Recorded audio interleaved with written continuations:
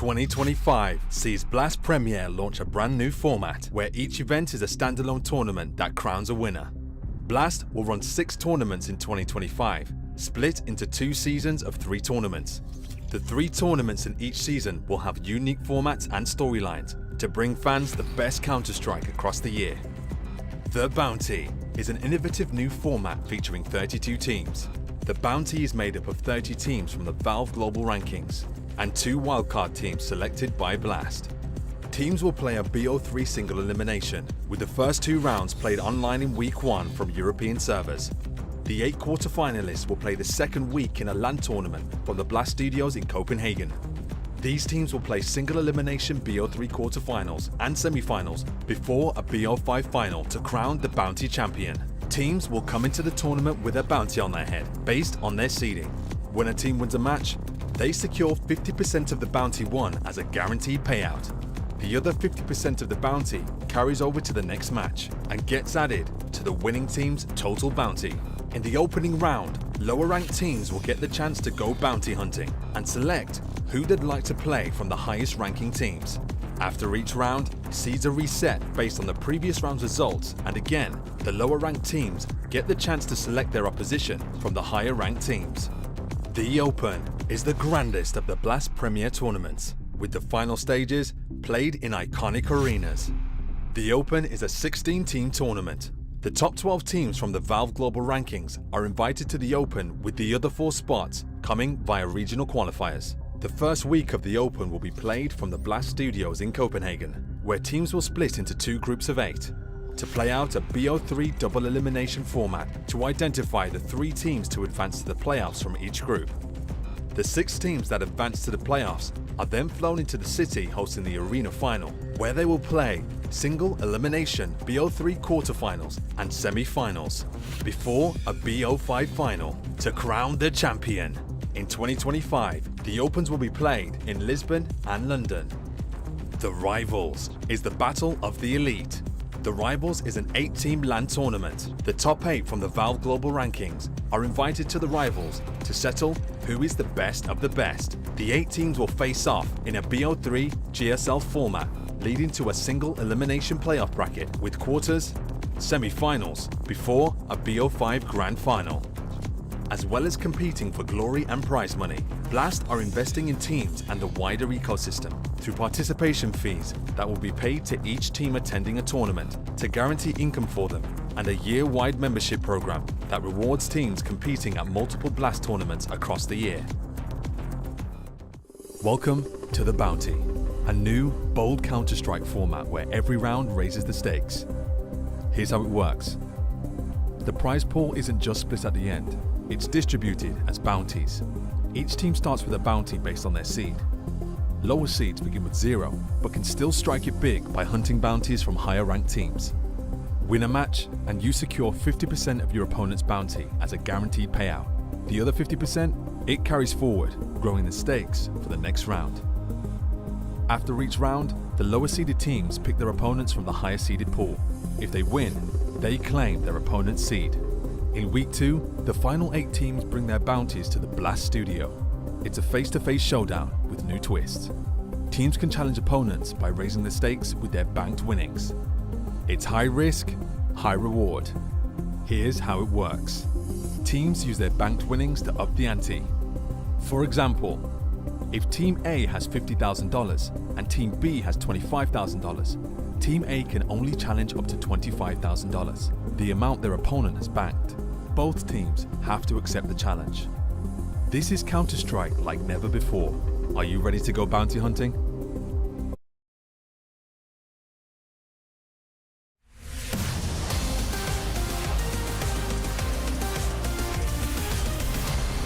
Oh yes, the Blast Bounty returns for Day 2, coming at you live from Copenhagen. We began with 32 teams, now whittled down to 28, and 4 more will be meeting their demise today.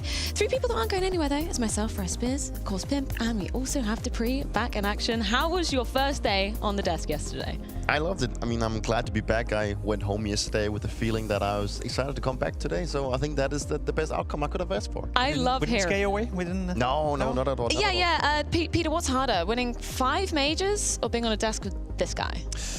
I think both can be equally hard. Sometimes if Jacob is, being this nuisance that he can be, it can be tough. But, yeah, I had a great That's time. probably your greatest accolade today, actually, Jacob. Like I've you done make my this job there, guy's life difficult. Yeah, I mean, yesterday, obviously, we had 4 best-of-3s going down.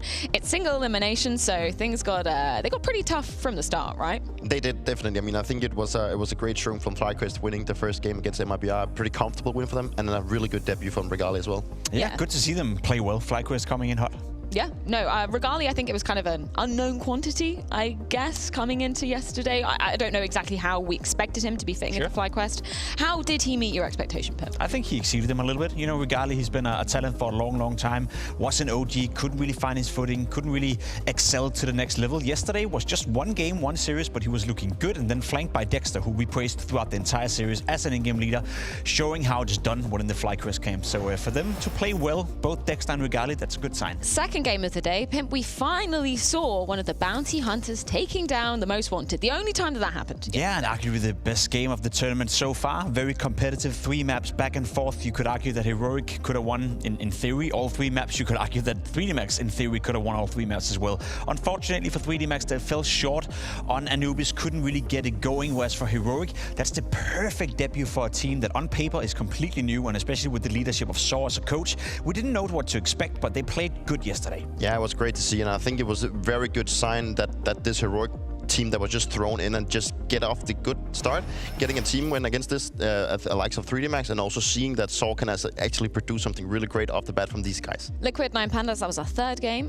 going into the evening hours. First taste that we got of Nerds on Liquid, right, Jacob? Yeah, it was good to see Nerds play well. I love to see Nerds play Counter-Strike. Very aggressive, always a great spot to look at. 9 Pandas, I don't know what I expected coming into this tournament. I think I got exactly what I wanted from Liquid, whereas for 9 Pandas, they made the game somewhat competitive, but you never sat back with a feeling that they could actually win the game. No, I think it was just a really great debut for Nerds. He had so much impact coming into the game. We saw that he also got into more position where he got to be a little bit more aggressive compared to what he's been used to. So I think it's a great pickup for them so far, and obviously they are very happy with the win. Spirit, Fnatic as well. Spirit unfortunately eliminating Fnatic, and I say unfortunately because Fnatic, they were the first team to bring Train into the map pool. We got to see it go down. What did you learn from seeing that? I mean, they tried, that's always something, and it was good to have the first debut of Train in Tier 1 Counter-Strike. Did we learn that much considering the game wasn't that competitive? No, but I think it was fun to see Train play out. Again, there's gonna change a lot, when it comes to the future of Train. I think we're gonna learn every single time we watch the map, but I saw some utility, I saw some aggression coming out of Spirit, in particular on the CT side, and we saw some great duels right here as well. So it was a fun and entertaining game to watch, but we're only gonna see more and learn more every single time the map is being played out. And as you can tell, the map is still in a very early stage, and I'm still curious to see if this is going to be the final iteration of the team. I still think it's going to change, but it was great to see that Fnatic decided to go for this one and have the balls to try and compete with Spirit in this map. What would you personally change? I know it's like tiny weeny sample size, just one map, but is there anything that it's kind of glaringly obvious that just doesn't work at the moment? I think it was funny to hear Krim say that he wanted to go back to the old version. We are also maybe a little bit, biased from what we come from with being able to go on the trains and play with the ladders going on top. But it was very easy to see that the outside area, I think, is maybe the biggest issue for the map. It seems like when you go out there, it's just like a full chaos. We had multiple situations, people running around, and it just seemed like a full-on brawl, and it just seemed very uncharacteristic for Train. I said it yesterday, and I'll happily say it again. We're tending towards making all the maps compact, and very small in a way. I would like Train to be opened up. The long range totally agree. We saw back in the days with the AWP, with the rifles, it had something unique to it. So give us back the wide outside area, and then I think the map is pretty good. Of course, as we mentioned, single elimination here, the Blast Bounty 2025. That does mean if you win your matchup, if you take down one of the most wanted, you do indeed get their seed as well, which is exactly what we saw Heroic doing just yesterday. Jacob, that does also mean that they get 10k in their bank, they get 10k bounty on their head, which is super interesting because they were the only team to do it. Do you see that fate changing today? Are we going to get some more underdogs maybe coming through? I think there's a couple of games that can go both ways. Of course, starting with Astralis and Wildcard, it's not unlikely to think that Wildcard could put a spin into that one. I think the big game coming up as well is a very close one as well. Big versus Saw. Hard to say who's the favorite in that one. So yeah, I do think we can have some bounty hunters go down to the most wanted. other way around. Yeah, I totally agree with him. I think the first game, even Astralis versus Wildcard, can be very interesting. I don't think Wildcard is seen as a big underdog in this game. I think they had a good run at the major. You know, they have already played games in the new season. Astralis hasn't. So I think there's also some good storylines in this one. Yeah, and if you guys want to get involved in the action as well, make sure you're heading on over to blast.tv, because that is where you can use the bounty simulator to see exactly how much teams will be earning, how much they'll be taking home as the tournament does progress. Now, this is obviously what happened yesterday. We can see just one of the bounty hunters taken down, the most wanted. 4 games today. Gentlemen, I will let you go wild. Yeah, let's just play with the idea that Wildcard takes down Astralis. You know, that would be a bit of a surprise, and you can instantly see that's going to change the leaderboard over there. There's going to be a bounty. There's going to be a banked in. And let's just continue with the wild thought, you know. Saw, will they win against Big? Yeah, I don't think so. I think Big is going to win that one, I think to be completely honest. And that will also change the altar of the leaderboard. Then you have the later stage games of today, and Dupuy, I don't know if there's too big of a chance of a surprise here. I think it's, I mean, Vitality has been used to being a team that usually hasn't been in a situation where, you know, they don't lose against underdogs. That's at least something that we had when we had a tough time losing against underdogs. I don't know why, if it's the Saiwu factor or whatever it is, but I think it's going to be very unlikely that Metizport is going to win this one. And I think for Falcons versus ENCE, to be completely honest, I know it's a debut for Nico, but I expect Falcons to take down ENCE. I expect them to win. I expect Vitality to win, and that gives us the joint leaderboard you can see on your right side right here, where, as you're saying, Freya, you're putting some money into the bank, you're putting a bounty on your own head, and surely it's round number 1 still. It is only going to get increasingly more exciting as we move into round 2, 3, and 4. Yes, no, 4 best of 3s are going down today. We've got to see exactly how that does play out over the course of this day and evening. Of course, 4 best of 3s, as we did mention, it's going to be Vitality versus Metizport, Falcons versus ENCE, not before Saw versus Big, but we're kicking things off today with Wildcard versus Astralis.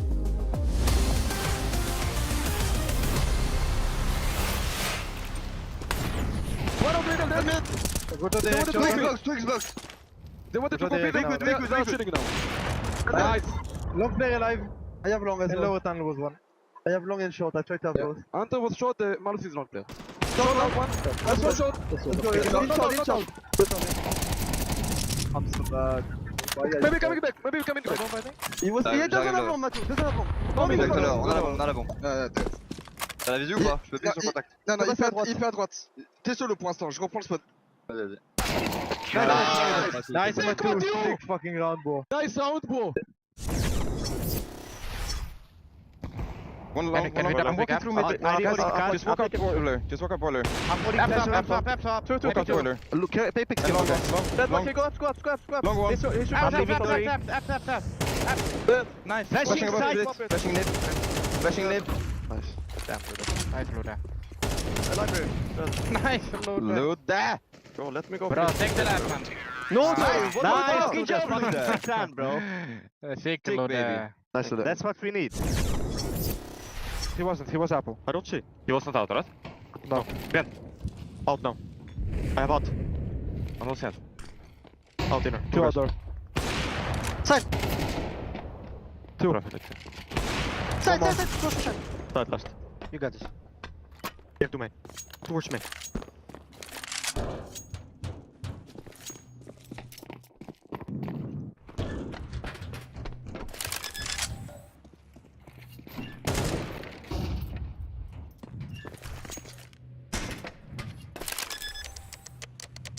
Planting full.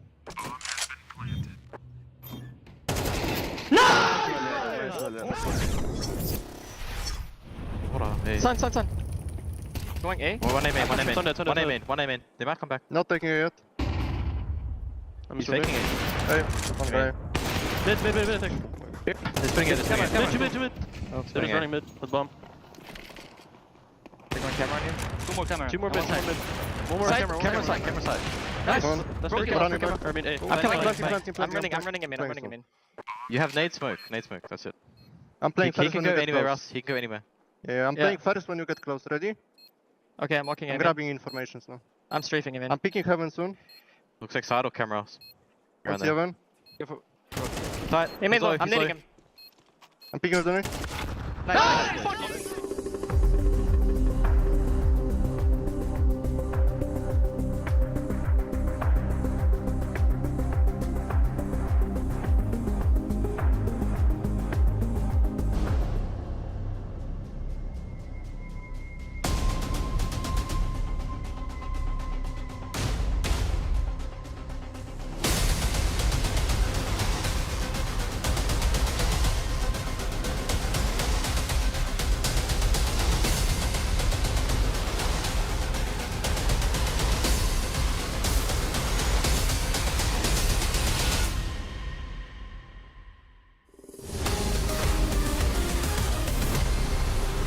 guys decided to pick into Astralis. Why was that? Being one of the lower seeded teams, it's slim pickings out there. We just felt like with Astralis not having too much match experience lately, we thought that they would be the best option for us.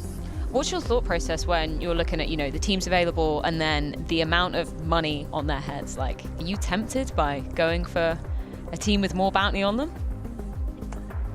Yeah, the money is an interesting format in addition to the competitiveness of the match, but obviously our main priority is always going to be just, trying to get as much match experience as we can and continue to develop as a team, and the money is just a nice bonus. Picking you as their first opponent. Why do you think that is? Well, I think people were picking the easier ones first, and at the end they have to pick someone with a little bit more strength. I think we got picked around the time we expected to. So yeah, I think it's intriguing to play them. And also from my time in Liquid, I feel like at that time they didn't perform that well, but when playing against them, I feel like they played good CS. So I wasn't actually that surprised to see them qualifying and performing well at the first stage of the major. So yeah, gonna be fun to play them. Not much more to say. Let's hope we get a good start to 2025. Wildcard versus Astralis as Day 2's debut here at the Blast Premier Bounty 2025. Speaking of 2025, Wildcard, they've already started off their grind. They've got 3 best of 3s under their belt already this January. Whereas for Astralis, it's going to be their new season debut. And we get to see Device back in the mix, which we like. Obviously respect that he took a bit of extended break at the end of last year, but it's great to get to see the full roster back together, right? No one can dislike the fact that Device is back playing Counter-Strike within Astralis, and Astralis as a team, they need him. We saw during the major qualifier, we saw during the AMA what happened when Device was not with them. He's a very integral part of this lineup, and he's a player that, despite not playing at the same level as you were when you were playing with him, he's still a good Counter-Strike player. And it was a big blow for the team coming into the major, like that he obviously had to take this medical leave. And of course, as we all talked about, like, this is respectable for him. And, it's great to see him back. He is this type of player that has this star power potential and has had that for a long, long time, as alongside of Saiwu and Manisi and Nico. So he's a very important asset for Astralis. How much do you feel like he's changed as a player, during your stint? Obviously, different iteration of the game. We were back in CSGO, different metas going down as well. But it's crazy to see him still competing. I'm really glad that we get to see that. How much have you seen him shift up as a player in particular? I mean, he's still the passive player that he used to be. I don't think he has changed his playstyle that much. He's still this guy that is really good with AWP. He's good with rifles, with pistols, so he's a very, very versatile player. He understands the game very well, and he's really good at communicating. That's one of the things that I think has been one of his greatest assets, and he's a really good teammate. So I think Device in particular has not changed that much. He's still this really rock-solid player that everyone wants in their team. As a matter of fact, he was the highest-rated Danish player on the HLTV Awards show as well. I think he finished 26 on that list, which is the worst placement a Danish player has ever had as the highest, but yes. It's still Device being the best Danish player we have to offer right now. We have a question for you, because I've made the argument and I've talked about it, and I've been shut down by the community because I don't think they like to hear the facts. But Device has been out with a couple of sick leaves a couple of times, and as much as I respect that from a personal point of view, as a team, as Astralis, you're heading into the major. We saw them play in Singapore as well, where they did a tremendous job, where you felt Astralis are on the way back, and then Device leaves the team on another sick leave. As a player within Astralis, and you can probably put yourself in that situation because you were there when it happened the first time around with Sipnix, with Glaive, with Device. You can only do that so many times before you, as an organization, as a team, as a player, lose faith in Device being there for the long journey. So I would argue that this is Device's last chance to show that he can be consistently playing Counter-Strike at a high level without having to take these breaks before they have to move on. And it sounds very cruel, it sounds very harsh to say, but if you're Astralis, if your goal is to be one of the best teams in the world, you cannot have a player that is going in and out of the lineup all the time. I think you're right. I mean, looking at the past, as a teammate going in and seeing that you have a teammate that has to take medical leaves because they either are stressed out or they're just too fed up with things. I've tried it 3 times with 3 different players. It is definitely tough. Like, one thing is tough for the player that's actually impacted, but it's also tough for the team, for the organization, everyone behind it. And it's as a friend, they were my friends. Seeing a friend has to take some time away from the game, it is very difficult. And I think you are right that this could be his last chance, because if he keeps going back to this situation where he gets this, whatever is causing it, if it's the stress, if it's the travel, whatever it could be, it is just not not good for his health. And as you mentioned, it is also, where do we go then as Astralis? Like, are we going to look different? Are we going to look somewhere else? Are we going to get a new arbor? What are we going to do? And I think everything right now is pretty much up in the air for both the organization, but also for Device. And it sounds ridiculous to say, because we all recognize Device as being a great asset to Astralis. When he's firing on all cylinders, when he's still playing Counter-Strike, he is, you know, as per a testament to this year, the best player in Denmark. He's probably the most influential player you can have in your lineup as well, but he needs to be playing in order to have that influence, and that's my only question mark surrounding Astralis and question mark surrounding Device. I hope, as a friend, you know, and as an admirer of Device as well, that he finds a way of dealing with all the stress and all the pressure that comes with Counter-Strike that makes him able to consistently be on the server as much as possible. That was going to be my next question to you, because obviously, you know, you've had to live through one of the first times that happened with Device. Was there anything that you guys were able to do to make sure that he was, you know, feeling a bit more comfortable and didn't feel like, you know, he had to skip out on events? I know the calendar, it's just getting more and more stacked, but was there anything you were actually able to do for him? I think the most important thing we could do as teammates was just supporting him and actually supporting the decision and him taking some time off. Yes. And also that the organization did it.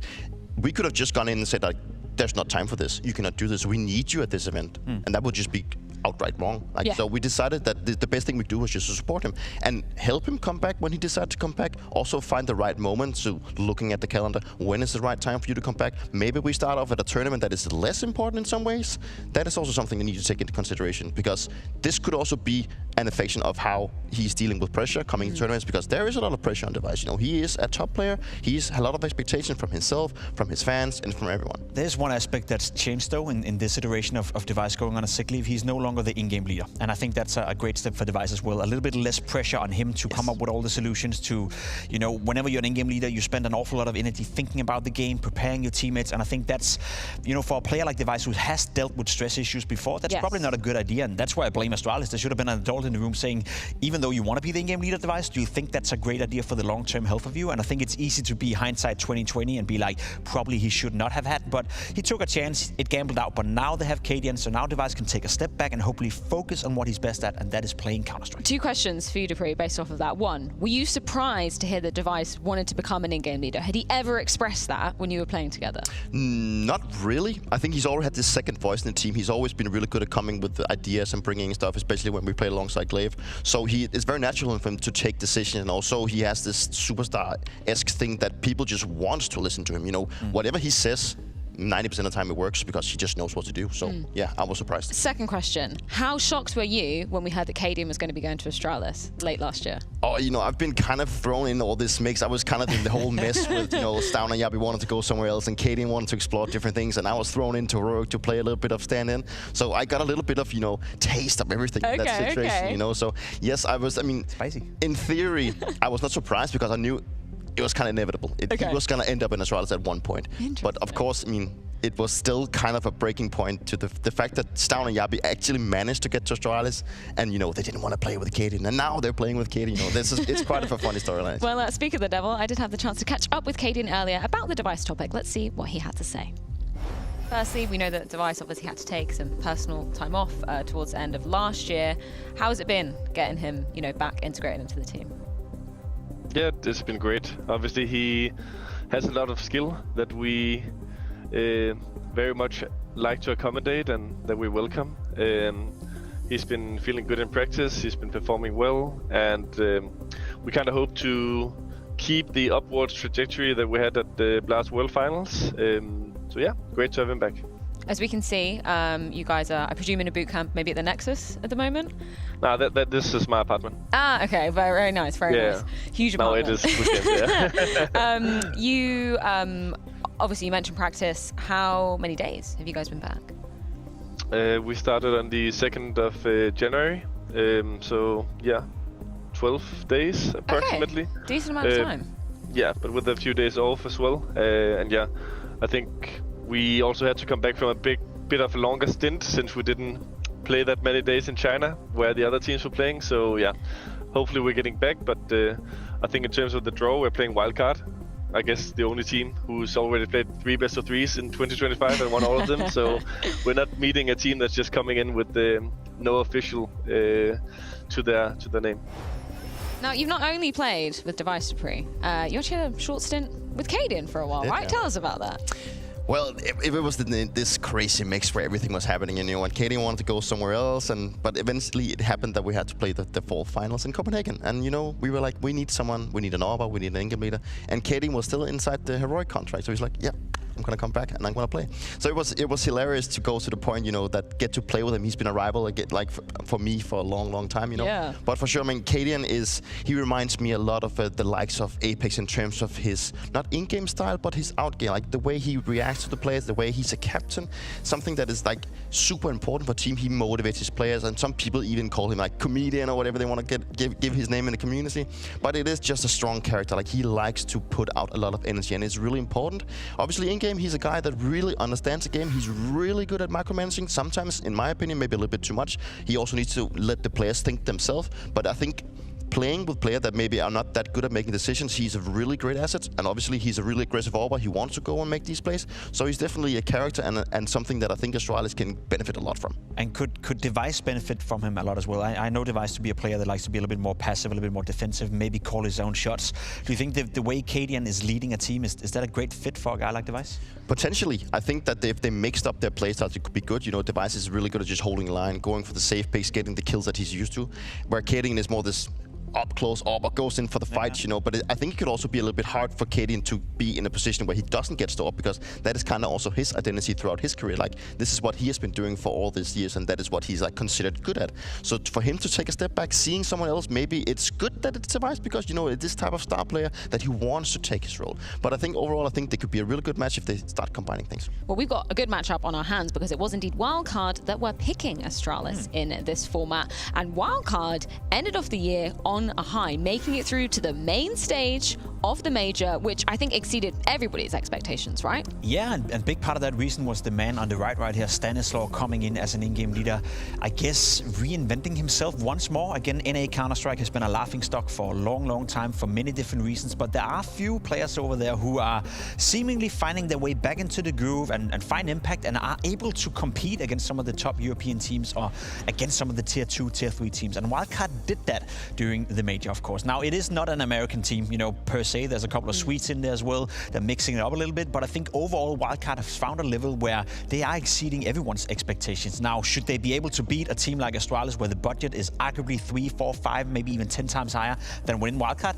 Absolutely not. But yet they are. So they are playing above their pay grade almost. Yeah, and I definitely don't want to rule out Wildcard. I think they are a team that can definitely make an upset here. So I'm very excited for this game. How are you calling it? Is it like 50-50? I feel like people have been calling this one pretty evenly, right? Yeah, they have. I mean, the safe call will probably go for Astralis, right? Okay. I even made my own decision of going for Astralis in my pickings, but in theory, I think it could actually go the way of Wildcard, but I'm still going to say Astralis. Is it just recency bias? Like, are we just looking at the major and going, well, Astralis didn't make it, so of course they can't beat them. Wildcard did. There you go, 1 + 1 = 2. That's it. Yeah, we are, but it's deservingly so. I think Wildcard have shown that they can play Counter-Strike at a relatively high level. I also think they have a cap to how well they play. I think during the major that we saw when they're facing a tier 1 team, when they're facing good opposition, that there's a skill ceiling that cannot be met by the likes of Wildcard just yet. But who knows if they could improve even more so. But just the fact that we're having the conversation whether or not Wildcard can beat Astralis in a single elimination best-of-3 game,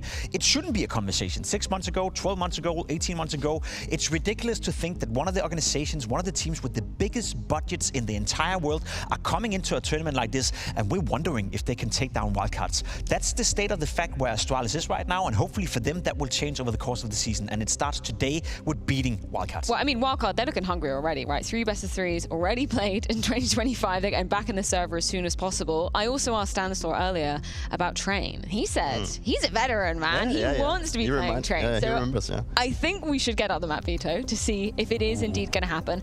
Do you think Astralis, Dupree, do you think they'd go with it? Oh, no. Oh, no. Oh, he baited me. Yeah. Bro, he gave me false hope. Oh, well, no. that sucks. I was just about to say, because I remember when Stanislaw joined Team Liquid, he was my in-game leader for 2 months or something in Team Liquid, and the one map that he wanted us to power practice was Train. Back Really? What, 8 years ago, 7 years ago? But he came into the team and he wanted us to be the best Train team out there. So he's always had a love for Train, but Bro, I can't believe you set me up like that. I thought we were getting. 7-8 years? It's been a while, bro. Yeah. Just rub it in again. Yeah, Inferno, Mirage, Nuke. Any surprises there, or is that kind of... Not really. It's a map pool that gives both teams a sense of control, I'd say. As we know, Wildcard have played a couple of games already, won all of them, but not against opposition of the likes of Astralis. And if you know Cadian correct, then he's been watching those games, so he's been preparing for it as well. So I think it evens out in that playing field. Yeah, it seems like it's a comfortable veto. So I think both teams are equally happy about the outcome. So I don't think it's going to be anyone going out on the other streams. They're going to take their turn on trying to get things to work. But I think overall it looks comfortable for both teams. It's also pride issue. I'm just thinking for Danish Counter-Strike as well, Peter. We just had a year where the highest rated Danish player was the 26th best player in the world. We didn't have a single guy within top 20, not even close.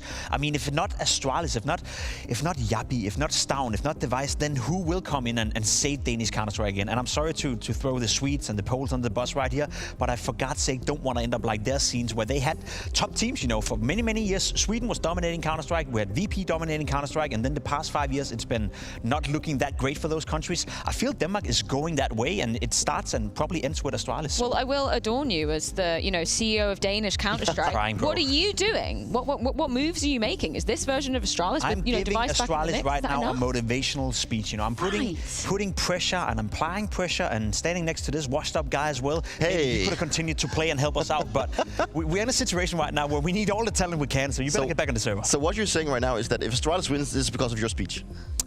Partly so. I'll take 10%. Right. Yeah. But no, but I actually agree with you. Like Danish Counter-Strike is a downward trajectory right now. Stop playing, bro. I mean, given the offer, I might return, you know. We don't know yet. But I mean, Astralis has been the flagship of Danish Counter-Strike for many, many years, you know. I was part of it back in the days, you know, and let's just be honest, it's been difficult for Astralis the last couple of years, missing multiple majors, you know, not making the results. They've actually made some pretty decent roster changes. I actually thought that when the team was with Device and BlameF, Stavn and Yabi and Star, I think they even had a really good result coming into one of the blasts. I think it was one of the group stages they had. They beat Vitality. They came off for a really good start. Everything was working out for them. I was like, this team is actually going to be really great.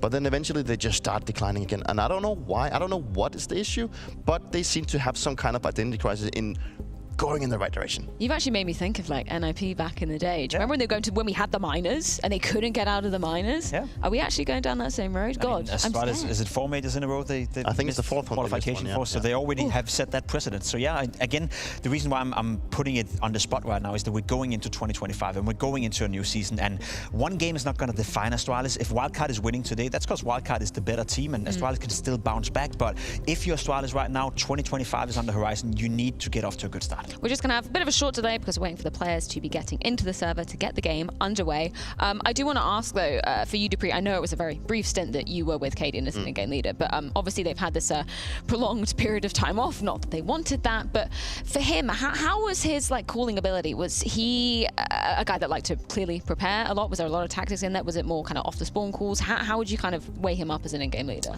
For the small amount of time I get to play with him, both in practice and also in the official games we played, obviously it was different because, you know, we were like a kind of a mixed team thrown into this. So, but at that time, yes, it was more about doing stuff on the fly, and we had a few set tactics that we wanted to run. But I think he has always been this guy that are trying to get inside his opponent's head, not only by, you know, yelling and being everything, but also in the way of tactics. You know, he likes to maybe do the same call a couple of times because their opponent's not going to expect it. You know, that is also one of the things that Counter-Strike is so amazing about, that you get to do this mind game so much, and there's like so many deep things you can go into, like doing the same call twice. Maybe you change a little bit of a tweak things here and there, and then you just keep catching your opponent off guard. And I've always had this idea about Counter-Strike: if you can catch your opponent off guard, if you can catch them in a position where they don't expect you to be, or making a tactic or something, then you will always be in for a really good shot. That's something you can look out for in this game. I think Wildcard will be able to put up a good fight. I think Wildcard is a decent Counter-Strike team that has all the abilities to apply pressure to Astralis.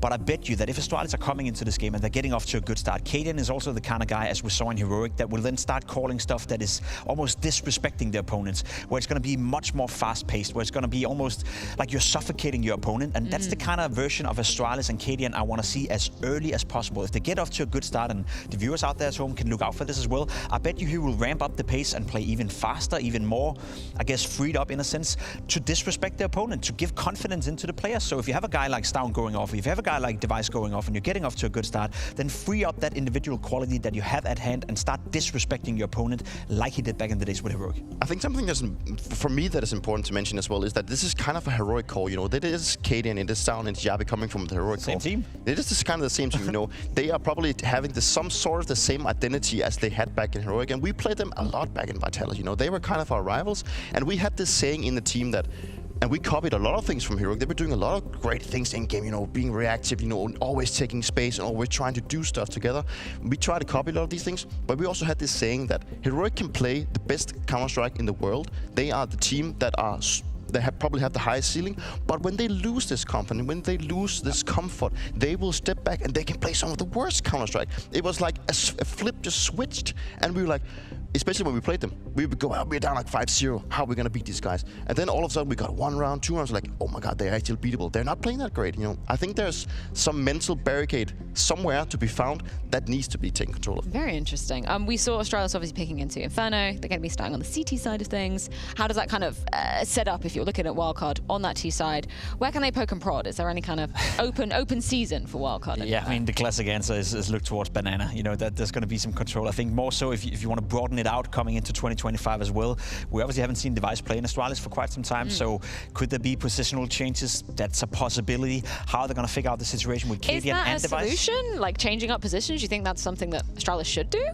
It depends, because then again, when Device was part of the team, when we saw them play in Singapore, they were looking great. You know, they were trending upwards. They were starting to look good, and then Device leaves the team, takes a sick leave, and then, you know, whatever happened during the RMR, whatever happened the following months, we can't really use for anything because now Device is back. So we are heading in a little bit blind, and so will Wildcard. You know, they're also heading into this game a little bit blind, not knowing what to expect. Maybe looking at some of the demos from Singapore, thinking that's the same way they're going to apply it. But the biggest question mark attached to Astralis right now, you alerted to it as well, it's the Cadian and Device, you know, synergy in between the two players. Are you going to double up on a map like Inferno? Most likely not. Is Device going to be the primary AWPer on a map like Inferno? Most likely. Do you even need an AWP on Inferno at all times? Not really. So how are they going to play that out with both of them on the server? That's what I'm curious to see. Yeah, I want to pose that question to you with kind of the AWPing situation. Obviously very different for, you know, the likes of Dust 2, where AWP is paradise. When you come into Inferno, like, what kind of discussions did you guys used to have as a team when, you know, I'm going to throw it back to Prime Astralis. Was that ever anything Device was kind of, you know, talking about? Did he want to pull out the AWP more? Was he more comfortable with the rifle? Inferno is a very special map when it comes to AWPing, obviously, and we had this saying in the team in Astralis well, that whenever we played Inferno, if Device wants to play AWP on T-side, obviously he needs to communicate, because that changes the dynamic a little bit of how you want to play it, because all of a sudden you lose this guy that will, you know, be able to help take Banana control, but you also get to a position where you, knowing that the AWP on the other side of the, like on the CT side, will, you know, you get to a point where you will be able to hold the line. You know he's going to peek, he's going to be this nuisance that the enemy AWPer will never know where you are. So in fact, AWPing in this map requires you to change up a little bit of your dynamics, and I think as a CT side, that is where you maybe want to go to. Device was a very big fan of peeking down mid, getting a lot of kills down mid, especially if you knew from the preparation that the enemy team did not play AWP as T. So I think that's also something that you should be looking into if you are a team that wants to AWP. Well, we can check in with our predictions to see exactly what our talent have thought today is going to be looking like. Dupree, of course, you had to go with Astralis. Oh, we've actually got a pretty 50-50 split. Okay, looking EU, NA, kind of two sides of the coin. Sell me on Astralis, Jacob. Well, as I said, you know, I think Astralis have the better players, they have the better player material, they have the better organization behind them. There's nothing that points towards Wildcard should be able to win a game against Astralis. However, the way Wildcard have been playing the past couple of months, the way they conducted themselves at the major, makes me believe it can be a competitive game. It would be foolish of me to say I don't believe Astralis is going to win, because it would be another disappointment, but make no mistake, it could be a close game. I think it's going to be a close game. I even think it's going to go 3 maps, so, but I'm, you know, Astralis by heart. I have to go by Astralis. You can't sway from them. There's no way I could go the other way, how terrible right? things are getting. You've got to believe in the Astralis train. But the players are ready. We are ready to be diving into the game with our 2 wildcard believers in Harry and Hugo. Yeah, wildcard believers for sure. But let me just tell you, I've never been happier that we've had some tech delays, because getting to hear Dupree and Pimp go deep on, you know, Danish Counter-Strike and Astralis and what's happening there, that was actually that was a treat of a segment, man. Absolutely, it's nice to hear the insight from. It's not even ex-player Harry. It's basically still current player on a hiatus. I'd like to think would be good to get him back in the server soon enough. But talking of Danes back in the server, Device back on our screens post Shanghai, and with Cadian at the helm with Device on the AWP with this ragtag bunch of Astralis. Fair to say, Harry, even though the predictions may be fairly split, expectations are still extremely high for Astralis. Wildcard blew onto the scene in Shanghai, showed us they could be not the best in the world, but considerably high-rated teams, you know, with a major run, taking up VP, Passion UA, Fnatic, and dare I say they have a good shot today. One thing that's so exciting about this game is lead-in time. I love watching Stanislaw on the first game of a tournament when he knows his opponent, when he can prep. Not only can he prep, Harry, he goddamn picked his opponent today. He chose Astralis. He's coming for that bounty on that head, and I want to see if he's ready for the matchup as we get into map 1. Inferno, great map for Wildcard. What have Astralis got to start the season?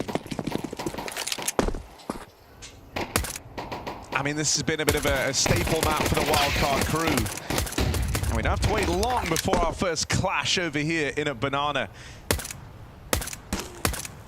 Ends with some even trades, so this one's going to slow down for a moment. Yeah, I think, you know, this one, to me, is 3 maps written all over it. I hope it does. There's also a part of me that's scared that Device makes a triumphant return. Yeah. You know, with a point to prove after missing out on the major. That nade would have been brutal. Oh my god, they finish what they start. Cadian could have got multiple kills if his nade connected over half wall. Now they go back as the rotate comes in. Device is making the wrong move. And Astralis know they have to gamble in a round like this, but they've read it wrong. Yeah, I mean, these sorts of mid-round gambles on a map like Inferno, Cadian usually very good at placing these well, but ends up further afield in this one. Bomb already down over here. And you're left in a 3v4, so I feel like it will just be the same for Astralis. Here, that big question of the round is just, what if that nade did go over? Yeah. Oh. Got some sharpshooters on this Wildcard squad. And I like the pistol buy as well. They go for 2 sets of smoke nade flash. Smoke HE flash. Find a lot of value from it. They clear the pit with it as well. Stan, the man with the plan. I think, you know, one of the coolest things about the Wildcard major run was seeing Jaber really come into his own. Yeah. Right? Like, if you remember, at first, it looked like the pressure was going to get to him. I'm trying to remember who they were up against. I remember it was on Mirage. Fnatic, the opening game, they floated their insta-ban in a BO1. That's exactly and it. They won 13-11 on a comeback. Dude, so already, like, crazy circumstances to end up on your permaban when you float it through. Yeah. Then it's like Jaber was having a disastrous game, and then suddenly, like down the kind of tail end of the second half, he just has like that one round where he stands and delivers with a triple kill, and then he was like reignited for the rest of the game. I think he died once. He went like 14-1 or something like that in the second half. Crazy. And from that point on, he was like a real force to be reckoned with. It felt like in that moment he had to face his demons very early on during the Wildcard run through the major. But then he kept it up all major long. That's a crazy part. And this is a guy that we said coming into the major, oh, he struggled on LAN, like he's been called an online, he's a very young that was sort of his like reputation out in NA, right? Well, Harry, the bounty's online, so he is right at home. And Freya mentioned this as well, 3 BO3s logged this year. Wildcard have come to Europe early in the year. They've pracked, they've put in the time. They've won 3 BO3s against, you know, teams that are even here, like 9 Pandas. So they've had EU practice going on already. So this is part of why I'm predicting this team today. Astralis have yet to fully convince us. Sure, they've had their high heights. They took down Na'Vi near the end of last year. But establishing consistency with this Astralis squad is something yet to be seen. Molly primed on this B site, but Wildcard ready to execute. Really trying to get this util out of Cadian, but he's still got this Molotov. Another smoke down. There's 20 seconds. This Molly for Cadian could win the round. You're just going to have to play. Oh, no, he blundered it. No! Cadian! Oh, he's going to try and hold the line with the 5-7, but he won't make up for it on the pistol. 8 seconds left. Yabi spam does not connect. That molly would have forced Wildcard to play right through it. They would have been so wounded playing through the Incendiary. Instead, it comes down to this retake now. Left down to the wire. But one missed, one flubbed piece of util. This one might end up belonging to Wildcard after all. Yabi opens on that Deagle, but a lot of time ticked off this bomb already. Fuzi falls as well. Suddenly it's all eyes on Jaber. It looked like they were going to go save here. And there is still no time for this, but my word, if they made it expensive. They made Wildcard sweat, never let them get comfortable. Everybody dies. And so Astralis might not win the round, but my word, have they done damage. I mean, yeah, sure, if we're looking for positives, but that's now back-to-back rounds. Cadian misses his HE, got a multi-kill. He misses his Molotov that potentially can win the round there. They still go 2 for 2 on the smoke spam when Wildcard cross in. Don't get me wrong, it's not CSGO. You've got to be a little more careful with those mollies. If there's a smoke down, you've got to throw it pretty wide so it blooms on its own. But that's a really awkward mistake. Twice now for Cadian. He's brought up. They've got some bits and bobs. AK Galil, it's not a bad hold on for Astralis. They still have reason to fight in this round. But the what if is already a question. Oh dear, Cadian, careful. On a jump. We'll download him again. And 4 rifles with stand on the SMG. Going for the slow apartments clear now, our Wildcard. Dangerous position to have on an anti-eco like this. But Astralis opting to fight for middle with these rifles. It's Device. With a bit of support.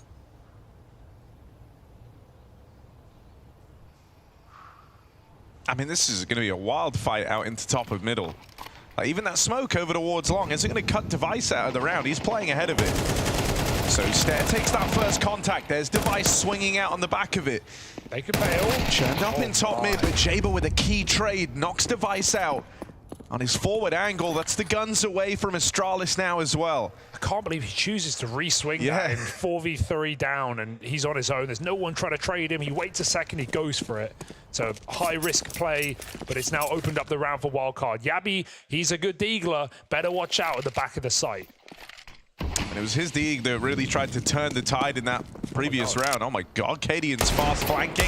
If Yabi can even buy a few more seconds here, it's only going to make the wraparound from Cadian that much stronger. Might have missed the util the first 2 times over, but that's what Cadian's nades look like when they land. Oh, that's so... What a wild start to this game. That's just poetic. Oh, run. He gets out. After missing the nade in the pistol, missing the molly in the second round, but a touchdown the third time around. There we go.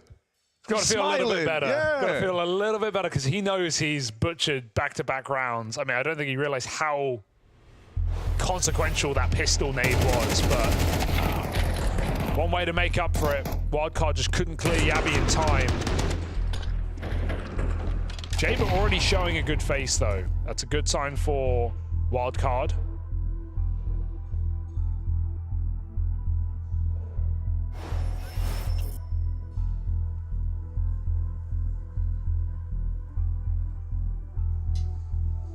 Cadian always looks like he has like a spring in his neck. Not a spring in his step. He's so animated with like, yeah, you know, he's like, we've all seen all the clips of him celebrating where it's just head side to side. He can't believe it. He's so, I don't even want to say facially animated, like head and neck animated, bruh. Just built different, made out of springs and such. And such. And Wildcard, a lot of casualties in those first couple of rounds, so going to be coming through with just a hero AK on the buy. Device has got his orb nice and early in this matchup. He's got the same peek he did with the scout. Oh, they see it. Second chance at life for Astralis.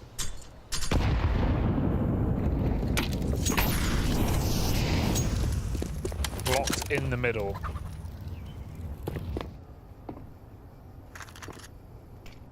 I still want to go for this mid pop though. Look at how set up they are for this. Stan, that's the flash. Astralis are blocking, burning everything they've got. The AK looking for an entry. Okay. Kenny is trying to simplify the nade lineups here as time goes on, but full blind over towards the long side. Gonna come down to that device AWP. First shot connects, but there might need to be more where that came from. As these AKs close the gap now. Mac 10 in the sight with Device to lend a helping hand. Device nails his second. Stare from down in the pit, just trying to stay alive, buy some time, but not for long. Yabi now arriving. Fuzi is on the line, on this angle, with his weapon of choice. And so if the swing comes through, that was meant to be the killing blow. But Fuzi nails it the second time around. Wildcard, low econ round, but they pull up with the win. Yeah, Cadian had a really nice position for, you know, slow rifles going for fights and walking around the corner, but they just hit a pop flash and charge at him with Tech 9. So immediately gives a gun over, quick long wrap. Sonic running in. And Wildcard, a relentless rush into that A side. Very awkward for Device as well. His position given away by the sheer size of the barrel. Or maybe he could have gone unnoticed, got a second shot out in time. Stound's got an AWP now. Saved up his pocket money for a big green. The third AWPer of the team. Yeah. It's going to be like a raffle to decide who gets to do it. Or a fist fight.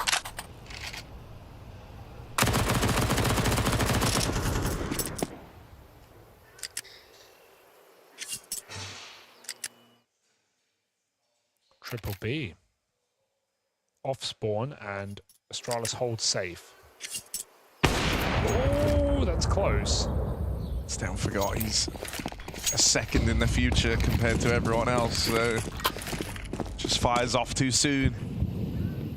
Fuzi did a very tight peek though, didn't give him enough leg, Harry.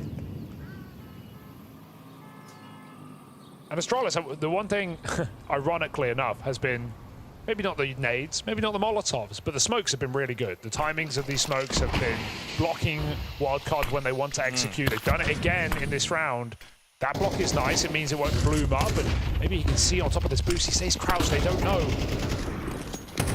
Oh, that one's free. Another from Yabi's 5-7.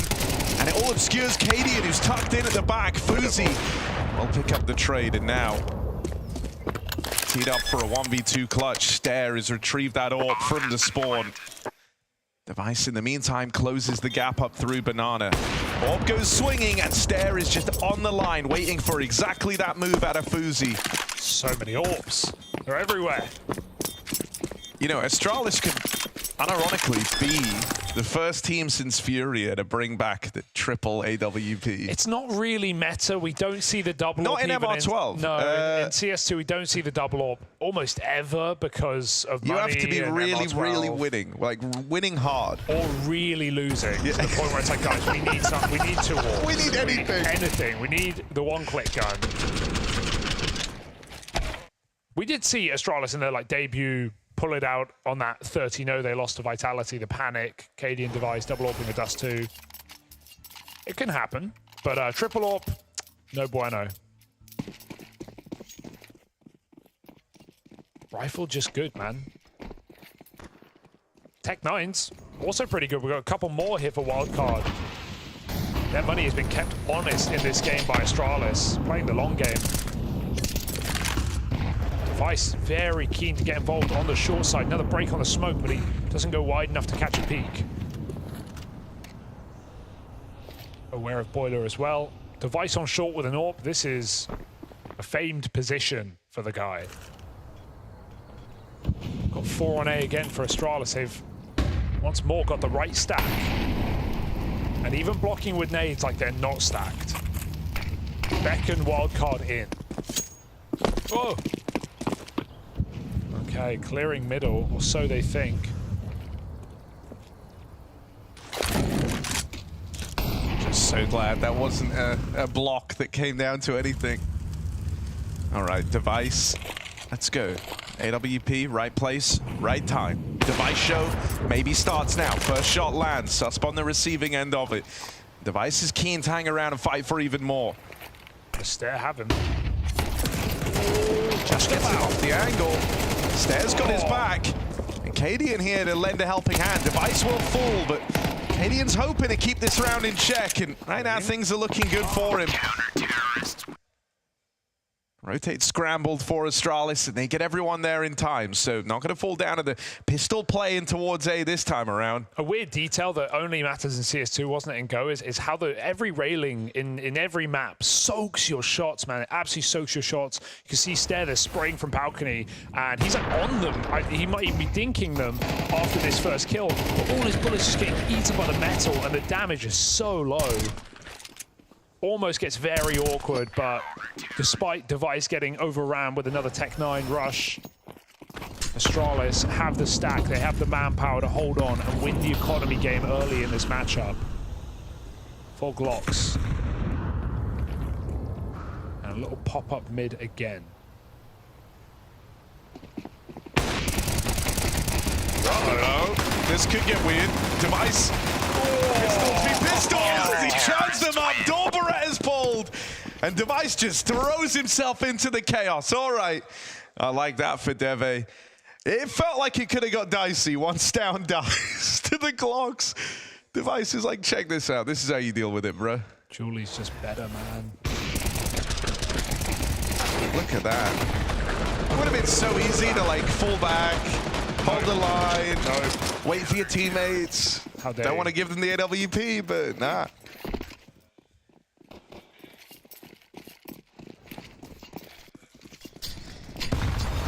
Oh my god, the nades again. Astralis in banana. Somehow still goes even. A point of difference on the damage. Stan survives. Vice with clear on middle, might even start to lean towards B. It does feel like with banana control taking that quickly, maybe Wildcard have a move to make. Device is running that rotate. It's a fake though. It's brought the util. It says Cadian, don't molly, man, I'll do it. And Wildcard recommitting late in the round, but there's a third piece of the puzzle. You won't be expecting that. Swing out of Device. Help from Stown. I mean, already this should make Wildcard want to change their mind. You've just seen so many bodies now over towards this B site. You haven't even spotted Cadian yet. And so you know he's still here as well. Like, you're going right into the stack. Device even holds for the boost up over the top of that smoke. Dude, he looks good. He's taking a lot of nice opening moves. Even if they're not netting anything, he's getting plenty of info. Yeah. He's taking good lines. He's hitting shots quickly. It's a great debut in the year for Device so far. We're very early days for sure, but currently not missing a beat. Oh, that was awkward, and it could get worse. 15 seconds, he's got time. Oh my god, the alarm bells are going off. Sonic is going fast. Plant in towards the A site will be allowed. Stown and Device on for the retake. You thought Device had done enough on that AWP. But Sonic has somehow given Wildcard a chance here. 1v4 as this began. Gonna steal himself away. Looks like he wants to try and fight Stown over at long. It's a good spot. Stown pulls up, but Sonic's got Knuckles, ready to swing back and fight the other way. Looks for Stown, finds him, and it comes down to Device. They have to bring that one back home for Astralis. Oh my word.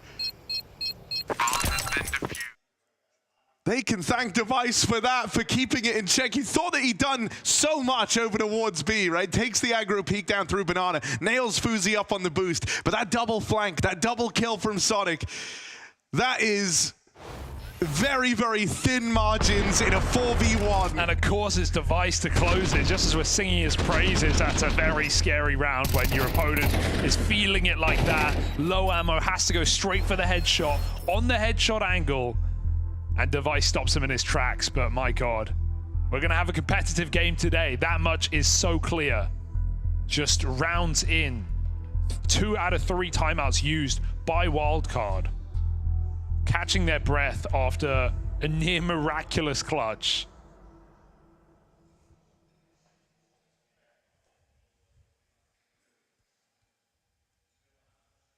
That'll keep you honest, Astralis.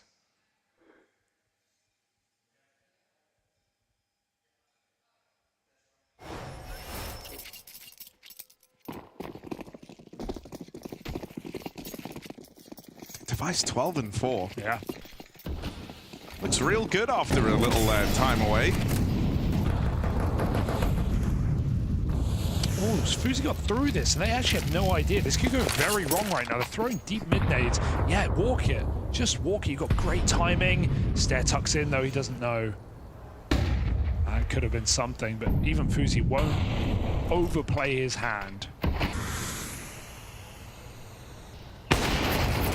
Device eating a lot of damage in B. May get a tag, but all the nades avoided. 2 low B players.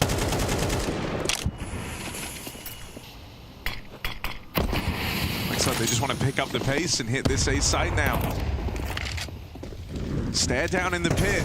He's had some good rounds here. Got a crossfire teed up with Stown, but Stair falls early, and Stown's been blind the whole time, so just one and done.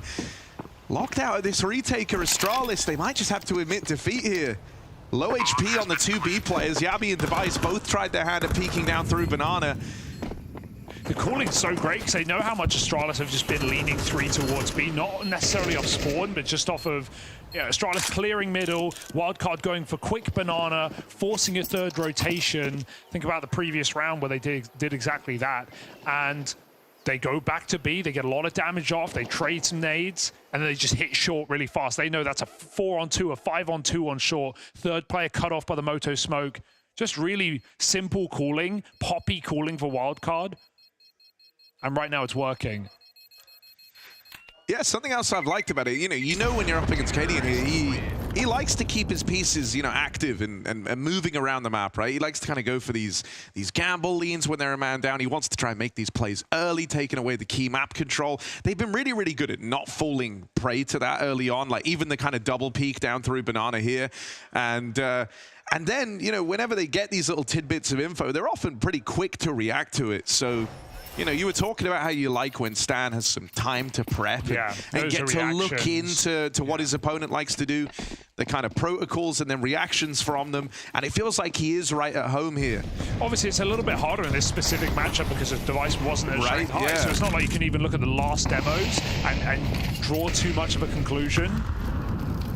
You have to go quite far back, and at that point, it's Astralis will be playing differently. Cadian said in that pre-game interview, we've been back since January 2nd, so they've had almost 2 weeks of prac. Device is up, back again, he's gonna have to hit the Does flick. he hit this? No!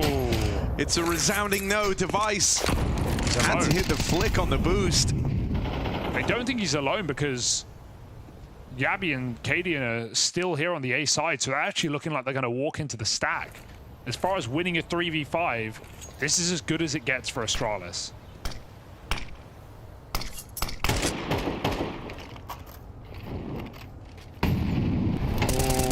Swing out from Yabi. They know there's 2 here now. Yeah, you usually see him floating around over towards B. Stown deals with Sonic over in the apartments. 40 seconds left on this Wildcard. They're regretting their decision. Yeah, they're starting to get worried. Are we walking right into the stack?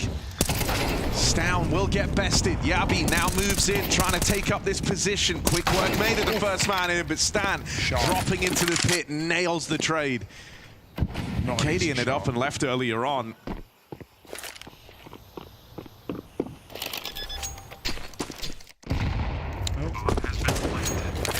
Cadian, stop buying HEs. It's not working for you. I mean, he got that double. I take it back, but also, like, it's kind of a meme at this He's point. in this. They're either the best or the worst nades, and there's literally no in between. Yeah, that wasn't even on the site, so it's not ideal, I think they say. Save the AK the right play here. Sure, could win it, but money more important. Play the long game. Get the AWP back at B. Actually got a bountiful pickup there. Got nades, kit, AWP. And they can rebuy off the back of that if they want. It's a bit of a risky maneuver, but Wildcard building in. The bets are off, Harry. 5-5. Worth noting, this is a really good map for Wildcard. I wouldn't just look at Astralis' win rate on this map and go, oh, but they're not very good at Inferno. Like, that was the major. I'm not going to look too deep at Astralis' performance there. Sorry, I say the major. I mean the RMR. Yeah.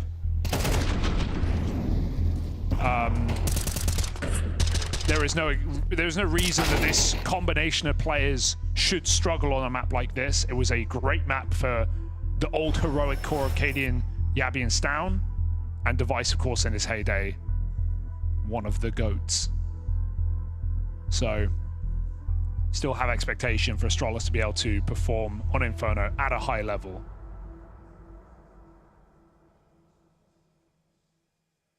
But isn't it hard being the favorite, Harry? I wouldn't know. I'm with you, man. Like, you're the golden boy, bro. Like, all right. If you say so. No, I think the thing that's odd for Astralis is, they're having the return a device like brings pressure with it, right? Like, you want to be performing straight away. You want to be showing up. The Wildcard picked this matchup intentionally. They wanted to face this Astralis, and they start on a very, very good map for them. I mean, look at how quick Wildcard are at long. 120 on the clock. They're in motor right now. I absolutely love some of the pacing that Wildcard have brought to the table here, right? Like, some of these rounds have been kind of insanely slow, where it feels like you've almost had timing to react sooner. And then you throw in one of these more up-tempo rounds where you get the early fights in middle, you run it down up through A. This one's gotten more interesting thanks to a couple of kills from Astralis. Yabby walking up through short. Dig out, not donning that AWP, and Stanislaw will knock him out of the round. It falls to Device, and he's been spotted. Sonic teed up to help Stanislaw there in that crossfire. And so now Wildcard start to move into pole position here, right at the end of this first half. Yeah, I want to note that that was the third different player to AWP on Astralis in that round. Cadian donned it after saving it. He didn't drop it to Device and trade for the M4. So we've had all three AWPing talents on this team play around with the AWP. Feels more like an identity crisis than anything to me, but hey. I mean, if I asked you to build me a list of the top AWPers in Denmark, you would just start naming Astralis. Yabby's also, I've seen a Yabby highlight. Dude, Sonic's on it today, I'll say that much. He is finding so many entry kills. Another impactful round from him, 3 there as he sits 3-0 on openings. Susp may be in trouble, but they don't have the HEs. Just a molly on Yabby. Oh my god, Cadian. Flip back, not in time. 2 targets at once. Yabby in trouble as well. He's got 1 more smoke.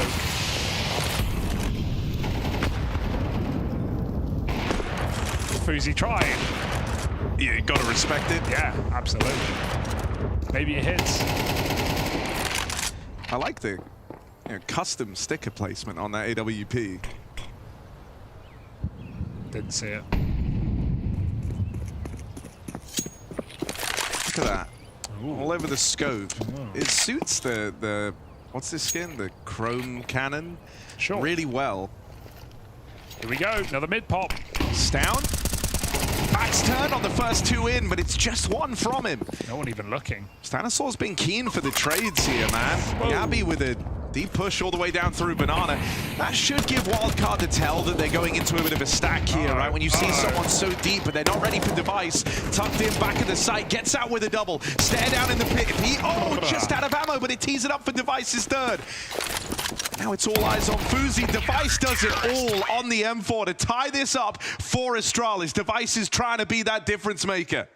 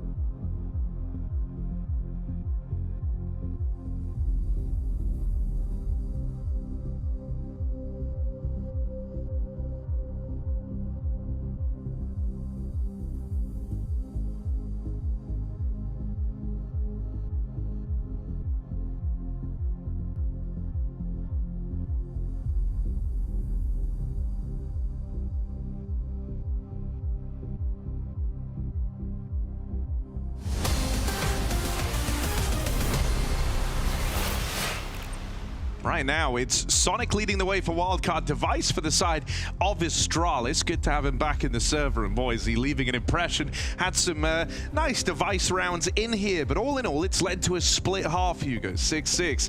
As we move on through the rest of Wildcard's map pick here, it's Inferno to open up.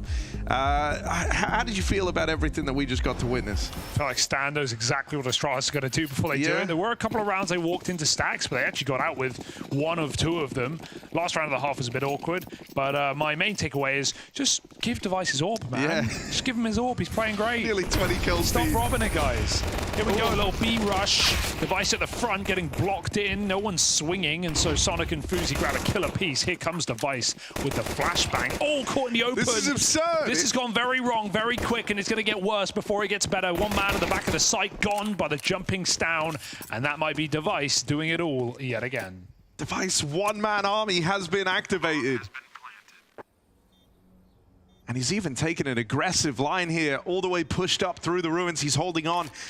Oh my God, yeah. Don't quick switch again, bro. Just resist the temptation.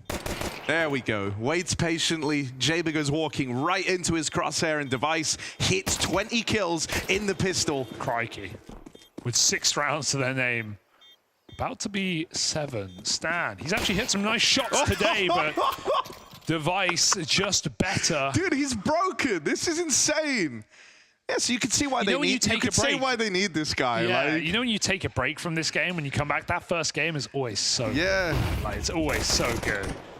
You just can't miss. It's that.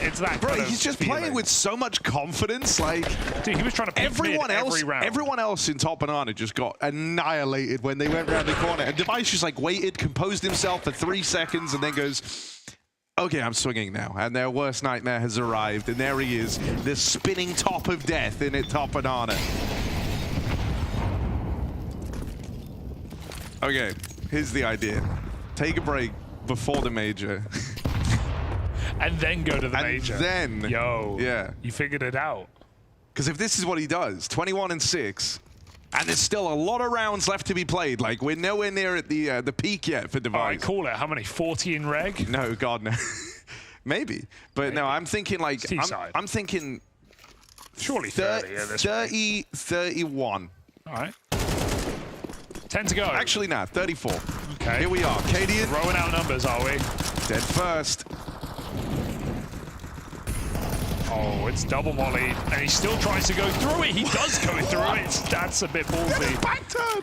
I guess no one's holding the double molly. Device still gets his kill. Yeah, be in a good position. The quick switching is making me very anxious today, but luckily no one sees it. No one cares. 3 on 3. Wildcard. I mean, yeah. Fair enough. Re-smoke will seal it. Just careful. That spam is... Oh. Device is running from that bomb.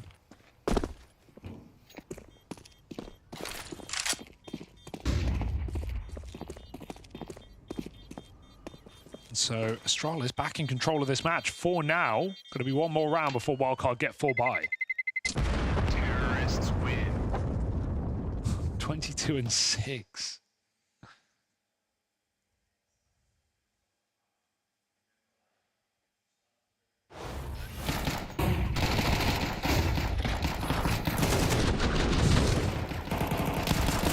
It's just insane, isn't it? Like, sometimes your opponent's just having a really good day. Yeah, and I think that's safe to say.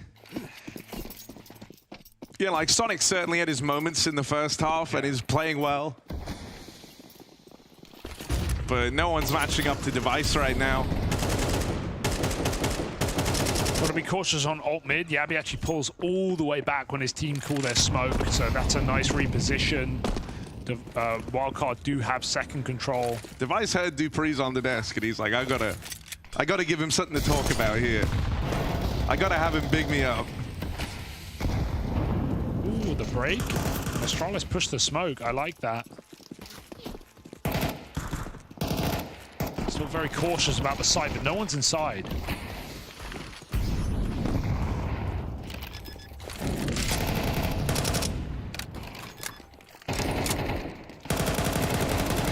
there it is. 2 more How for did Device. he get them both, bro? 2 more. They're spamming the smokes. Device, what's happening? What the hell are you doing? He's up for the 8 right now. Device hasn't even, he's seen 1 player, 3 kills deep in the round.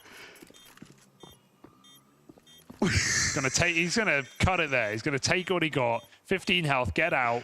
Let your team finish the job. 25-6.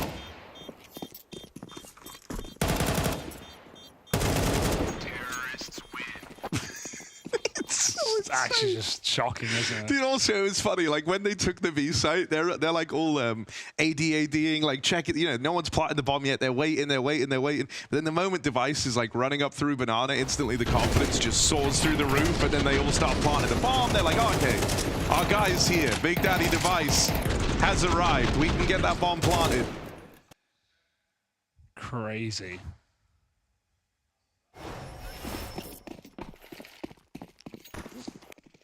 Okay, here we go, Wildcard. They had a great first half, Yeah, but finally. we're forgetting about Here that we are, now. yeah. We need something from them. This is their map pick in the series. Their ex-perma ban is back. Acadian's nades continue to impress. I would say Acadian's nade continue to always be talked about. Yeah, true. Yeah. The cultural impact of the grenades are high. The impact is up for debate, but this one not. 2 HGs up Banana, takes out Susp. Worth noting, Harry, we talked about, you know, Wildcard floating permaban back in the Major against Fnatic. That's map 2 of the series. They banned Train, right? They're either saving it or they don't want to you know, play it at all, or they're not ready on it. So, saving it for later. Whoa, and the round's over. Gabby killed 2 in mid, Yeah. and then 2 died at Banana. Wow, 2 okay. sites at the same time. It's all gone wrong, Harry. Yeah, well, I mean, this was looking really, like, early on, Wildcard were pushing and pulling Astralis around the map and doing a good job of getting ahead of those rotates. Now that Astralis are on the T side and they get to pick and choose where these fights are going down and how they're playing out, it is a very different story. And the final timeout used now for Wildcard. They burned 2 of them very early on in that first half.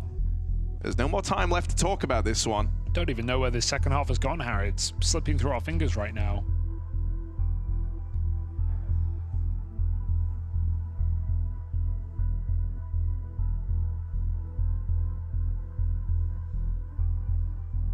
Just imagine you're in the timeout and Sonic's just chewing the entire time. I imagine they can't hear that. It's like, please stop, bro. Like, I'm trying to save the game. 151 ADR, bro. After 16 rounds. All right, we gotta respect it. Yeah, fair enough. Here we go, half buy. Get wild with it.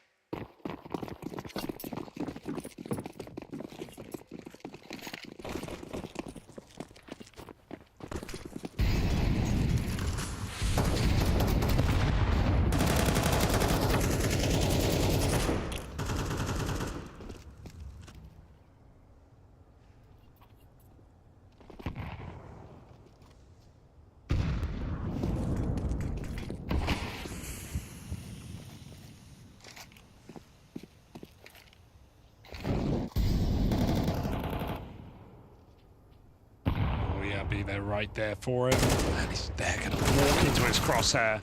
4-man stack on A, just getting turned to mulch. Oh, there's the railing. Yabby down to 1. His team are there to help out. It's all under control for Astralis on the anti-eco despite the stack. And here we go, Wildcard, full buy on your map pick here on the CT side. You got to do something now. Yeah. We're not in Shanghai anymore. Last chance to really try and rescue this map. Hoping that this is where they can try and course correct after a very competitive first half. This second one's been a blowout, and so if things don't change now, Astralis are going to have run away with this opening map. Moving on to their pick next. Raj, the map that used to be Wildcard's Instaban. Yeah. Fast play out into the top of middle. Real pace change here for Astralis as they run it down through the long side. Yabby Breaks that first contact. Smoke down, obscures the line from Pit. Means that Jaber can't really offer a helping hand here. Yabi will fall. Fuzi doubles up. USP pulled, and there's some help from Jaber down in the pit. Device and Cadian still left up in this one. When I see Device still alive, there is still hope for Astralis. Gonna start to walk it in through the apartments while Cadian is making noise over here at long.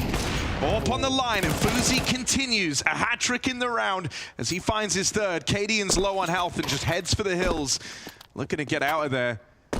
So Wildcard, they had to get back on the board eventually. They had to try and offer up some resistance here. They put a stop to an on-fire Astralis. Yeah, I'd still like him to go for it here just because he has so much money and such a lead. So maybe he plays it super late. But I actually like that call. I think that call is great for Astralis. They know we just destroyed them in Banana last going round. They're going to play triple B. Let's go for quick long rush. It was open. They get all the way up. But it feels like no one tracks Yabi. No one trades him. No one comes with him. And the spacing's a little off for Astralis, and that allows Fuzi to get a shot off, swap to the pistol, take one more. Everyone just got kind of slowed down there, despite a pit smoke to block the second A-side player. Jaber couldn't see anything from down in pit. Like, the call is actually great. It just, Fuzi ends the round on his own, finds Device on the apps as well. It just peters out. So does this round.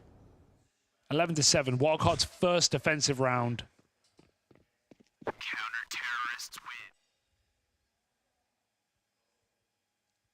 That was the guy who took it all away. Fuzi, guy with the little Lego Yoda in his room. Also, good reposition from Jaber in response to that pit smoke. Like, he crept out of pit very, very quickly and actually, like, played through it up the graveyard steps. That was a good response, right? To, like, considering that smoke is kind of purposefully designed to knock him out of the round. Wasn't massively needed when Fuzi goes on that tear, but he was in position to lend a helping hand. Tech pause. They're trying to figure out, how do we get whatever Device has into everyone else's, game right now? Oh no, that's what's up. There's the Lego Yoda. Bottom right. Not calling Fuzi Lego Yoda. That would obviously be wrong. Yes. He isn't made of Lego.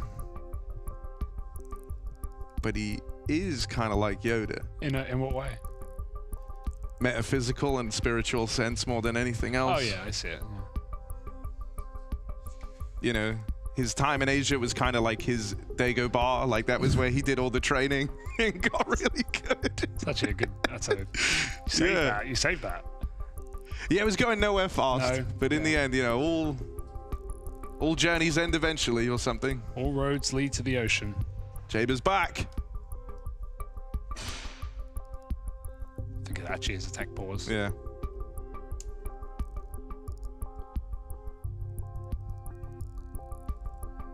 It's a really hard read to make now whether you should go 3B again, because you don't put it past Astralis to run the same round, because like I said, I actually think the round is good.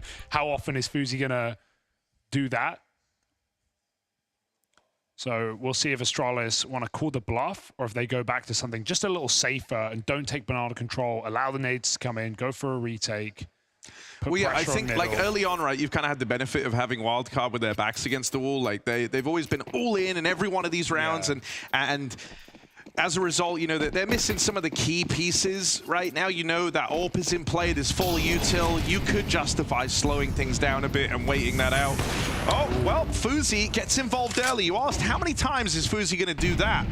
Well, he's trying to replicate it as he takes the early swing down through mid this time. That's the opener for Wildcard. Device almost a couple of times, but Wildcard own this hallway, and they've got a re-smoke ready. Device's rifling has actually been sick here, right? So dotting the AWP, T side, it'd be hard to find the points, to kind of get away with that opener. In a post plot, he's going to be super valuable. But taking this fight down through Banana, it's actually Cadian to open up. Plays through the deep Banana smoke. It's the molly that screws Sonic there. It forces him forward. He had a second of doubt. He could have just run through it, gone back, but forced to commit in front of it. Now it's just sus because one more Molotov on this B-bomb site. 50 seconds. Astralis going back to a 3 strong. Fuzi scoping. They hear this in apartments, so It's a good bit of info here for Astralis. If they want to do this Halls pop, it's all going to be on Jaber. Oh, well, deleted immediately. Stare knocks out his Appsman counterpart on the other side, and now Device. Oh, they both saw. He manages to make it work. It looks real flashy. That's awkward. And because Fuzi's scoping, they know exactly where the next target is. So once Jaber falls with nothing, free double entry for Astralis, and yeah, it's a nice reset there despite the stack. Susp actually might have trouble saving. Astralis have enough money to justify hunting this gun down. He knows it. Trying to get back to safety. They are all moving in. Even Device on the AWP looking to try and remove this one gun in at the end of the round. He's dead. It's down on the line, and Susp caught reloading as Astralis move up onto map point here. They knock everything out of it for Wildcard. Excellent round for Astralis. I mean, Wildcard kept it pretty basic, basing it off of reads of either demos or just understanding, you know, forcing a lot of stacks, going in, hitting the other side. Astralis, they get a B entry, they just go back and hit A through apps. A little bit of info given to them, and it all comes crumbling down. Fuzi has somehow got another AWP, at least. This is Wildcard's map pick, and Astralis have shown up to this game. You had time to prep, you had time to get ready, but nothing could have prepared you for the terrible truth. It is the return of Device. Skirmish in at the top of Banana. Wildcard able to withstand this early on, but there's just layers upon layers of Astralis pushing through this choke point. And eventually they are looking to break through. Stanislaw here to try and lend a helping hand. Device pulls the Tech 9 and will get run through by Susp.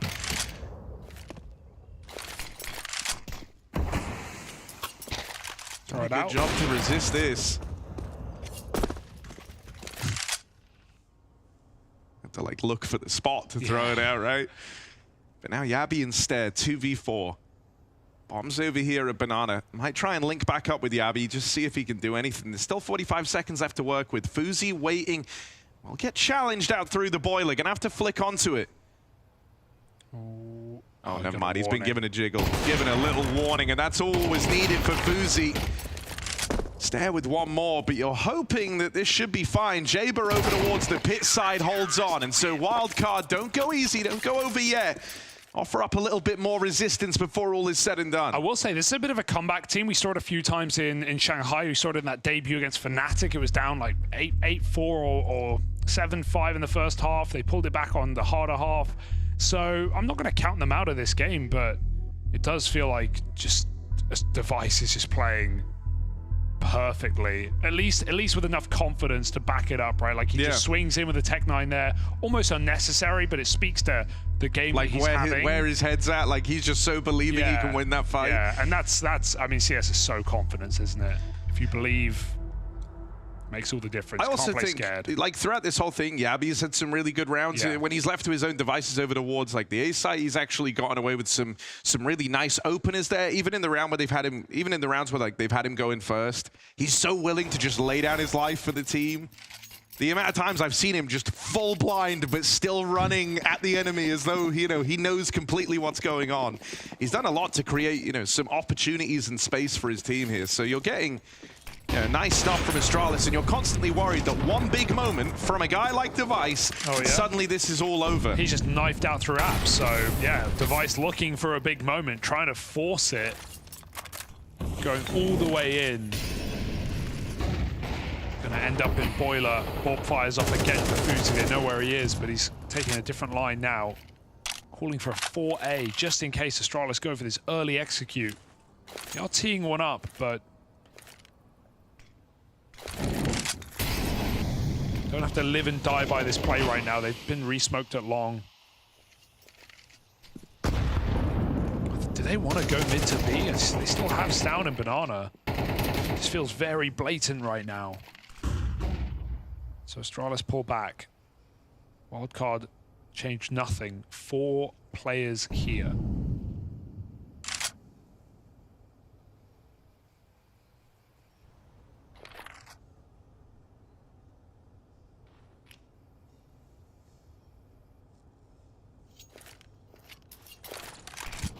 been quiet for a moment, but that's all about to change. Flashbang to explode out through short. Astralis are going for the killing blow here and now. Can Jaber and Fuzi hold the line? They both fall immediately. And so Wildcard down to just 2. Plant coming in for Astralis. They're looking to walk this one over the line with this little A-pop. Sonic's locked out, Suspiz as well, and there should be no way back into this for Wildcard. Might have been their map pick, might have been the challenge they chose to take on in facing Astralis here. On a good map for the Wildcard squad. They've had time to do that preparation, but in the end, it wasn't about Wildcard. It wasn't about the Joker nor the Thief. It was all about the ace up the sleeve of Astralis in Device, topping the charts and putting on one hell of a show in his return. Sonic left up in this clutch, doing all he can, but it's not enough. Astralis walk away with a dominant second half. Oh yes, Astralis certainly back for this new 2025 season, and dare I say it, Jacob, Device is back, and he is back big time. I mean, he's the best player in the world so far. With that performance, he's doing a tremendous job on Inferno, coming in hot. Obviously, stat padding, getting all the good kills, all the hard kills, all the easy kills. He got all the kills on the server, it almost felt like. And Astralis, at a certain point in that game, didn't feel safe. You know, they're down 6-5 in the first half. It does feel like they doesn't have the grasp of the game, and Device kept them in. You know, on the CT side, it was Device keeping them in the game, making sure it didn't get out of control. And then second half, we obviously saw that he just continued down the path, pistol around, he gets a triple kill after going down in a 5v3 scenario. He just continued to spear on, and for Astralis to win this game 13-8 on your opponent's map pick as a debut in 2025 with Device putting up numbers like that, that's a good start. It was a really great time, and it was lovely to see him back. You must mean so much for him as a player to come back, you know, have taken this leave, not playing the major, coming in and delivering like this, you know, getting multi-kills, getting kills with the AWP, with everything, like pistols, multi-kills left and right.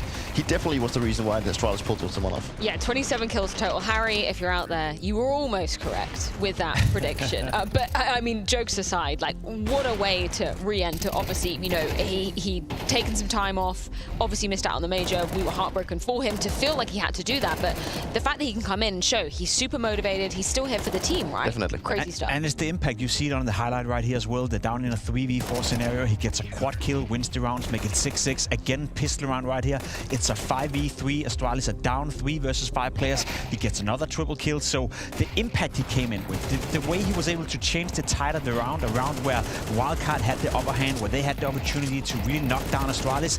Every single time Wildcard in this game had a key round they were supposed to win, Device bailed out Astralis. Sometimes you see him farm kills, you think to yourself, okay, you have 24 kills, I don't know how you got him, maybe not so impactful. This time around though, had Device not been at this level, Astralis could easily have lost Inferno. I want to pose a question to you, Dupree. We were talking about, you know, when matches can get close, when you have a first half like that where it's split down the middle, and you'd be looking at Astralis and saying, hey, you know, you probably should have come away with more rounds. You're definitely the more favored in this position.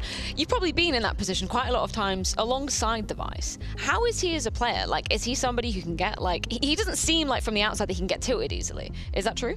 I mean, the tilting part, I mean, maybe up for debate with him hitting another monitor. Yeah, he even made mention that he will not hit another monitor, so hopefully he's going to continue doing like that. But no, he's a very calm guy. He also keeps his cool whenever he's in like these very heat of the moment. He's really good at getting good start of the matches. I think that also helps him converting his confidence inside the game. So I think he's a really rock solid player, and he just spreads this calm to the entire team. That is also one of the reasons why I think he has pulled off and made the reason, like one of the reasons why he's come back this way. That he is this calm guy. He believes in himself, and he also just wants to spread this positive inside the team. Totally makes sense. We were talking obviously a lot about the AWPing side of the equation on Inferno. I think we should jump into round number 8 because this illustrates how Device likes to treat this map, right? As we've mentioned, Device is somewhat of a passive player, but I think this highlight just shows that the ENCE style of Heroic, like pushing for information, they have no information here. Device going out searching for this kill, and this is, pay attention to the detail here with the wingman backing up Device when the guy wants to go and trade. This is a very common thing when we see in professional Counter-Strike, that when you don't have info, you want to go out and grab it. Device does this with the AWP here. He knows that if he hits the shot, or if he misses, he needs to fall back, and if there's a guy to trade him, he needs someone to be there to cover his back, and they get a double kill off this, and they secure the round. That's kind of an interesting fusion of, like, you know, the more aggressive style that I guess we associate Heroic with versus what you were saying about Device's classic passive nature and kind of the harmony that can exist when they're coming together. Well, that's the thing. I don't think it's a fusion. I think that is heroic. You know, I think that is Cadian playing the way he wants to play. I think that is Cadian forcing Device to be a little bit more aggressive. I've also heard Device say that he loves playing with Cadian. He almost, you know, aspired to change his play style, and I think that's something that you can probably attest to as well. Device is known for his passive orbing, his holding angles, his playing it safe, but I think there's more to Device than just that. I think he's very versatile. He can do a bit of both, and I think right now Cadian is pushing him into what could be a new era of the way Device is playing. Yeah, it's making him feel comfortable being put in those more forward situations, right? Should we play a game of what happens next, though, Jacob? Because I want to revisit that round and see what happened after that moment. This could have been a goddamn disaster, because look at this. Look at the time in the top right now. 18 seconds left, and for some reason, two Astralis players are pushing down the middle right here. They allow him to go up, plant the bomb. He even gets a kill more right here, and he is very, very close, Sonic, to win a 1v4 that is basically unwinnable. Again, 18 seconds left. He's stuck at T-ramp. For some reason, the two Astralis players are pushing down middle. You could just wait 1 or 2 seconds and then it becomes unlosable. But imagine Astralis in a scenario like this. You're struggling a little bit in the first half. Device bailed you out a couple of times and then you lose an unlosable 1v4. That's what I meant, that when you look at the scoreboard right here, 13-8, it may look like Astralis were dominating. It may look like Astralis had this game under control from start to finish. No.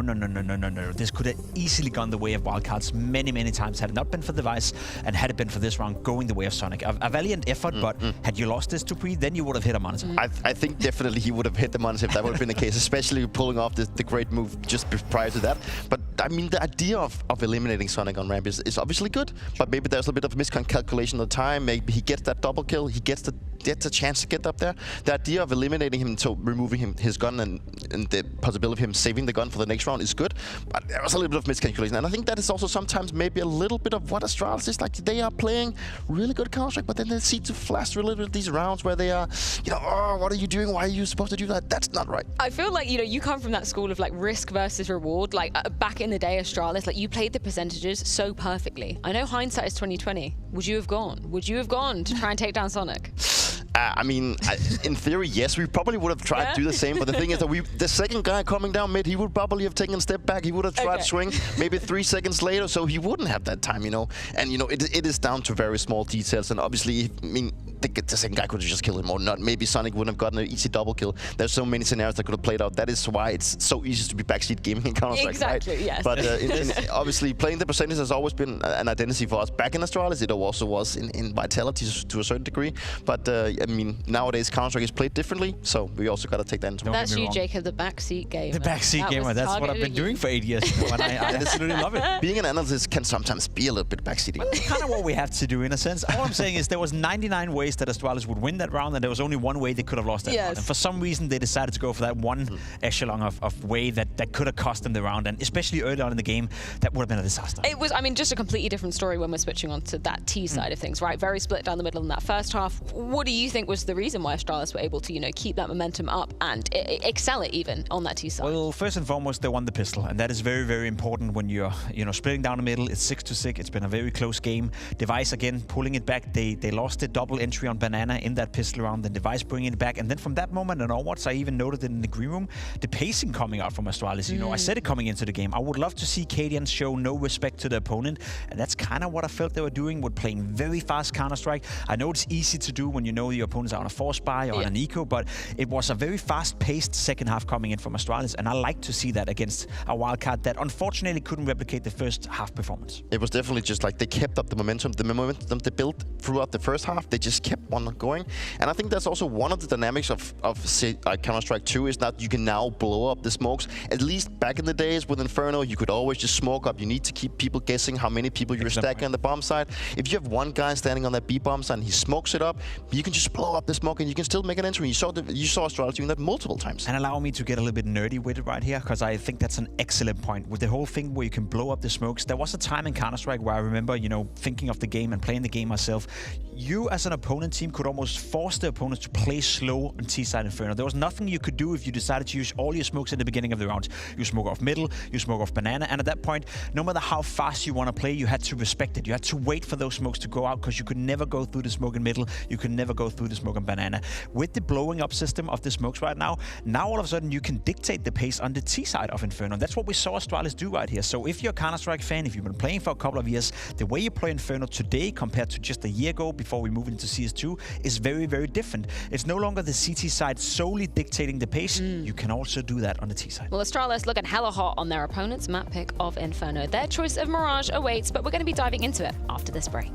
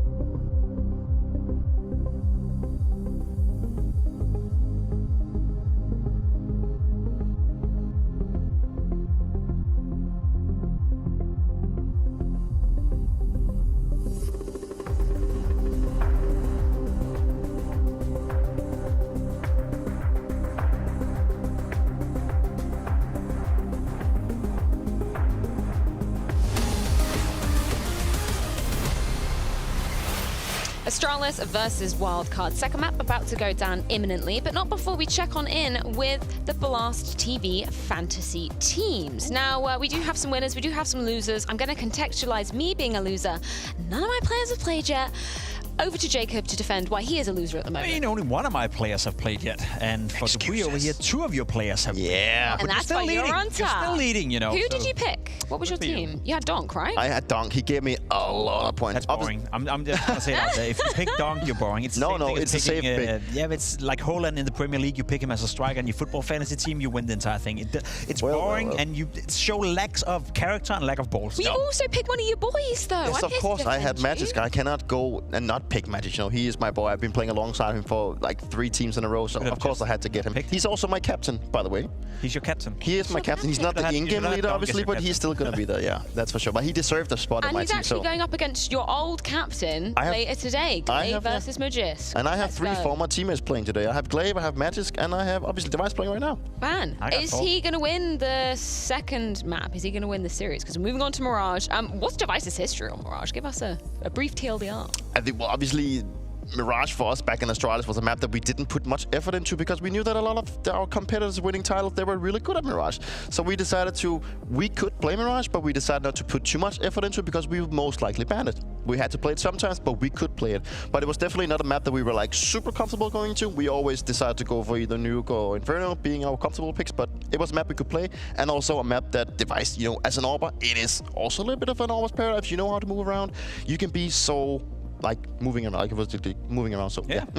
Other side of the coin, Heroic, you know, that was the map that made the play style of being proactive. Oh, you know? yeah. You always remember them pushing B apps, pushing A ramp, pushing A palace, you know, re-aggressing in the middle of the rounds. And I think the DNA of the way Astralis are playing Mirage nowadays is the exact same as what Heroic did back in the days. Again, it's clear to see, and it's not often you do that, but when you have an in-game leader coming into a team, sometimes the in-game leader would try to adjust his philosophy to the team. It's the other way around with Cadian. He's trying to bring everything he know and everything he knew worked within Heroic into Astralis, and that's the way they approach the map as well. We saw them, you know, bringing the ping to Na'Vi back at World Finals as well. Yep. This was a map that I think eliminated them from that very tournament as well. Obviously, move on to the major. Things didn't go so great, but I'm going to put the caveat, the asterisk, that obviously Device wasn't there. Yeah, that's a big asterisk, to be completely honest. What works so well back against Na'Vi and what works so well for Astralis when they play the map to a high level, to me, is Stavn. When he's playing well in that connector position, he finds an awful lot of impact. But we had the discussion in the green room as well. For Stavn to be considered one of the world's best players, he needs to find some sort of consistency. He is very much hit and miss. Gets off to a good start, well, he's up there with the best. We've seen that before. Gets off to a poor start. It almost feels like he's forcing it. Like he continues to take the same duels over and over and over, and if it doesn't work out for him, he'll continue to do the same thing over and over again, and that can sometimes be a problem, especially on Mirage, where you know, sometimes need to take a step back. And regarding this mental blockade that could be the issue for Stavn, I can sometimes recognize myself in the situation that he's in, because I've also been a player that if I've gotten off to a good start, you know, I've usually been rolling. That's how I used to describe him, yeah. If I get off to a good start, you know, I get my things rolling, but if I get off to a bad start, maybe I don't get that much action, or maybe I miss a kill or make a big mistake. That can also impact the way that maybe I move in the game, maybe not the way I communicate, but the way that I decide and how to make decisions inside the game. And you know, for once, and you know, he's playing connected. You know, that is like the bread and butter for the CT side on the Mirage. Like, you are the one that makes decisions, because you need to decide whether you're going to help A, you're going to help mid, how are you going to divide your attention inside the map. So it is a position where you need to have your decision making on point. I don't know if you knew, but back in Copenhagen Wolves, when we played together, we had conversations in between the teammates where we said if we can give Peter eco-frags in the beginning of the game to boost his confidence, we would allow him to do so. So you're very much what you'd call a mood player. So Yes. you're saying, but that is you true. actually created Dupree. You I'm saying created the five-time major champion. Wow, I'm so glad we had this revelation. Harry, you go, what on earth do you make of that? I can listen to those two talk all day, man. It's good. I tell you what, I actually like the kind of analysis of how it feels like Stavn is, man. Because when he kind of steps up early on, you've all seen games where he can just take the reins and take full control. But then you have the ones where he does just go completely silent, and that's kind of always been the case for him. It feels like. Yeah, it can feel like a guy who panics a little bit in the server. I hope we get a little bit more out of him in this map, especially with the position. And that's a guy who dropped nearly 30 kills in the opening map. And to be honest, I've got a lot of confidence Astralis going to run away with this one now as well, right? Sure, Wildcard might have been putting some time into this map coming into the new season, knowing that with the map pool changes, with Train now in, they go for the quick ban on Train. They only played this map twice with this core, with this roster even, and that was both back at the major with differing results, a win and a loss. But Astralis, this was the map that they beat Na'Vi, who were the best team in the world at the time at World Finals last year, and they destroyed them as well. So if we can get a little bit more of that from Astralis, it could be a quick day, it could be a bounty kept on their head. Can Wildcard upset the nest as we get in? That's Jaber, what? He's so late, and he runs to try get left side window with the worst spawn, and he just gets run down by Astralis. Very ugly mistake to make, and Astralis seemingly have already won the pistol. That's like someone running to catch the tube, but the doors have already closed, so they're just like run straight into the wall. it. Yeah. Oh man, that's so strange. Was he trying to hide? I mean, oh, Device is not going to stop. I don't know, man. He's in window, so Harry. Good. He's looking so good, and his counter strikes look great as well. Okay, don't throw, because there is a kit in ladder, but it's fine because Device is in the server with 3 kills on the pistol. The thing I like is like the freedom hasn't gone to Device. The freedom has gone to everyone else to do whatever the hell they want because Device will win the round anyway. Yeah, it's looking good. I just don't know what the hell happened there for Jaber. He had the latest possible spawn. Maybe he missed the duck in the window. Blocked in the That's vent. fine. Just don't go. Yeah. Just don't go. Of course, Astralis have 5 Glocks out mid, but yeah, that's crazy. Force up. Ooh. And that's not a bad start. Oh no, they've lost the big man. Humble the king. Keep him humble, Harry. Dupree would be tilted. He'd be out of the game now. 6 rounds until he's kill anyone. He's done. Oh.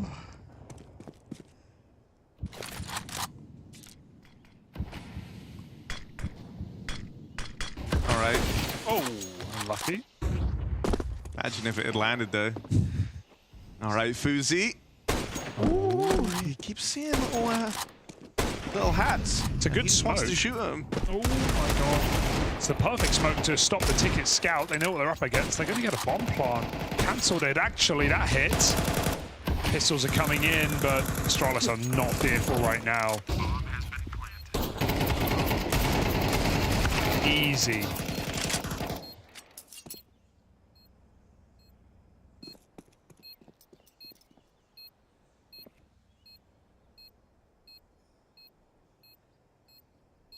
What's the idea for Stanislaw here? Lose. Mission accomplished. That easy. All right, gotta wait for the gun round again. It's gonna be a nice strong start for Astralis, it seems. A 3-0 lead.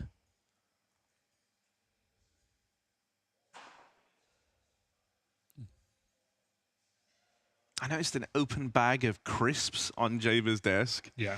I couldn't do that. Dude, that's crisps not sticky. is What's like, the word? it's greasy and there's crumbs. It's like arguably the worst thing to try and eat while gaming. It's like eating buttered bread, but you've buttered it on both sides at your computer. It's, firstly, why have you done that? But it's like eating a bag of flour set at your desk. Hey, come on, man. Some of us had tastes.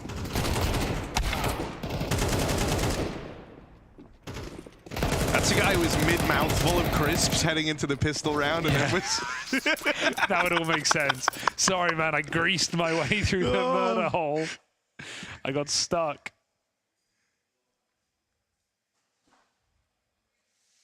I'll be on the lookout for the crisp cam. For any Americans watching, that's chips. Yeah.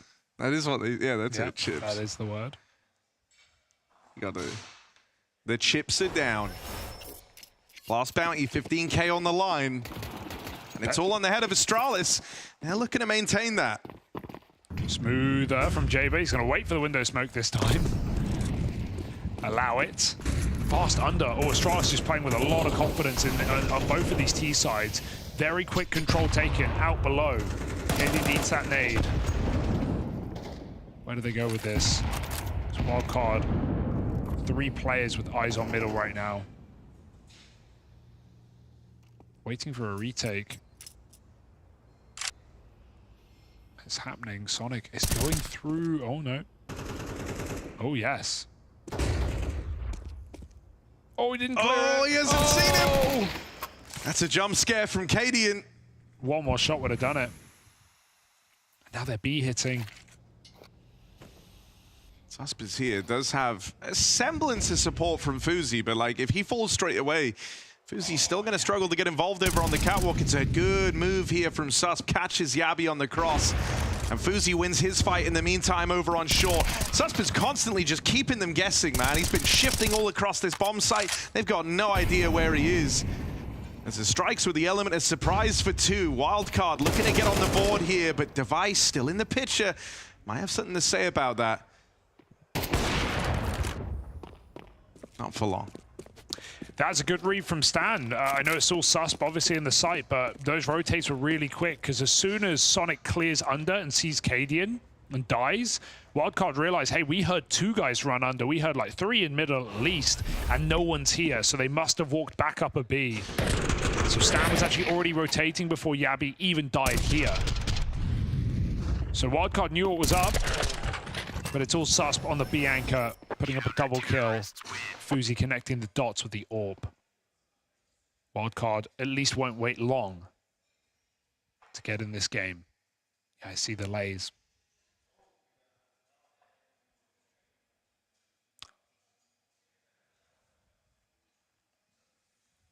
Is Jaber left-handed, or was that a camera flipped, I wonder? Or am I just blind?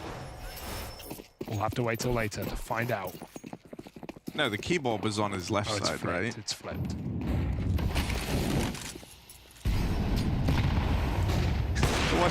Bloody hell, they're all left-handed. Oh, Fuzi tries his hand at that early pick in through the ramp. And even hearing that ult might be enough to give Astralis some pause here, just for a moment. I'll need to execute.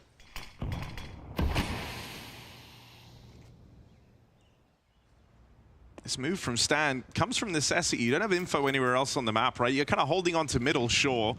And you haven't heard anything going down there, but now util's starting to trickle in. You don't have presence over towards the apartment, so you just want that early warning sign, especially when Fuzi's orb scoped up there earlier on and didn't see anyone making their way in towards ramp. Stan's taking this forward position.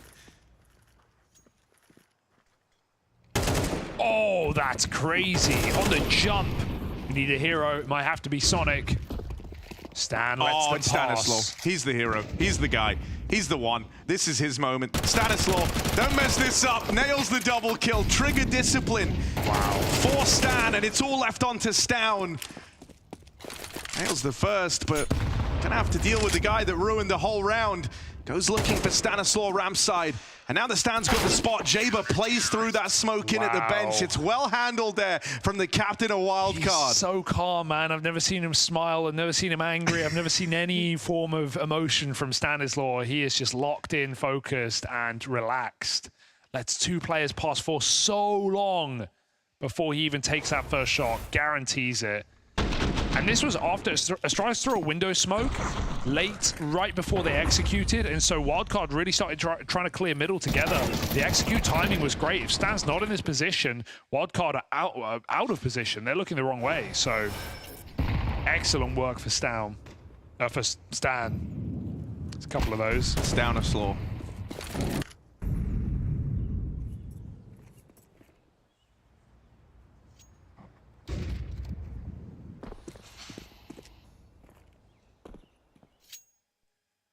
He's gone back to an aggressive stance over here at ramp. Just playing the pixel to drop this smoke in.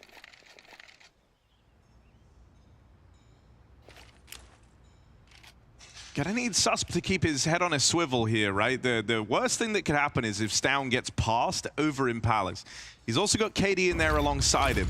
So if one of them get out, Stan could be in hot water here, getting pincered from both sides. They've even dropped in that little waterfall smoke to give them the easier path, and so Stan gets overwhelmed. Susp reclaims the 4v4 at least. Now you might wait for these smokes to fade. Fuzi forcing a couple of fights with the nade on that smoke back at spawn, but nothing presents itself. But it seems like Astralis going to get this site control after all. Smokes start to fade, and the bomb's still in the Palace. You're going to need a couple of kills to try and get that runway going for the bomb to cross in, and Stown and Stair will provide devices. Deagle rallies off for another. And so now it's just Susp left to save this AK, run for the hills. Astralis, nothing more than a little set-piece pop in towards that A site, and it works wonders. Yeah, that freeze almost looked like it was going to let them down, but Stair just bails his team out who are running around in the open, swings the Stairs player, and that top con smoke isolated him completely. Very weird freeze there for Astralis, maybe just trying to get their ducks in a row. But right now, building the beginning of what seems like it's going to be a very strong T side on a map that Wildcard do not have the tape.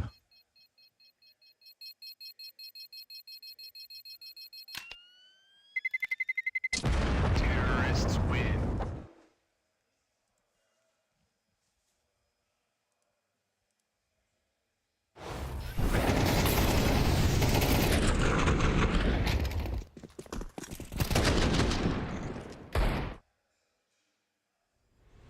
And I mean, you know, you think back to even, you know, a squad like FaZe Clan actually is a good example, right? When they kind of revealed the trump card of having Vertigo, their old permit bought back into the map pool in time for the major in Copenhagen.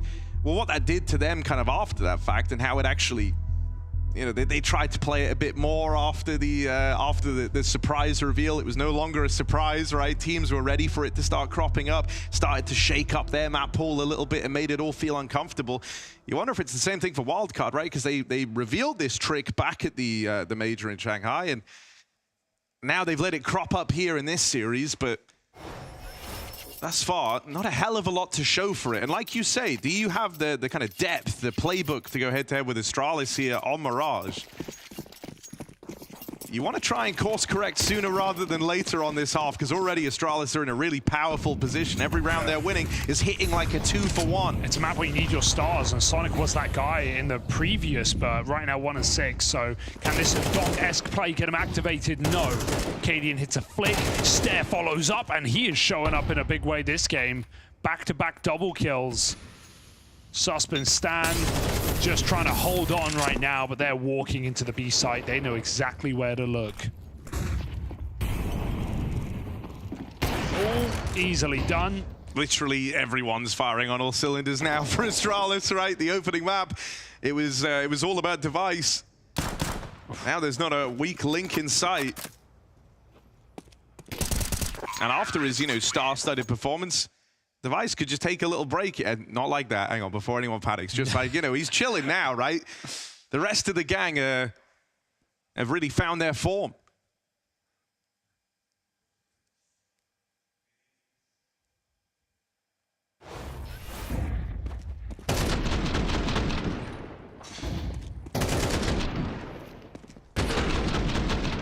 Yeah, I don't know. That was the triple fight mid, yeah, and it got melted in seconds. Not much you can do about that, just better. Here's that 2-for-1 effect, right, that we're talking about. You go in with the buy in that last round, you have a little idea to try and run with the group and fight for the mid control, doesn't pan out. Well, now look what happens. You're back down to these pistols. Astralis, these T-side rounds are going to start racking up real fast. They could run away with this first half if Wildcard aren't careful. Yeah, jumping back in. Love that. He was in the window on the cinder blocks. They cleared it. Then he goes back in ladder. It's a cheeky play. He didn't get the AK, though. Needs to go back. Bombs there as well. Armed and certainly dangerous on this eco. A miraculous win in a round like this. That could give you some faith if you're Wildcard. But it's not over yet, right? It's a nice double from Fuzi Shaw to kind of shore you up and give you a chance in a round that you have no business winning. But as it gets longed out, Astralis are the ones with the armor, they're the ones with the firepower, they're the ones with the utility, and they're going to be able to group up here. Looks like they want to try and rejoin Nabby over towards the apartments. They've lost Device in the meantime. Stown now searching in through mid. Oh no!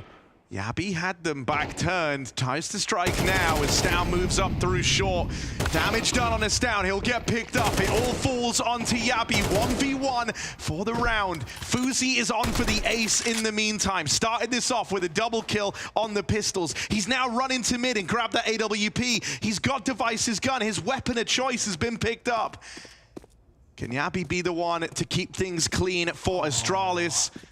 Or is Fuzi about to throw it all through a loop? Bomb retrieved. Seconds left. It's real close. Yabby's just missed it. And so Fuzi, on the back of a USP double kill, takes it to time. Hell of a round for Fuzi to stand and deliver right when Wildcard needed it. And Yabby hit the wall. Did he just hit the edge of that box on the site? Oh my, I don't even know if he'd make it either way.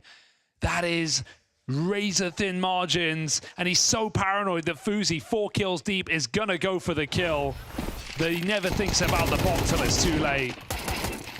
What a beautiful play for Fuzi. When I saw him on cinder blocks and Astralis clearing ladder, I was thinking this could go very wrong, but I wasn't ready for that. Excellent round for Wildcard. Can that reactivate them in a map that felt like it was spilling out of control? 4 connector, 1 window. Certainly not your standard setup, but they're immediately back in the A site as Astralis set up for this quick pop.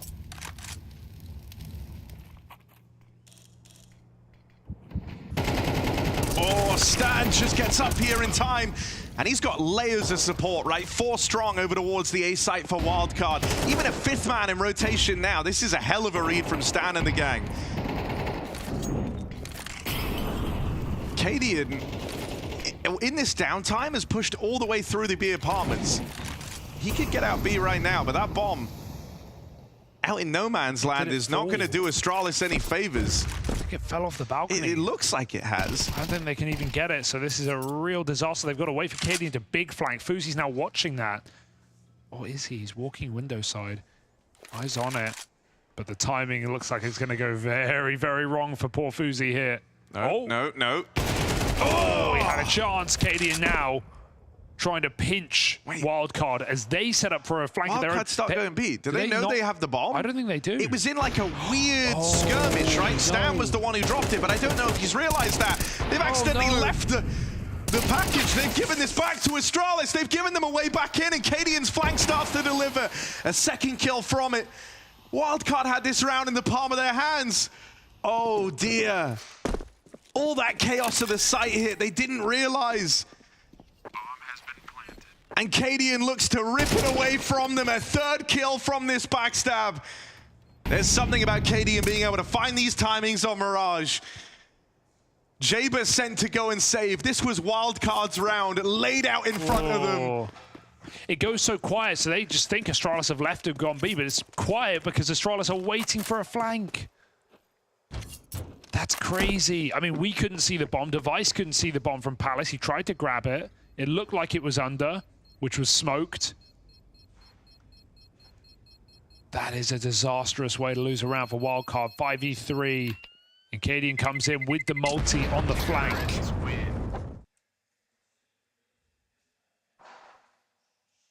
Great, just poise from Astralis in that round. No one oversteps. They all give him his room. It was Jaber who dropped the bomb. Oh, the second player pushing out to go and fight Stan. Yeah. And they just mustn't have seen it. I mean, you rely on the mini-map showing it, but because of the elevation, it probably wasn't on their screen. How could they have seen it? How could they know?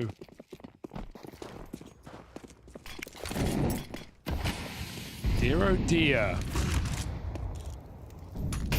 Price to pay for a full eco win is a disastrous follow-up round. They have a rifle and yeah, right. Like the sequence of rounds that led to that moment, the fact that that could have been Wildcard's big way back into this game. And Fuzi, to his credit, is doing all he can to try and make this happen. CT Alt Mirage, not a bad place to be. Stan needs help. Astralis need help.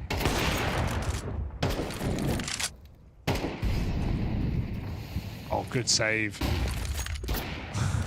There's only room for one of us.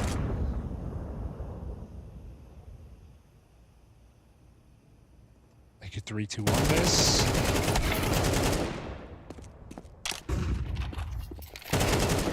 And Wildcard just do it like that. 3 kills for Jaber. Locked down on that B push.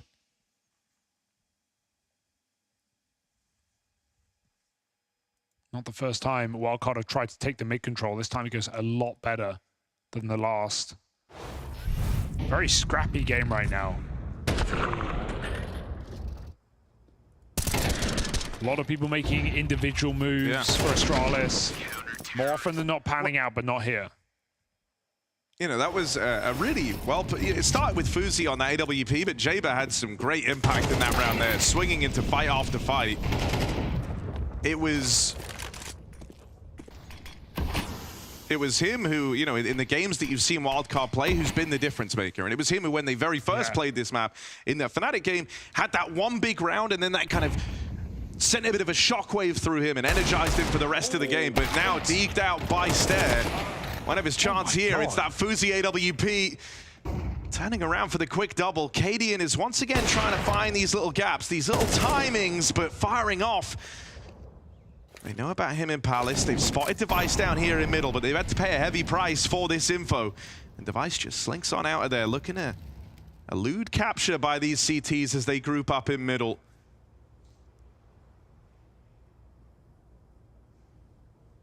This is a confusing round for Wildcard, but they know the Cadian was A. Right now they're hunting Ghost, looking for Device. He's going all the way back, down under to recommit for this A split. Wildcard are going to miss it entirely. They are playing for B. So this, I feel like you don't want to save in this round, but they're not going to be in position to have impact unless they kill Device crossing up connector. That seems like a far cry from reality right now. 25 seconds, Yabi coming out with the bomb. Flash is going to make it clear. Astralis should have a plant. They're realizing now. Penny dropped, site open. Oh, swinging cap might not be the way either. Not with Device still floating around in the connector on that AWP. This is not the best fight for Device. No, he's taking the deep line in the top mid. Oh, an awkward miss, and Device will get run down. Stan has opened the door. A chance in this 2-on-3. Open up on a Device. There's still more where that came from. Cadian and Yabi left to get through, and they're playing tucked. Smoke down on that bomb. Time is of the essence here, and Cadian will swing it wide to lay that round to rest. I kind of like that concept for Astralis. One player walks through a Palace smoke, goes 1-for-1, and then a few seconds later, Cadian walks through the Palace smoke, but he just misses the shot on Stan in the back. Felt like Stan was, I don't even know if he realized it, like, so tunnel visioned on connector. Doing this twice in one round, though, very naughty.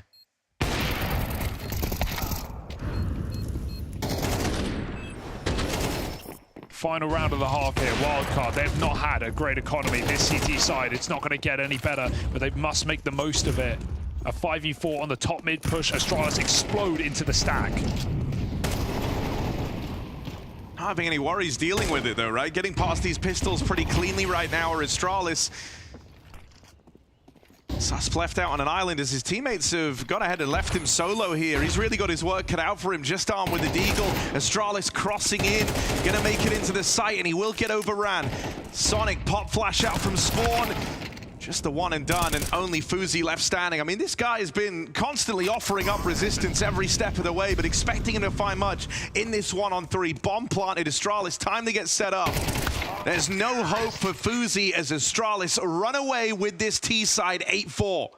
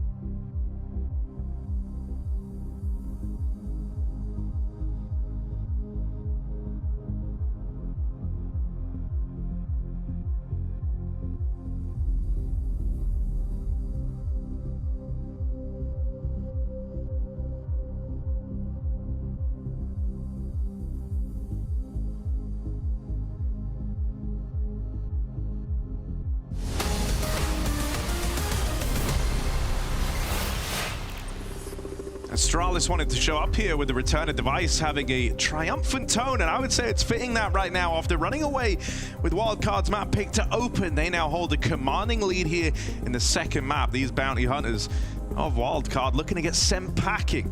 $15,000 on the line if Wildcard were able to turn this one around, but right now things aren't looking like that's too likely to happen. No, they've been blown out of this series, really. Other than the first half of the 3 played, it's been one-sided as it gets. Astralis, hot streak on the T side of Mirage, a map that only now has entered Wildcard's map pool with the addition of Train. Not doing them much help. Devices, Julie's doing it again, but it's only 1 this time. A lot of damage on Jaber. Now pushed back in the spawn. It's going to be a retake round with no kit, but 2 HEs and a Molotov. Quite an exquisite collection here for Astralis. Where will these land? That's a KD nade. Oh, well. That's a Stown headshot. Quick turnaround, sure, right? The nades didn't find much, but the USPs certainly do. Stan and Jaber left up in this one. And Astralis are all flooding out through CT. 4 players, same position, taking fight after fight. Cadian makes it look easy. I mean, you said it earlier. You said, oh, map 1, it was the Device show. Now everyone's showing up. Stair had some insane impact on the T side of this map. Device doing his thing. Cadian, huge pistol triple to push Astralis back in an instant. And you felt like Device could have just won the round there. He didn't.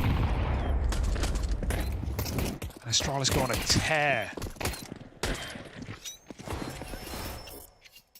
Bomb plant means it's meta to force, but even this one is focused on utility, not weaponry. Lots of grenades. Not a lot of firepower. Ooh, the molly. Fast play in. Down full blind, still gets out with a kill. I mean, everything feels like it's going right for Astralis. They will overrun Stair. Wildcard gonna be on their way to a bomb plant here. That's something. Abby goes fighting through that molly in the spawn, but doesn't last long. Cadian has support. He's not alone in this endeavor, pushing up through the spawn, and so it's only Sonic left standing. 3 kills to his name. He's not the man for the job. Astralis double digits secured as they put a stop to that A-rush. The 4-Sport Tech 9's full on deaf ears, but a bomb plant there gives Wildcard some options to work with here to try and slow the roll of this Astralis. Yeah, we were bought into the Wildcard story. I still am to a degree, but you know, when we've seen them face tier 1 teams, or at least tier 1 players, it has been a different situation for Wildcard, right? Wins back in the major over good European teams. But as Jacob said on the desk, there is a ceiling to what we saw in Shanghai. And right now, Astralis are raising the roof.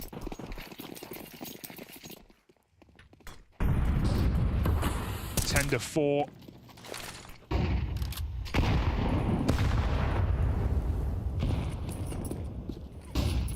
Rifles with 1 smoke at each. Does not give you a lot of hope. With the way Astralis are playing, no fear to take these dry fights out middle.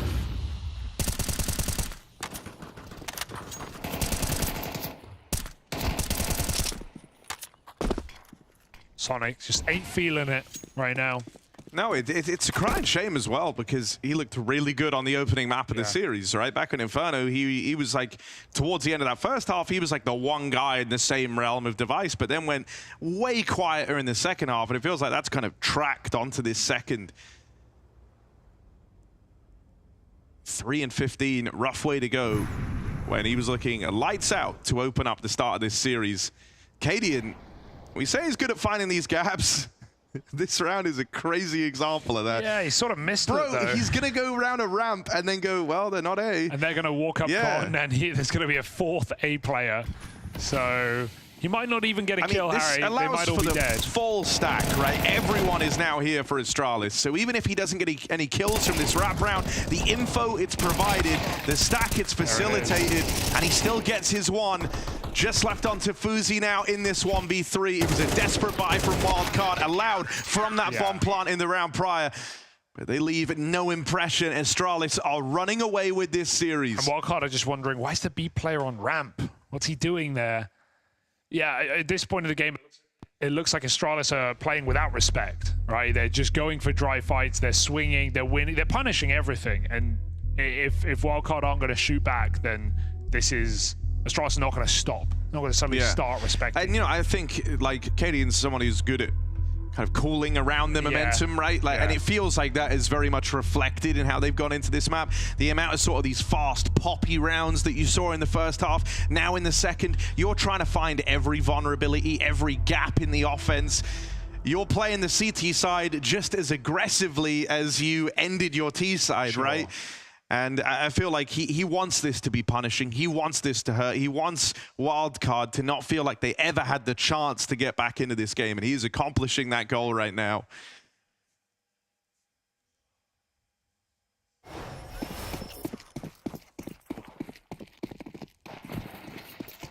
Bomb going B, but perhaps a set piece on A prior to that. They're going to run out ramp. They know Astralis is going to panic rotate. Look at Cadian on the minimap. He's already left the B site. They can walk in right now. I don't hate the call on an eco like this when you know the momentum means Astralis will just full rotate. Yeah, you had to sacrifice a hell of a lot, though, to get this bomb plant, right? You at least have some slightly advanced position on Jaber here as he pushes all the way through the market. Good spot. Up close on the Tech 9. Is Cadian ready for this? Kind of clears it, but Jaber's just concealed in this smoke. Oh, he mollied himself as well. But as his teammates fall, the impact that Jaber can hope to have gets lesser, and Yabi's holding for it.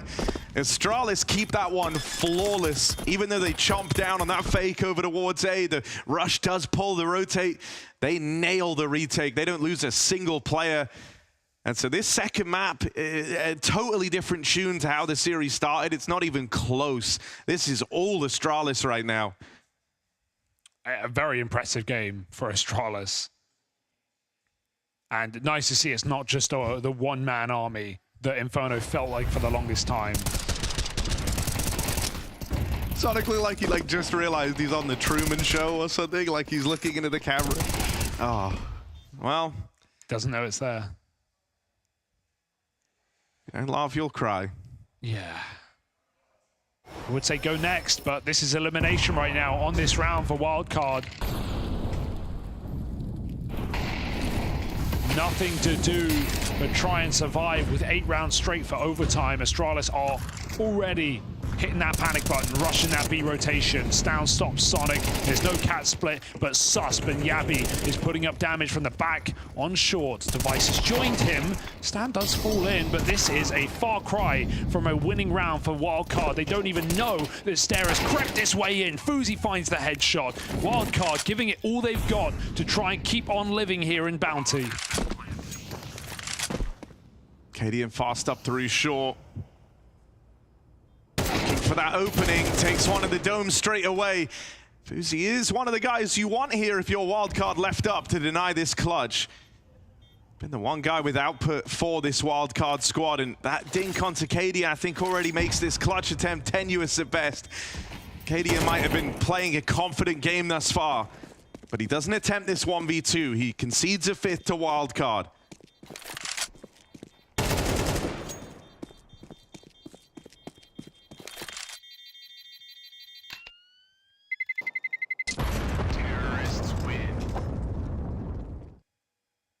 Yeah, I don't think Wildcard can really call anything too special here. Just going for a quick cat split. These are the kind of rounds they have to play. Just fast rounds, momentum rounds. Try and out-duel Astralis. Stan hit some nice ones in this.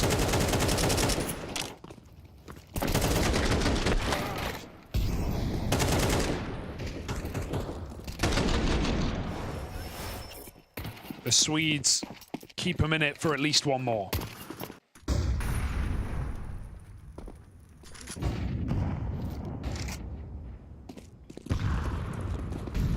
Another fast round, right? An explosion now into middle. They haven't had to throw any util to like announce this presence other than the window smoke and top con smoke, but these are more standard. They haven't thrown the flashes to accompany this push. The sheer pace and speed that they managed to get up through connector might have been enough to blindside Astralis, but Stair and Yabi don't think so. Cadian trying to deal that killing blow, but he can't stop Jaber. 1v2 now. And an ace required from Jaber if he wants to keep Wildcard in this. That nade falls just shy. So he's given time, given a chance to reposition. Damage connects on the spam. Jaber has now really been softened up thanks to Yabi, and he will finish the job. Astralis, a comfortable win in this series. By the time Mirage rolls around, Astralis are in their final form. They'll continue through the bounty. $15,000 on their head. For Wildcard, it's the end of the line.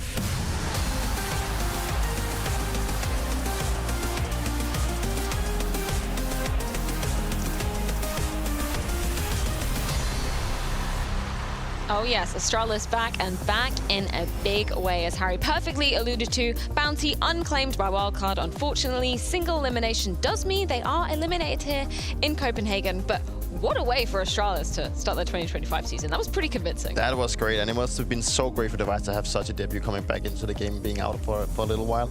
I mean, Inferno was more about him just, destroying everyone and having a really good time, whereas Mirage felt more like the whole team just played well. They had a really good understanding how they want to approach the game. They played off each other extremely well. They had a lot of things coming in, and it just seemed like Wildcard had no answer. Yeah, felt like there was never even a game on Mirage. First map on Inferno, we made the argument that it could have gone both ways. Wildcard missed a couple of key rounds.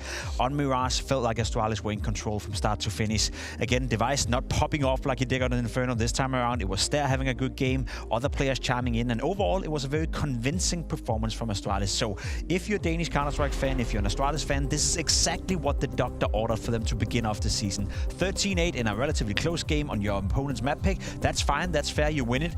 Dominating 13-5 on Mirage without leaving any doubt whatsoever of the outcome of the map. That's exactly the way you want to win if you're Astralis. Personally, for you, Jacob, does it surprise you how convincing Astralis were able to start off in this game? I kind of alluded to it coming into it. I think Wildcard, again, not overrated, but I think they have a certain skill ceiling cap. Okay. When they play against teams who play good Counter-Strike, when they play against teams with great individuals, there's a limitation to how good they can be with the current material they have to work with. By no means is Wildcard a bad team, but they are also a team with 1/8 of the budget of Astralis. So by that imagination, not really surprised. Totally agree. I mean, it was just clear to see that whenever the game got going, Astralis just had way more ways to play it out. They seemed to be on top of the individual part. They were on top of us as a team in terms of tactics. So overall, I think this is a very deserved win for Astralis. Yeah, obviously you perfectly alluded to it, the fact that, it was just the Device show through and through back on that map of Inferno. Second map, though, great to see Stair stepping up. I like his evolution as a player, right? He's been put in a couple of different positions, needed to evolve in his role as well, as Astralis has kind of changed a couple of players. What's your takeaway from him? I remember this guy, Stair, coming into the scene as this relatively unknown player, but when he came into the likes of Sprout, I remember practicing against him when we were in Vitality, and he was this kid that just popped off, and I think it was just a matter of time before he eventually got to the point where he was supposed to join a team like Astralis. He was picked up. I know he played a lot with Device in his free time, so they also created some kind of bond, and inevitably it was just the fact that he wanted to be brought into the team. So I think he's done a good job. He's been put in, as you mentioned, different roles. He's sometimes maybe a little bit overlooked compared to the likes of Device and Stown, and maybe also Yabi, which is maybe the main core of the performing trio in this team. But he's actually a rock solid player, and I think he did a really good job at the major as well. So in theory, I think he's a player that is sometimes a little bit overlooked, but he is definitely not something you need to look away from. I very much agree. Think of when he joined Astralis. It's probably been the worst time ever to come in as an outsider into Astralis, constantly changing your in-game leader, constantly changing your roster. Then you think Blame F is the new thing. Now Device is the in-game leader. Now Cadian is the in-game leader. He's had to undergo a lot in his relatively short time within Astralis, and as Peter said, he's been rock solid throughout the entire time. I also read an interview in Danish where he said that he did sign a couple of years ago. It's been a while since he joined Astralis, and he's apparently in a contract year right now.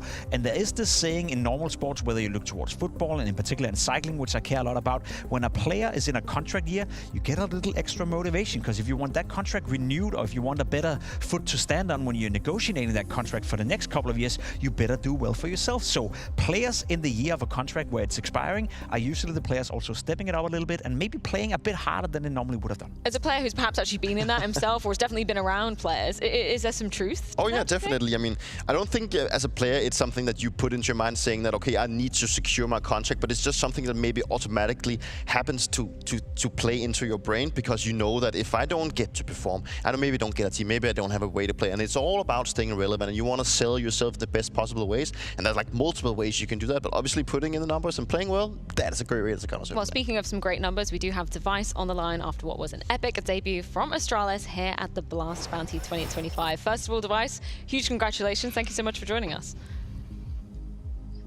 I don't know whether he can hear us. Oh, I don't think so.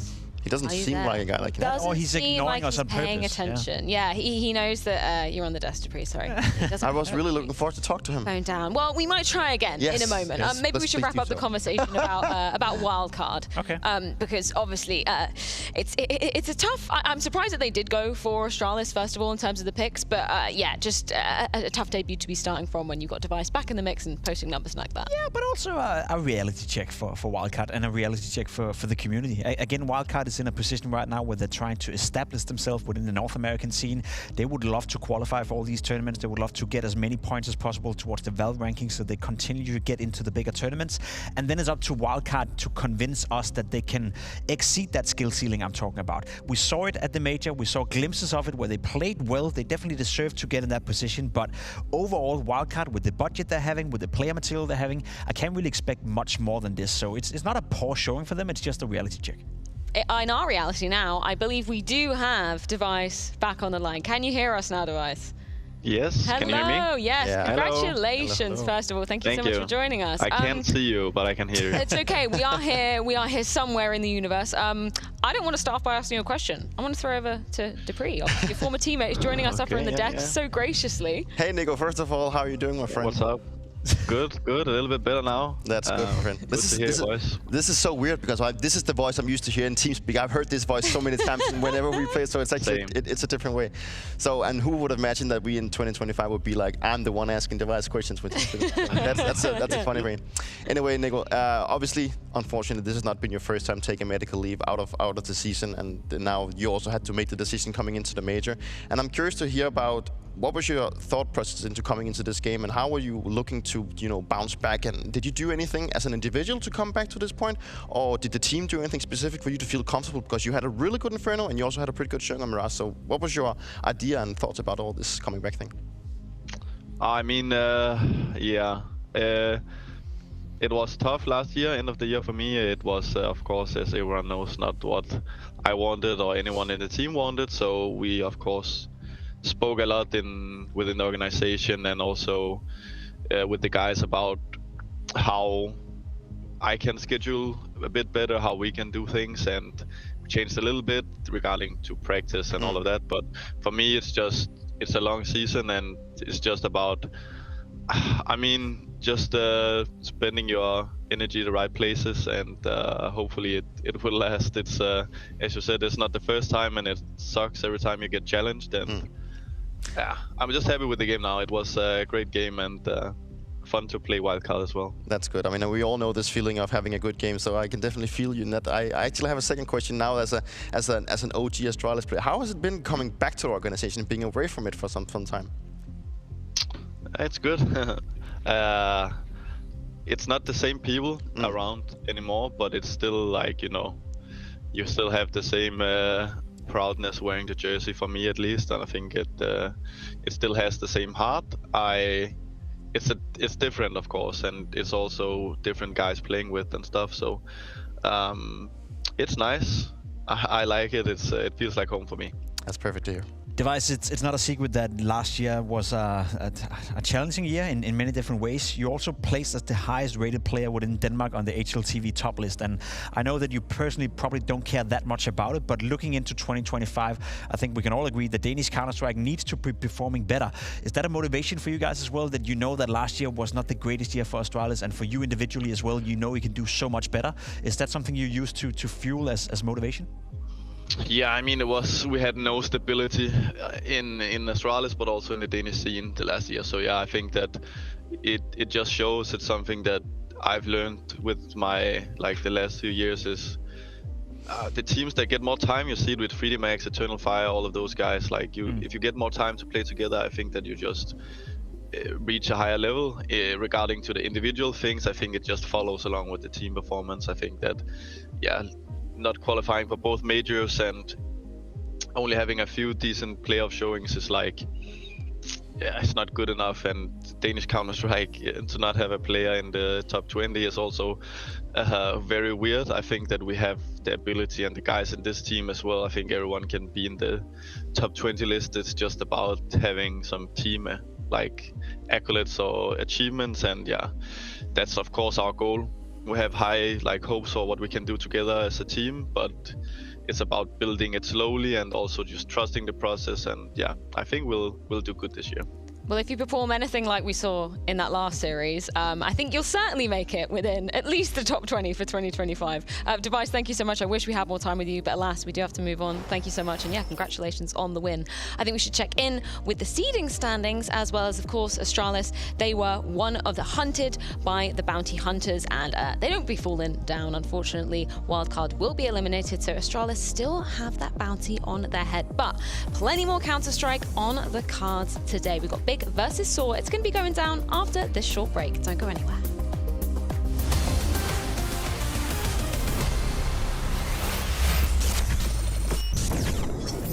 Another opportunity around the truck, trying to take advantage of that. Great collateral shot as well. Oh, and he finishes it off onto Spinks right there through the top of the truck. With 40 seconds on the clock, that's a very powerful smoke, but potentially a powerful boost coming in as well. That's a nice idea, and ZywOo will convert the kill. We're in trouble now. G2 will find Apex elsewhere. Do they commit in towards the B bomb site? 4-on-2, but ZywOo is alive and well. Hunter coming to back up the B bomb side. No support utility for Nico. He's got to hit the shots right now. Oh, and ZywOo takes him down. Great flash from Jax. This is actually unraveling for G2. 13 seconds left. You've got to get this bomb planted. Hunter, he can pressure the smoke right here, but he's not able to find anything. ZywOo, in fact, takes down two. No! Doesn't even see a single target, but m0NESY's quick on the flank. ZywOo, he's already got 4 in the round. He's looking for the ace to clutch this one out. Here we go then, m0NESY.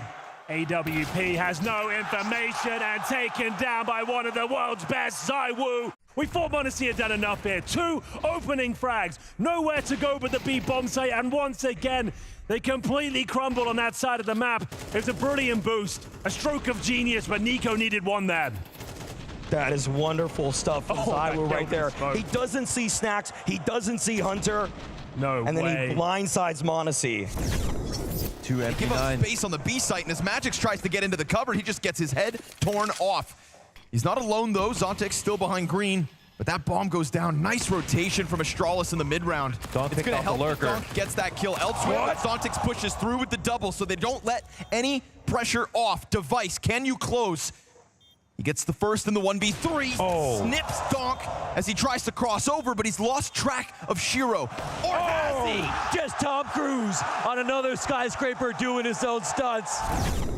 It's an awkward one here for Brokey. Guns are being swapped, and he's not able to hang on. The pistol finally gets what it needs. Rob goes forward, but a double from Zontic. He's making that thing look like an op. $300 pistol keeps them in this. And a push into the market. Oh, this is scary. A push into the op.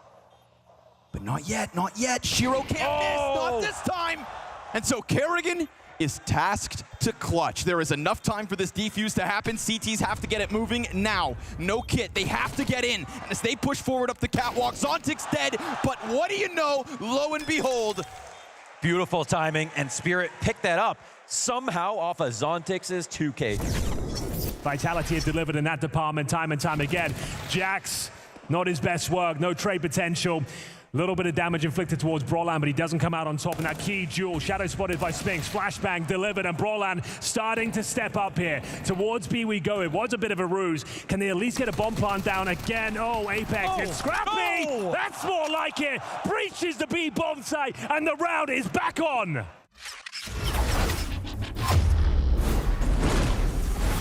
You went for Saw, which is a 20k bounty on their heads. How involved were you with the decision? Like, was the team consulting everybody, or was it, down to the in-game leader and the coach to decide? I mean, we knew who was available to pick, but we didn't have any impact on the decision. It was mostly the coaching staff and the IGL deciding it. And for what I know, we picked them because they are a comfortable opponent for us. We played them many times, and we know what we have to expect from them. And I think it's a good game to see where we're at and just get the groove going, Obviously Big, they were the first team to be picking out of anybody, and they picked you guys. Why do you think that is? I assume it's because they feel like our team is in a bit of a hectic period with changes and whatnot. Yeah, I think it is that. Also, maybe they feel like they could go head-to-head skill-wise with us, and maybe they will not do that against versus other teams. Big versus Saw next up on the cards. The former ranked 17th coming into the bounty. The latter ranked number 11th with a 20k bounty on their head, no less. Let's begin the conversation by talking about Big, though. I'm going to give you a very hard question, Jacob.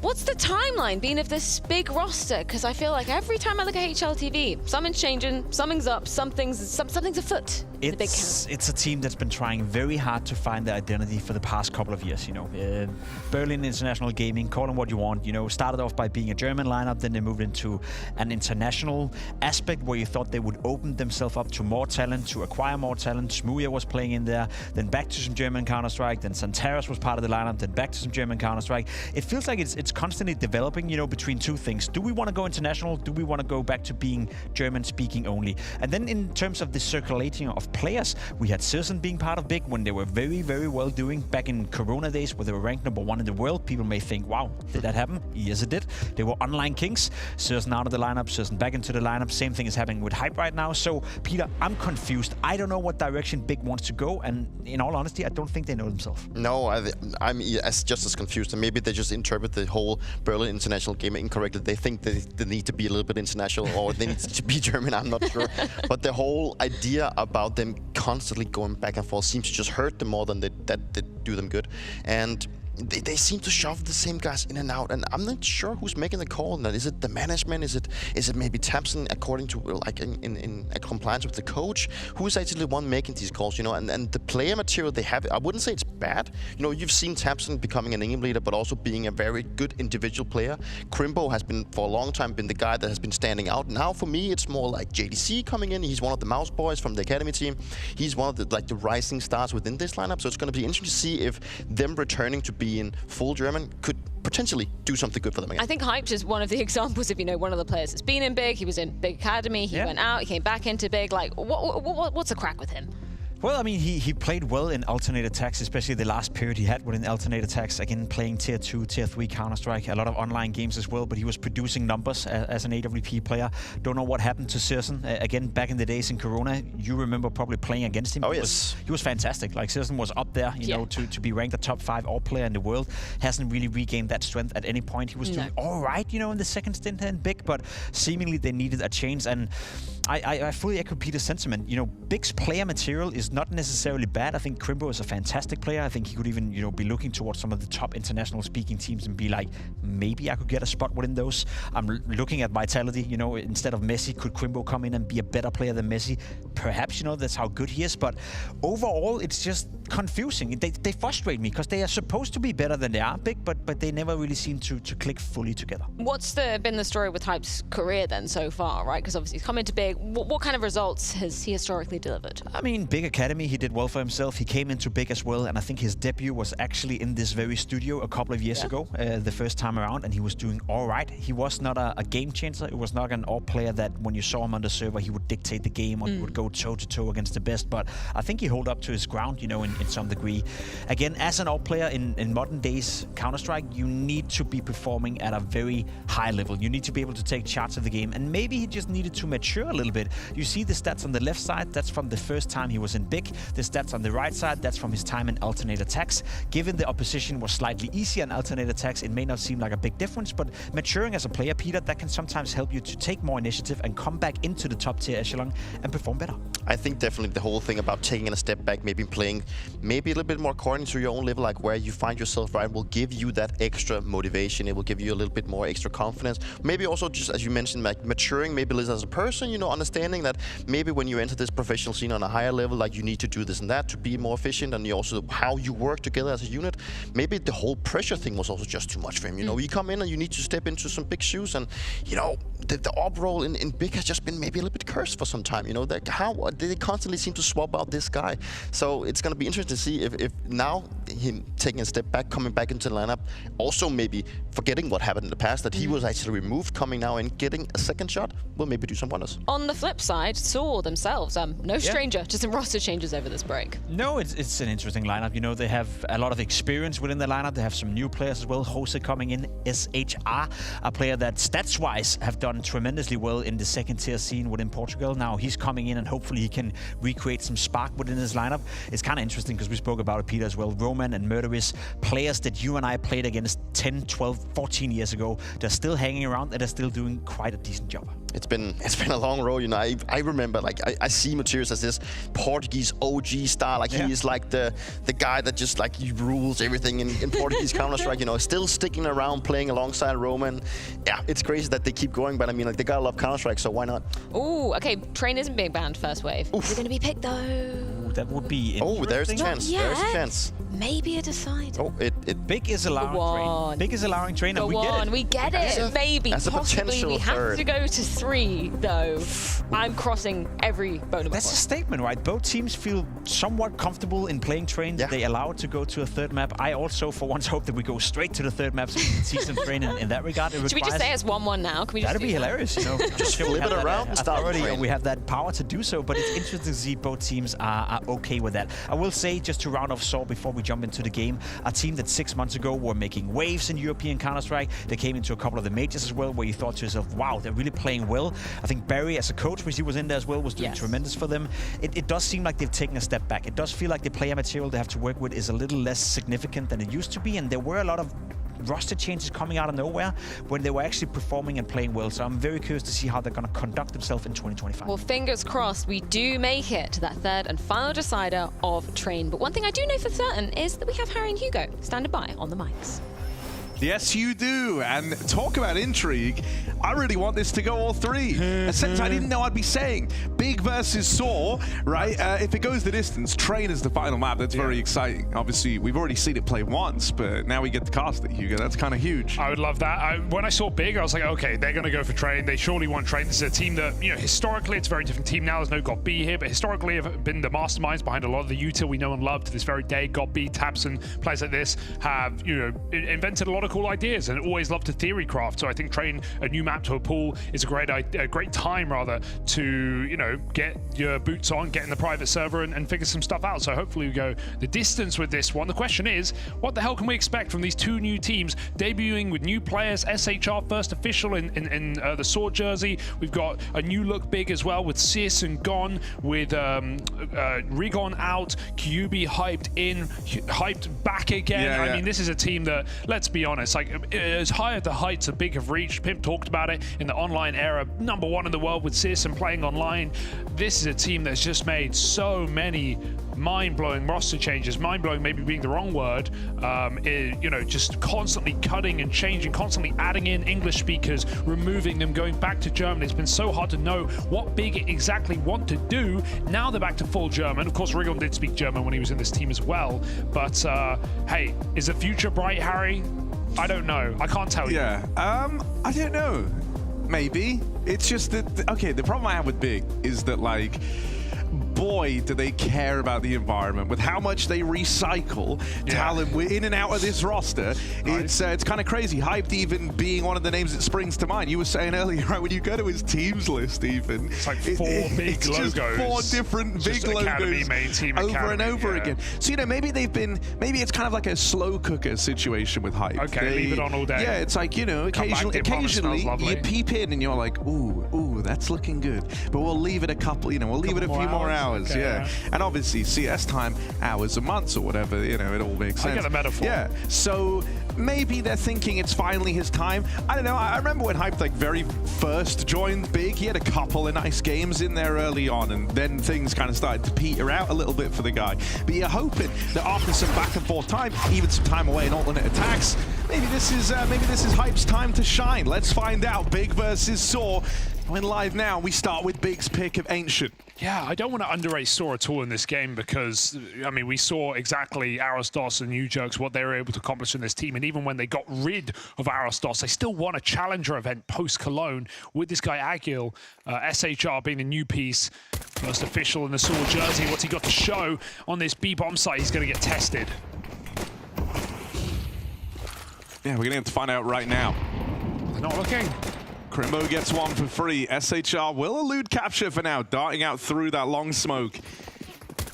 Bigger here, and they've got full control. A man down, a Saw, and they're hoping that Mutiris can maybe give them a way back in as he approaches through the cave. Agil, in the meantime, on a long flank around, but it's SHR right now. New boy on the block. Propels them back in for a chance in this retake. The rest of his team get cut down. It's all eyes on SHR. Tap on that bomb. Forces a reaction, a swing out of Big, but Tapson takes heads off and turns tides in the pistol as Big pick it up. They even had the molly for the bombs. There was no winning that round, safe to say. Nice explosion for Big. They slow it down, they recommit, and that cave control, no one's even looking, so a bit awkward for the Saw boys in that pistol round. You know, you talk about academy players coming up, and you obviously look at hyped inside of this team, but it's Crimbo. He's the OG academy prospect that never got removed, never got kicked, and in fact even got promoted to in-game leader for one event of this big squad. So some familiarity here, of course, with the OG big players and hyped. Hopefully makes things a little more synergistic. That's always been the goal with trying to speak your home language, your mother tongue. Saw on a force, interestingly enough. Story's got the FAMAS.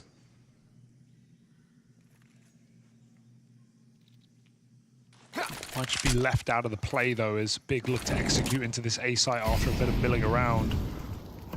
And all the util used by Saw. That last smoke is perfect, but no one's fighting in front of it, so it doesn't do anything to stop Big from spilling into this bomb site. Final bullet headshot, stuck behind the box. Roman can't connect the shot, and Hyped able to get 3 kills to farm that AWP money early. He wants even more. 4. He wants the ace so bad, but he's low. But he's going to try anyway.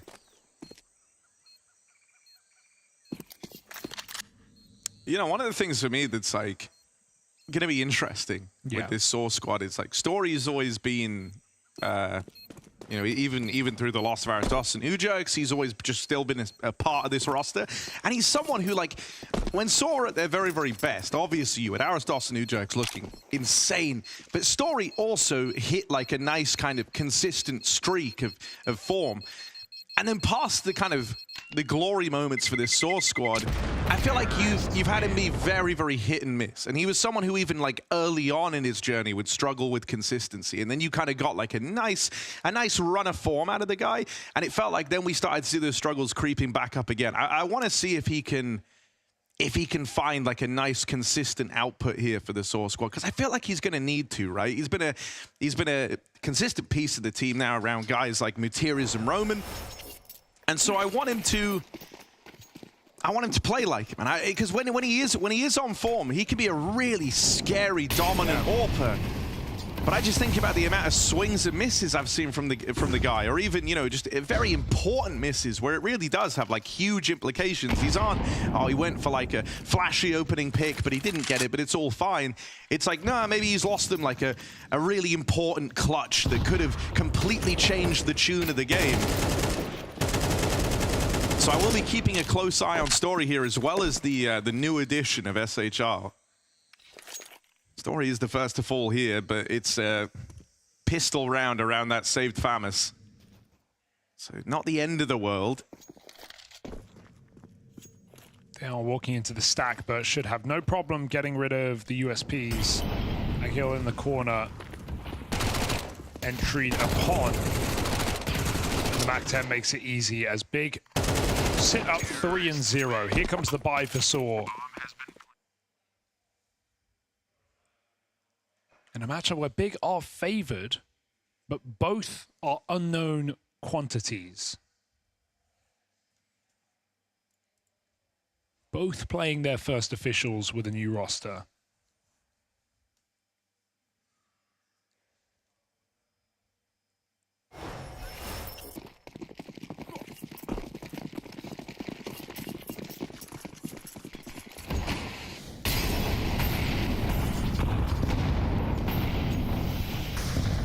To be fair, not only have Big's heights been higher, but Soar's lows have been lower. It's just more recent that we've seen this core of Soar players go deep in events. But all in all, I'd say Big could be pretty impressed in their major runs. I mean, it certainly came out of nowhere. Definitely.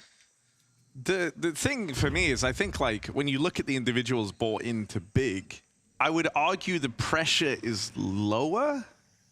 Maybe that's a fair statement because, you know, CS, don't get me wrong, was a very big piece and had some good games in there, but I feel like Hype could match that from what we've seen before. And then I think, you know, you're coming in to replace Regon, who was a great space taker, but it's not like he would consistently dominate these games. Ooh. Meanwhile, you look at who SHR and Aguilar are replacing within the Soar squad, and these are like your two heavy hitters for the Soar team. I think, yeah, I see your point. Got a big flank here. Tira's timing is everything, and I think he's lost it. Crimbo's going to get the peek off, and a jump spot to see Roman getting out. They have all the info they need. Oh, needs just a clean kill right now, and Roman's not getting it. Big on giving it. Tucked in for the win. Now you can't even escape with your life. Oh, they're playing with him. And it's done. 4-0 for Big. Some sharp shooting for JDC in this gun round.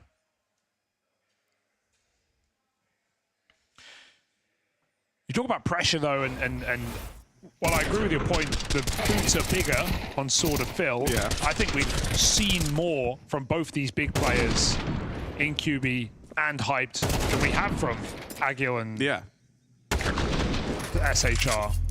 Not seen them play at this level, so... No, I think, you know, the other thing that's good within Big is, like, you have a lot of hunger within this squad, right? For someone like Tabson, even when you kind of look at, like, the grizzled veteran of the team, I think it's like a lengthy mission in trying to prove that this has always been the right decision, and to do that, you need to have results. So that's something that kind of fuels his fire to build Germany's team.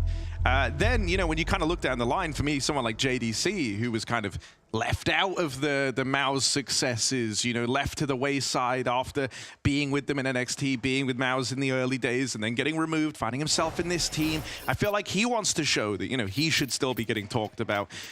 Same sort of academy vibe, even down the line for Crimbo and Hyped. Hyped, I think it's even more important because, as we said, he's been in and out of these teams. He's been in and out of Big Academy. He had that stint on alternate attacks, but it's like, if I'm Hyped right now, I'm like, this has to be the time that sticks, right? I want to show Big exactly what I can do, and I want to leave an impression. Well, the AWP's out, so what's Hype got to show? Holding down on the B side. Big go for a slow mid take. It's just JDC lurking here right now. Rest of Big focused on B, pushing back these pistols and SMGs. And they've lost a lot of info in middle. Even the window player, Matira's backing all the way out. Big throw and execute. But they're in no hurry right now. Slow crawl up the ramp. Oh, missed Molly. Should be fine. That site player tucks into the cave anyway. Big can just go for the bomb farm right now, but they take the spam fight, and SHR wins it out. Those smokes have not got long on them. Big got to be very careful here. They can't get off the site. Scoped in, but SHR's already ahead of this. Playing it in the long corner. Hyped might just get caught blindsided by that MP9. Ooh, one more picked up from Roman on a drive-by shot. QB knocked out of the round. Crimbo trying to recover as JDC makes his move. Takes one of the grave with him, but it's all eyes on Crimbo, and SHR has his number. The fuse held Soar able to dig deep and pick that one up on the low econ buy. They find success. Hyped, just unaware that SHR has been able to slip through that smoke and molly over a long. And that was the first domino to fall. That was where things started to really fall apart for Big. Yeah, they're already a man down. It's a bit of a curious guess for Hype, but I guess he can't move enough to clear it. He's trying to, he's trying to check short as well. Just has to gamble on his angle. Would like to see him tuck in, really, and just get set up by his rifles, but let's see him in a better position to succeed. Warp in middle for Story. Hyped on a boost, but no one's giving him the time of day. And heavy mid-control here for Saw with 3 players. They're going to take it back and then rotate B. They know big are coming. They found out the hard way. Full control taken this time, far cleaner. QB will get picked up, sure, but you still get into the site here in a 4-on-4, and Hype takes it one step further. Now, this time was... that's really awkward for Roman. Lucky. And mollied off. The smoke does bloom, so he's going to get a chance if he wants to risk his money, but just grabs the AWP and gets out. It's a safer play. Big 5-1 up, dominating on this T side right now, and they're even hunting the kill. Crimbo will hear this. Yeah, this is an unlikely save, it feels. I guess Hype can't full commit to the hunt.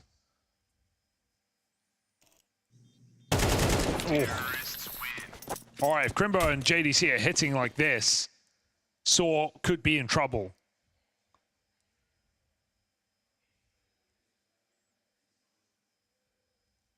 I also just think culture-wise, you've got a far more keen couple of players. You've got QB, who's been stuck on a Fnatic bench for a while. Yeah, like over 6 months. Yeah, wants to play, wants to be around. And you've also got Hyped, who is filling in for, let's be honest, Searson, who wasn't exactly the, you know, social barometer of the team, often playing at home. You never saw him in the boot camp facility.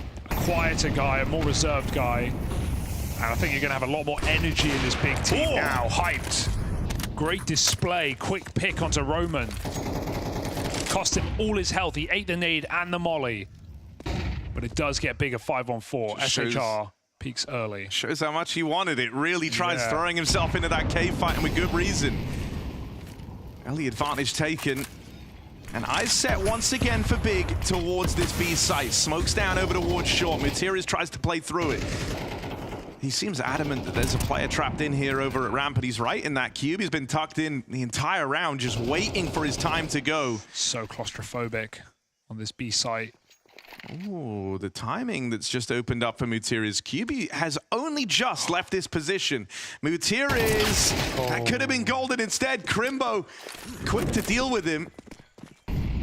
Keeps his wits about him there on that push down through the ramp. And it looks like they're going to try link up with JDC over here. He's been taking space in middle the entire round. It's a fake, though. The bomb's still here, and Saw aren't buying it. They've still got 2 players in position. This is quite a commitment to a fake with 2 players contacting in, but they miss the shot. Story losing control, and if anyone from Saw leaves his B site loudly, oh, it's just going to be Crimbo getting out instead with the bomb. There's no way he'll ready for Tabson here either.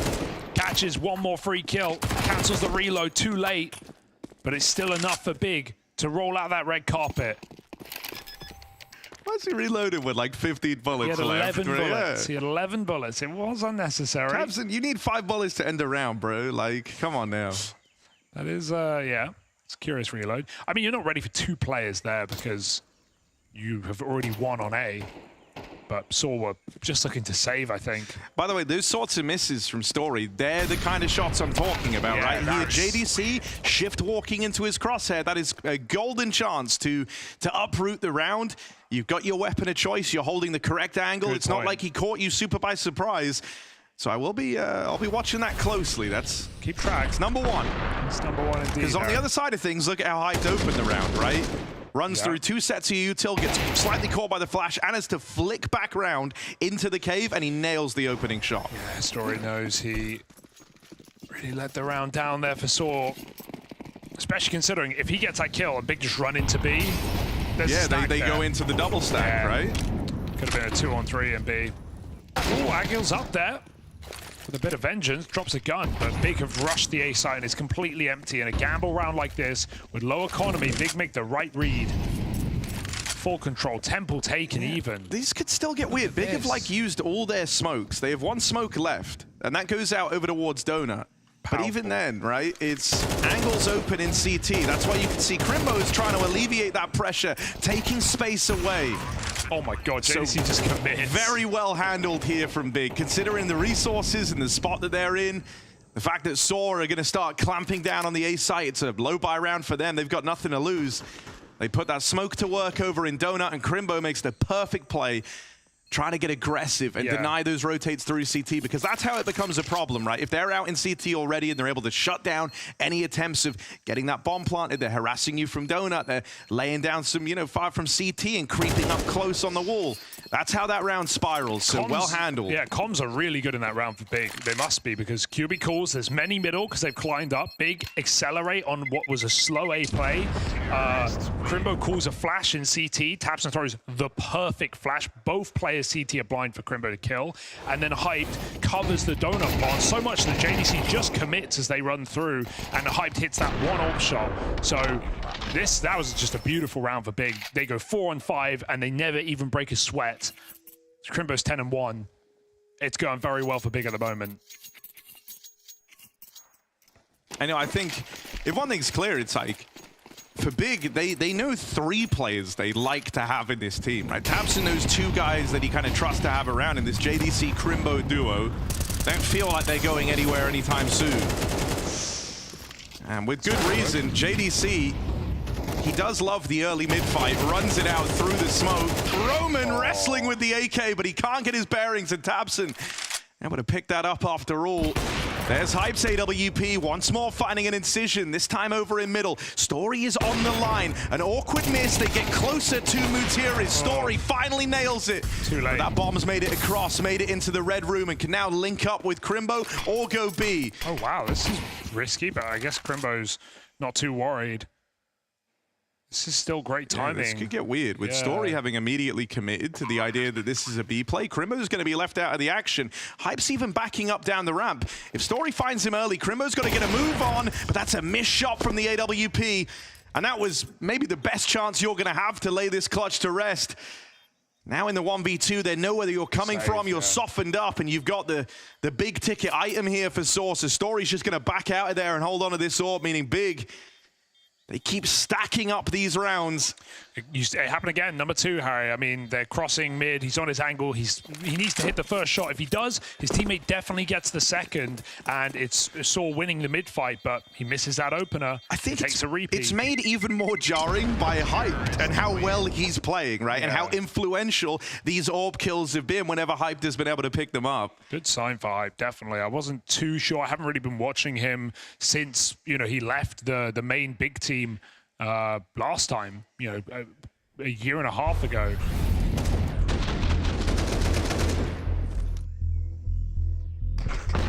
But starting strong in this series.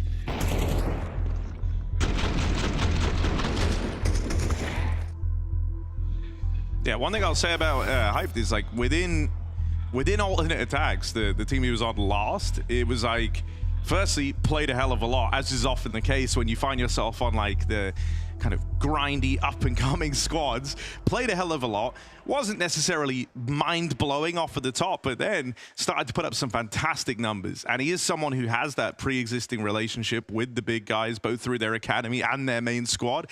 So, like we were saying coming into this, it felt like they just wanted to give him a little bit more time to cook. A little bit more time to, grow as a player, grow into his role, find his comfort and his voice on the AWP.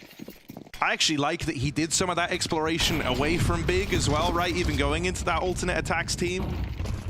And now they feel like the time is right. Hyped 11-3 certainly feels like a good move. And oh, that's brutal. Oh, Agil just spraying the smoke, and he gets domed by JDC first bullet. Spray was even connecting as well. It's Saw who went for a stack on the other side. And so they had no A control, and Big just called the bluff. And at 8-1, this is a really rough save to call, but your chance of winning a 4v5 like this is so low. And so I actually do like this save, as dire as a call it feels like it is at this point in the game. It's really awkward. JDC and Crimbo just being a nuisance. 12-5 on the former. Does JDC live here? No.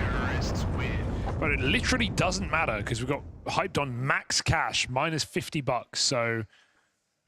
Yeah, Karimbo's also on like 15k, so Big have kind of maxed out the bank accounts. Just don't give him an AK really at this point. Or any confidence kills, because it's not like Saw are looking too warm right now. They are getting diced. This might be a bounty taken off the head by a lower seeded squad, the Hunters of Big. They want Saw on a stick.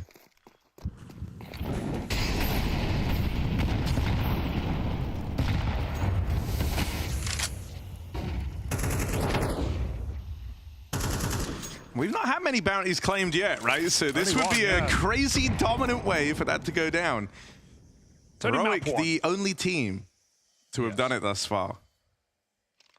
Oh, that was the AWP. JDC again, and then, it's his. Dude, it's like they know, right? In the same round that Story's trying to get involved early, he falls, he dies, the AWP gets away from them. Meanwhile, then we flick to Hyped on the other side of the map, nails a double entry on the ramp push out of Saw. It's night and day between these two AWPs right now. Yeah. Okay, Matires live and die by this play here. He's got his teammate in tow. JDC's a long way away. It's not unwinnable. But Matires needs to come back and help in the bomb site. Agil's putting on a bit of a show, but only a kill and some. Matires, scared of a lurker, offers up nothing more than that opener. And he's going for Story's AWP. I wonder if JDC's thrown it out. Probably not. There it is. Thank you, J-Raz. But yeah, you're saving for the last round of the half, and it's 10-1. And Story is yet to hit a consequential shot.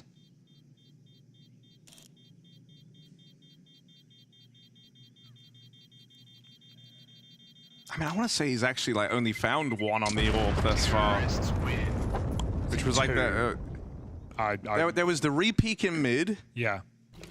Trying to think when the other one was. No, I think it is just the one. I think you're right in that, yeah. And even then, like, the re-peek in mid was after he got Mutiri's killed.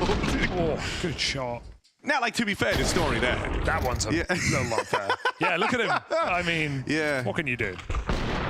Big are just feeling it right now. And that's the thing that I think is going to be awkward for Story. I think it's going to take Mutiri's and Roman some time.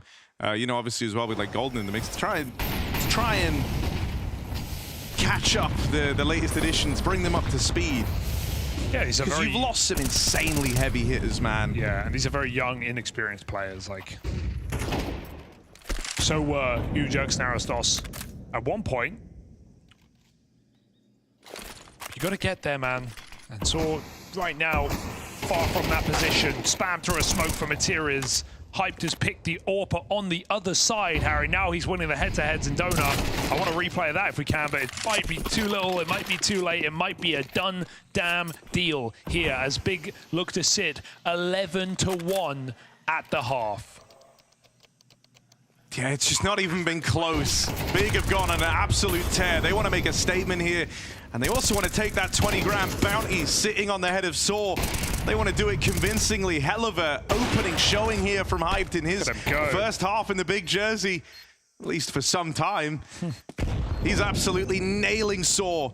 15-3, Roman walking in, but he's already come to terms with defeat here. 11-1 and a runaway half put forward from Big.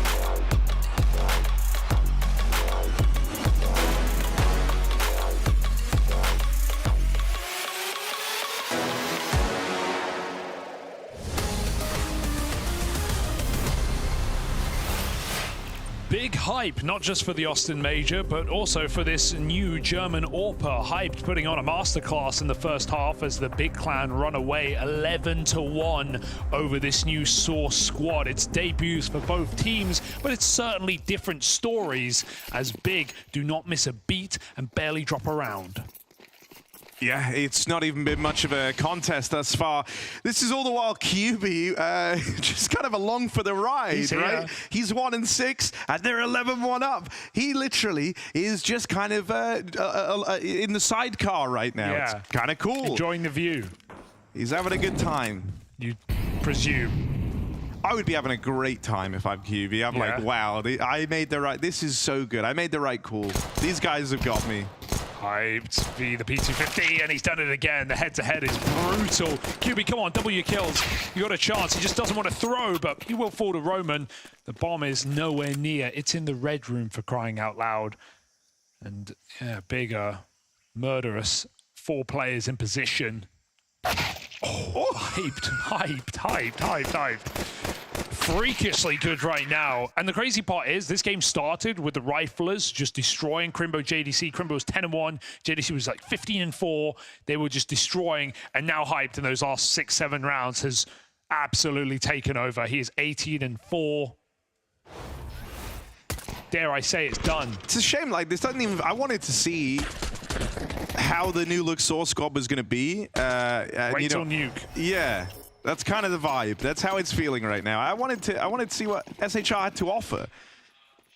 And like, he's sitting up towards the top of the board, but... Don't say that. That's just disingenuous, isn't it? You're right, but you're also so wrong. Yeah.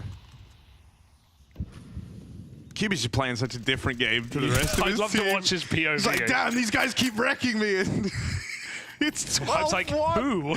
Yeah. Who? How? Oh, JDC in the red room.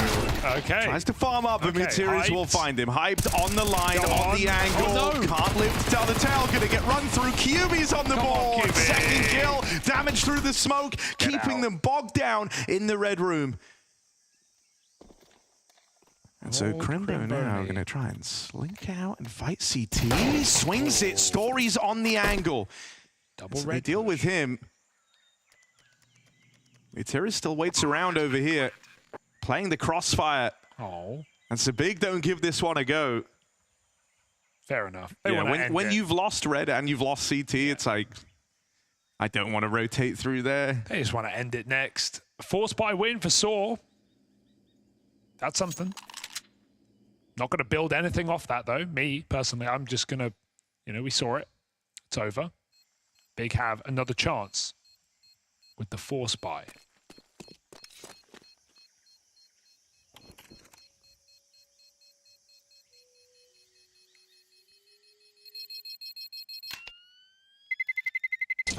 Terrorists win.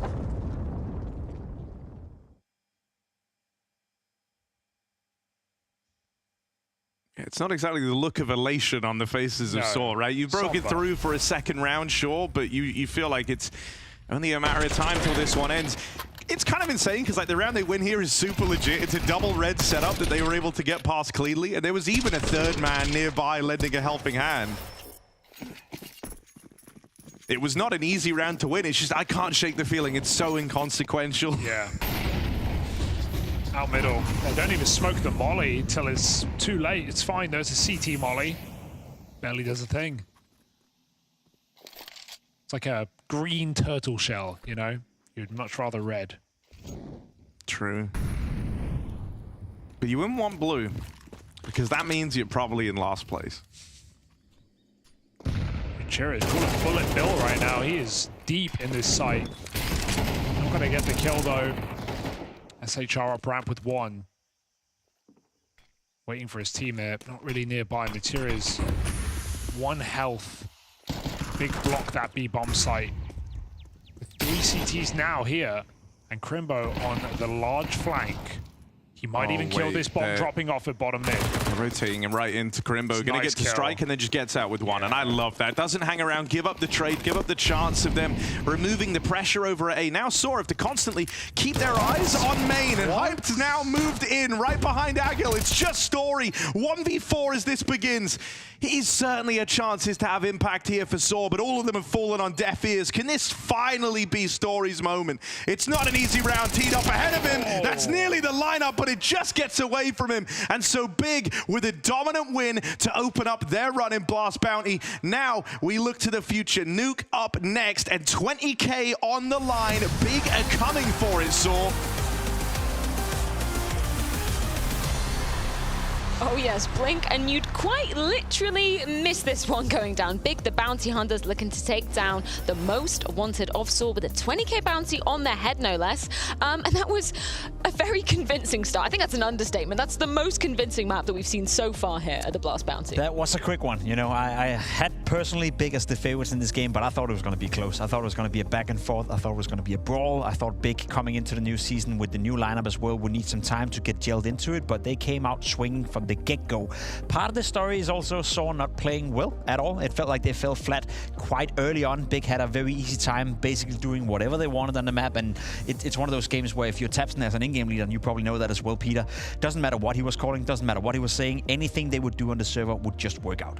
It just looked very uninspirational from Saw. I mean, they didn't have an answer, and it looked very easy for Big. As you mentioned, that whatever they did, it just paid off. Even when Saw tried to do something aggressive, Hype was waiting for them pushing down B.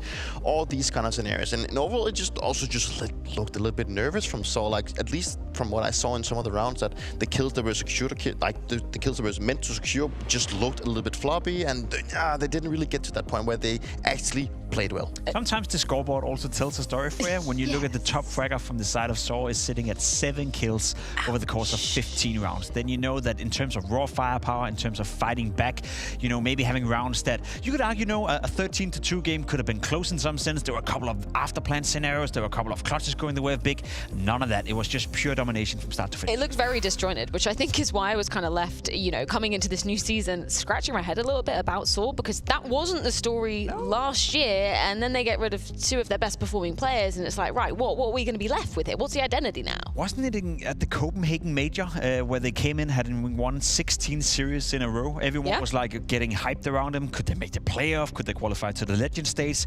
And throughout the year, they kept on performing at a relatively high level and kept producing results. And then, as we spoke about, Peter, all of a sudden, the lineup almost like I was opening up Twitter one day and I see, you know, Saw roster changes, and I'm like, why? And then I see Barry out of it, no longer the coach, and I'm like, why? What's going on with that lineup? It just seemed to explode out of nowhere as they were doing quite well for themselves. I'm also super curious to what has happened, because they actually had a lineup that worked really well, and as you mentioned, they had a really good streak going. Even I looked at them saying, like, these guys are just really good. I actually had them as like one of my dark horses coming into the tournament, at least for the Copenhagen Major, obviously. And you know, there's got to be something behind the curtain that we do not know of. And you know, I also had this feeling coming into this game, like Saw does not seem like a team that you are supposed to fear as of right now. And I think with the 2 players of Roman and Mutiris, they are trying to maybe rebuild something with some new talent. And obviously right now, this is not a really great showing, but they will probably have to spend a lot more time to figure out how they want to approach it. Maybe there's also a little bit jitters, new players and everything. So yeah, let's give them some time. I think, yeah, Big certainly didn't look scared at any moment during that map. I think we could dive into basically any one of those 2 rounds from that first half. We do have round number 10.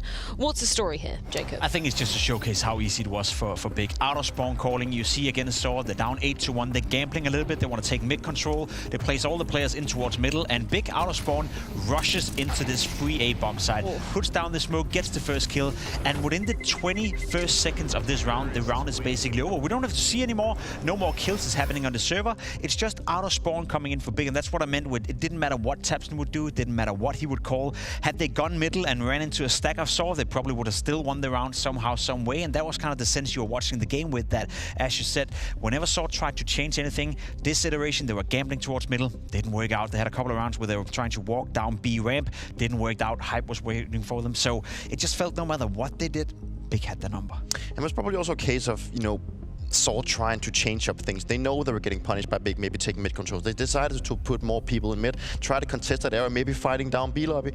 Then Tapson decides to go, guys, we're gonna hit A fast. Most likely that's not gonna be a player. The guy that actually is in spawn gets taken out through the smoke, and at that point, you know, knowing that they're rushing, they probably have like multiple smokes, Molotov flashes, everything to keep them at bay. It's gonna be really tough for them to come back to the game, and you know, it's just, as a player, when you go to this point where you decide, okay guys, we need to make a change from what we have done previously, because we've been punished doing X and Y. Now we're gonna do this to try and punish what they've done, and then they just make the right call by going the opposite way, and you're like, yeah, of course. We were talking a lot about, you know, the AWPing questions that we had coming into this particular matchup, particularly on the side of Big. We've seen Hyped, you know, for a brief stint in Copenhagen. He was on the roster, then went back to Big Academy. He's been in a couple teams since then. In the small sample size of 15 rounds that we got on this map, what did he deliver, Jacob? He delivered well. You know, I think he was punishing some of the aggression coming in from Saw. I think on the T side, you see his highlight package right here as well. Obviously farming money for the AWP as well, and overall just having a great showing. Again, I want to praise Hype for having a strong map. I want to praise Big for having a strong showing, but as you also so bluntly said, Freya, it's a small sample size. It's only been 15 rounds, so I would like to see what happens when he gets under pressure. What happens when you put him into a clutch? What happens when the score is 10-10 and he then has to make a play? Early signs are looking good. As you can see right here, punishing some of the aggression, finding kills with the AWP, left, right, and center. That's always nice. That's going to give him confidence, but it's too soon to have the debate whether or not it's going to be a success. But it's always nice to get off to a good start. Totally agree. I think it was great to see him also go for some of the more aggressive plays. You know, that is what kind of puts him in a position where, you know, he dares to go for the plays. He's not just going to sit back. Obviously, maybe getting off to a good start also helps him, takes the courage up to take off these plays. But going for the fast killing Cape, you know, it just shows that he also dares to do it and not just sits back and kills them when they come for him. I want to touch upon JDC because we weren't able to run it earlier on in the broadcast, but I did have a little chat with him and he was talking about, you know, he's going to be taking much more of those entry positions. Ancient was always a map that he did it on. He was doing it just a great display on this particular map. That's going to change, though, going forward as well. He's going to be taking a more aggressive role on a lot of the other maps for Big. Is that something that you like to hear from JDC? Yes, I do. Because it's part of his DNA. We saw that in Mouse as well. We saw that in Mouse Academy. He's a very selfless player. He's always willing to do the right thing for the team. I have an idea, without having ever been on a team speak with him, from watching outside, from speaking to some of his ex-teammates, that he's the perfect teammate. Like, he's always willing to do whatever's needed for the team. And if Big feels that he needs to be in positions where he's creating space and finding openings, then that's what he will do. My only concern is that I think, like with Wildcard, we had that conversation as well. JDC is a great player, but can he do it against some of the top tier teams? Obviously, right now against Saw, that's not a top tier team. They're looking rather weak right now on the server, but in terms of looking at Big, it's a team I have in the caliber of knocking on the top 10 in the world. Can he do it against some of those teams? That's what I want to see, because JDC is a fantastic player, but in terms of skill ceiling, not sure if he's good enough. For sure, and I'm genuinely happy for him. Like, he was one of the Mouse players that was left out, and all the others, they moved on, but at that time, it also made sense. He was probably the weakest link in the team, so it made sense for him to maybe not move on to the next stage. Now he spent a lot of time, you know, his upcoming coming into Big has been like putting up good numbers. Yep. His time in Big has been really good. So, I mean, it's just fair that he gets another shot at it, and it seems like he's developing to becoming a player that he likes to be, and he understands the way he wants to play. So I think it's a good and healthy improvement for him. And he's a late bloomer. Don't forget that his professional career started very late compared to the guys he was playing with in that Mouse Academy. Yeah. You know, he was the old guy. He was the experienced one. He was the late bloomer. So in terms of looking at his age, people may say that he cannot develop anymore, but he hasn't played Counter-Strike for that long, you know, so maybe there's still some potential to grow. So my concerns about him having a skill ceiling is probably not correct. Who knows? I mean, to round out the triple threat that was displayed by Big in this map, no less, Crimbo, of course, we've got to give flowers to him. When you've been playing against, you know, Big previously, when you were on Vitality, maybe on Astralis as well, was there anything that kind of stood out about Crimbo? Because I think in the early days, we would always talk about his clutch factor. Did you ever experience that? Do you have any memories of that? I mean, he's a good clutch player, but the one that stands out the most is he's a little bit of a...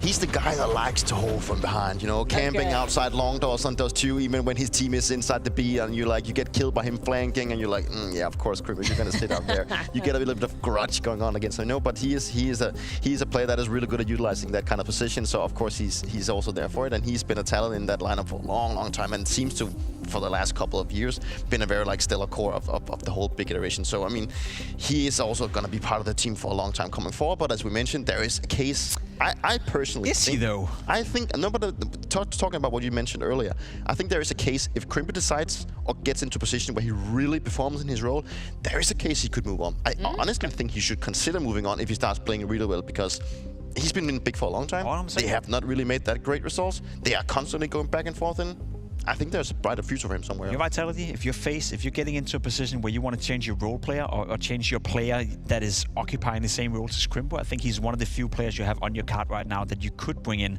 I think the way you described him before is correct. He reminds me a bit of Robs in the sense that he's a bit of a rat on the server, as we like to say. And, you know, he's always holding somewhere from behind. He's always annoying to play against. And if he can develop just a little bit more, I agree with you. I think it's time for him to make a step further into his career, unless Big can get it together and actually deliver a team that is worthy of his standard. Yeah, that caveat aside, I wouldn't want him to go on the kind of the same path as we've seen with maybe Tabson, dare I say it. Like sometimes I think we were saying, you know, maybe he could have gone on to other different teams, maybe international lineups. He could have definitely done that, especially in the terms of in-game leading. Like, you know, he could have moved on, but I actually liked to see Tabson in more like a star role. Like, he actually had an insane amount of firepower, and he sometimes still do, even in the in-game leading role. But the good part about Big is that if Crimper decides to go somewhere else, he can always just come back. You know, they just keep recycling, so who cares?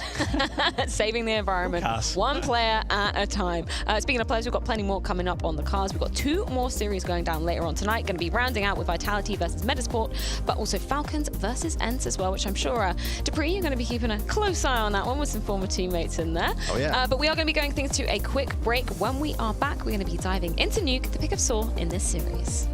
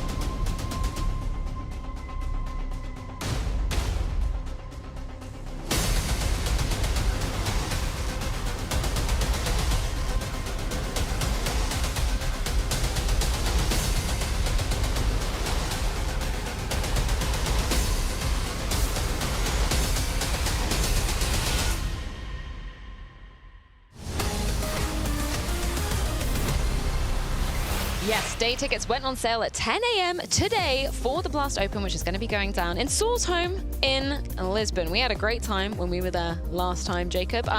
Average temperature of 18 degrees in March, which from Copenhagen, that's a lot. That's a lot of degrees. That's for sure. I cannot wait. Just the thought of wearing a t-shirt, the thought of wearing shorts, you know, I cannot wait. Lisbon is a nice city, and trust me, they bring the heat as well. Last time around, that arena was so loud compared to how many people were in there. It didn't make any sense whatsoever. It was crazy. Not that we're going to be spending a lot of time, you know, outside. There's going to be a lot of good Counter-Strike going on inside. And Saul hoping to bounce back in this game as well. Nuke up next. It's going to be Saul's pick coming into things. How is that going to be faring for them? I'll be brutally honest, you know, there's nothing that suggests that Saul are going to be able to make this game competitive. However, it was just one map. It could have been a slow start, could have been jitters, as you spoke about as well. It's entirely possible that we get a more competitive map, but there was nothing suggesting on Ancient that, you know, from an individual point of view, from a team point of view, they gave us nothing to work with, you know. So I'm allowing myself here to have no hope whatsoever, set the bar incredible low, and anything above this. It's just an average day for you, Jake. That's how I live my life. That way I never get disappointed, always happy, always smiling, and it's fantastic. Give me something to hold on to, Dupree. Please, give me something. Give me some hope. Good luck. Thank you. One of the tools as a player, once you play a best of 3 and you get smacked like this, like it, obviously you need to leave that in the past, but it is that you start to realize and you need to isolate every game into one best of 1. So now you've all lost one best of 1. It doesn't matter now. You're going to move in. You're going to move on to the next one. Potentially it's a third map. We hope to get train right. I'm crossing my fingers for that exact prospect, but we are ready to be diving into things. A chance for Saul to be flipping the script. It is their map pick of Nuke with Harry and Hugo. Yes, Freya, I think we're going to need a little bit more than luck and hope if Saw are going to bounce back in this series. What I will give you, Harry, are statistics, numbers, hard data, and facts, okay? Cold hard facts. 54 maps played on Nuke last year for the Saw squad, the core of which, of course, not these two younger players, and they won 72% of them, 39 out of 54. So the numbers were good. Big barely played this map on the flip side. They didn't even log 20 games on it. So if you look at that from that angle, that's legit. Look at some of the wins from Saw last year. They managed to take down Na'Vi, G2, FaZe, the Mongols, some of the best teams in the world on this map. But let's be honest, at the same time, this is a very different Saw squad to the one we have now. They had some of the hottest prospects on the scene. And even though Agil was meant to be the next big thing, and he had an honorable run at Challenger at the end of last year, an event that Saw won with their debut with him, man, it just feels like Big right now are outclassing this squad on an individual level. Let's see if that keeps up here on Nuke. 20,000 big ones on the head of Saw. Bigger hoping to claim it. All starts with this pistol round. Let's see if Saw can give us a better look. Dropping in, it's Mutiri's dead first. Hyped back on the board, and QB even joins the fray. Hyped with a couple of taps has annihilated this outside push, and it's all eyes now on Story in a 1v5. It feels unlikely. JDC's there to deal the killing blow. Big pickup where they left off back on Ancient and immediately get off to a good start. It's all just, man, they're just not feeling it today. It feels like it looks like a drop for Materials. He catches JDC during a reload. He can't even connect the headshot. Yeah, it's obviously CS is more than just shooting, but if you can't do the basic of shooting, you're gonna have a hard day. So I feel like Big are in a great place to 2-0. Sadly, Train feeling less likely by the minute. But this would be, as you said earlier, only our second upset, only our second bounty claimed so far in 2 days. And tomorrow, certainly our most dominant. Yes. For now, I will say tomorrow is some very one-sided games. If you go off the bookmakers, if you go off of just the belief in some of these squads, right? Like, gonna have, I think, some 2-0s tomorrow, some favorites winning, would be my guess on really all 4 games. We'll have to see if that materializes, though. Up later, Falcons v ENCE, and then Vitality and Metizport. Yeah, I was trying to see if I could fight you on any of those claims, but I don't. You want to try? No. I'll wreck you now. No. I think I'm good, man. Yeah. I think I'm good. Yeah. Leave it at that. Little techie. You know, the... Go on. First game maybe is all right. I would say if there was one game there's one game I could believe in, I would say Cole VP, just because it's very new VP, but I think it's also, you got 2 Players who have yet to play players of the caliber of VP. I just realized, right, you know, like we have the whole, like, Tabson, like, building up the German scene, building his German. Yeah. M80 are actually on the verge German of doing core. that, right? Like, it's a stand-in, obviously, for just this event, but there's 2 German cores actually, which is kind of cool. Yeah, it is. Keto, ex-big player himself, filling in for Rek with a broken leg. That sounds like it sucks. Not filling in for Rek, like No, breaking your leg. No, I can imagine that's not fun. Do you reckon it happened because someone said, "Hey, good luck in the game, bro. Break a leg," and then he was just like, "Why would you do that?" Immediately. Hey, Lake's still there. He's always fun. Yeah, I'm actually excited for tomorrow. I do want to see. I mean, the big game of the day is Game 4. Obviously, Imperial. No, this is the big game of the day. It's Game 2. Oh, good one, big. Get it? Do you get it? Because their name is Berlin International Gaming, which would abbreviate comes out of big. We're all waiting for Imperial FE versus Na'Vi. That's, of course, exciting for a multitude of reasons. But actually, I also think the Cole VP game is going to be a lot of fun because we get electronic leading and maybe the firepower on VP, like, unlocked. I think there is a world where we start to see people like Fame and Flit come back under new leadership. Not that I'm gonna claim Electronic is the GOAT IGL. I'm not going that far. We haven't seen that evidence in Cloud9 2 VP, but maybe now that he has the reins. Flammus as well. Oh, big Flam. Flamming around. Always entertaining. That's a team I hope that are boot camping. Not to be confused with flan, which is like a dessert. It's horrible, isn't it? Yeah, it's kind of like a creme brulee, but without the flavor. Yeah. It's kind of like I don't want to say a savory jelly. Oh, okay. I was going to say, it's kind of like a quiche, it's like a jelly quiche. A sweet, jelly quiche. That's a good way of putting it. I'll have the jellied quiche. Please. Any flan fans, let us know. I'm trying to think. Do I hit flan? It is kind of like creme brulee, but like more stable. What's that? There's something like it that I can't think of the name of. My old man used to love them. He would eat them all the time, like just by the dozen. I can't help you, Harry. Come on, man. We grew up together. I'm not a old man, you mean. I'm not a flan expert. All right, Hugo. Expectations on this series? I think Saw are going to get more rounds than they did on Ancient, but that's hardly a bold statement. I think QB's going to get more kills in the first half. He's already halfway there. Similarly, no, he's already at the amount of kills he got in the first half in one round. I noticed JDC is not in the big house. There's always one, isn't there? Yeah, it had to be one. There's always one guy who's like, I ain't coming in today, guys. Sorry. All right, they're locking in. It looks like we're back in, folks, hopefully. You know, I'm very excited though to get to keep watching Hyped. He's immediately piqued the interest. Don't get me wrong, Saw don't exactly look like they're in world-beating form right now. Fair point. But regardless, it's, you know, even the shots he was hitting, they were super good, super clean. It's not like someone would stand there with 20 bullets on the guy and then like, oh, he's orbed them, unsurprisingly. You know, he was hitting these gnarly flicks, going for openers on the AWP. So I am very excited to see how he fares re-entering the big squad. And look at that, the tech pause has come to a close. We're right back in. Just joining us, Big have absolutely destroyed Saw on the opening map. Now they found the pistol on Saw's map pick on the CT side of Nuke. There's a 20k bounty on Saw's head.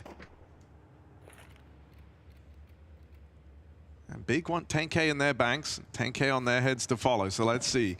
Crimbo waiting in over towards ramp. There's only Glocks left to go up against in this round as Saw take the full eco, so it's a stat pad round here for Big.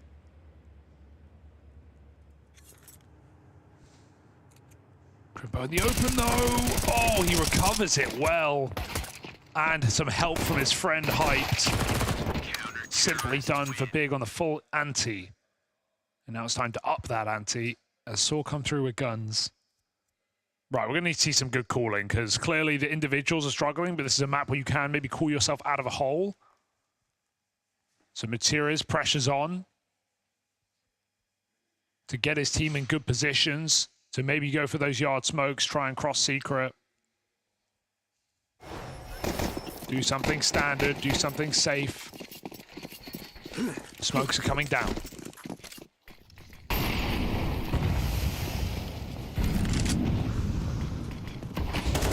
Oh, before the smokes as well, I like that peek. But they're going to try and block him. Yeah, it's a play you saw happen a hell of a lot back at the major, actually, right? Throwing these outside smokes, but having the guy with the best spawn run it out as fast as he can to try and beat the timing and get that early pick on the garage player. But tabseN, no respect. That MP9 gets put to work. JDC is in a very awkward spot here, trapped in a corner out in garage.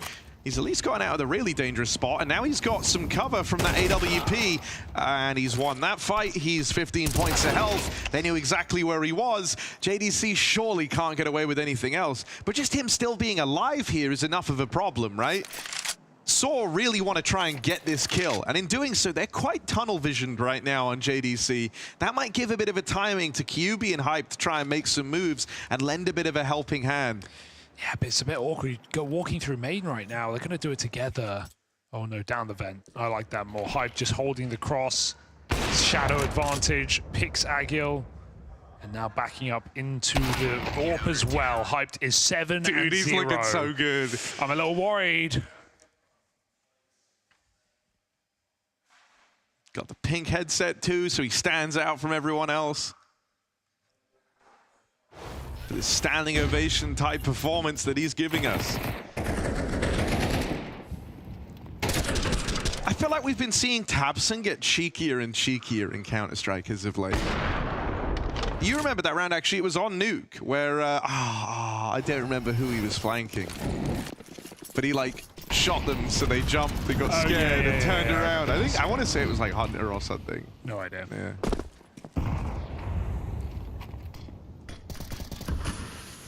They don't have flashes, but they're setting up for a pop right now. So this is not going to go well. I have a bad feeling. The cross is a bait. They're going to get down, but then they're going to run out hut together. So QB, pressure's on. Does he falter under it? Right now, coming up the vent. That's okay. This could be something. Out the hut, running, top of the hut. QB sprays down one, and they get stuck in the mud as well. Up the vent, tabseN denies one more. JDC from the heavens, and they just get stuck. Don't know where to go. QB won't give them the kills. Stays active on the top, flicking back and forth. It was Furia, he did it too. Okay. That was the one. I remember. I had to remember, man. That's such an iconic tabseN clip.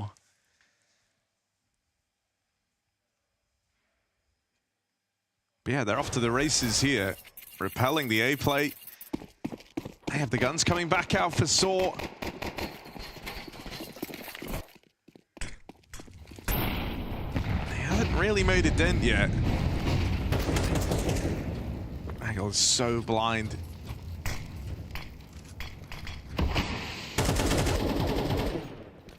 So it looks like Saw want to try and go for this outside control.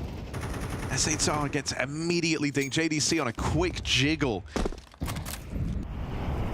But it's a fake ding. Yeah. Makes the noise, does the animation, but it's just clipped slightly through the floor. Or silo in this case. Either way, you're not going to re-peek it because SHR has no reason to move off the headshot angle. The lower he gets. Dude, look at Hype though. He's immediately like retaking this position. They needed the smoke for him. Tried to get that AWP involved early. The fact he has a teammate assisting him in that move, it feels like Hype has said like, yo, need this smoke. I wanna play. I wanna be involved. And when you're 7-0 on the AWP, it's no surprise. The double drop. Lower, but bigger already here in numbers. This is still an A play, so this is a nice fake right now. It's drawn 2 rotations. Hyped his backside, but tabseN's going to stop the first in secret. SHR is a little late. They never even saw the second player vents, and actually this looks like there it is. Maybe wants to end down on B, right? They've taken ramp, they've got all this room over towards the ramp side. Are they ready? tabseN up close. Oh, it's an awkward whiff to open. But his teammates have made amends in the meantime, right? Finding these other kills on these players rotating in through secret. Roman's going to try cover this plant. Agil with a fake. This will get the peek at least out of the door player. Roman's wrestling with him, but it's all Agil right now. Gonna have to try and get that bomb planted as well. Nice. Roman offers one up, and it's all eyes on Crimbo in the clutch. Moves in late through ramp, but he had to be noisy on the approach. Agil looks aware, just looks away. And so Crimbo now versus Roman. Barely any time ticked off this bomb already, but a powerful post-plant held for Roman over at the double door. This can be real tricky to deal with if you're Crimbo. You almost have to go searching for it. Don't have util to get down on this bomb. You have to try and flush out this last player, and he's got no idea where Roman's gotten to. Tap on the bomb, Roman swings, Roman wins. And so Saw, it doesn't take them long. They get on the board early here. He seemed so sure that he was still backside or single door, and obviously there was so much time for Roma to reposition and get inside of the window. Great post plant. Nothing that Crimbo can do except force him out with a tap. Good round for Agil. Got a little bit scared when Big somehow managed to get down the vent. After SHR clears out the first secret player, his whole job is to just stop that vent rotation so his team can flood out ramp. He dies, but still Agil gets it done on that B site. They take the AWP for Story. Trying to set him up at the start of this T side. Almost catches the jump.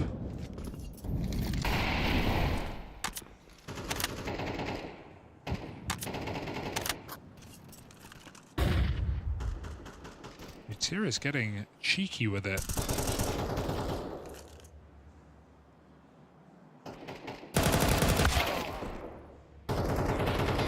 Awkward fight there. JDC given the freebie. Metiriz won't make the cross happen, and that was kind of what the whole play here was centered around, right? With the smokes down out in the yard, Metiriz trying to take that space away, and that's been shut down. Something's got to change here for Saw. There's now 2 players down lower. Hype's been down here all round. JDC moving into this position. And that's right as Saw group up back in the lobby. This rotate down could give you a way in, although Tabson looks to ruin it all. Quick double up as they try to move in through the doorway. And this is going nowhere fast for Saw. Story low on health. SHR the one to try and force a play, but he's been re-smoked in at the door. This one's over. Weird detail, JDC throws his smoke to Tabson top hop or some util. He jumps to throw it, hits the ground, then goes down the vent while reloading loud. So to Saw, that sounds like Hut player has dropped off and gone down vent. That's not the case, it's the main player. So that's why they walk out door and they're not even thinking about Hut roof. They think that guy's already dropped vent. So I don't think that was on purpose. I think he's just trying to get the smoke to Tabson, but it completely baited Saw. Both players walk out door holding main.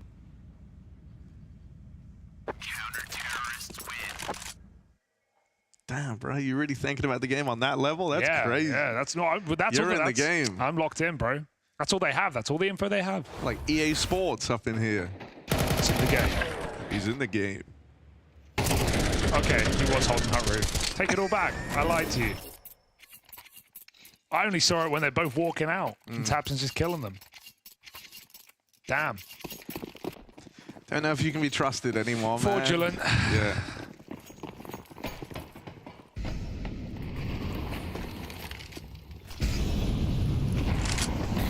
Come on, Saw, give us something. Oh, not the start they wanted. Oops. Hyped has been all over the map, though. He's been so impressive across this series. Everyone feels terrified knowing the next corner they go around, they might be walking into that omnipresent AWP. It's everywhere.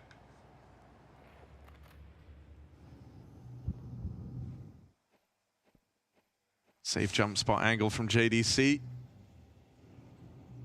Just to get the info.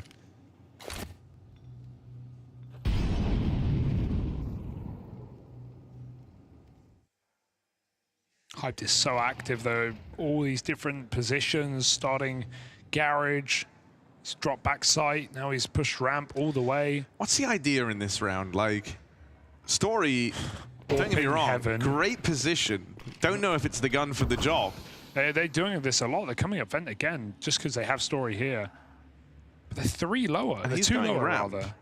Okay, no, it is going to be this commit down lower. This is so Hyped, moving in. This has to be Story's chance. He's got everything going his way. So Story on the board. JDC not able to adjust in time. Story finally delivers these opening kills to Saw. 3-on-3 in the retake. Damn. And Big have no clue where that Story AWP could have got to. They need to go for this. They absolutely should. They've got everyone together. Smoke on Tabson, kits on all three. They can flash out one position like Dark with a molly and get going. But Story, if he finds his first shot as they come out ramp, it makes the odds so hard for Big. Story's got a hot hand as well, right? 2 kills already in the round. Some nice shots, some nice positioning to get him here. And Big actually don't even attempt it. They write this one off. They concede a second to Saw. So that flank from Story, questioning whether or not the AWP was the gun for the job. It's the element of surprise that serves him well there. And it looked like there was a bit of confusion as to what even happened. JDC was kind of caught out in the open as he's moving in through ramp. So that one comes for free for Saw on the back of that big flank out in the yard. Yeah, I don't know how he's there. Don't know why he's... Well, that's the thing that's odd, right? Because think about it like from Big's POV. They had JDC down at lower early on. Hyped got the opening pick out in the yard and then ran it into lobby. But then in that moment, I'm always thinking, like, how is there this huge gap outside that no one is considering when they don't have eyeballs outside? Perhaps you just expect them not to push because they know Hyped AWP. Yeah, I guess it's also like there's an element of kind of maybe overconfidence there from Big. It's like they've seen the AWP out in the yard. There's no way they try and face Hype, not with the game he's having. There are going to be gaps. There's always going to be some gaps, and Story just... And I guess JDC only confirmed the suspicions by like getting the spot on players lower, so they just assumed at this point it's the all-in from Saw, and that's not the case. Okay. Maybe they can build something here. Saw, 2 rounds on this T side. Big saving for the money.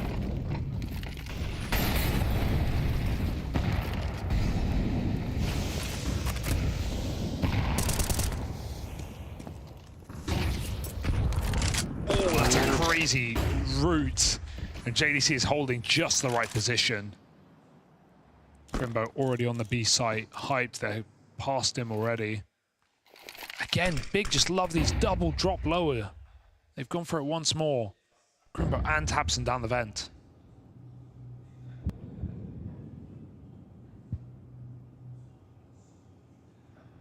Out in the open, committed. Tabson ready to trade him.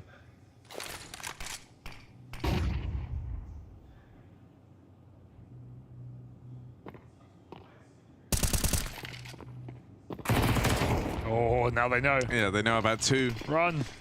Smoke in. I kind of want to see Big overreact to this, right? They start to leave the lowest site now. Crimbo moving in though. Roman's heard these footsteps. Hyped nails the shot on Materas, trying to cross out, even doubles up. Hype is the real deal. Backstab in for Roman, does find success, but time is quickly running out for Saw. Hype's off, bears down upon you. That third shot just sails past. Roman's gonna count his blessings here and just leave that AWP to its own devices. Trying to link up with Agil. Has to get past Tabson. Easier said than done. That's the bomb away from Saw, and with it, the round of Roman. Felt like maybe he'd given them a bit of a golden ticket there with the ramp flank. But walking that bomb right into Tabson, that seals their fate. Big, quick back to their winning ways, and Roman might even fall after time here. That is salt in the wound. Yeah. This hurts to watch a little bit. A little bit for Saw. No one can see Hugo, but he just looks so uncomfortable right now.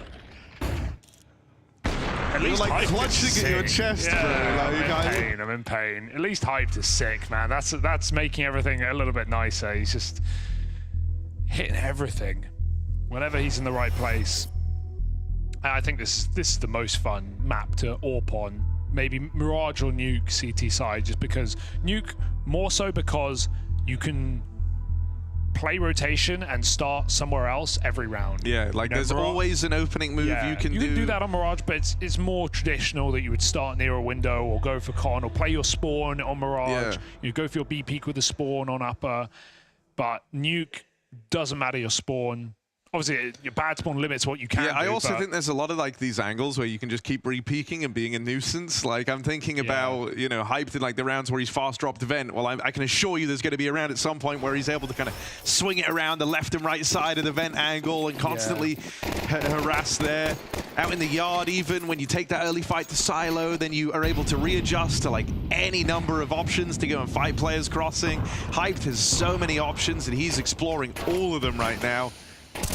Matiris is shooting a Glock, but he has an AK. It's kind of a nice bait. But then he switches off. JDC, they know he's here. Oh, through the smoke. Okay, 2 guns available to Saw on an eco. Maybe there's something here. Gonna cross into the garage and not being quiet about it either, but careful, there's an AWP in main. Hyped has just missed these timings, but he's gonna follow up with a great shot through the smoke. It's like the craziest way he could have tried to hit the shot. That's how he does it. Matiris still, though, finding his impact here. 2nd kill. Okay.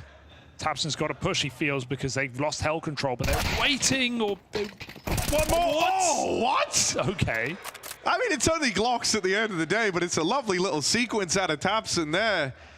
And now it's the 2 guns trying to recover this bomb, but look at the position they're in. I don't know how Matiris is meant to play this. You can't exactly swing and trade stories, so yeah, they kind of have to get out of this fatal funnel they've ended up in, and in trying to move, they get gunned down. Tapson and Hype find them. Big continue this runaway game, this runaway series. It's just really good CS from Big. They're keeping the pressure on.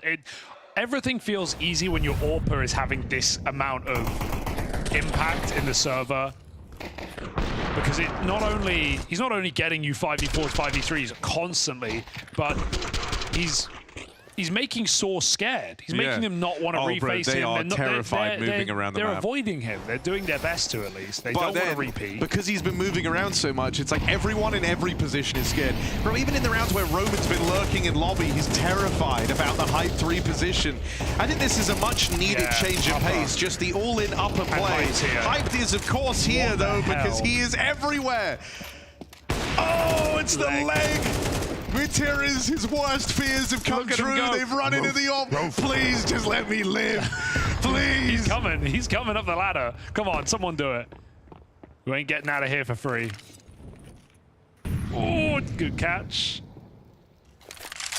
Still, though, it's a survival horror game for Matiris, bro. VR mode. And it's done. Dude, what can you do? They go for the upper rush, but no one's Hyped is literally everywhere, bro. That's their first all-in A rush since like round 3 of the game, and Hyped starts heaven with the AWP. What do you do against this?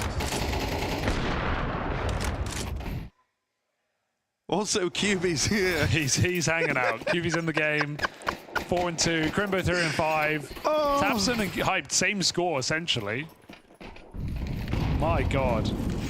Oh, it's a fast ramp rush. Let's go. Fast ramp rush. Crimbo. Oh my God. Crazy shot. No, guess who's here? It's Hyped. That's a collateral in a ramp. Dude, what is it with Matiris has picked up the AWP. He's like, man, this thing better be blessed or something. Like, there it is. It gives you great positioning. Matiris in with the backstab. What is it with these new AWPers this season, Harry? Regali did it the other day. Okay, some players didn't. Hype did. They heard rifle at #1 in the world. What the hell? We got to change that. Yeah, Matiris, dude, it is. The AWP is blessed. The AWP is blessed. Matiris is doing it all. Obviously, the level of unfamiliarity is certainly playing in, right? You don't know. Like, it's like Ultimate's debut. Think about that, right? He came in, he shocked everyone, he's super aggressive, he's being set up with flash, he's going for picks all the time. And then after some time, you study him, you figure out what you're up against. Like, Hype won't do this forever. If big player tier 1 team next round, they're going to watch him. They're going to figure out what he's been doing in these games. But, you know, enjoy it while it lasts. Enjoy it while people underrate you. QB in lobby. They're going A. QB cracks knuckles. Him and Crimbo haven't had to play. Yeah, that's what I was going to say. At like 30 rounds into the 2 maps that you've played, it's finally QB's time to shine, baby. Let's see what he can do. Yeah, the MAC-10's not the guns for the job here. Actually, it might... quick swap. Might not yet be QB's time. No. Made some noise there. Okay, maybe later. Says, you know what? Not today. It might be a save. Hate to say it, but unless Crimbo's going for the last second. I really want to hear what QB's made of this series. He has been having such a different experience. There you go, Crimbo some can farm go up. kills. Oh my God, Crimbo. No, he's not there. No, there's no time. There's no time. Still, nice. gonna catch everyone. No AWP taken out of the round there for Saw. But they will get a third on the board. And in a way, that's what matters. True, that is the only thing that matters. Rounds at the end of the day, Harry. You need them, and Saw, they've been hard to come by this series. You know, I like, it's a new team. It's young players who haven't played at this level. It's a pretty rough debut.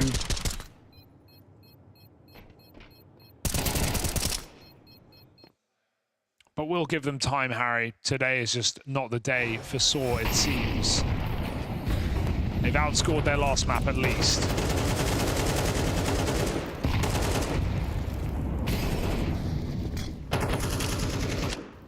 Hyped on ramp this time. Some pressure on the default on A. We've got Metizport behind main. So it might be an A split again. Bit slower though, a bit more calculated from Saw. No one on the roof to throw util yet.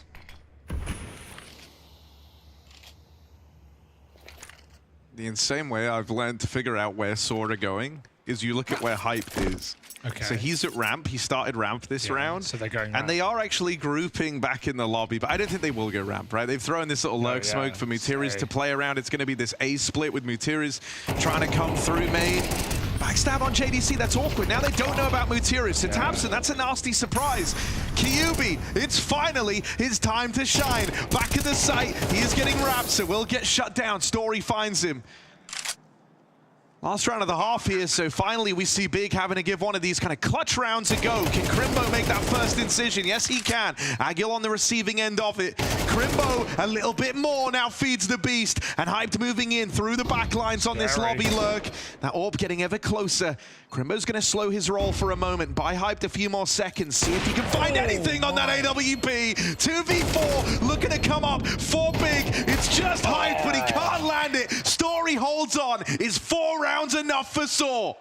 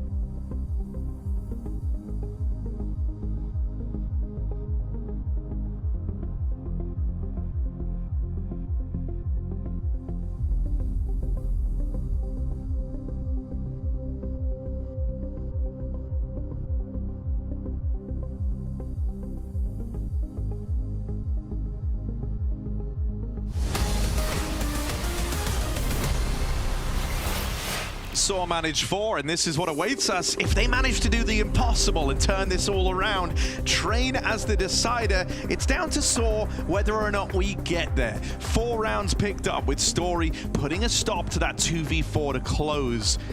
There's still a very, very long way left to go here, but now they move on to the CT side of Nuke, their pick in this series. It's safe to say it's going to be an uphill battle. But that's the end of the sentence. Yeah, okay, there's no but. Yeah, it is going to be an uphill battle. It's a bit of a shame to see, just given how good Saw's trajectory and run was on this map last year. I introed it with how they took down teams like G2, Na'Vi, the Mongols, and FaZe on this very map, but that was a long time ago. That was a different Saw squad. The firepower certainly seems like it's left the building. For Big, it's truly here in the boot camp, putting on a big fight.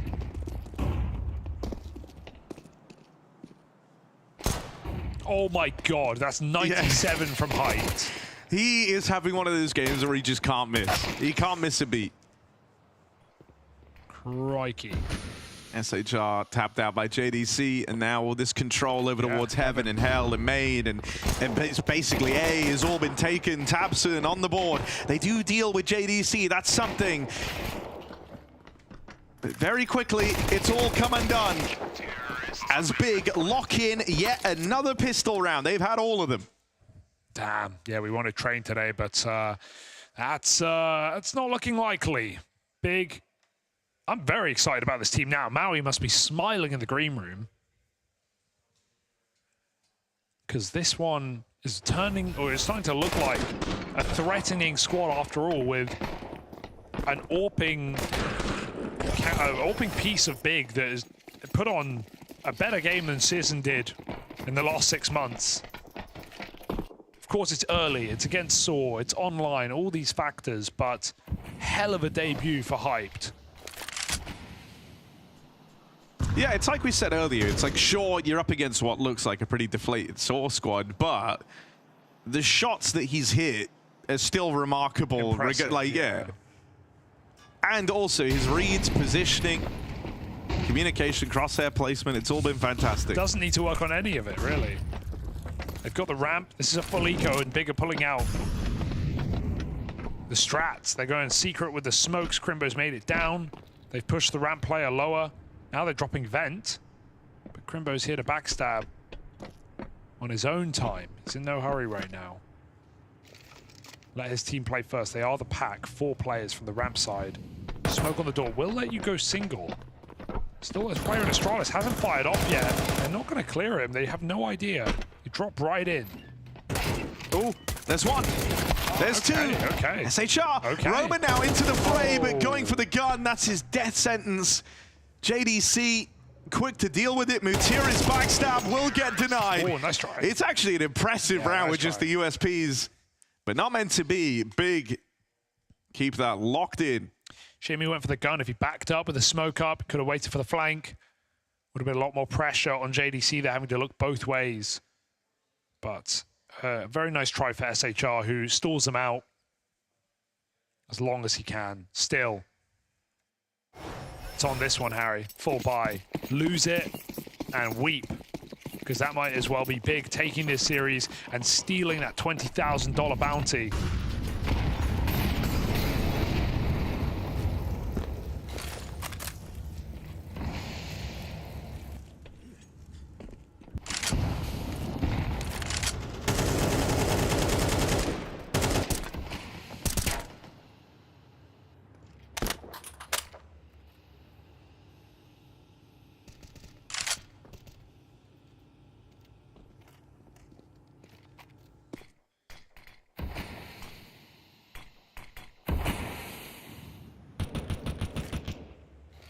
I mean, there's been good restraint from Saw. They hold on to their util here as Big come through with the outside smokes there.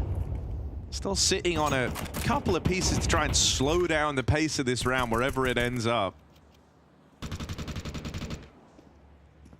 And that could matter with Big playing this a little slower. Right now, still having to respect this drip feeder util that's come on through. That resmoke is in at the door. It's just the round that we saw Materials come in through main and then do an upper hit. It's the same thing. Big are about to contact into A, perhaps with the, one molly, hut roof. Oh, span through the smoke is good. While they were lining up a main smoke, so that's actually re-smoked Big in the door. They can't wait for it. They have to go. And they have no smoke for main now. That's fine. JDC is going to be coming in from that position anyway. Molly pushes him off the roof. Big setup to go. Yeah, JDC's found that one is lurking through main. Roman picked up by QB, sure, but this one goes nowhere quickly. It's a bit of a disaster for Big. Smoke spam really ruined that round. Main was smoked and JDC could have perhaps found Materials outside, come through the smoke, but good spam for Saw. Put them back on the board. Yeah, a bit of a stroke of luck for Roman, right? It's so insane that he catches the guy lining up the main smoke, as you say, to double down on that smoke in at the doorway.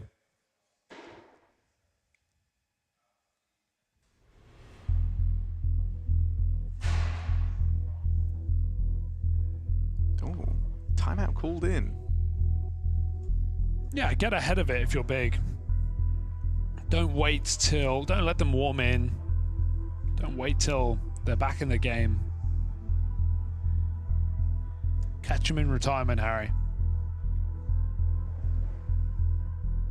Desk said earlier, Materials and Roman playing all the way back in the days when Pimp and Dupree were on the same team. Man, that must be a century ago. Pimp plays this game. Now he just rides bikes.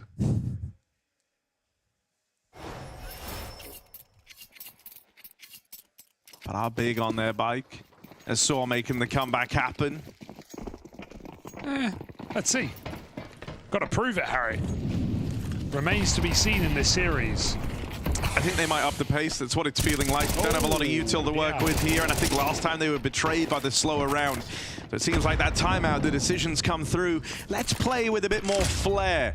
That's what got us here. They go fast into the ramp room. They lose Crimbo in the process. This is a nice move out of Mutiris, at least going to get a lot of info for Saw to work with. We'll eventually clear out lobby. And that eliminates some options for Big, such as turning around and heading back. They will have to commit with this B play. I'm shocked that Saw don't have more players down B yet. Finally, that's going to start to happen. Roman now drops on down.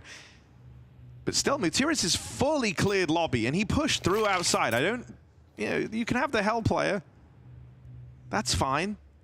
They're going to just group ramp, I guess, Hell and Radio, but Tabson's a dead man walking. Oh, 95, good damage, but Big still have that B site. If they get a planted, that would be shocking. Oh, and look at them go, they take space.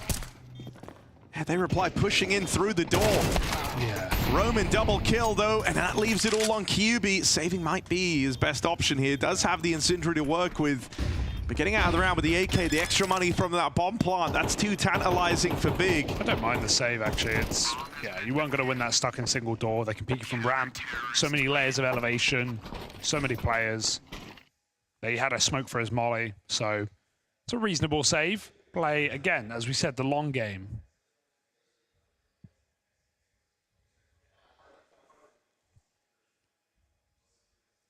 Taps and killed Materials on the flank. Now we're cooking. Slow and steady for Saw as they try to build back into their map pick, trying to make Train a reality. Definitely would love to see Big on Train, what they've cooked up in this break. QB, time to shine. Show off this AK.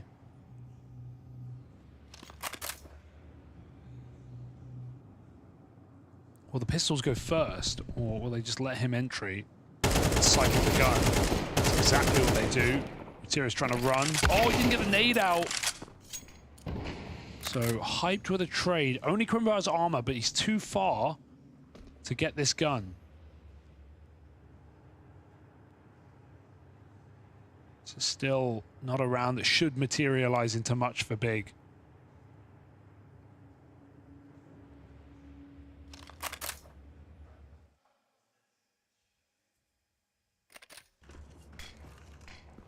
It just still feels kind of uncomfortable for Saw, though, right? Like, they don't have info what's happening outside. They're kind of watching it from heaven. They have Story posted up here with the AWP, but even then there's a blind spot at main, so that's forcing Roman to have to look there, meaning that the top side player right now is responsible for kind of this door walkout and the push in through Hut. It's a lot of responsibility for Agil. Gonna start to try and reposition, hoping to help Roman here. If they do send it out through the doorway, this is a good move for Agil. Leaves him in the right place. Still, Hype Beston coming up through the vent. Roman can't hold on. SHR falls. It's down to the 1v1, and Story nails the shot. Flick up on a Crimbo. Day saved and a team ace for Saw. Yeah, wipe the sweat off your brow, Roman. That comes down to the wire on a near full eco. 1 armor AK and the rest on pistols. And Hype almost makes it happen. Look at this whip as Hype flies up the vent with a double. Story could not afford to miss that shot at this point in the game. Saw are still in it. 3 rounds in a row. Big back on a bye.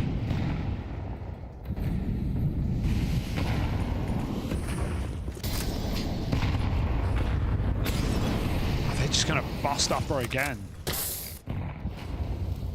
Yep. Agil in a good position, just the one and done. Double setup back in main in the meantime, though. Roman lost to these smokes. Same for Mutiris. They actually have crept through them, trying to head into the lobby. They've made it through door. Hyped has got no idea here. That's a backstab for Roman. And now you're gonna discount Mutiris, surely. Roman's normally the man found back in main. Mutiris has been here since the start of the round, so sandwiched in is Crimbo. Learns it the hard way. It's just Tabson left standing. First kill comes through, but no further as Mutiris keeps things in check. Saw are making this comeback happen. Yes. They want to take us to train, and it's their CT side of Nuke. This is where they're meant to be doing their best work. They are finding a path back into this. Yeah, this was the map that they loved throughout all of last year. The map that they had so much success on, 72% win rate across a year of 54 games. Beating some top teams here. And even though, like we said, the firepower is not as great in this new roster, or at least unproven so far, the core is there, the ideas are there, the belief as well, as Saw build back into the match. 4 rounds straight, back to pistols for Big. These have been pretty one-sided rounds, with the exception of the previous.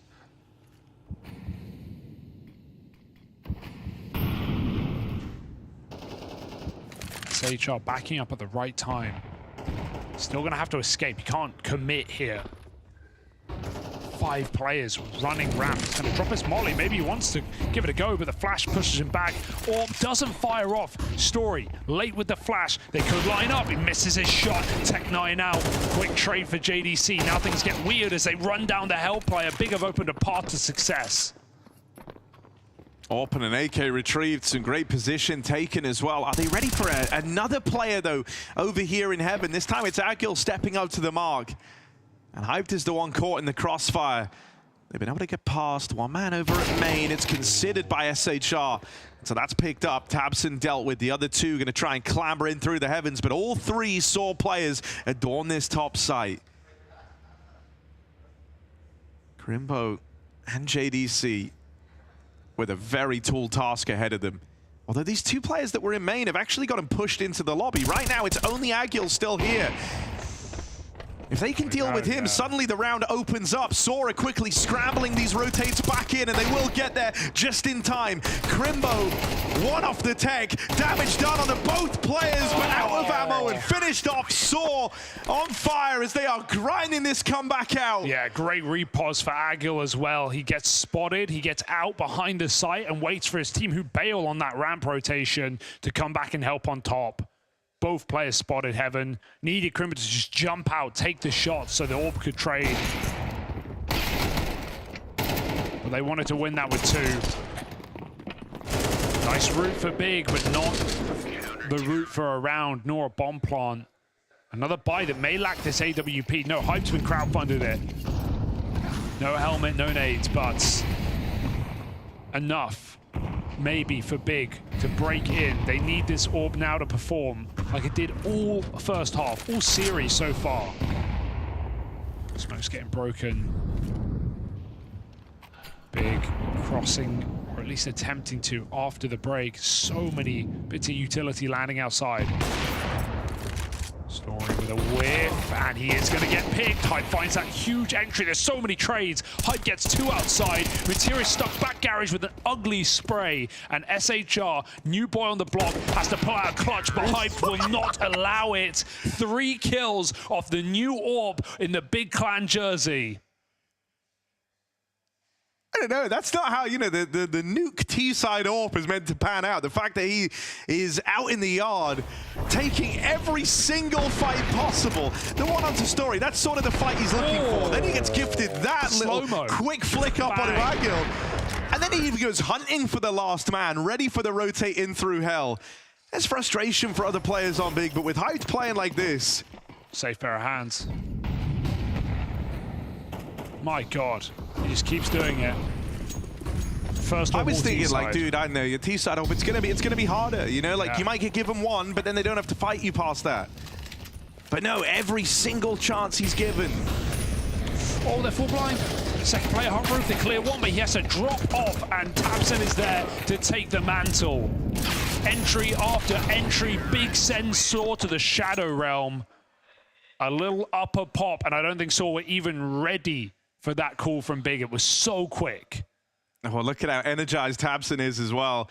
He's hyped up. Just broke him right at the end of Reg. That's after 5 rounds straight for Saw on what felt like such an impossible comeback, right? Like, you were not expecting much of a threat here with how this series has panned out so far. Those 5 rounds come from nowhere. They're able to recover some of the more awkward moments. They're able to stamp out a lot of those eco rounds. Things were really building and reaching a bit of a fever pitch here. But in these last few, it starts with that big hyped 3K. Then the rest of Big are all getting knighted in the follow-up round with a fast top hit.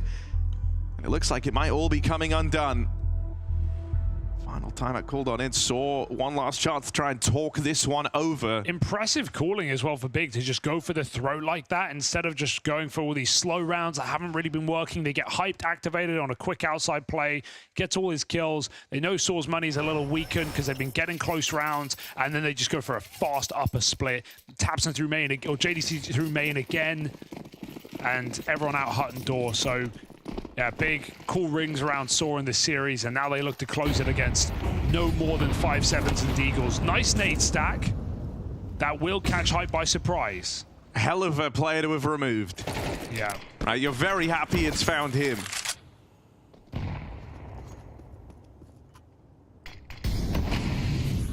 Throw the AWP out and just cross secret if you want, though. Or just go back for this split. Everyone's joining outside. They know they have the better weaponry. So it's not a bad move. Matera's committed lower immediately after those outside nades went in, but like, they haven't had a lot of info outside, so he doesn't feel like he can keep creeping forward. As a result, he's just going to kind of be lost to the hands of time in this round, right? If they do just commit to the A play on this yard wrap, he won't be in the picture for this final round of the game. This is nice, though. SHR can win the round. He has a great position for a 5-7. Even dropped the second player down lower. That's because they've taken this lobby control, right? There's 2 kind of gaps right now if you're Saw. That is yard and that is lower. And they're thinking it's going to be the latter. SHR overran up in the heavens. The rest of Saw trying to fly up the vents. It might be their best option as they quickly pad out this top site. Bigger moving in, 15 seconds left. Story hits a blinder, the pistols deliver, and a missed shot from tabseN. Saw get back on the board with just the pistols. I thought that was going to be a fatal mistake. SHR going for info outside and giving away the kill when he feels like he surely has one in heaven if he stays tucked. But what it does do is allow that rotation you're talking about. Back up vent for Saw, stacked upper with Deagles. 2 beautiful shots for Story, and uncleared below is Agil. And they are still in this game after a force buy win on the ropes, up for one more round.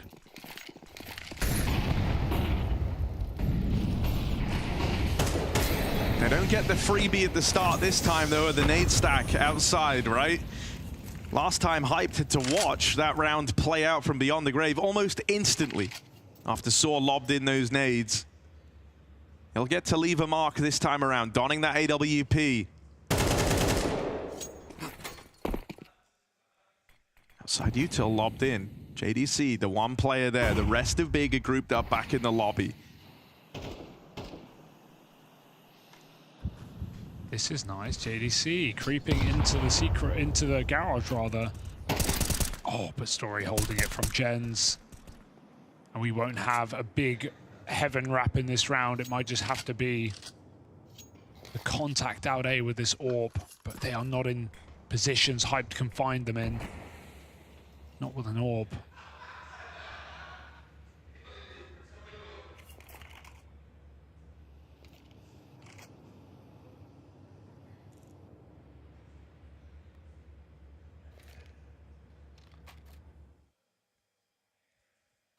Story's actually getting aggressive now after finding that opener outside. Oh. Back's turned.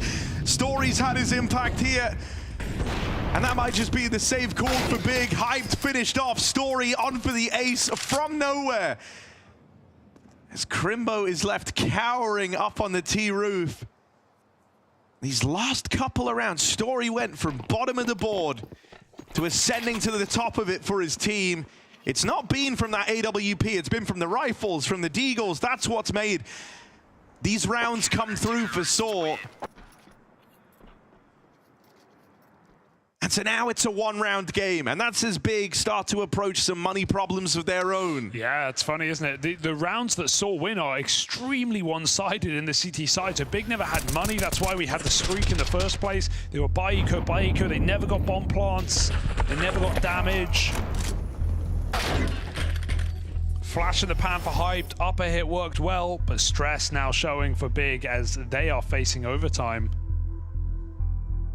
Saw favored to drag us there after a dominant first map. I would not have believed it if you told me. I can imagine this is super frustrating for Big. It probably feels like they should have won this game a long time ago, right? With the scoreline that they held, with the fact that they come through dominating the first map. This second one is barely close, 8-4, but then they win the pistol, they get the conversions, they go 10-4 up. They're thinking it's over. This is what Hyped and Tabson are both topping the charts, right up there alongside next to each other. 23 and what? 23 and 24 kills between the two of them. Like, you feel like this should have been done a long time ago if you're Big. But Saw have found a path back in. Story now, after some fantastic rounds on the rifle, even in the eco, now brings out that AWP again. And coming into this series, we said the thing with Story is he's a very hot and cold, inconsistent player. He's got to leave a mark. Roman has opened, but as they funnel out in towards ramp, a gap has been gifted, ground has been gained, SHR having a backup, ramp room taken. Saw start to scramble bodies down at lower. Yeah, there's that double rotation that Saw have been doing so often. Big did it all CT side as well, just 2 down the vent the second they lost outside. Oh my. But it's all a fake out. Big might have heard that drop back sight though. Still hitting upper is hardly an easy solution. 2 players in position. They're going to go running into the Story AWP. Right, that and Agil, right, holding the line. Agil on this jiggle. You want to mow down from the AK. That would lay everything to rest. That would be the game right now. And Story delivers on the pistol. AWP pulled and nails the shot. Into OT we go. As Saw have done the impossible here. They get blown out map 1. 10-4 in this second half. And they pull it all the way back into OT. Big just couldn't find anything that stuck. They never really went back to those outside smokes. They didn't do the secret cross. It just, once you lose it, lose a game or a game goes to overtime from such a lead, you just think of all the things you could have tried that you haven't. Now is the time to pull them out, because this upper site is a rock right now. It is not breaking for Saw. Excellent holds from Roman, from Agil. And Story absolutely has come back into this map. Yeah, like we say, from bottom of the board to topping the charts. That's his story right now. All right, Hyped Orb. Last time we saw it here, he got 3 huge kills. I don't think Saw will give him the satisfaction this time. He's going to try and force that open. SHR coming up secret. Oh, no one's looking. No one is looking. That's a disaster.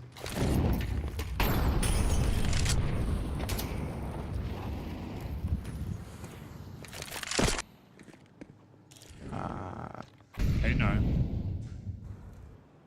Yeah, they're aware of this. Oh my, he's scoped. Oh, Akil's got him. He's got his cover. Hyped. So slowly but surely, yeah, okay, go on. How does he win that? He shouldn't. He really shouldn't. Oh, yeah, Don't repeat this guy. You know who it is. Crimbo lurking in all the way through heaven, though. Does get revenge on Agil. They know about Mutiris as well, trapped in back garage. There's one more player unaccounted for, SHR, but he got kills earlier on. They should have an idea. QB goes and hunts him down. It's just Mutiris, and they know where this guy is. They've got him in a box, but a couple of missed shots from Hype's AWP has given Mutiris a fighting chance. Down at the pistol pulled and Hyped on the angle. He should have missed this, and he won't. Big take the first in OT. Oh my God, the stress there for Big, but Hype just delivers again. Whenever we need a round, this kid's got it. Shows up with a huge multi-kill in the yard. Pick Story once more on the AWP. And that's from a 4v5 as well. Look at this. Just wide swinging in. Yeah, Mutiris had a chance, but the molly really made it difficult, forced a decision. Big with the first of OT, as often happens.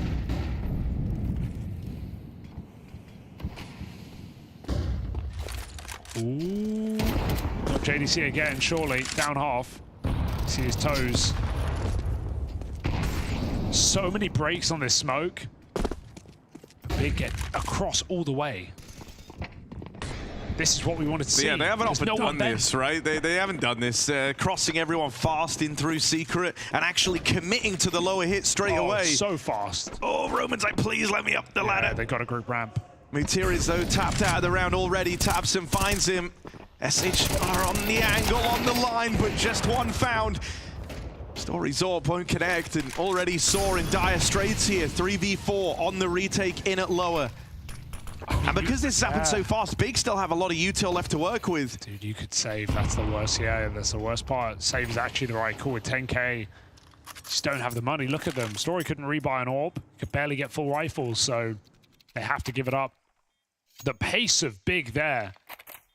Just because the few times we've seen Big go outside, they've often vied for heaven control. They've taken garage. They've gone for A splits with JDC on main.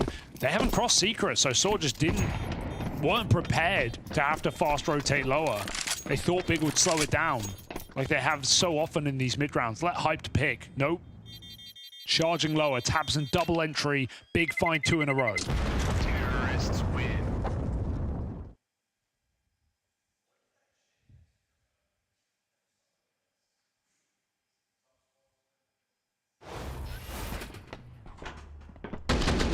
Oh, that was the tap on a Mutiris as well. Yeah, fair enough. That's a reasonable reaction. Tabson's been shooting great today. I mean, obviously getting, sidelined by Hyped and Crimbo and even JDC last map, but it's been reliable.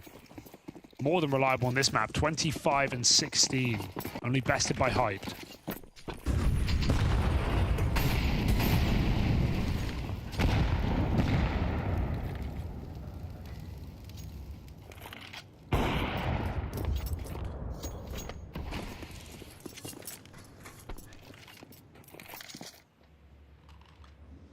They're realizing outside has just been the answer.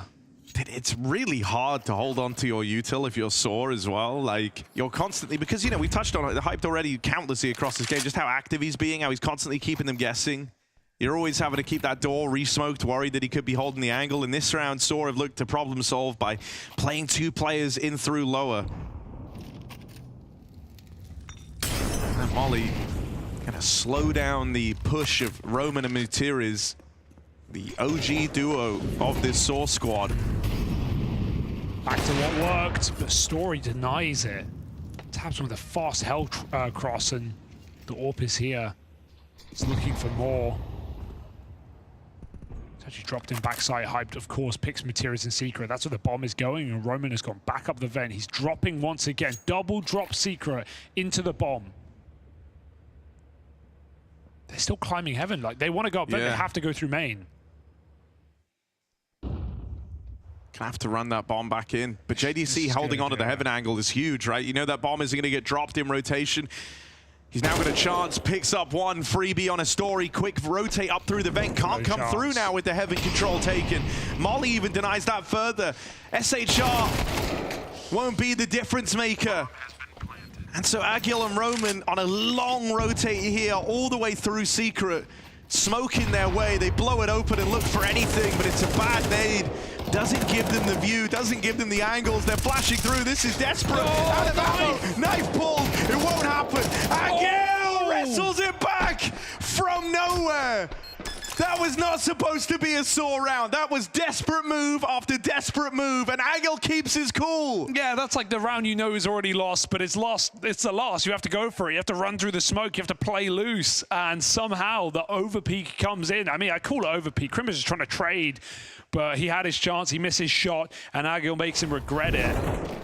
Crying out loud, they're trying to knife him. If that ends up being a difference maker somehow. Sick. Oh, Townsend ain't happy. Golden can't actually believe it. He was. We're still in it.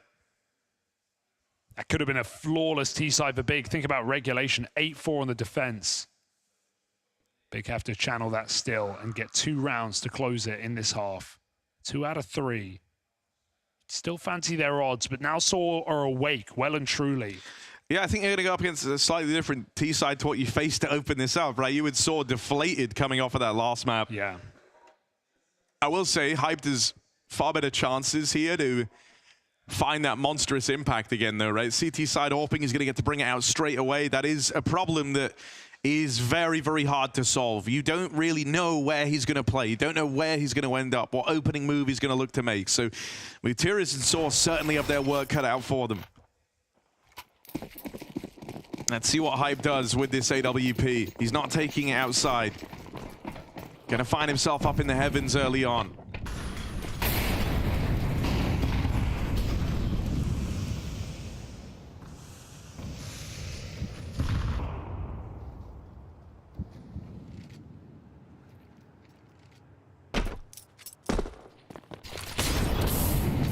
There's all the util down for an A-split, but Hyped has still found himself in at ramp in spite of that.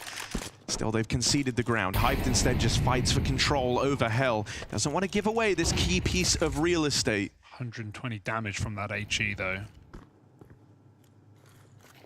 So we've got the room they were looking for, but as they go further afield, both the B site and this Hell control have players occupying it for Big. Hyped is not missing, and that's kept up all series long. That is really close. He's throwing himself into these fights. He wants all of them.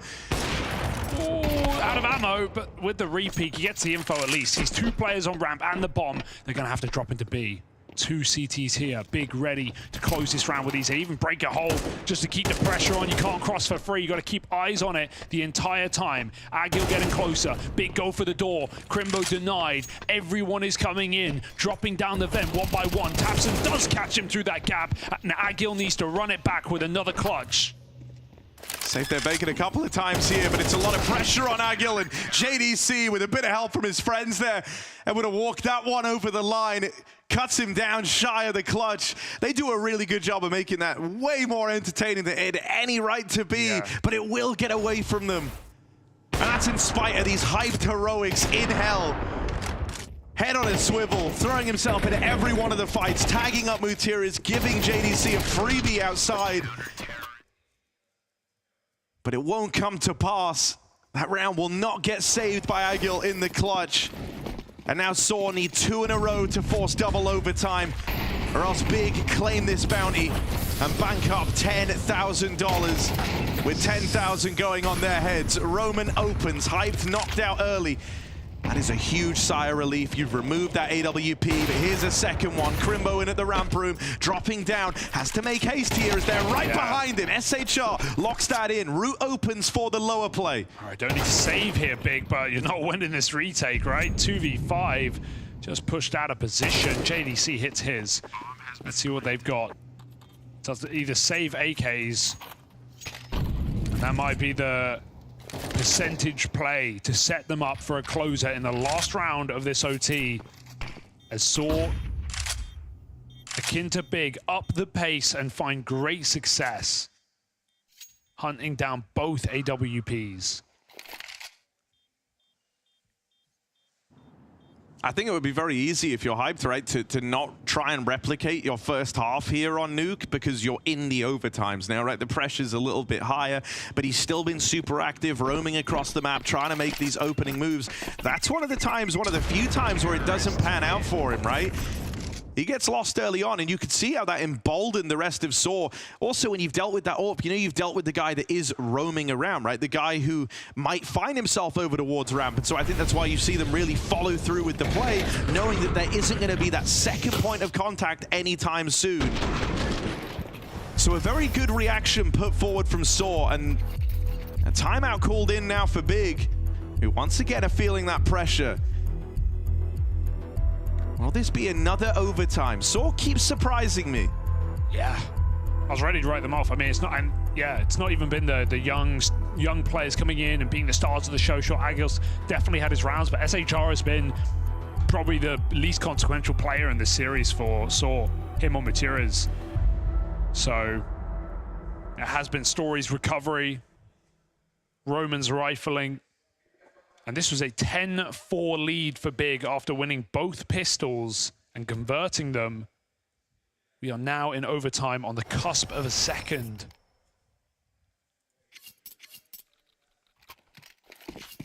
At least we have Hype's orb. Where's he gonna don it? They were breaking smokes from all regulation long outside. We will start ramping this round with a read. Crossing quick in the yard, Saw make it to secret. Or at least they try to. Those nades, they're expecting them.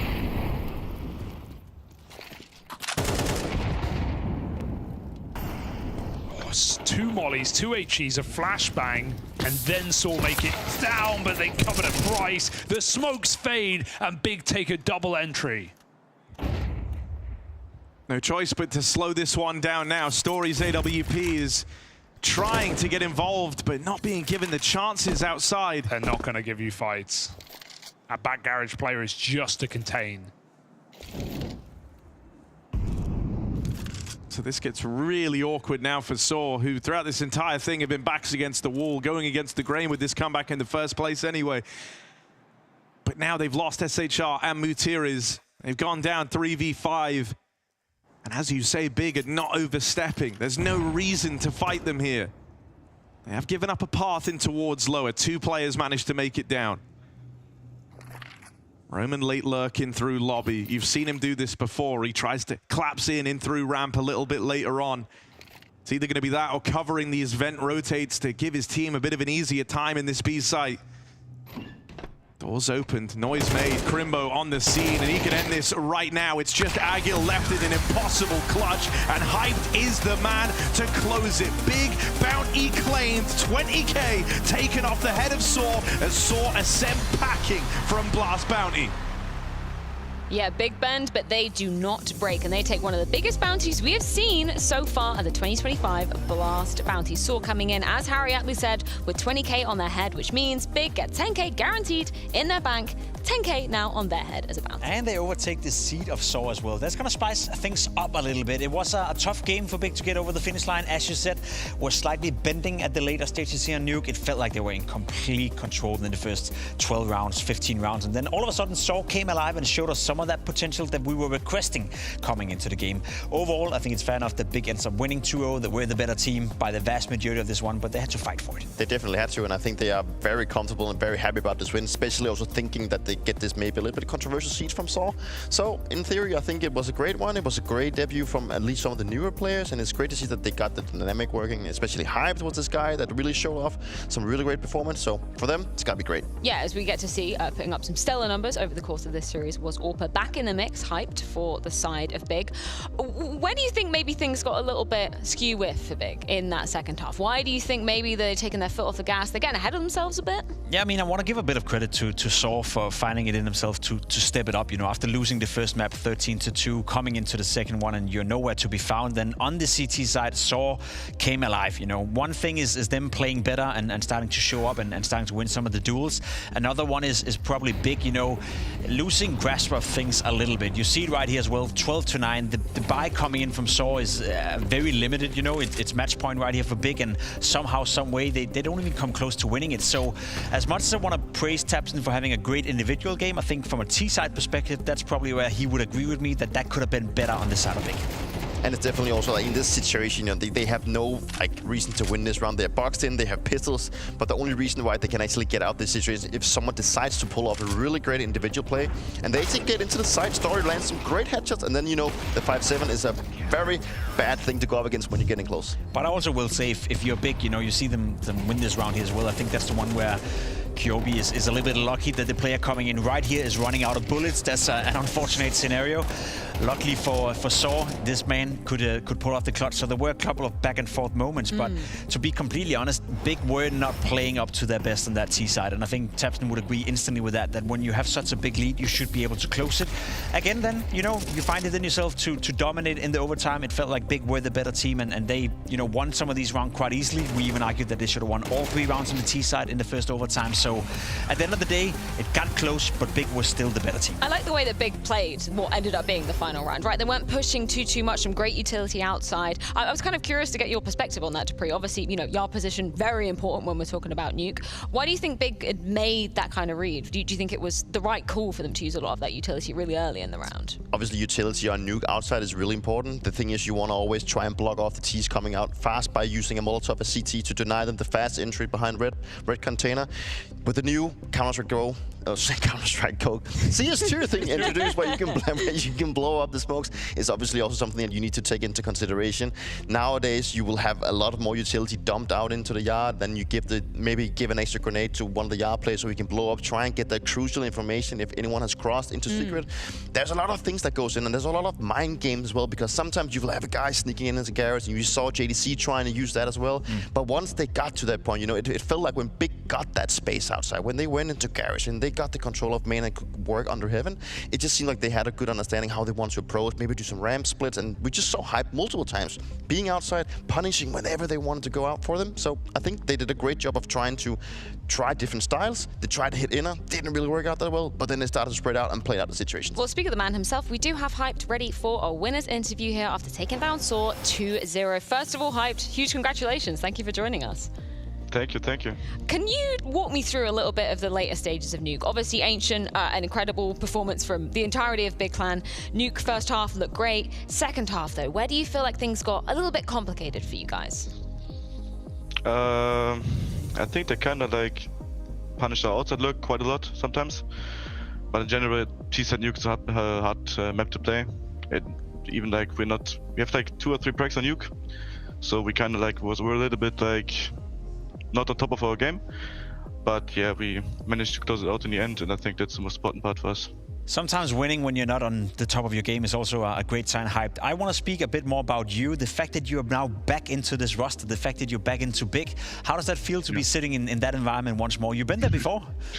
Yeah, I've been here before. No, it feels great. I mean, I think it's rare to get a second chance in esports. Yeah. So I'm pretty happy to be here and try to like utilize it to the best of my abilities. And do you think you're better suited for that second chance now? Because we saw you in this game play some fantastic Counter-Strike, but do you think you're more mature now as a player, and do you think you're better suited to make the most out of this second chance? Yeah, for sure. I think I learned a lot. Like I played the last 2 years, I played Tier 2 CS with Untitled, and I think I learned a lot about that about the grind and like to be like mentally prepared, because like we had a lot of games. I think we had like 340 games in the HATV.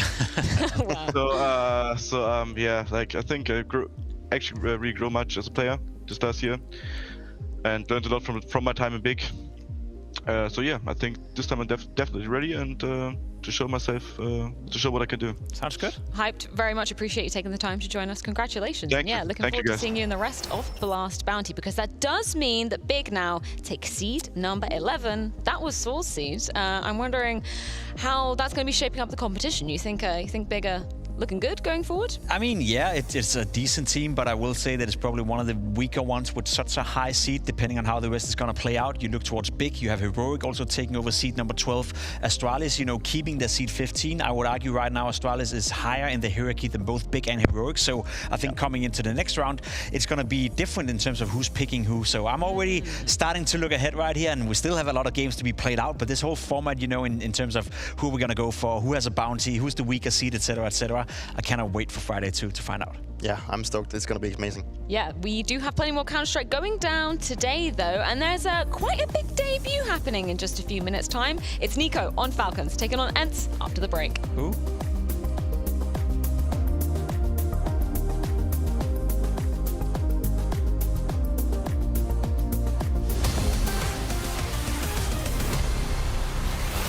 Changing maps? Train. I've never played train. I don't see under trains, Oh, roof. Heaven, and you dead. Where is last? He's laughing in. Wait, Donk, did you die when you land? Yes. I thought I killed you. I know. Yes! Okay, let's see how Deagle works. Oh, Ivy on green side. This gun is very good.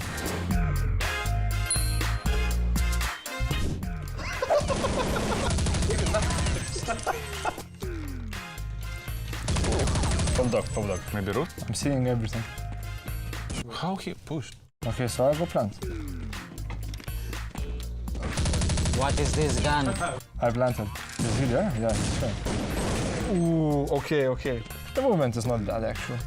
It's gold movement. Green train. Helic. God damn it. 6 is green, right? Yes. Jail newbie. Huh? Newbie. But now I'm using all of my beginner's luck. Why can't I see you under the trains? Whoa, it's you over. What? He hit as well. Wow. Wait. Waiting.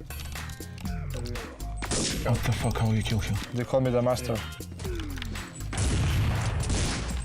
Oh wait, he's moving. Oh. Okay, let's go. You smoked Poppy? One pop close. I can't even see him. Fucking shit. Ladder bomb, I think. Do you think so, ladder? No, two Ivy. I don't see 6. He's out. Is he shooting at me? No, he was Ivy. Or maybe he jumped up heaven. Oh, it's me. What the fuck, bro? Behind side, right? I think last heaven. Wait, I defuse, I have good angle. No. What the fuck, bro? Wait, I'm first I defusing bomb, let's go. Don't you just expect me to climb up heaven and then you kill me? Okay, I did something cool.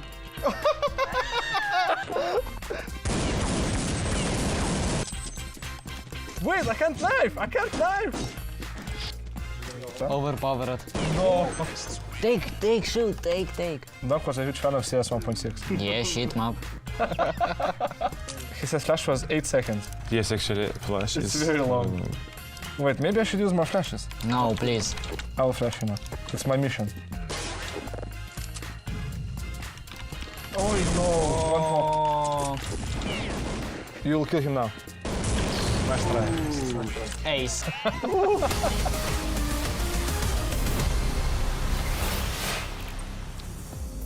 We're keeping things moving as we enter into our next games here at the Blast Bounty, and I'm your host, James Banks. Joining me this time around, I've got Mario Snake and Vu, ready to rock and roll once again. How you guys feeling?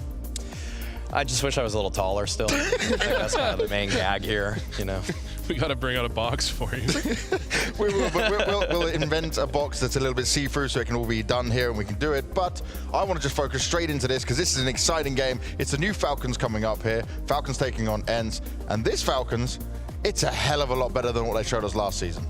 Falcons finally retooling, getting their blockbuster signing of NiKo. You know that they've been prodding. They've kind of held the entire scene hostage for the last 6-8 months because everybody knows that they're going to make some big moves. Well, now they finally made some. They got the heroic core in Dexter, Testis, and Kicksan to accompany NiKo, and the lone remaining member, of course, is Magisk. I mean, you can't say anything wrong about Magisk, but I mean, it's all about NiKo, right? NiKo is arguably, no, he's not even arguably. He's the best rifler of all time until Donk gets another couple of years out there. And he joins the team. Last season, unfortunately, it seemed like if they got NiKo, then they got the roster they wanted. This season, if they got m0NESY, they got the roster they wanted. But I mean, you can't say anything bad about Heroic. They nearly beat G2 with m0NESY and NiKo at the major. And this is a very positive sign, right, for Falcons who are trying to build such a team to be able to compete at the very elite level. NiKo's the main piece of this all, but let's look at the rest of the squad they've got here, right? You look at Kicksan coming in now to lead it. This is a capable, younger in-game leader.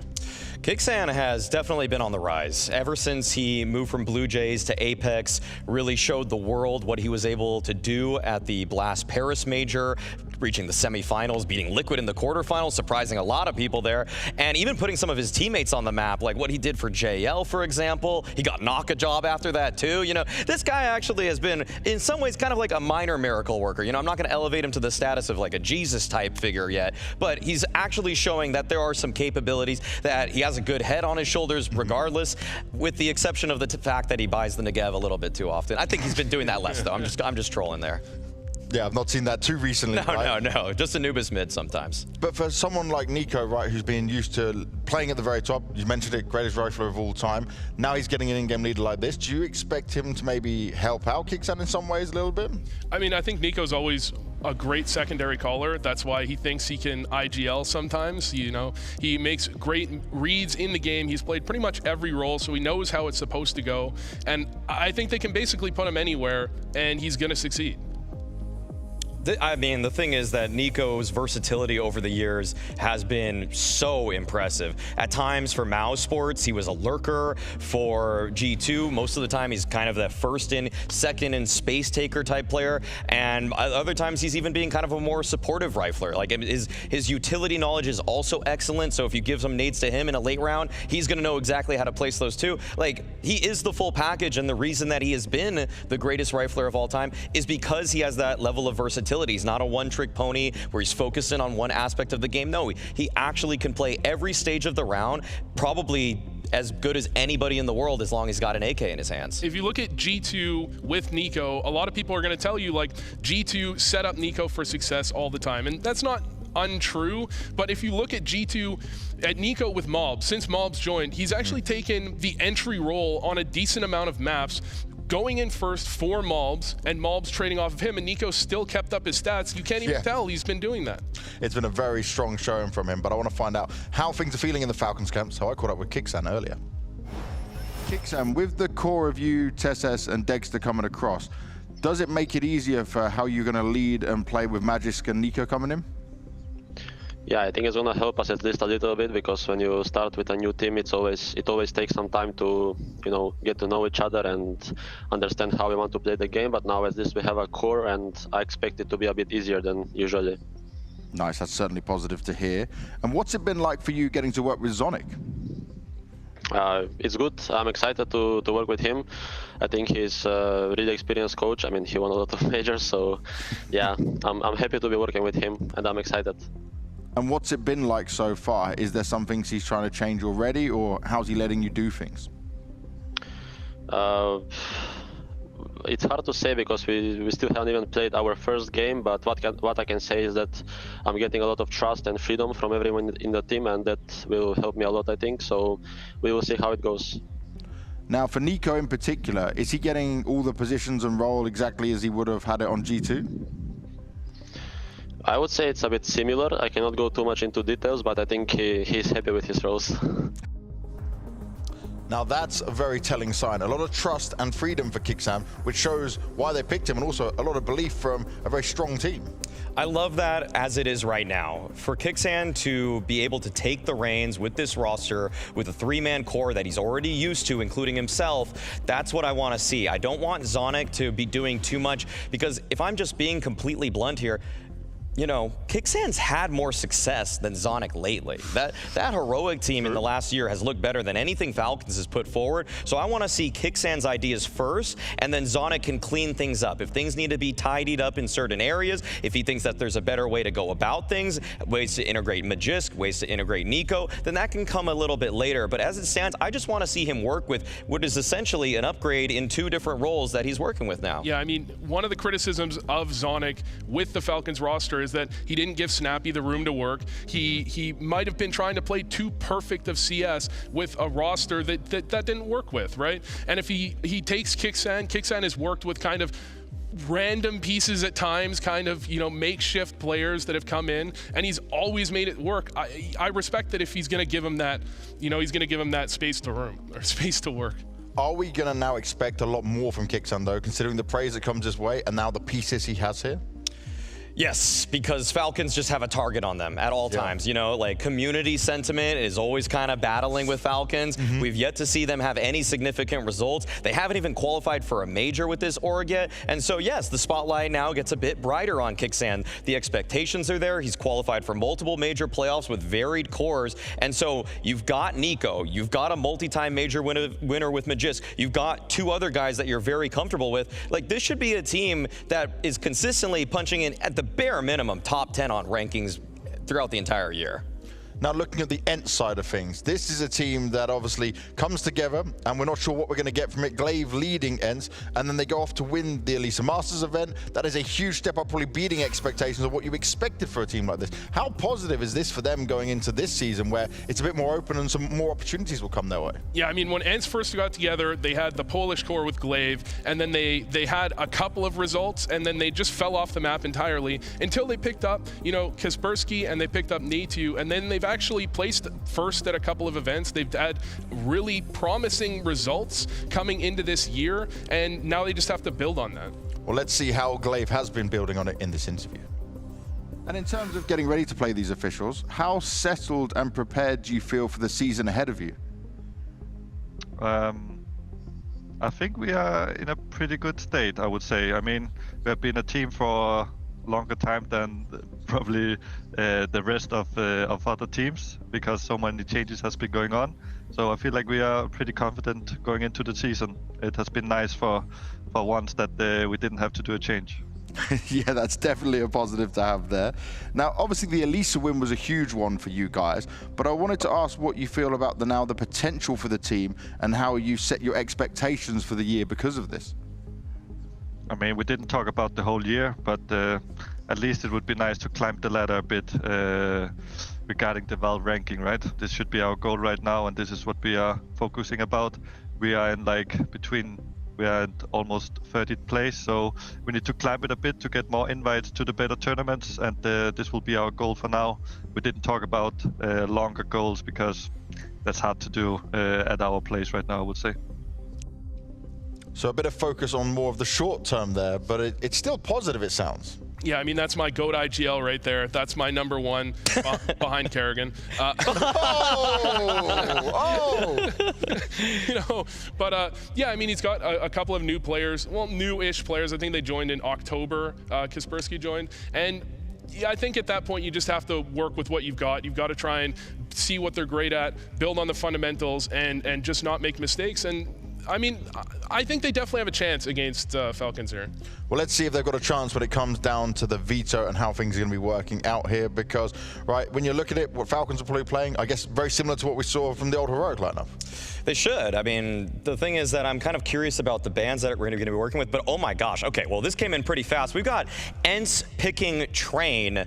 Well, that's just kind of out of left field. Feels like that's got to be a little bit of a surprise pick for everybody here. And Falcons actually going with Dust 2. I mean, these are ENCE is kind of a known quantity, but for them to bust out Train after really playing the last 3 months of 2024 and favoring a couple of the other maps in the pool, that's got to be a bit of a shock to Falcons, who probably thought that there was some good data to work with to prep for this matchup. Yeah, I mean, ENCE is a team, they did play Vertigo, so it was a big hit to them when Vertigo gets removed from the pool. And then you look at Glaive, and Glaive has the most legendary call of all time on Train. We showed it yesterday, I believe. he's got to be a train merchant. He's got to be a train player. A train player, maybe even in this version, we'll have to see. But do you think this is also, you said about the data, right, not having much on it, but do you think this is also maybe him thinking Falcons are not prepared for it? Yes, definitely. I mean, if you're an underdog, we saw what Fnatic tried to do to Spirit yesterday. You know, they had a 6-6 T-side half there, and I actually think that ENCE, they're going to be coming into this with a couple different reasons to be confident. First of all, they've beaten this Falcons core in the grand finals of ESPO. Yes. And second of all, it's a surprise map where Falcons, who probably have to rely on experience because they're retooling themselves as a new roster, are going to be even more uncomfortable playing a brand new map on top of that. And if you look at ENCE's strengths as well, I think they play directly into Train. I mean, they're an explosive team. They can pop out with a couple of flashes, and they have the entry duo come in and consistently find kills. I think that's going to work perfectly on Train. And looking at this, right, if you're Glaive and you're trying to lead this team, how do you want to see them play and get in the face of Falcons to maybe disrupt what they're trying to do, disrupt what they're trying to rely on? Well, I mean, kind of talking about in a similar vein to what Vu explained, I think that the explosive plays are what we saw were best for Fnatic yesterday. The slow approach, I just feel like there's so many CT spots that can be a little bit annoying, especially if you're trying to take that like back Ivy lane control. Either you have to be so well protocoled on the T side, or the explosive plays have shown to be quite effective. And the question is going to be, how ready was Falcons for this? Probably a left field like you guys expected for it, but do you imagine that they've practiced it at all much? Because they came to boot camp quite early, if I remember, like the Instagram stories, the posts they were putting up, so maybe there's a bit of time? I mean, it sounds like a lot of what they were trying to do is fit Nico in and try and make the new roster work with the couple of additions. So I think that's why Train makes sense, right? Train makes sense because you have Falcons, they're going over their entire map pool at the same time, and ENCE, instead of doing that, they could just go focus entirely on Train as soon as the season started. Do we feel, though, with the rest of the maps, that should we, across the series, still very much in favor of Falcons, just given the caliber of players? Yeah, that's the main issue here for ENCE. Even though they've beaten part of that core before, the upgrades on the side for Falcons are where they become incredibly scary. I mean, you imagine that quarterfinals heroic lineup, and instead of Nerds, who's great, they get Nico, though. Come on, like, there's obviously a big difference there. And instead of Shush, who I rate very highly, but hasn't been having the best time in the last 6 months, now you have Magisk, you know, multi-major winner. So you're going to look to your sides and say, wow, we've just gotten so much better at this point. And that's why a map like Dust 2, I think they're going to slot right into that. Map number 2, I think they're going to take it pretty cleanly. Train, though, I'm not really trying to make any hard predictions here. Okay, but do you think we're going to go the distance then, at least? And no predictions? Do you think we could be going for 3? I'd say really anything is possible on Train. Like, I've yet to see too much footage yet to say one way or another. And if they're going to pick this map, if they've had this matchup in their mind for quite some time, if they knew when the map swap happened that they had all of these set pieces, you can probably just run 10 set pieces on a T side of Train right now, and you'll probably win 7 of them because the CTs don't know the reactions yet. Do you think we're going to see more of that, though? Because obviously we've only seen the Fnatic game so far, right? They learned it later on throughout the game. I feel like in the Fnatic game, it almost felt like a desperation pick. I think in the ENCE game here, I think this might be like a real pick. This might be a map that they've actually prepped for. They're not going to have players sitting in corners with their ass hanging out, getting shot in the back. Like, you know, they're actually probably practice this map. And 2-1 ENCE. I'm giving it to him. 2-1. Oh my goodness. Okay. They have no chance on Dust 2, though. No chance. No, that's why it's 2-1, right? The Dust 2's not happening in there. Overall, though, looking at Falcons, they're still going to have to deal with the whole time that you've mentioned it before. The scrutiny is always on them, especially now the upgrades have come in. It would be a huge problem if they managed to lose this best of 3, the opening game, the first official for this team. Oh, right. I mean, this Falcon teams right now is kind of, they're not in a terrible position in terms of Valve rankings or anything like that, but, you know, what Glaive was talking about earlier, how they're on the cusp of like 30, 31, 32. Some of the tournaments later in the season really are only inviting like the top 8 or so. And so if you're kind of on the cusp, I think Falcons around like 10th, for example. Like, if you fall much further down, it gets harder and harder and harder to keep yourself in these tier 1 tournaments. And for how big of a signing this was for Falcons, they need to hit the ground running or they're going to fall behind very quickly. If Falcons aren't in the top 20 for the entire year, I think this was a complete disaster. Oof, okay, I like that end point. Let's get ourselves into the game. Let's get us back on Train once again. And it's Scrawny and Launders. Take it away, boys. Looks like we start our night exactly where we did yesterday as well, Mo. A little bit more train, and I'm not mad about it. I think that Vu said it perfectly. With Fnatic, maybe it felt like we're just trying to be squirrely. In this instance, especially when you consider maybe when ENCE's season would have ended, a guy like Glaive doesn't make this map pick without forethought, in my mind. I'm expecting some of the similar prep level that we saw from Spirit on the map. I mean, again, it's not the same train. There's a lot of differences, especially in the way the setups are going to look.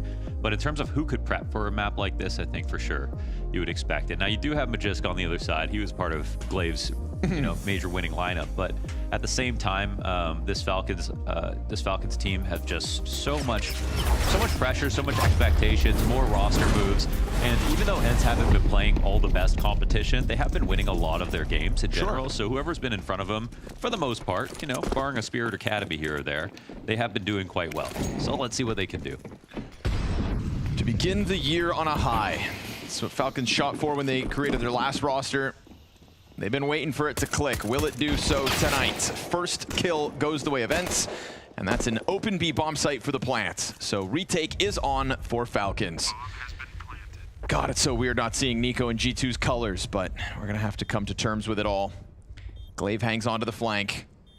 Falcons getting players into positions before this really gets moving. And it's being delayed by Glaive for the time being. Kixan's able to get out at the very least from spawn. Potty just down beneath TeSeS. He's gone unchecked, so he'll pop up. Easy headshot on his behalf. And ENCE are going to continue to tear through these frags. Comes down to only Nico. And he gets smothered. 4 stand for ENCE as they kick it off with a T-side pistol. Yeah, certainly feels like today will be different in terms of the pick. Now, in history, a lot of the times when a new map has come in, the team that picks it oftentimes will end up losing. You come in a little bit over-prepped, you have an idea of how everything will work, and then the team that doesn't actually understand the map, a little bit more humble about their approach, is just more ready for anything, and that ends up being enough to get you through. But again, I think this might be a pick that comes from confidence, not from desperation, as we pointed out so aptly. And, well, we see a good pistol round to kick it off. And immediately into a very similar strat, Glaive style. Well, like Maui had just mentioned, right? A good, well-prepped T-side for ENCE could just mean running a hit 10 times in a row. Eesh, Deagle gets away from Magis. Degster can do nothing either with his. Chance for the 5-7 close denied. Yet you able to just double down, and so like the pistol, it's cleared. I mean, a huge reason why we see the aim is like not as good on train is just because of the angles, right? Like what makes Nico the best aimer throughout history is just his crosshair placement is always so pristine. And when you get a new map, you got to put reps in, even if you understand like the angles like on a rudimentary level. You still need to get like used to tier 1 peaks and how everyone else is going to be playing it to set up everything perfectly, and then the game sense comes in over time. So it looked a little messy when we saw train. It's probably going to be a little messy here too. But right now, at least the T-side set strats, as Maui pointed out, are looking well thought through.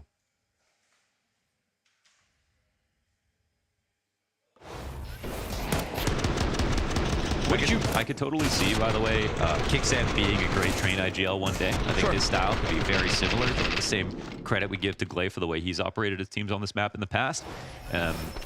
With Heroic, I feel like, and the core, I can see train working. Just to kind of talk over this lackluster round from Falcons. Oh! Wow. What did you make of Maui's point where he said that he would hope Kixan comes in as kind of the predominant piece of this Falcons formula, and Zonic takes more of a back seat? Because if you compare their recent success, there's more reason to believe in whatever Kixan brings to the table from Heroic than what Zonic offers from Falcons' last endeavor. Yeah, well, 100% agree. I think if anything, Zonic should be learning from what Kixan showed on Heroic, because he was playing modern tier 1 CS2 Counter-Strike, and Falcons never played that. And then just fine-tune things if they go awry. Ooh, Dexter, though, putting up a fight. How dare you? Double P250 frag. Give Nico a chance. He'll drop one as well. That's Potty dead. I'm going to try to slow this one down, but Glaive still removed from SDY. We've seen how important this part of the map is right here. Whoever's floating, lurking. Oh, nice dink. Dink comes in. It's not that much damage, considering the pistols, but it's enough to make it scary. Glaive wants to clear everything out, but now that he's got confirmation, could put this bomb down, and it'll be a retake. Guns are a little too far to grab. Ooh, smoke to the face of Magisk. Makes for a very odd bounce. That's a crazy bounce. Right? You normally don't get from bouncing off a player. No, it must be an odd-shaped head. Magisk looking downtown for the long-range deagle. There's the only bit of contact offered by the MAC-10. Glaive's not going to be too comfortable in this distance of a duel. And at least contrast to SDY up top, who then looks to make the next peak happen. Magisk top oil, can't quite find it, and his teammate's gone down. So bomb's gonna blow up inevitably. Sumdai Young with good coverage from the top rope. 3-0 ENCE. Well handled. And it looks like a lot of this will come down to Magisk and his comfort inner. If he's gonna be holding, you're gonna be solo a lot of the times playing inner. And sometimes you'll have the off in setups, in tactics, to go for a peaks upper, but for the most part, it's going to come down to his protocols.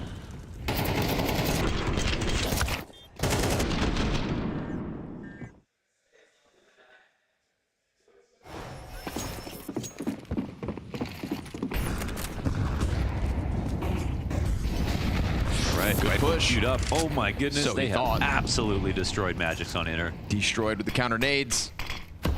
Deep smoke. At least they're able to put TeSS into T-Con, get something somewhere. Dexter, easy pickup. SDY, maybe throwing caution to the wind. Yeah, he saw that off for sure. And down goes man advantage. That frees up Dexter to give up Ivy. He's going to press himself in against this. We go for the boost inside. Oh, but as he jumps, he gets headshot. Oh, he jumped. Doing so puts his head over the E-box. That is a fatal error from Dexter. And a beautiful shot from the other side. TeSS, again, losing support behind him, so now feeling like he's pinched because he is. And will he use this opportunity to exit? He will. He was taking a small risk there, hoping that someone got a little antsy. But it's still 3-on-3. ENCE are not in a terrible spot. Luck comes down to this next interaction. And nice shot great again. Clear. Kaspersky, we saw the kill to the top train last round. Well, he keeps that time to kill quick. It's going to open the door for the 3 ENCE players to push out bomb in the back. Not the best smoke, it looks like. He's trying to find his gap. He gets it, but on that edge exposes himself to the 2 players holding for the fight, and down goes the clear on the flank. So ENCE just really slowed it down there nicely, and we see the CTs kind of scrambling for a way back in, but maybe that's a testament to the protocols that Glaive has put in place. I think we're just drawing contrast again to the only match that we've seen before this, and when Fnatic played on their T side, I think we were missing some of the map control that we're seeing from ENCE. And we've got the same level of patience, but they're doing it with more forward positions, so they have more opportunities to get good trades. And it's all working out quite well so far.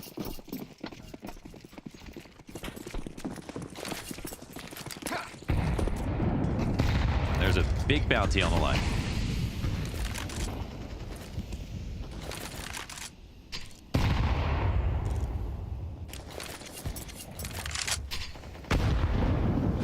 Sumdai Young already almost dead again. So Glaive is going to have to take to the front of the Ivy push.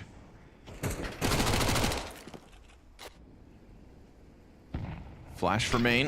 No, excuse me, smoke. And the peek beforehand. Yeah, right. Thought it was off the flash, but no, sir. Easy op pickup, point blank. They still win control deep into T main. It's already proved to be a quite popular thing to do, and Magisk is up here push with an MP9, which does limit how far he can go comfortably. Glaive does stomp that rotation, and it gets the movement out of Z. 2 CTs really biting on that. But bomb is waited outside T-Con, so Glaive playing mind games. Definitely. Oh, and a little bit of noise made by NetU. Which, if anything, maybe just keeps these players locked in on the front of the site. Oh my gosh, was it a purposeful jump? Right, of all the sound cues to give over, that's maybe not the worst. Did they smoke off Z or not? So TeSS, surely you get cleared here, especially with the deep smoke, but we'll have to see.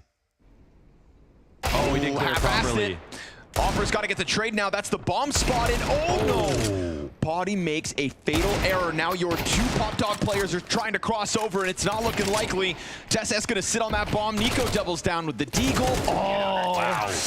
You got to finish the job when it comes to clearing corners. I mean, 2 players were trusting that that angle would get cleared properly, and it simply wasn't. So you just need to go a little bit deeper. But again, some of this stuff is going to happen because of the map just being new. It's not like a weird angle. It's a flat angle, but still.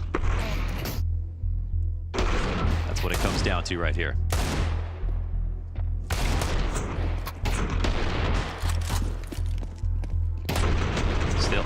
done from TeSeS to make it 3. Op holding him down could have definitely got the trade anyway.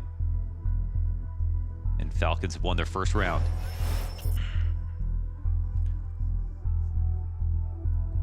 Potty pulling off the classic expression when you know that it's kind of your fault. Like, oh, how did he? What? Yeah. I definitely fully cleared that, guys. But yeah, shake it off. Honestly, convincing start from ENCE, clearly showing that they've been in the dojo when it comes to train. But yeah, skipping a bit of a step there. We'll see if that truly opens the door for the Falcons CT side. 2 free AKs between Magisk and Nico will indeed help. And again, Falcons going to be trying to play this front-facing T-Con challenge yet again. TeSeS will go deep. Finds Kaspersky. He knew that flash was coming. TeSeS pushed up nice and quickly. The tactic coming into this round was just counter that T-Con push.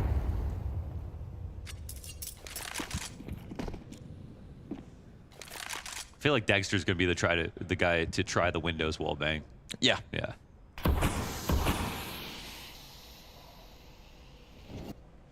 So we've got the crawl up from SDY, but he starts to peel back actually.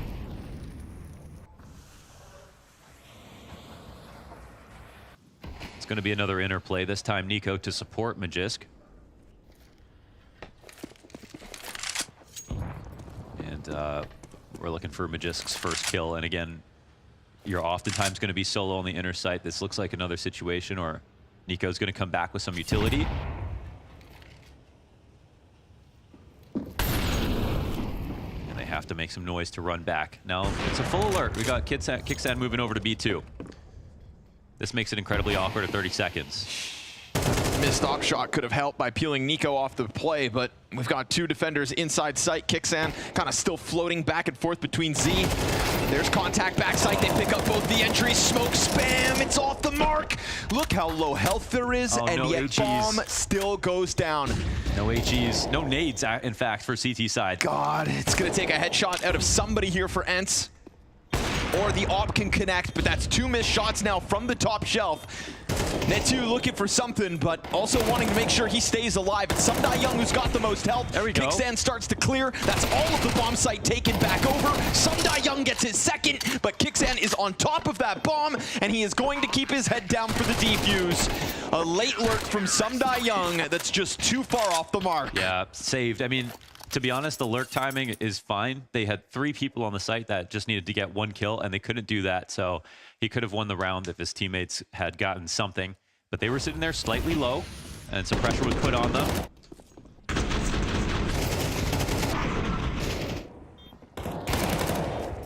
A lot of this actually comes down to Nico going back to get, I think he got the incendiary in spawn, and then he threw it on the ramp, and then they heard someone run back up the ramp and rotated in inner. So they lost 2 players on that hole, but fast round. Trying to get out from T-Con, costly already.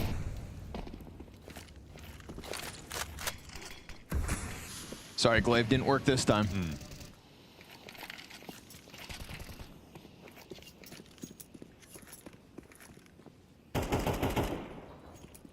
TeSeS remaining adamant about being up close and personal with T-Con.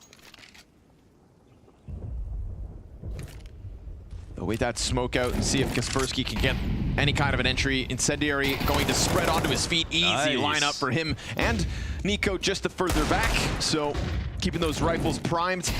Body trying to burn one out will do so. It's at least 1 casualty for Falcons to face, but clearly making the most of the round they win with Deagles, now looking for the 3 in a row. it'll only allow them to leave, but it doesn't really open up options. We've got Magisk on the push. Again, looking for his first, but there it is. Frisky getting off that B bomb site.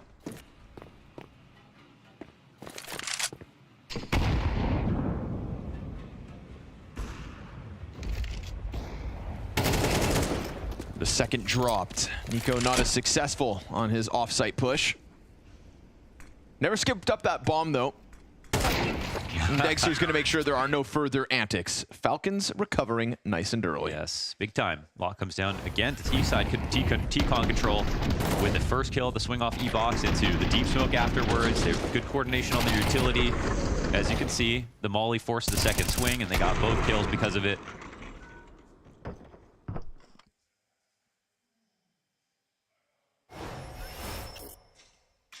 Some good reactions, and now ENCE finally broke.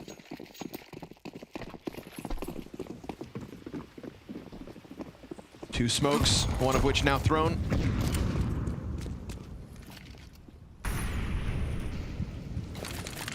Even fishing for a bomb plant at this point would be tough.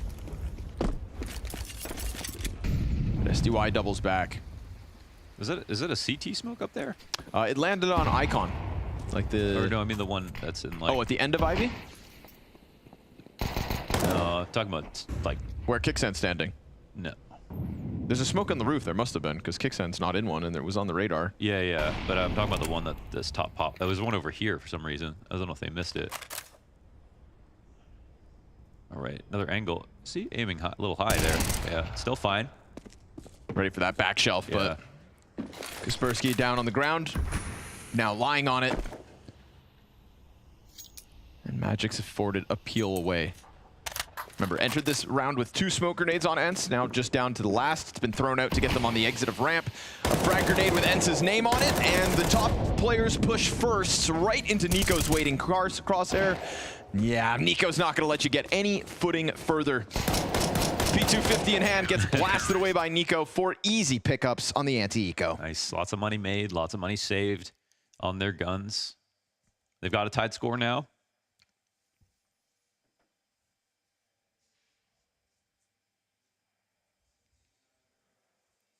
Have you looked at like how sided the map is and the few games that have been played so far? I didn't, no. Okay. I mean, I just remember Spirit's T-side absolutely smothered Fnatic. Yeah, yeah. Yeah, the question is, and it's also, they've got that recent change from the spawns moving back. The spawns moving back, so that recently affected the map. I feel like I need more sample size. Ah, okay. Using the noise to get a push up here through pop. It's possibly we're still heard, but ooh. Netju coming through that smoke as well. It must be a CT smoke, because that's where you were talking about last round, that's what right? I was talking about. And now CT's trying to play off of it, so they allocate 3 players to trying to get the B halls, but it costs them dearly. They might be suspicious about this push, because we've seen SDY lurking through Ivy every time, yeah. And found him. Wonder why someone ran out of T-Con in that fashion. Dexter right behind him. Quick shot. He's going to go in for the second, and Dexter sweeps it away. So sure, Falcons may have lost bodies on their initial peak up through pop, but Dexter's here to close it. Yes, put himself in a great spot there. Right by E-Box to get the T-Con play. That alerted them that maybe there's something else going on another outside connector. Kicksan rotates back to get that kill. Dexter does the rest. Nice aggressive opping here from him. These two are going to be best friends. I was going to say, the Zonic Dexter pop-offs are, I feel like that's going to be the energy engine of Falcons moving forward. Oh my goodness. The lava lamp view. Why 1 piece of lettuce? Lettuce. I think it's a mint leaf, maybe. Basil. Why 1? Why 1, yeah. It's very demure of him. Oh, I'm just getting real crazy. Says some zesty water.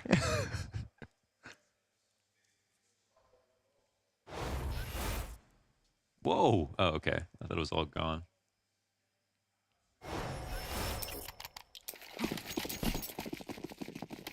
So 5 straight from Falcons. Remember, stabilizing off of the back of Desert Eagles and a P250. ENCE hit that speed bump, haven't been able to break back through, and now we're starting to see Falcons. I like the fact they've got that smoke. Clearly, they've been playing train to a degree, at least a degree, singular. Workshopping it, if they've got plays like that, and they've also obviously thrown people behind it, and also at times not gone for that pop dog push. So trying to create a bit of ambiguity behind the play. But we do indeed have Falcons now sitting on some good amounts of cash. And a tough spot here for ENCE is it's upgraded pistols, but a whole bunch of nades to try and make this B-site hit happen. An early third player allocated and a deep frag through the window will send them a message. ENCE, we know what you're up to. Glaive recognizing once they got spotted, he had to go back to do a little extra work to make sure they haven't pushed, and we'll be suspicious about outside too. So they've got it down to 2 inside. There won't be any further rotations here for ENCE. The exec is coming in soon.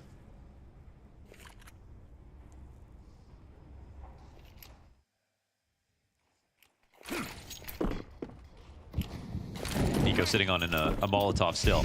Just threw it. It's going to burn down at the base of ramp. They got through the smoke. Yeah, they manage out. Okay. M4 gets away from Nico. That's a lot of bodies on site, but remember, Degster here to help. And he finds the first of potentially 5. Netu able to rebound back with a deagle shot. Potty's going to try to chase down Nico now, and will get it. Missed. Because of Dexter's miss, as he swaps over to the pistol, he'll recover. Also killing the player up top in the middle of that. True. That's nice. Out of Degster. When Great did he get the side chance for to him. shoot Not up? sure. Just get off my screen. Fly swatted him. Falcons 6 straight. I feel like I thought I was watching him just whiff pistol shots, and yet he walks away with a kill above Potty. So making up for letting Nico get run down by Tech9s. You know, we talk about maybe pressure for a Falcons roster, and especially with now like the story that was Falcons in 2024, obviously not meeting the organization's expectations nor price tag. And when we look at it this time, I almost don't think Dexter's gonna feel that same pressure. In spirit, I think he's ready to just win. He's hyped to have the teammates that he does after obviously the Shanghai playoff run, and as our analyst so aptly put it, you do have literally 2 upgrades in Magisk and Nico now. That's all Dexter's gonna think about. Time to win. And a 13-6 over ENCE at the moment individually. Look at this. Great time to go B. But do they stall out like they did last round? There was a lot of positioning, posturing, and last time they got spotted by Nico, so they waited more. But it looks like they're coming through this time. Incendiary down on ramp. Kaspersky tries to go through, and it costs him. Clean double kill out of Magisk. Netu takes down the rotator and Magisk in sight. What and a then round. A clean headshot to Degster to boot. Clean triple kill from the Frenchman. And Kixan tries to take it back. Clears the top shelf first, but SDY is going to push that over, and ENCE have gotten another round. Wow, another simple round here where Glaive takes the first frag on TeSeS and Popdog, and they immediately set up for their B-site hit. This time, I think, you know, Magisk has just been getting better as the rounds have progressed on CT side on an inner, and here's his best round so far with his 2K hold. But that is just not enough with the full site being taken over, and Netu's amazing 3K hold from the upper. Peppered a couple shots and then through the smoke to make sure to find Magisk as well. Yikes. That was an opportunity. Almost burnt to a crisp, but escapes on 12 health. Similar play here. Looks like he's going to walk to his... Oh, no. Oh, he said walk through his death, but the last time he pushed that, he did get the 2 kills. That's true. Just barely finding timing ahead of it. But now we get to see really what Falcons want to make of that when they are able to get to the top of Pop, and it looks like just replenishing the smoke is enough for now. But Kixan, this goes too far. This is a huge invitation for Glaive to wrap around Icon. Yeah, I don't know if they understand what the smoke looks like from the T perspective. I don't think so. Look at Kixan, he's gonna back right up into it. Oh, but Glaive, he's not gonna see him. Kixan's still holding on the right side of Ivy, and Glaive is now going to make the flush of play all the way around through spawn as they group up for inner. TeSeS doesn't really know that there's a fork coming at him, but with the smoke in front, they know somebody's here, and he has an escape route to outer. The thing is now, again, it comes down to Magisk in the site, but can you blame him if he gets caught off guard in this position? Absolutely not. He's got full confidence that there's nobody back here. That's a jump scare moment here for Magisk. Molotov into Z. And they've got it all cleared out. And that flood of ENCE players. If TeSeS did, and I don't blame him for leaving either, because he's probably thinking everybody's slowly coming to the B site and we've got an anchor in it. But if only he had stuck around, then he could have caught this pack with at least a fight. But instead, Glaive getting through. Kixan's smoke spells disaster here in the final round for Falcons, but They'll chance the retake nonetheless, 3v5. No utility to pull this one off. And obviously ENCE players in every single possible corner. TeSeS the last to falter. And Glaive gets the wraparound for the 6-round half on this T side of Train.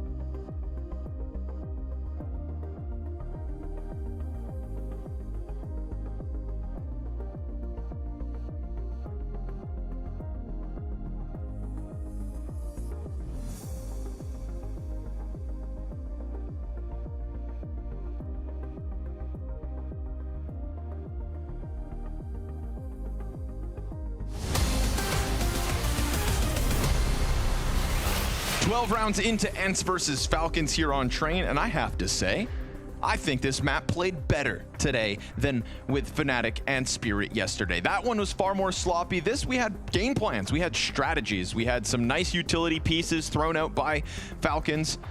And, well, Launders, I'm just ready to see more and more of this map. 100%. I'm really excited to see what both these teams bring now that they switch over. I think we saw Great CS, some good ideas out of Falcons with the smokes they used on CT side, and now we'll get to see if ENCE have a lot of ideas like they did on T side here on the defense. They've got some quick rotations, but this will be an outer play. Smoke on the site out of the spawn here for Falcons, so they give themselves a great amount of cover to cross from E-Box. Now Dexter's looking to tear heads off, but he'll only find the one. It's his two teammates that get this 4v2 established. SDY, this new box in Z. No That's name huge for this just yet. That's true. SDY, maybe if he gets a clip. We'll workshop it. And Falcons will lean back to try and close this 3v2. Giving over a lot of space for the players in the site, but no contact to be made here. Very quiet post plant from Falcons. Eventually, ENCE are going to find him. Matter of seconds now, and there's no kid, so you got to go. You had to have gone 5 seconds ago. And this one falling flat, so Falcons waste no time in their pistol, setting a precedent on the T side themselves. Since there's so many Astralis players abound. I just thought it'd be a good time to point out that the reason Astralis are so good at train largely is because of Zipex as an inner rotator, pulling off impossible clutches consistently on the outside when he would rotate. And as you can see from the post-plant positions with the bomb plant in a default position, it is so hard to clear out so many good positions with the amount of time you have left. So that's going to be something that we'll see develop over time as well. What's possible, how many saves will come out of it, and if new train offers up more retake potential. Ouch. That same set of nades, though, to just hold you back inside T-Con. Falcons thinking they could just bully their way out. And while they will find an opening, Magisk, single point of health. Not ideal, to say the least. Oh my god, he still gets away. We get the pop dog push from the remaining players. SDY also down to 1 health, but Magisk will get the better of him. 2 kills with a single HP. Nice and easy, but I will say, Falcons, dangerous game. Okay, I feel like rushing out T-Con, so predictable in some ways. That nade set is very effective at stopping Ts if it's coming your way. Yeah, no doubt. It feels like running up banana on versus pistols as well on Inferno. It's like one of those things that you will eat nades. Yeah. You just see, you can see Sonic happy that one gets finished off. There is a revolver. Love that.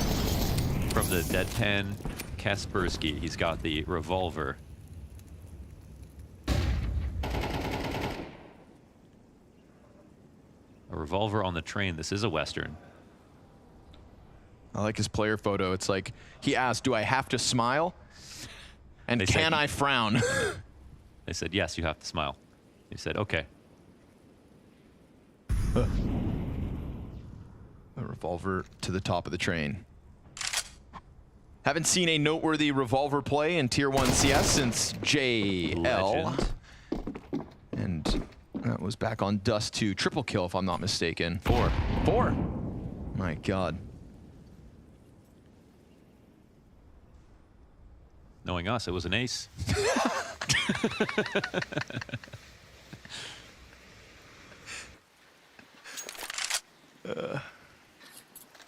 Yeah.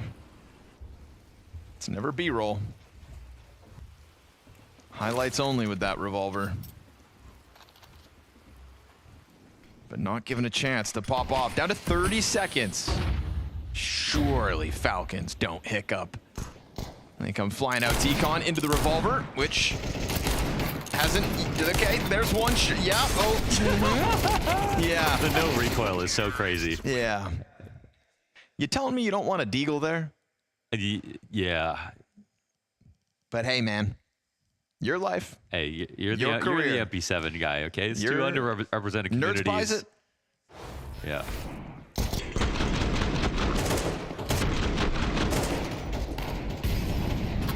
I mean, we got JL, Snacks, Kaspersky. You have Nerds, one guy. Simple's not on a team, so. Yeah, you got a good point. Yeah.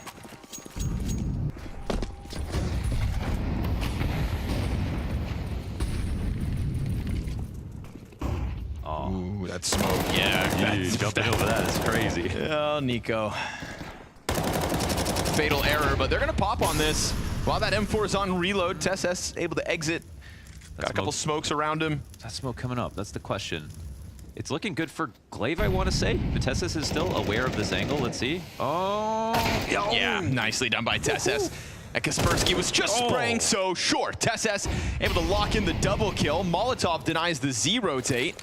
Dude, TSS has just become so good as well. I mean, he'll be an underrated piece Where of does this smoke lineup go? for sure. That was a flash. Smoke? Excuse me. Oh my god. Poof. And an ace. Another man who's had a good game.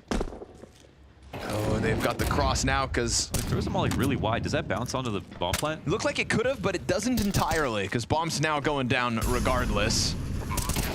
Didn't quite have enough arm to maybe get it where he wanted. 3v3 nonetheless. 2 players kind of stranded here on site.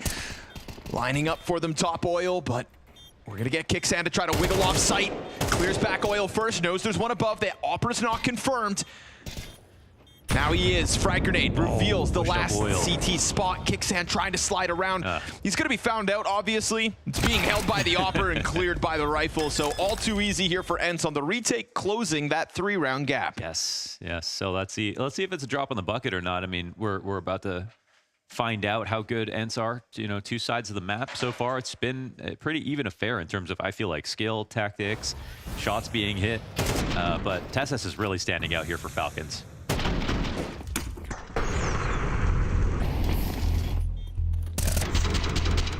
So you don't want to peek out any farther, get headshotted throwing the molly for default, but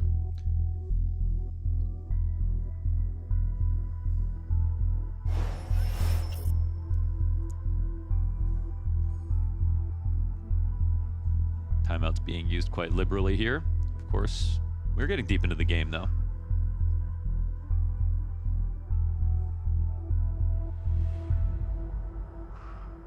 That 4-round streak at the start of the game for ENCE, really the backbone of their train play thus far.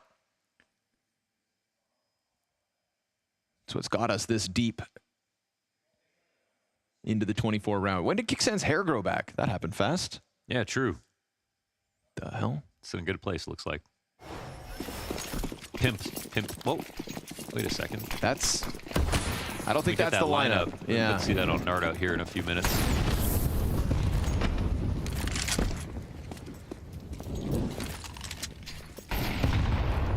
Glaive wants this T-Con control, uses a lot of util to try to get into it. Nico looking to fight back. But, give me an angle. He gets smoked out of it, so he's not able to continue the fight. What I want to see about this is because, like, Falcons were obsessed with T-Con control. I want to see how ENCE, how they deal with a team taking it versus them. Because this was definitely a thing on Old Train. It just doesn't seem to be. It's so common now. It seems like every round in both games we've seen. This is just what you do to start off the round as a CT. And honestly, it's only made possible, in my opinion, by those T-spawn changes. Yeah, like that small adjustment to the T-spawn timing has now really opened the door for defensive pushes. It makes sense. You get an update like that, you read that as a CT, and you go, okay, so what do we get in exchange? Yep. Because you know it's been calculated. It's not a change to see. It's a change that's checked. Crazy to hold the angle, just sort of obviously an off angle right here. I have a hunch Kaspersky's a madman, so yeah, you know, let's watch him try to hold Nico back. Of course, Nico clears it perfectly. Yeah. But the problem with the angle was just there's nothing else to worry about if you're Nico. So you really do just kind of put yourself on the platter. Potty, though, gets a kill to Magisk. Icon smoke lands, but it's the death on Magisk that happens before smoke pops. Top ladder. Oh, but still traded. SDY, good job from the backside. Wait, that counted as a jumping headshot because he was on the ladder still, I think. My gosh. Kicksan getting away with the bomb plant. That's a bit of a robbery. I mean, dead man walking, no doubt. 3 players peeking all around him. Nice to have that money, though, yeah. But a little bit of cash injection for the Falcons as ENCE continue to close in on this lead. Still a pretty strong CT rounds, back-to-back here for ENCE. They deal with this quite well. They delay a lot of time with their T-Con presence, even though the kill doesn't go their way.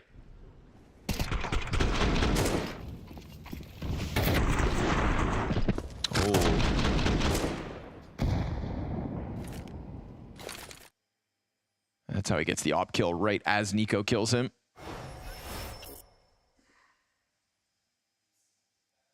You know, we don't see ENCE that often, but they do have interesting pieces, man. Interesting pieces with a leader you can believe in. If not to frag all the time, to at the very least mold. Yeah, I mean, it's fair that Glaive has had a rough time in terms of how many rosters have fallen apart. Nicely done. Nico's on it, but Kaspersky gets his revenge from the last round. TeSeS through the flames. And it's a double down from the E-box hold. All these smokes allowed for that exit, but it ultimately costs Falcons the guns they had to play with. I remember when we were in Abu Dhabi and we were with Glaive and he had, 12 hours to make a team. It was like, right, yeah. Because the last ENCE lineup actually got bought up by Falcons, so it's... One of the things that I'm happy Glaive has to work with, right, with like obviously pieces around him, the 3 young guns, is I like that SDY is no doubt the second caller. I like this Glaive and SDY combination. Yeah? Yeah. I still like it. Just like 0.5% less. Okay, just no crazy deagle shot, and then surely... Wait a second. Wow. Kixan give it a chance there, but cleared out by ENCE, who have indeed tied this game. Yeah.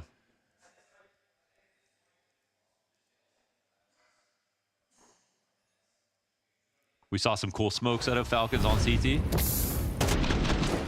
And it does feel like that's where the cooler smokes are going to come on this map, but still want to see some of that energy here on T side.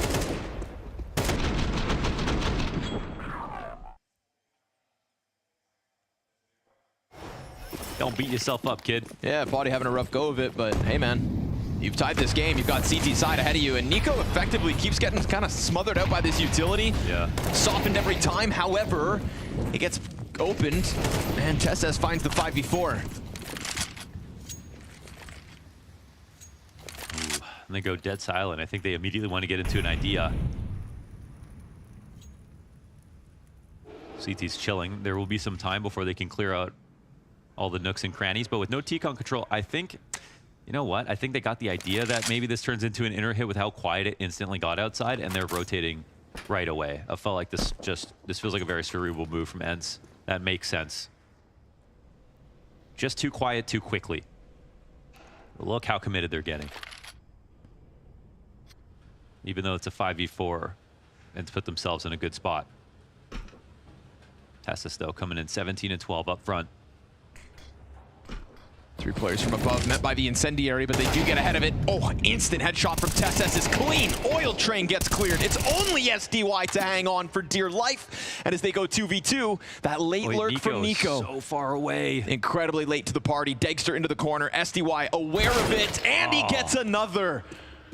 While his 2 teammates die empty-handed, now Nico has to give away his position, and he's going to run right into that Opper, but a missed shot opens the realm of possibility. It's low health on SDY. A second missed shot, but Sumdai Young with the quad. Nice one from Sumdai Young. Hunting down to Degster was everything, because as good as that round was in terms of the setup, if he doesn't get the kill on Degster, the 2-on-1 and the retake and the lurk coming in from Nico would have been too hard for the op, I think, for sure. So 5v4 is cool, but I mean, strategically, they become, I think, a little bit too legible with how quickly they cut noise, then started walking all the way to inner. Like we saw previously in the first half when, you know, Falcons got spotted, made a little bit of noise. They went back to respond to make sure it felt like both sites were takeable, because otherwise you get 3 rotations inner, full commitment, and they're trusting their reads, which is such an important part about CS, obviously. Tech9's coming through here for Falcons. Defend against 11. MP9 could shred flesh from these 3, 4, all lining up for it. And you also get that ramp push. It's well tethered. It's an M4 to exchange hands, but so many teammates here for Glaive to work around that all is good. Damn. Falcons are losing this map now. They are losing, yes. It was a 9-6 for a second with the help of the pistol for Falcons, but CT side is looking very strong here for ENCE now.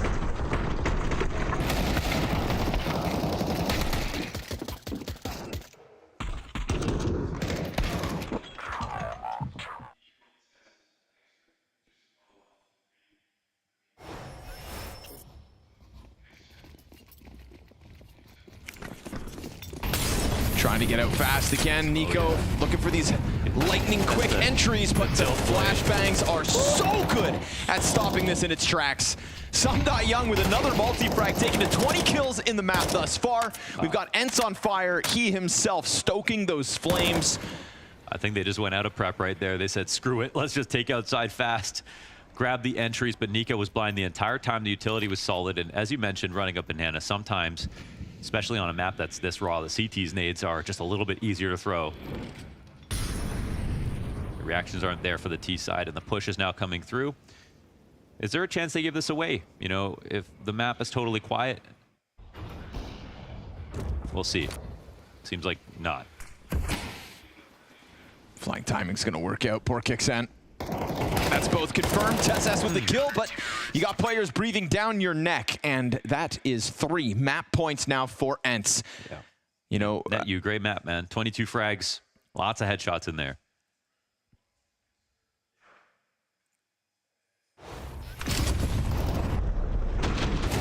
Stuffed on the exit.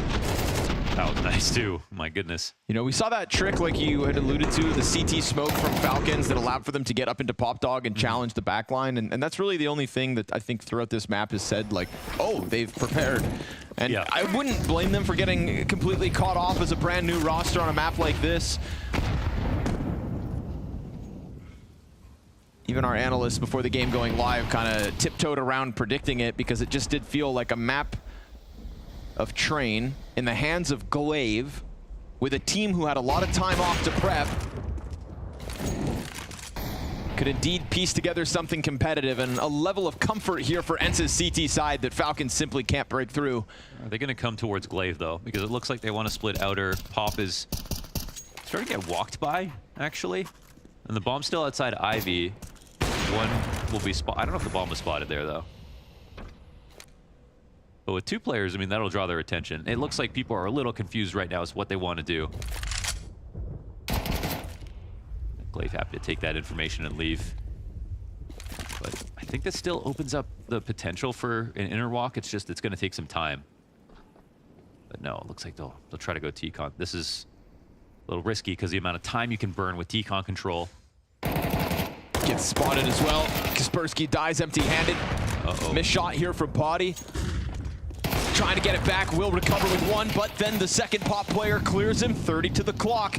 We've got Sumdai Young backside, support from Z, a nade with his name on it, but oh, it's the kill from Degster that really opens the door for the T's to guarantee this bomb plant, and Glaive nowhere to be found now. So Falcons piecing together a clean outer hit. Yeah, they had to frag their way out of it, but they got that T-Con kill like they have confidently been doing. Glaive in a 1-on-4 situation can like try to punish some exits or just get punished. 3 on the round for Degster. Successful outer hit. I think they had to kind of make that one up as they went, but they did make it work in the end.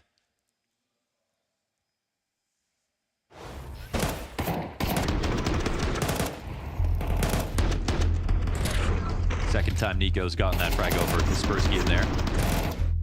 Yeah, it felt like that kill and then the one on Sumdai Young were really the two key moments. Those were the most anchored in CTs that I thought had a chance to slow it down. I think there was a moment just tactically where if Potty was playing on the back of the train holding T-Con and he was tucked in, they could have at least delayed a long time if they didn't have a molly to get him out of that spot.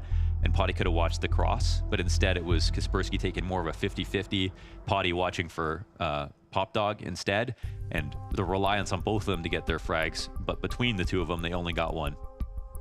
Because if he was in the back of the train, he could have still also hit the E-Box cross with his op, as well as taking care of T-Con, and had some cover to work with.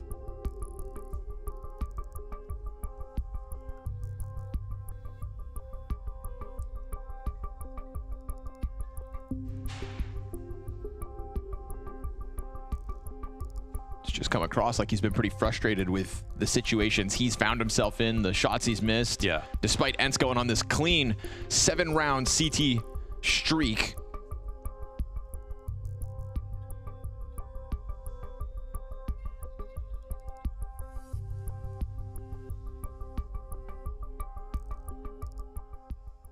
Or 6, rather, excuse me. 6.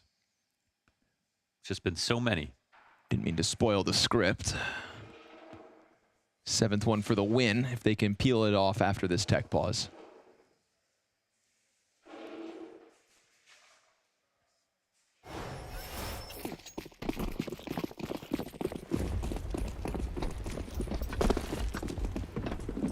Okay, can we get overtime here for the Falcons? Inner push, this one's gonna be high action. Ooh. Oh. Fire spreads, but not far enough to stop him, so fighting fire with fire, but Nancy dead.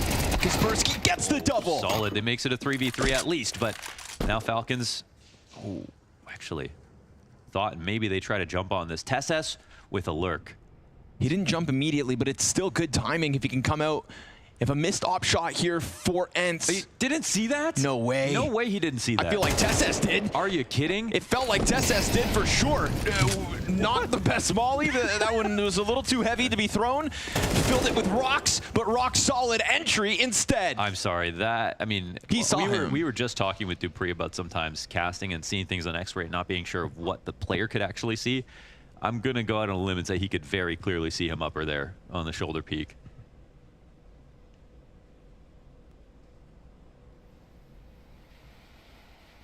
Clearly didn't register it, and then peeks right back into a very sharp TeSeS who continues his success. We saw flashes of it back on the A hits when he's able to get footing on E-Box. It's a very important save here for SDY. This team doesn't have much money.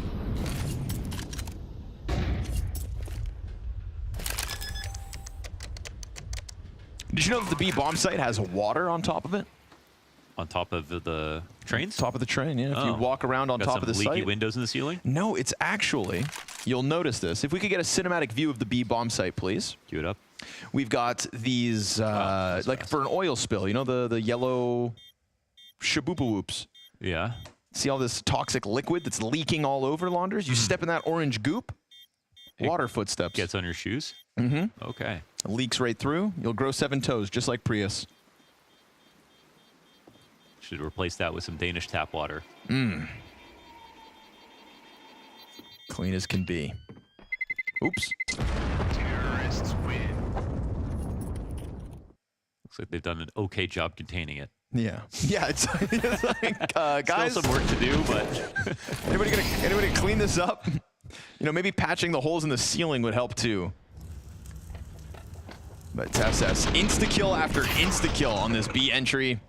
And that is what could very well cost ENCE a regulation win. I mean, Potty's frustration will be what makes him miss his next shot. You know, he needs to stay focused on the task at hand, which is just putting himself in a good spot and going for the next round, not thinking too much. He's clearly very obsessed with the past. Yeah. Here, the expressions on his face.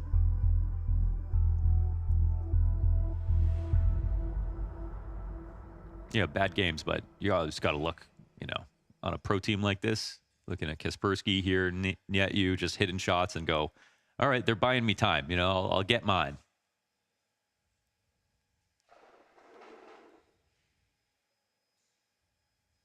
Smiles on Falcons' faces. Yep. It's a welcome sight. So here's the money. The op gets saved for Potty. Maybe he can turn himself into the hero for this one. That's SDY saving it from last round. Everybody else pretty low on Econ. TeSeS to the first fight. Oh no, again, that angle. People keep thinking you can hide here. They didn't watch the last game. Man, we put fear under a microscope of criticism. Oh, Kicksan can't double down, but confirms another defender in the halls and low. But yeah, man, that corner in Ivy, like, boys. Wait, Glaive is going to the exact same corner. No way. Okay. At least he gets aggressive, and it works out for him momentarily. Nico close enough to cover for the push, and Falcons have, I would consider, a pretty prime spot to push us into OT. But here we are, distilling the situation. Potty's got that op save from last round. He's had a rough game. He's clearly been visibly frustrated, and there's a chance that they take it towards T-Con, where he might get some action. Potty, let's see if you can make up for the rough game that you've had. Put yourself in a good mindset. And you know what? He's got some help. I really like this from ENCE. Instead of splitting up into 2 1v3s, they're deciding to gamble on outer. Hope they can get a kill here. Can't miss. Yeah, and if they draw attention from Ivy and he doesn't trust Kaspersky to watch this, then this can all go wrong. But a lot comes down to the trust. Kaspersky leaving. Oh, he's leaving. They don't even trust the call of staying inside this outer site. If 2 players had remained, then maybe. If Nico can give him a fight first, but it looks like this icon push is going to find him a sitting duck inside of this outer yard, and now a guarantee, surely, that we go into overtime. Yeah, that's a moment where they gave up on the gamble. Kaspersky looked into Ivy, but he didn't clear it. They trusted it for a while, but not long enough. And so now it's a desperate retake attempt with no kit, but the first kill at the very least. 7 health for the last 2. Not gonna happen. Okay. Overtime we go. Falcons surviving that 6-round streak out of ENCE, puncturing the defense and sprinkling in just enough rounds to get us out of regulation. From 9-6 to Falcons, oh man, to this. That's that hopefully is the last time we ever see that. Yeah, PSA, it's happened 2 games in a row.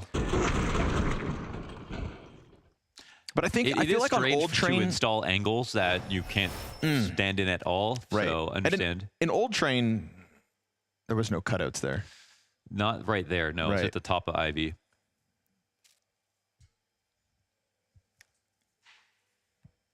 You know, in spirit, they still think they can hide.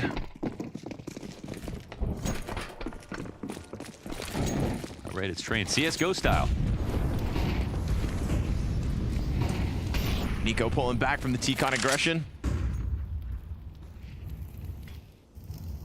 Opens the door for Glaive to take it over. And as they don't have Pop Dog, they'll take T-Con instead. Momentarily, at least. SDY flashed and has to offer up the angle. We go double ops as well here in overtime for ENCE, so see if they can work it out. Potty has to give it up, fired his feet.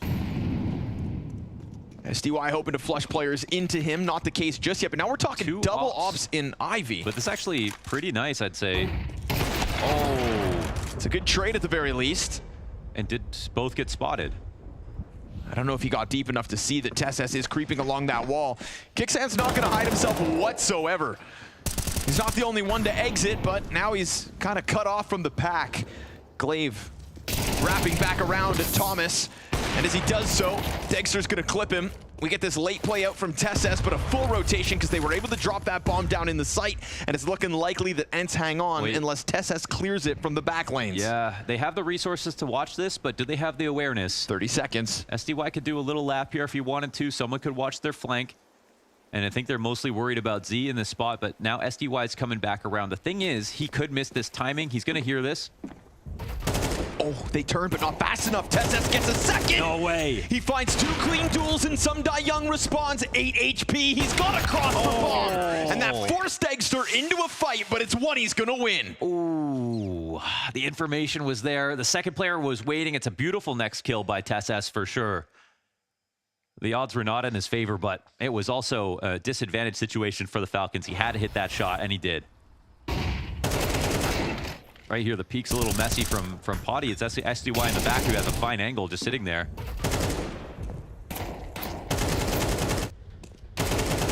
And this shot gets missed as well. SDY has the right read on the swing.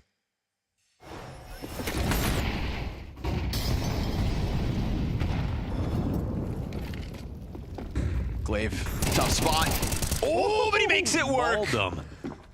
Laser beam to the forehead of Magisk. And he wants to keep going, and it's actually... Bomb next with 2. And a third right behind it with no gun out. Dexter, it's into the close headshot, won't get a second. Efficient trade frag from Nico, but still the disadvantage. It's an open door to push as we see this scrambling defense come over. And a ramp smoke. They don't see anything. They can see over the stairs on that smoke. No op to hold them back. That'll be another great shot from TeSeS. Can he make it happen? Yes, he can. Adjusts over to Sumdai Young, his 27th frag. Frying.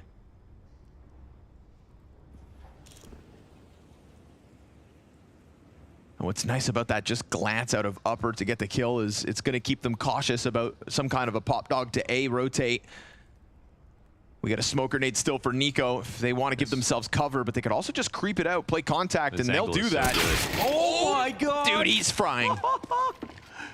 Grilling even as Potty gets dropped down. TeSeS is the saving grace of Falcons at the moment. Incredible. I mean, that angle is just wonderful for the hold up because you can hear them if they come, unless they go down the ladder on upper. They walk down the ramp, you have a great line. After Glaive does this too.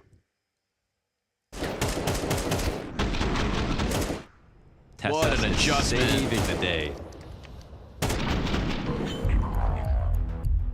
All 3 kills in that 2 versus 3. You know, before this game starts, TeSeS is maybe the least talked about piece on this lineup. Sure. And now look at him go.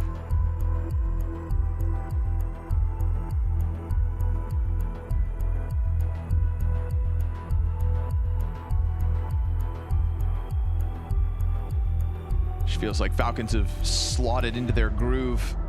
Yeah, ENCE have got some op problems for sure.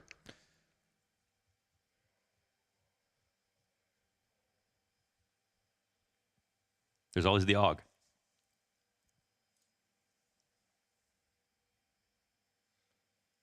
Buy in today. Start your AUG practice, folks. It's coming.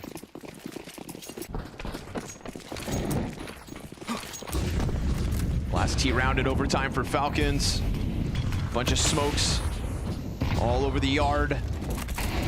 No full commitment to exit T-Con, and there is a good reaction in their favor, I think. A lot of util burn to try to hold them back. Glaive actually takes the gamble to fight into Olaf, and he's going to find himself on his own between these smokes.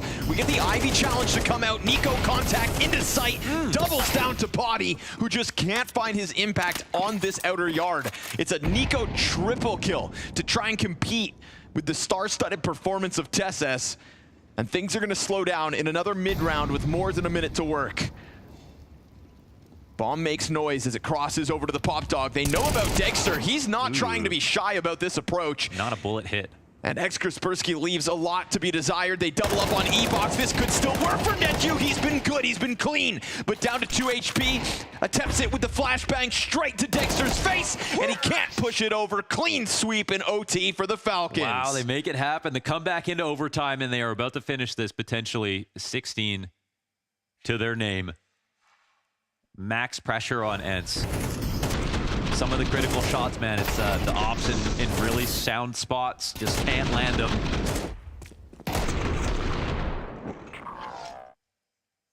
That's 2 1v1s for Dexter that still could have been lost even in that moment. But X Factor here for Falcons coming through.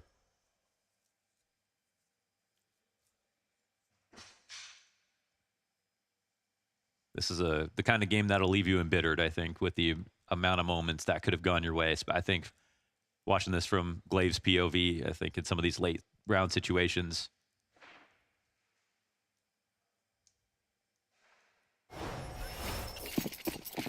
But you got to give it up to TeSeS, especially for some of the kills he's got. Unreal. Yeesh. Not going to make Kaspersky's job any easier here. Flashbang finds him as he's looking to path through that smoke. They do cross paths. Oh, he's found something. Only 50 HP to make this happen, but he has found something. He's gonna find a back turn, but TeSeS gets him. Saves him again. Pulling out from Pop Dog, just finds a T, trying to lurk around Icon. And speaking of icons, 30 frags to TeSeS's name.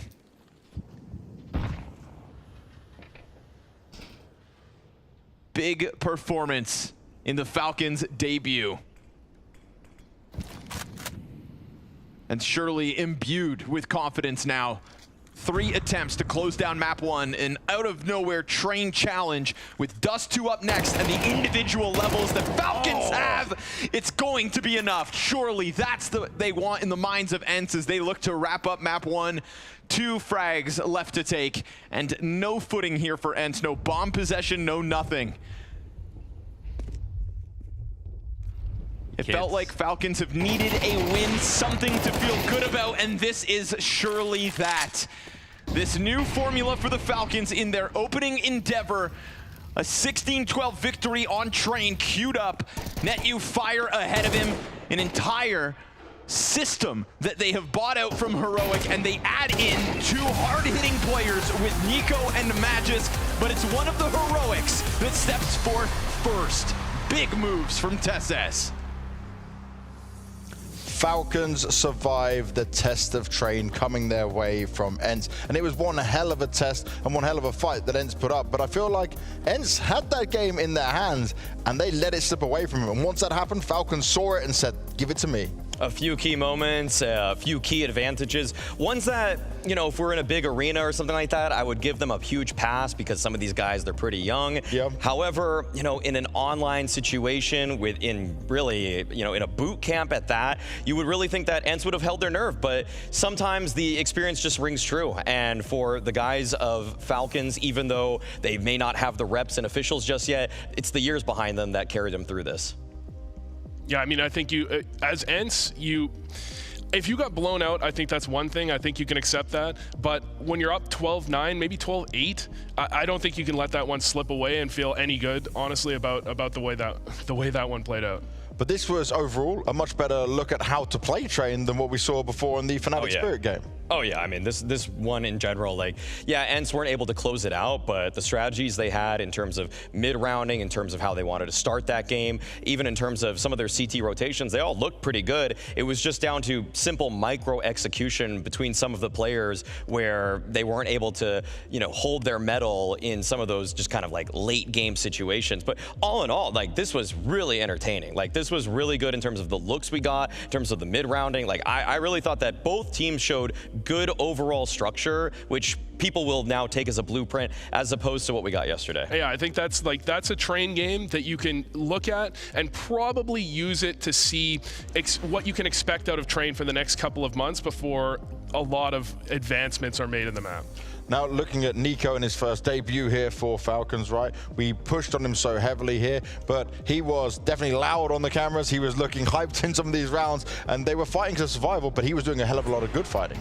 Yeah, I mean, Nico, he's kind of going in behind Malbs again, except Malbs this time is Tezes, and he's going to close it every time. He's going to close out all of those frags you want. And he had some rounds where Tezes died ahead of him, and he still moved in, got the kills himself as well. He did everything you want Nico to do. This was obviously a great debut from Nico. Not like a sensational one at that. I mean, it's against ENCE in an online game, but regardless, I mean, feel like when it comes to Nico, we saw these moments where he just had these little pop-offs. Like, he kept holding his own, getting 1 kill, 2 kills in round, not really just giving up freebies or anything like that. But then when they really needed him in late in this game, he had a really pivotal 3K at that. And that's just kind of why Falcons have been just wanting this guy. Their eye, their attention. It's been all over him for the last, I don't know, 8 months. I don't even know how long it's been. I mean, you can say it's only against ENCE, but I mean, when ENCE is playing like that, I mean, that's nothing to scoff at. That was a high-level performance from ENCE as well. Okay, giving ENCE the respect they deserve. Yeah, definitely. But Tezes showed them no respect in anything he was doing. He was finding his way to bail Falcons out of some tricky rounds and individually looked sharp as hell. Tezes was phenomenal in this game, no doubt about it. This one where we're getting the highlight here on round number 5, this was a huge turning point in the game, and he was able to build off of the confidence there. Just one unchecked angle, and suddenly this guy is completely unleashed, frequently overlooked, not just kind of on the past heroic lineup, but really like the last iteration before that, where there's usually other players that are stars. But I've always considered Tezes just one thing. You know, he was the most overqualified B anchor back in 2022, 2023.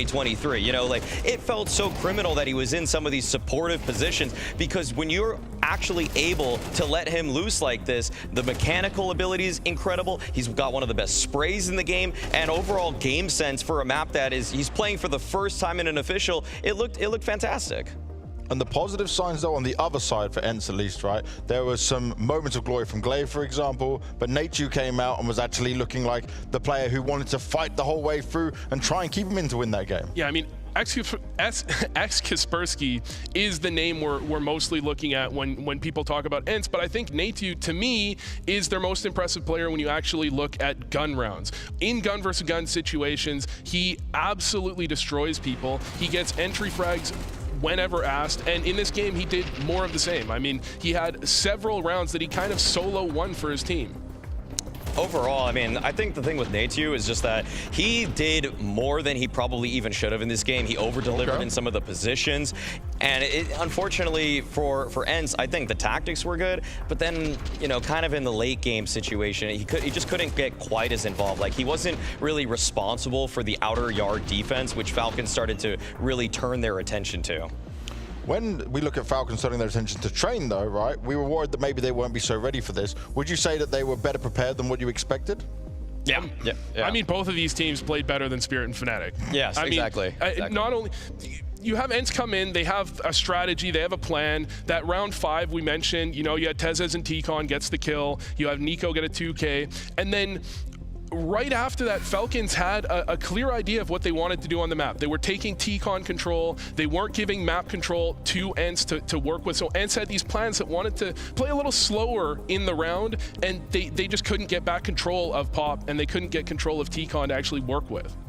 One of the nice little moves you guys were pointing out, though, was round 12 coming out from Glaive on playing off that lurk smoke. That was something nice from this man. Yeah, Glaive, I mean, this is kind of vintage Glaive, right? He sees that counter utility coming out, so he knows left side Ivy completely clear. He can walk around, doesn't have to clear anything for himself, gets the flank in towards inner. He can pick up a kill, and he's just going to end up winning the round for his team. And this is what you see from Glaive, where he takes the initiative himself. He knows his team needs something. He goes for the aggressive play, the lurk play. And I think when you actually when you're looking at regulation, I think the score is 12-9, and I'm thinking to myself, Glaive outcalled Kixan here. We talked a lot about Kixan in the pregame, and 12-9, Glaive was out cold. Yeah, he did. But we got round 24, and Kixan, just the coup de grace, you know, showing that there's a reason we've been hyping this guy up. You know, there was a little bit of an outside stack. They got some opening kills for Falcons, but I just love the way that he uses his pieces in mid-rounds. You know, it is a man advantage in a 3 versus 2,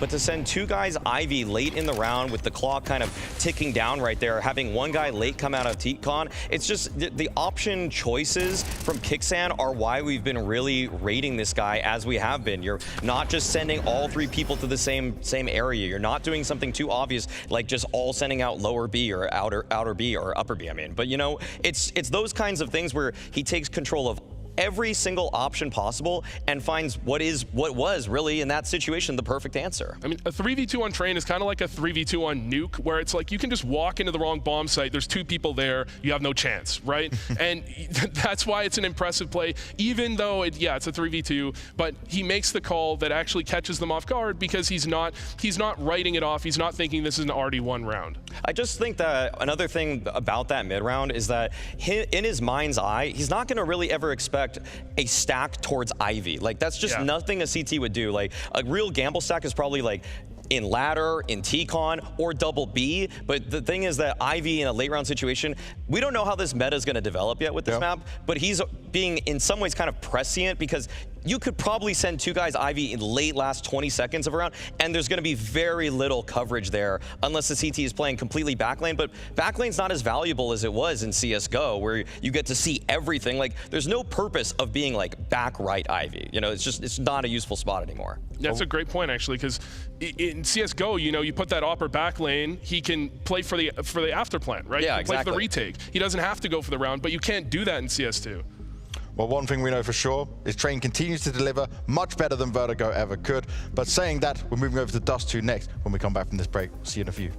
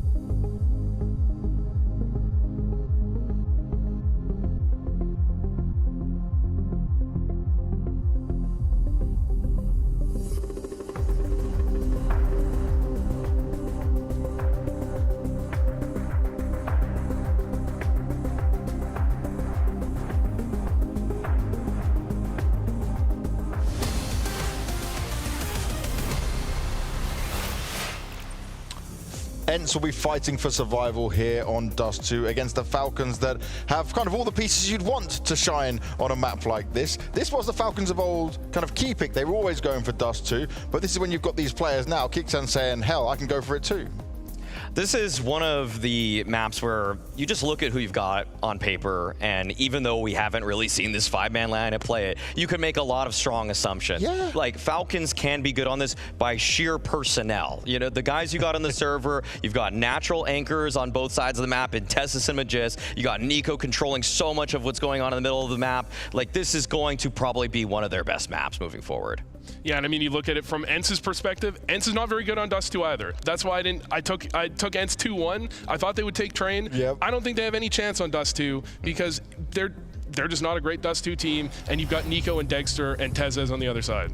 And this is the problem, right? It's now we see more of a star-studded Falcons going into a map like Dust 2, and they pull the victory on Train. For ENCE, it's looking like doom and gloom. Could they have worked on it in some way to be able to battle back? And what are your hopes here for them? You had to look at it in the offseason and say to yourselves, what are our weak points right now? How do we shore those up without really kind of opening up new deficiencies in our already strengthful maps? And I think ENCE they got NKJ has definitely looked back at these.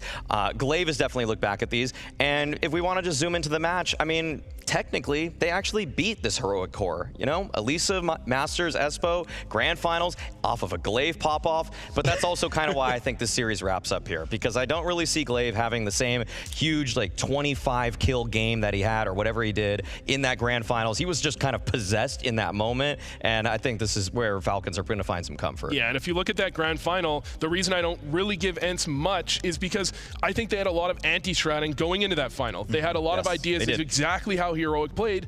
Well, you don't have that against Falcons. I mean, it's the same core, but Nico is a big piece. He's slotting in. He's going to slot in differently. You can't anti-strat this team, so I don't think they have much to work with. Is this where you're expecting Falcons to have more of that in-your-face style, more of the aggressive style, and just shut them down?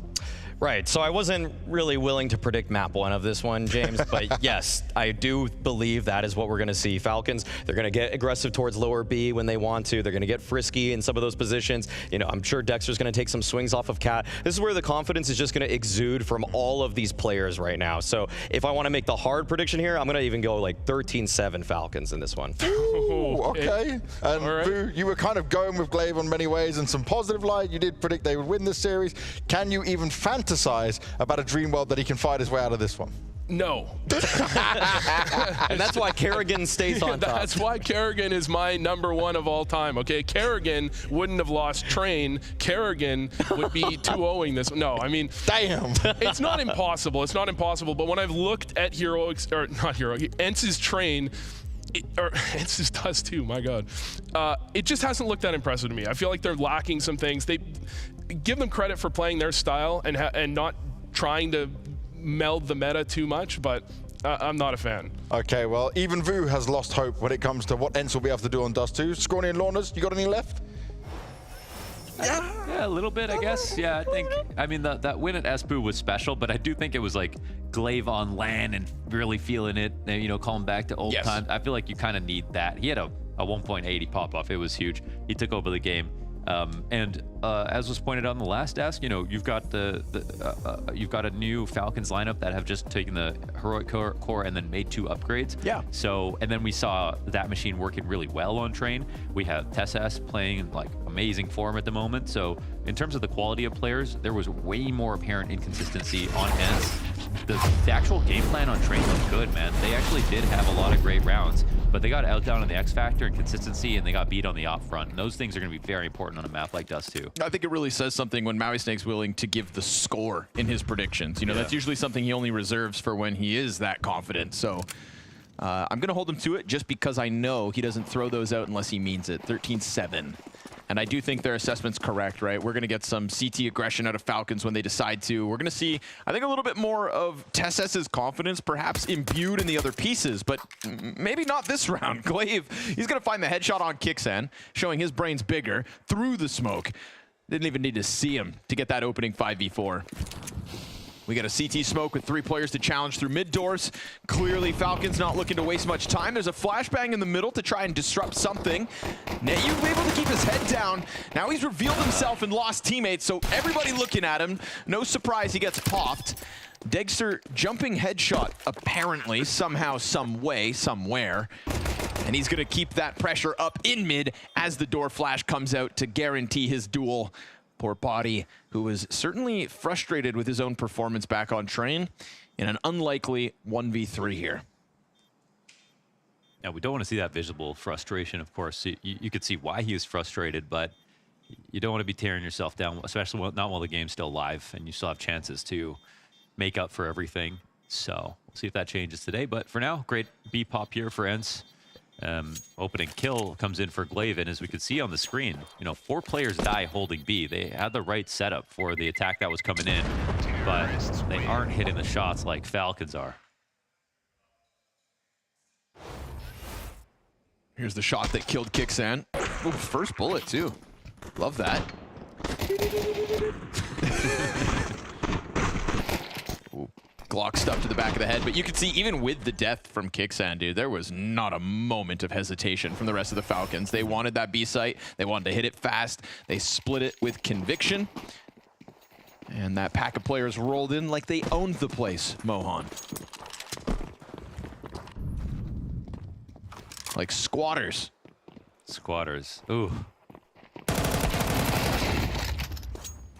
There's Tessa squatting in the playground. Yeah, CT show a little aggression. Teasel answer back. It's a clean headshot to Body. That's catwalk open wide. Magis cautious of the long push. I feel like this could be a masterclass from Nico alone on this map, because you don't need to. You need less teamwork on Dust 2. There's no secret there. And it's not a map you're going to have to retrain Nico to play on, even if you're on a new team. So his individual skill should definitely shine. As it tends to. You think you'll outperform TSS this map? I think so. I think, with Bounty being all about the money. Yeah. I think it's fun if we start culturally, because, we don't even really we don't know how to cast a Bounty yet, dude. It's something new. That's true. I think we start talking... we start talking money, man. We start throwing a little... I mean, do you still have that, what was it, $400 in your pocket from yesterday? That was more than that. Oh, okay. Who's counting? It was like $8 and some change. Yeah, I want to get, I think bets are a good thing for Bounty. Yeah, what kind of conversations around money do you think we should have? Money jokes? You want, like, money jokes? We could do money jokes. More betting lines? Yep. Okay. Hence the TSS versus Nico one at the moment, At the award show, I was sitting beside Darth Mike, and we were taking prop bets on different things that would happen on stage. Oh. Whether or not Blade's speech would be over 2 minutes. Mike won $10 for me off that. Okay. Pick the over. I was off by 14 seconds. No big deal. Dexter doesn't even need 14 seconds. Flies out long, gets the opener versus, again, majority pistols. Don't get your hopes high if you're rooting for ENCE in this one. But mind you, I say that, it's a good amount of damage. I would take 1 death and 50 health for Glaive for the amount of softened up Falcons players you have at the moment.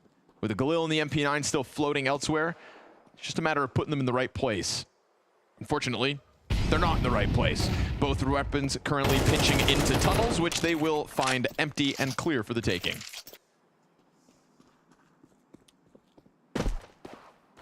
On control, step 1. Oh, Nico spotted 2 with that 1 jump spot. That's nice, but it attracts the attention of the CTs over towards the A site. And the only thing gets him out of this mess is great shots. Which come back the other direction. Dexter opening up the bomb site. Some Die Young also dead empty-handed. That's one of the 2 weapons. The second trying to climb up Cat to come and join Glaive as he desperately hides inside smoke. No kit here either, so a kill, a death. If you can really wait them out in this corner and hopefully drop somebody who maybe sticks around for bomb, that'd be something. Glaive, you're not getting out of here alive. Kixon's gonna hunt him down, could smell him. 3, 2, 1. And now the Galil will try its hand, Free Galil, so give it a try. But no, sir, it's just more money in the back pocket of Kixan. And Falcons show no sign of slowing down. Another prop bet was, will the next guest on stage know the word nominee? Not many did. Not many did. I think Adren was the funniest because he had no alternate words either. I actually spoke to Prof earlier today, and the players... It is a weird word. The announcers, well, they didn't even want them to use nominee. They wanted to use finalists, specifically. Oh, okay. Yeah. But nobody said that either. Right, yeah. Maybe next year.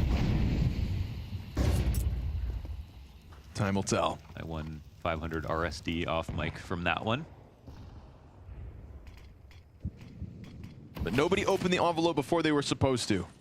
Yeah. Got close. Got close with Shocks. Got close. You're winners. Ooh. But production was hot on the video. All right. Guns, baby. All across the board. And a challenge for mid soon enough, but Smoke's not going to, again, deter Nico. Ooh. Looking to get up Cat. No one here to stop him, but look at the rotations. ENCE have been good in terms of the reads, like putting themselves in spots that Falcons end up. They understand exactly what kind of style of game they want to bring. But here we are, SDY readying a flash. If they throw this too early, they're not going to see anything.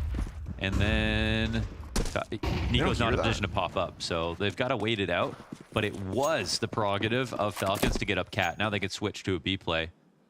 Although that fallback could also just open up the invitation for the Cat fight too. So nice late nade. Starting to take a glance at it. Kaspersky dies out to Magisk. Now suddenly more pressure on your car hold. TeSeS is slid out into the B site, but gets dropped, and Potty wants to get active. I mean, Wildcat walks falling. He's looking to take back long, but nah, Magisk along the wall hangs on, and the bomb just gets away. There's a chance for Glaive to catch them off, but Dexter turns around and loses out on the duel. Luckily for him, traded by Nico, so Falcons will take over this A site, guaranteed. Yeah, as we see again, another round where like the majority deaths are on the right site, but the players don't get the frags here for Falcons. So gotta always give CT credits for the correct leans when they call it. But the flash retake on Cat really doesn't yield them anything, and Kaspersky's failure to kill Magisk the first peak, I think, is the big one. He's coming in with the Galil. Kaspersky's waiting for him on the right timing. He should lock that down, and that dislodges Potty from holding car and the Cat cross as well.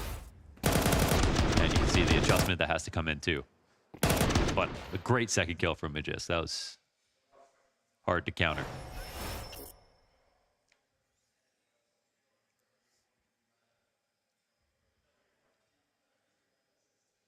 I'm really excited to see what Magisk can do if the Falcons project in 2025 starts strong. I think that, you know, he, in a lot of ways, still had statistically quite a year, considering the struggles of the team he was working with.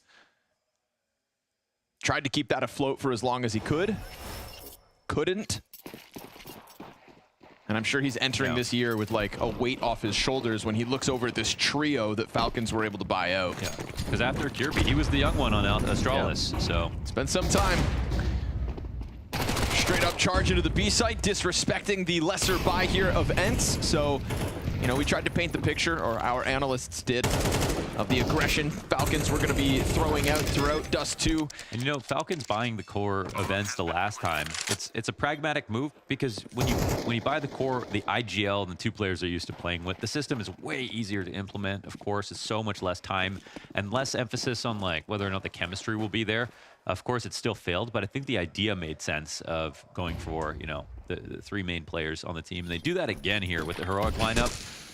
And with what Heroic did towards the end of the year, it was sad to see them get picked apart like that, but we know there was something there. The Dexter, you know, we even through all the problems where Dexter couldn't play in tournaments and stuff with Heroic, there's lots of reasons it should fail. Just trying to see how many people will die here. None. All good. There were a lot of reasons why the Heroic project could have failed before it even got started, but they even with that limited time actually playing officials together, dude, they did so much. I mean, the Saw Kicks in duo was massive in terms of their impact, so.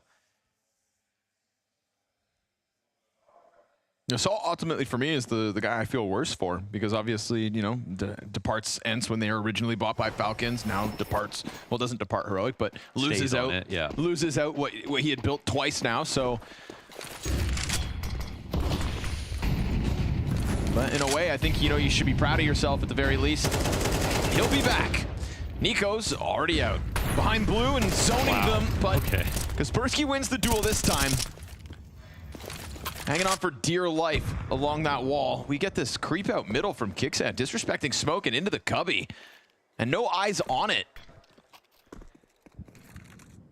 Netu was already worried about losing control, so he'll tuck into the double door. Super separated defense. This is pretty huge because Kixan doesn't have, you don't have to flash the door or molly it or spam, so they don't know that it's going to be a mid B play. But since Kixan's already out, he knows his team is about to call this.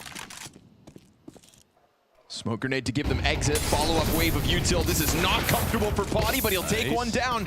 And he finds a little sliver of control back in Plat. Dies ultimately. But now Kixan activates, and you see him catching him off guard. Kaspersky's not going to be able to get into this fight, but on B, Netu holds, and Kixan cleared through the wall bang. Wow. ENCE will get there first off the back of a two-man B hold. Excellent, man. Netu's been great. He was great on train, great here on Dust 2. Very good stuff. The attack was fine. Also, you know, top position to be as an offer because where that molly lands, it's specifically on top of the box to make it so his vision is obscured. But he can back up, as we saw, and still hit a hard one, and he does that, so. I think if anything, if there's the hardest thing to be good at on a new map, it's probably opping with what angles are actually valid. Sure. Where it's really comfortable to peek, the timings in your head, and how important you are. So chance for redemption here in Dust 2. Do you think the first thing the hardest thing on a new map is opping or in-game leading? Yeah, I mean, that's always the hardest job, I guess, in general. And it is building a new map, so maybe that's fair to say. I think the hardest role individually would be the op. Yeah.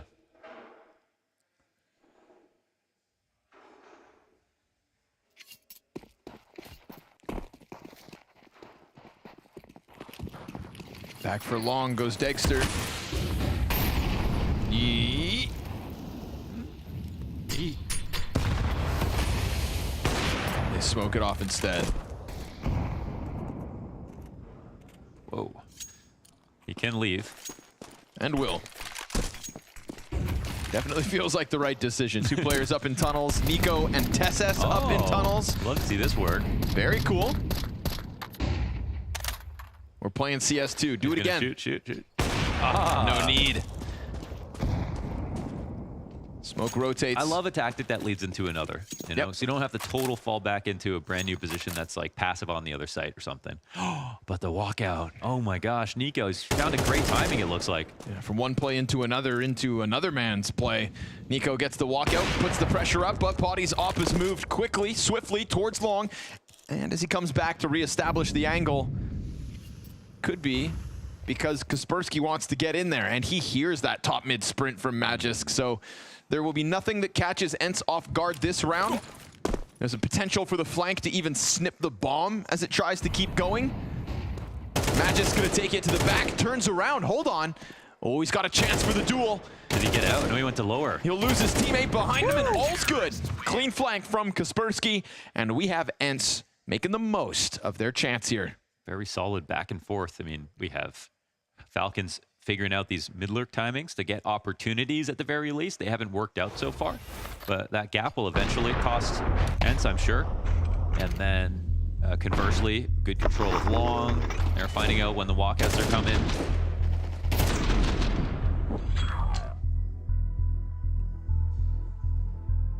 They do trust their rotations. I mean, I like the ENCE.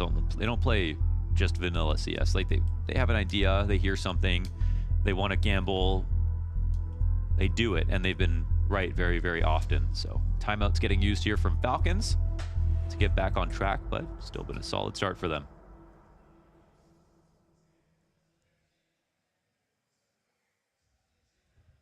I feel like for as long as Glaive is on the ENCE roster, Launders will never describe them as vanilla. Yeah. Hopefully. You know, we go back to train, like you said. The game plan was good. Just a few green beans. And some black licorice. Weren't quite able to put together the individual level to compete with that of Tesses. And I don't blame him. There's not many could have hung on to Tesses's level one map ago. But he's cooled off a bit. They've left a bit of slack open for ENCE to try and thrive. Big pressure on the B site. NetU gets his first. You got players on plat, but the smoke's sectioning them. He's been given a great chance to make more from what was an awful position. How is he still alive? He's got the USP out. He is thriving at the moment. Into the plat. He's got a molly behind him. Goes for the reload. Kaspersky's in the T-spawn. He did it. Can barely believe it. Look at the pop-off. He's hyped. That's great. Man, that smoke just bought him so much time. And he had his teammates flashing over the wall to make sure that he wasn't blind off those flashes too. They're real perfect. Great team play from this one. Yeah. They just can't off him. Hung on for dear life. No. The clap. I can't read lips, but I know what that was. Yeah. We got the limited Falcons here in round 9, so okay, buddy. Picking up pistols while there are players 5 feet from you. They've got the bomb.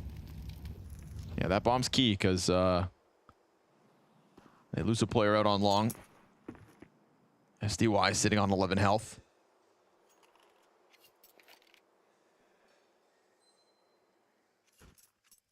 Doesn't seem like positioning Falcons can really take back from them, but you got a minute and 10 to figure it out, so go ahead, give it a try. You've at least got 2 AKs back. There are minor gaps with the amount of time left over. If they come in through suicide, there's no one actually in mid doors opping, but they don't even know Potty's here sitting at top mid, so they've got their eyes set on the bomb. They're just coming in through Cat to fight lower, and I don't know if SDY spotted him, but he's left his post. Oh, yeah. That's half-assed. And that smoke's about to come up, so you'd think Kaspersky's going to need to back up if he's worried about lower. Potty gets active, but also gets spotted. Good thing he gets the kill. 30 seconds left. AK in the hands of the lower tunnel player. Magis could grab that bomb. He could grab that bomb and still make it A. That timing's now gone. Yeah. And the CTs weren't really going to give it all away for free, so got to tuck tail and concede this. ENCE getting aggressive into the tunnels, net themselves bomb control, and bomb control wins their 4th round. I mean, they look good enough. They look good enough in these rounds to be able to, it's not like a one-sided stomp here from Falcons so far. Which isn't really kind of the picture that was painted in the pregame. I mean, Banks gave our analysts plenty of time to kind of big up ENCE in any way. Vu said he couldn't even fantasize a world where this one slips away from Falcons. He's blinded by the glaive hate. Ah, that's what it is. Under the big lights here in the Blast Studio. The new Blast Studio for Bounty as well. Yeah. Yeah.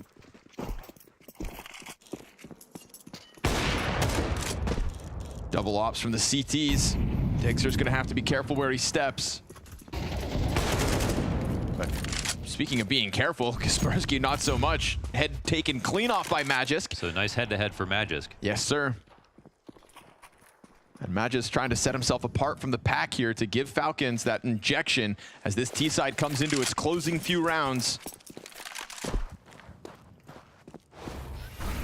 This is that fight. Ooh. Through the fire and the frag grenade, didn't really matter. Magisk locks in on it.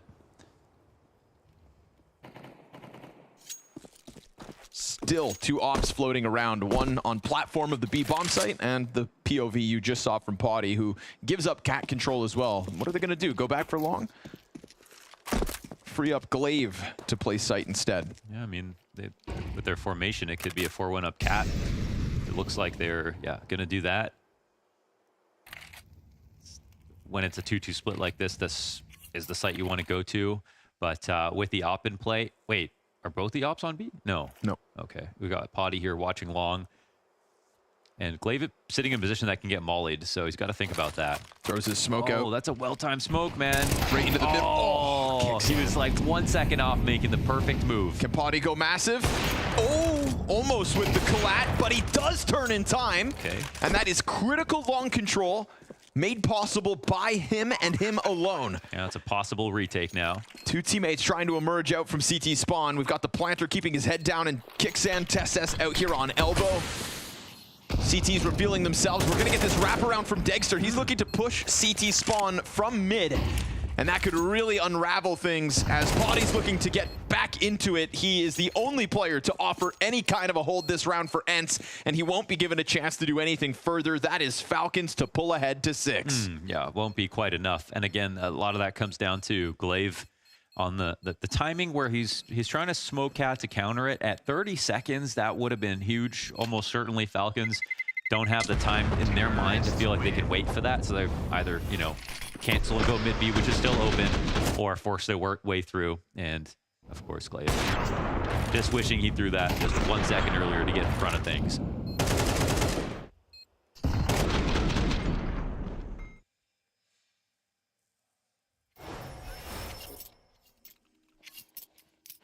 And he had to swing at the same time. So he had to just hope that they weren't going to be sitting exactly there as it plumed.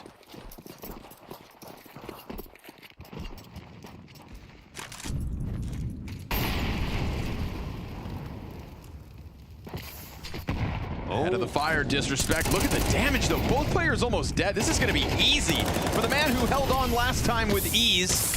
Netsu's got 2 players with barely any health to fight. A little rambunctious to try and push through all that util. They pay the price, and ENCE, not a beat of sweat for that one. No, I mean, the utility was perfect. Even though he had to sort of fall back and wait for his teammates to come take the first peek, he gets so much damage off of the HE and Molly, and yeah. He's been pretty solid here. I mean, that was like 12 and 8 health for these 2 players coming out through fire. No one's smoking that. And SDY quick on the support to make sure all goes well again. Potential for the tied half, and I don't think ENCE would be too upset about that one. Seed 25 versus Seed 7 as ENCE picked this head-to-head.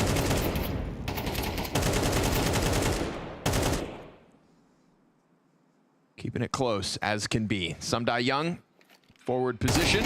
Oh, Nico. My God. Oh, with the second. It's just a death match for Nico. Cat player's not going to make that one happen. For a player that's 6 and 7, those are 2 nasty headshots. And Nico wants thirds.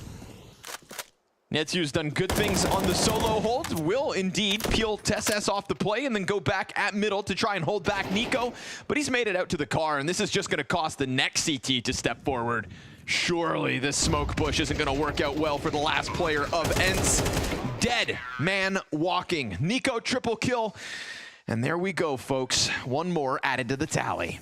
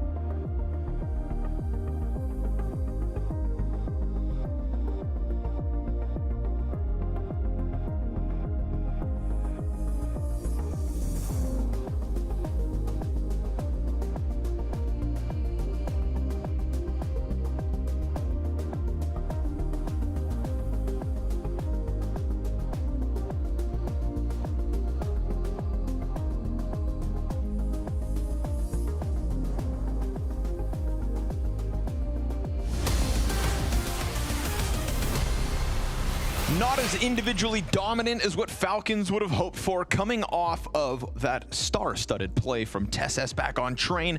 This series was supposed to be the 2-0 once they got through that weird map pick of ENCE, but Mohan, the young guns, held on. They did. I mean, we do see the spirit of heroic in the Falcons lineup.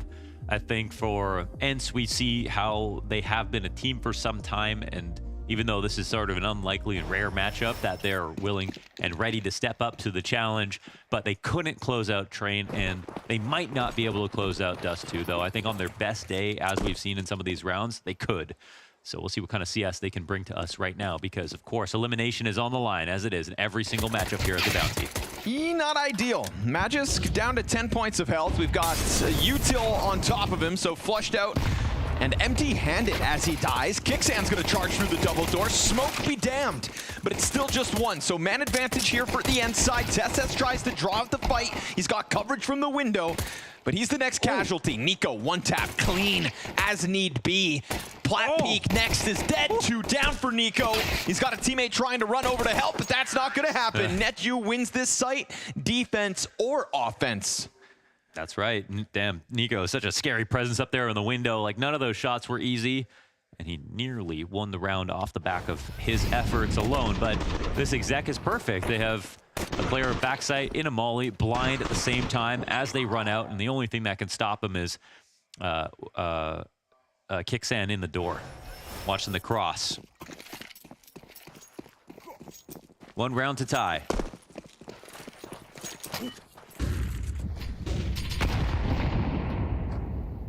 Couple bowling balls for the long doors, but no damage done. You ever gone lawn bowling? No. No. Oh wait, that's not like it's not like crochet, is it? Actually, not sure. Wait, let me... Okay. Crochet with the wooden mallets. It's like what Rich. Well, I mean, you have to have a yard to play any of these games. So rich or old? One and the same.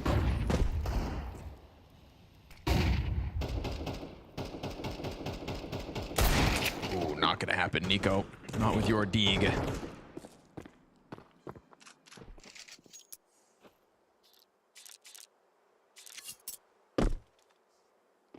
I should have been more ready for this, but I'm actually really confused. I think they're very similar. Hugo Byron would know the difference. Yes, lawn bowling uses a 42-point system, whereas crochet is more of a... Back at the Byron Manor. Lawn bowling involves skillfully rolling a sequence of balls into the bowls towards a designated target. Crochet entails maneuvering balls through designated goals referred to as wickets using mallets.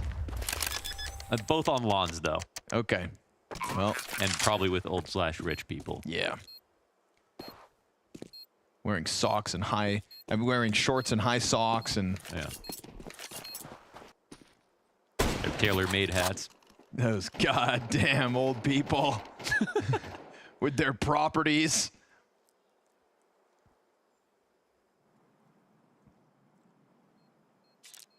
But it's a quiet win here for ENCE. To get that bomb planted. And Falcons right off the Nico loss. It's only the Desert Eagle that hit the dirt this time, so we go tied game 7-all. But still, those 2 scouts on the field, man, that's enough to make any man nervous. Dexter and Magisk hanging on to those for the next one.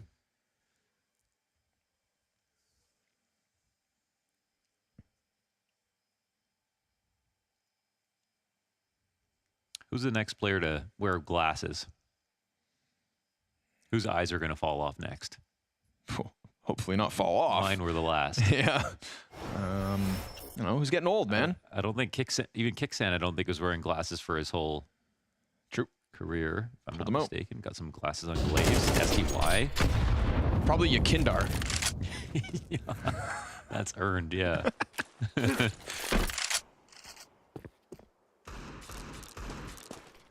Dexter looking, hoping somebody steps into that scope, but they'll be boring and put the smokes down.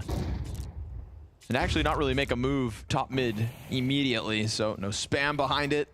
CT see this as a challenge though. Nico not going to be so alone as he was last round. TSS not given anything to shoot at, but you do still have this SMG pressed in against the pack. Kicksan's got one, unable to double down into it. That Desert Eagle found out on the retreat, so NiKo gonna try to put it on the ramp. Dexter, he has now been revealed out on mid, and while he hits his shot, it doesn't come with the kill, so bomb can leave, but they'll just find the frags instead. 4 stand tall for ENCE as they take a lead. I believe Kaspersky was the MVP for Espu when they won. I can just vaguely remember his interview, which is very funny, but Netio today, I think, has been just so impressive. I feel like he's the one not letting the kills get away that are very close, that are very difficult. There are some creative positions he's found his way out of in the B side on Dust 2, and super solid performance on Train as well. He might be the key here for ENCE to take the unlikely win if they can do it.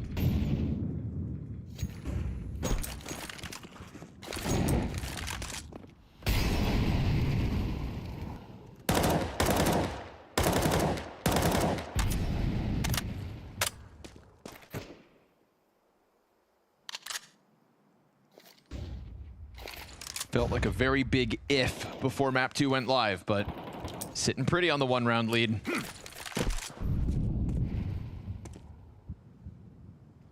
You know, the desk kind of cemented that we would get Falcons maybe having a bit more of a field day, which would afford for them to get aggressive in some of these CT rounds early on, just trying to stabilize. But we do get the walkout from tunnels. Magic's going to get caught off, but he actually gets a chance to recover himself, and now the alarm bell's ringing. Util all around him, burns him out from the back of sight. NiKo's going to try to take mid control as the window gets cleared, and he will at least find one back for himself and Falcons.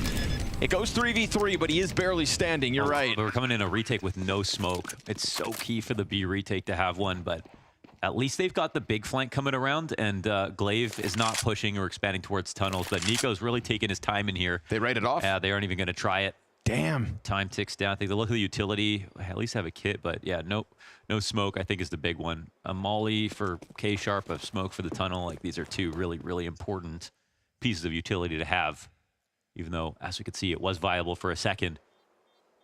And that will be ENCE extending their lead. For a moment, it looked like ENCE was even going to get in easier, right? Magic's kind of climbing up onto Plat. Luckily had a distraction offered from window and was able to get his head down, but not enough done to stop ENCE, who extend to the 2-point advantage. You can see that we've got Falcons who are worried really a lot about their money right now. Won't even try to punish the exits. And that moment where Magic's is able to collect himself is why he gets his one. It was a good start to the hold, but, you know, even though he had to fall off of that box, but the utility overall has been very solid for ENCE. I mean, there is not a lot of options to go up against there. Even with Magic's getting a kill, still just completely blown apart by nades. Flash in front of you, molly behind you, nade overhead.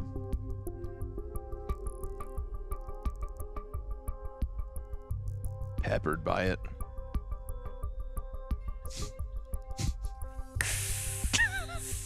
Nice clouds, bruh. They don't pay me enough for this shit.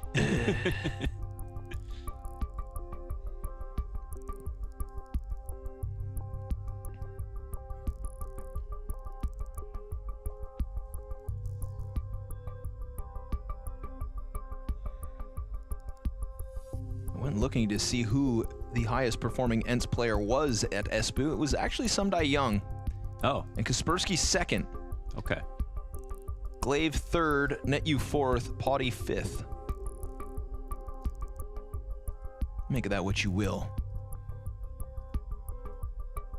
A reminder that Sumdai Young, he still got it. He frags. He still got it.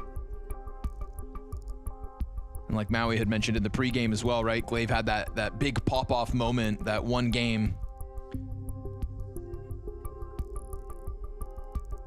Specifically on Dust 2. Glaive, the highest rated player in the grand finals specifically of the best of 5. Yeah.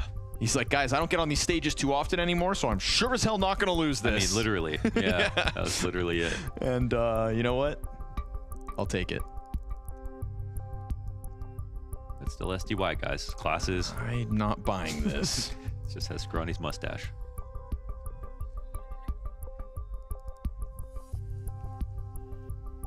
He sat down and went, I don't know what's going on. Yeah.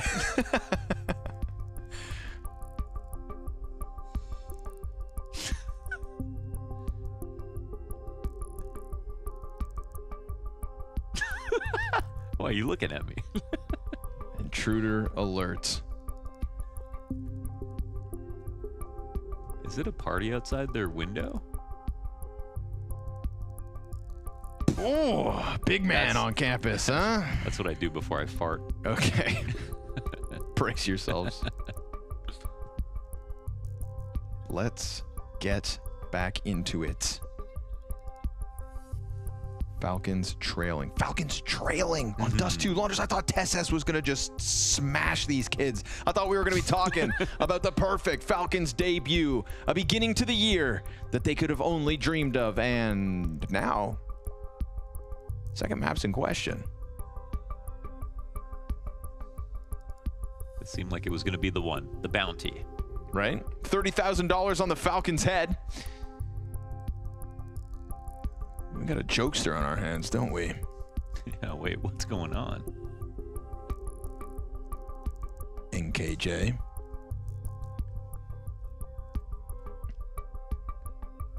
This makes me miss Dostan. Yeah, how's NKJ's beatboxing?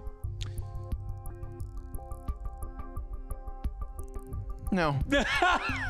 You don't always get what you want. Yeah. You know what? What sounds did he be making? You know? Pimp called me something earlier today, and it, no. Corner, you're such an idiot, Corner. Oh, all you do is make funny sounds and little dances, Corner. Your job's so hard.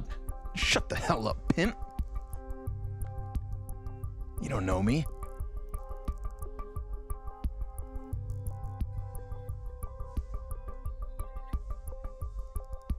Careful, TeSeS. Don't get yawned in this second map. This goes the way of your opponents, and we go to Mirage. Yummy. If only there was a world where we could go back to train. I'd take 24 more rounds of it right here, right now. That was awesome. That was an awesome train game. I mean, I saw yesterday I lost faith a little bit. Right? Yeah. The Fnatic performance, but today I was like, whoa, both teams playing well on train, making this look cool. I saw Maui Snake tweeted, you know, tongue-in-cheek, best CS2 train game in history. Facts. But it was a fact. It was a clear step up from what we got between Fnatic and Spirit, and I don't put that entirely on Spirit. No, it's just Fnatic, really. But, you know, look good. Yeah. Fnatic did drag him into the mud a couple rounds, you know, because it's like you've got to play to what's in front of you sometimes. So some rounds were getting a little zany, but no, dude, I was down with it today. Let's keep fine-tuning it so that it's ready for the Austin Major. Everybody had their bathroom breaks? You guys ready to get back in game or what now? Seems like it. Good. Ready up, let's go. We got $30,000 here to settle. 30K on Falcons bounty. And it's going to be another fast beat play. Kaspersky is just watching. They're going to walk out right behind this, and Magis is too close. He's too close to the door. Dude.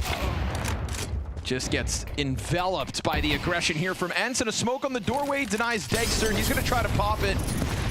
Nades go both directions. Yeah, actually a good response, and they have the site now. Bomb's able to cross over off the back of that one. We've already seen Falcons concede and save. What? Somehow NetU's fireproof. And that's going to be double digits here for ENCE on map 2. They saved last round. They don't have any money again because they bought up with the 3 saves. I think they walk away from this again. You got more utility to work with this time, but oh man. I was kind of surprised Magic wasn't more worried about that kind of attack coming in. I mean, it's Sclave on the other side. He likes to do that. He knows that guy. Just a charge off the extended tech pause. ENCE don't waste a second to get that 10th. Setting their eyes on Mirage, 3 rounds away from a win here on map 2. But at least with the 4 saves, the 3 saves from last time, they still have some money along with the loss bonus to prop them up. Yeah, just caught by the too Mac easy. 10. I mean,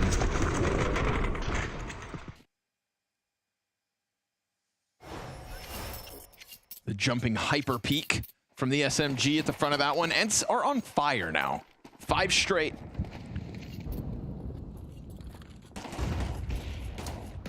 And settling into a slower attempt this time. NiKo makes contact with the lower player while he took a glance top mid. Look at the charge coming at him here. ENCE, they want this fight. They are looking to hunt him down. Wow, they're leaving the bomb in spawn, actually. They're getting super obsessed with just like hunting down this frag. And with cat control, slow it down, but you can't really hold cat late, especially versus a lot of grenades. So you're not going to spend a ton of time here with a lot of people. It's also dust too. It doesn't take long to get all the map control you need back if you want it. But there is no CT re-aggression right now, which is kind of surprising.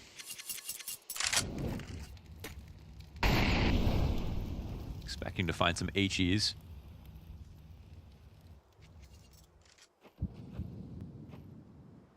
They give up that B anchor to go 2 inside mid, just in case the cat fight comes through. They're going 5 up cat, are they? So I feel like maybe a bit of attention towards mid, because what is the play here, Glaive? Yeah, it could be a fake because they don't have anyone going long. We'll see how they approach this, but the off is sitting comfortably on car, waiting for his chance to contribute. Like numbers strong on catwalk. Maybe somebody drops. Drop down, yeah. There goes the smoke. Able to get into the pocket that is spawn, but still trying to charge into the op. Up close, Dexter hangs on, and the corner gets unchecked. Wow. NiKo's triple. Oh, it's amazing. Like fools, they stumble in. That's amazing. That was too many shoulder peaks on the guy, on Dexter. After he took his first shot, Kaspersky, you got to swing. Like he's on cycle. Your teammate just baited that one out for you. He didn't even need to die in the spot. Ends up being 2, and NiKo, man. Leave it to him in a position like that.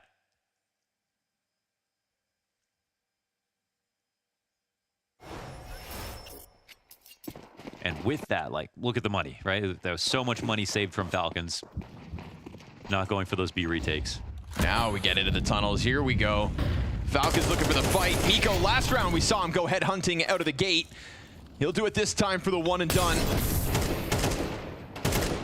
Magis back mid support. We get Kixan to try to pick up the positioning. Lost by NiKo. We get 2 players up in the top of tunnels. Kixan's in a dangerous spot. I mean, Kaspersky goes right underneath him, but he's not watching Cat right now. But if they think he's here in low, they don't think he's here in lower, maybe. Kixan activates, but then there's that support from SumDaeYoung. TeSeS able to get some damage in. He wants to clear tunnels and will bring it back by 1. If that nade could have found Netu, he'd be dead, but it doesn't. He's got the coverage from the catwalk, and he starts to go into this A site. Match is found out by the Molotov as it just licks at him. Can he climb up? Utility falling down on top of him. He's trying to just find that sliver of a shot onto the 2 players in sight. Into the ramp he'll go, being held at the moment, and he's not able to react fast enough. A double kill with 13 health from Netu, the highest performing player now for ENCE. They just kept shoving all in with those pushes off of Cat, and it felt like they got into an interesting spot. I think NiKo committed to his spray transfer because he had his teammate Dexter in lower, and they were planning to just continuously fight their way out. This spray transfer looks really difficult. Then they just keep coming in with the aggression, but ENCE are on full alert at this point, right? I mean, once they get the trade, they see that this is the round Falcons want. They know they're going to full commit to it. They're ready to get defensive.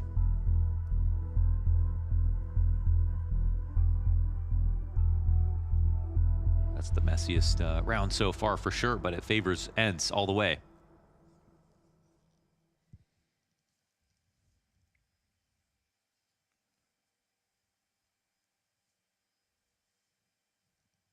Undeniable now, then. They are tiptoeing their way to a map 2 win.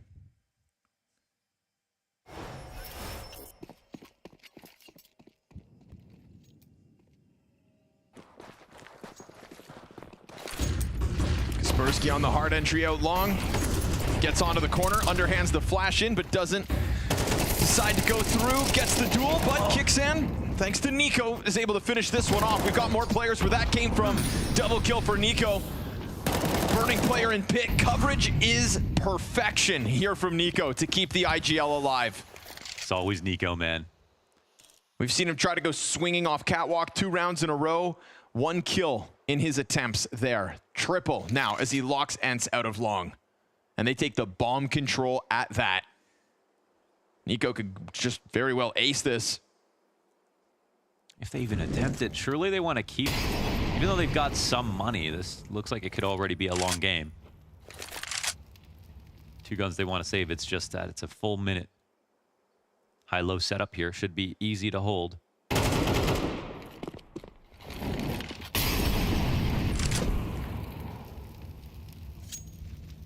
Nobody holding cat right now. Yeah, that's true. And the CTs go searching through spawn. I guess Dexter's in pit with the op just looking back at bomb site, so it's not the worst way to hang on to long control. Yeah, Potty will have to hit a zinger. Oh, SDY gets a kill, but interesting. Potty still got to be aware of this. Unfortunately for ENCE, they lose their opera as he steps into the waiting scope of Dexter, who will lose his head. What a shot. Now, Kixet plays behind blue box, and of course, TeSeS hangs onto the doors, so poor Sumdai Young runs right back into his own death. And with that, Falcons continue their fight here on Dust 2, but a triple kill from Nico was absolutely key to this one. Yeah, man, his teammate in pit here runs out of ammo. Nico has to get that trade or he's dead. And of course he makes it 3 because it's Nico.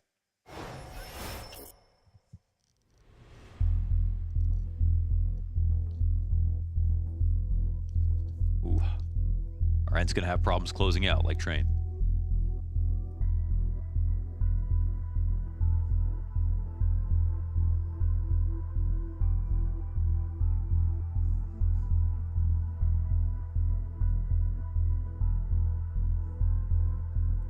.4-0 sweep in overtime on map 1 for the record.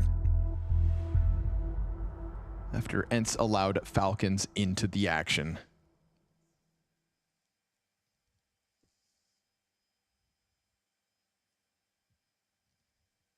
But I feel like you can see Nico trying to boil over to close this second map, to close this series. In fact, again, back-to-back cap fights into the long play. Remaining mobile and taking to the top of the charts of Falcons. This is indeed why they bought him.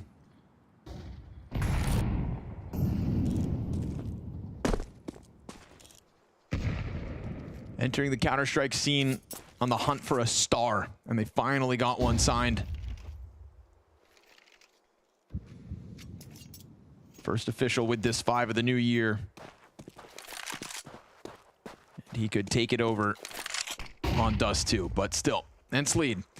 And ENCE don't get faced with any kind of early challenge this round in contrast to the last 3, so we'll see where they decide to take it, but man, they have been adamant about that cat hit.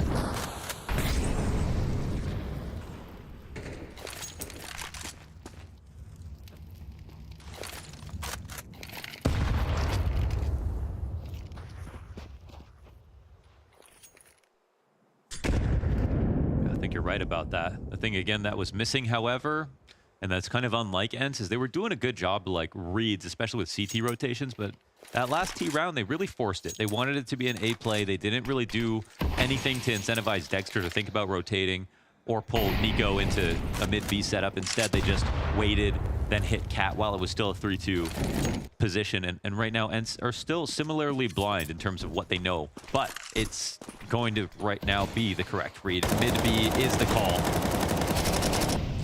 They get by with very little damage on the spam. Kaspersky's got the trade. Oh, well timed from the tunnel peek. Your Opera's been cut off from the rest of the pack. But Body give it a chance, and he whiffs. Gotta hit that, right? Maybe not, actually. 3-on-3, the bomb plant down. No nades again. No, I mean, when I say no nades, no smoke, no molly. Yeah, they gotta brute force this to defend against map point. To block off tunnels could be key.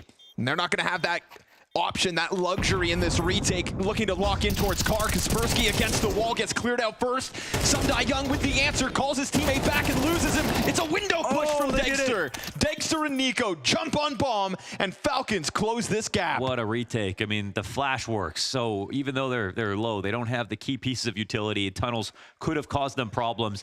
They had great timing, perfect flashbang, and they were together. That was the most important part. So they trade their way through it.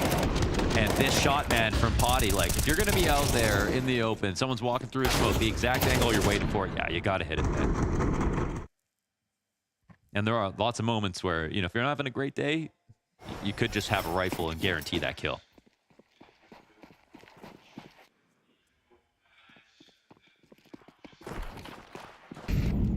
Gonna walk into this, yes. Easy does it. Dexter knows he's got the edge to tie the game at 11-all, and he will continue to keep that crosshair up.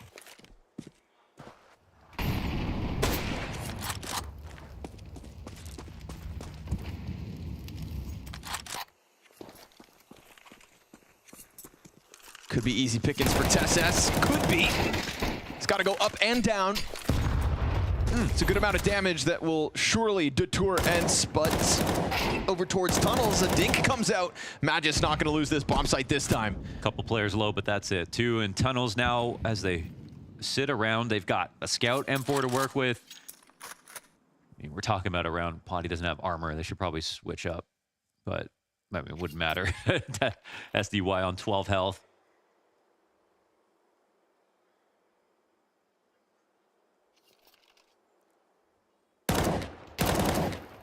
Just going to make sure he maintains full control. All too easy.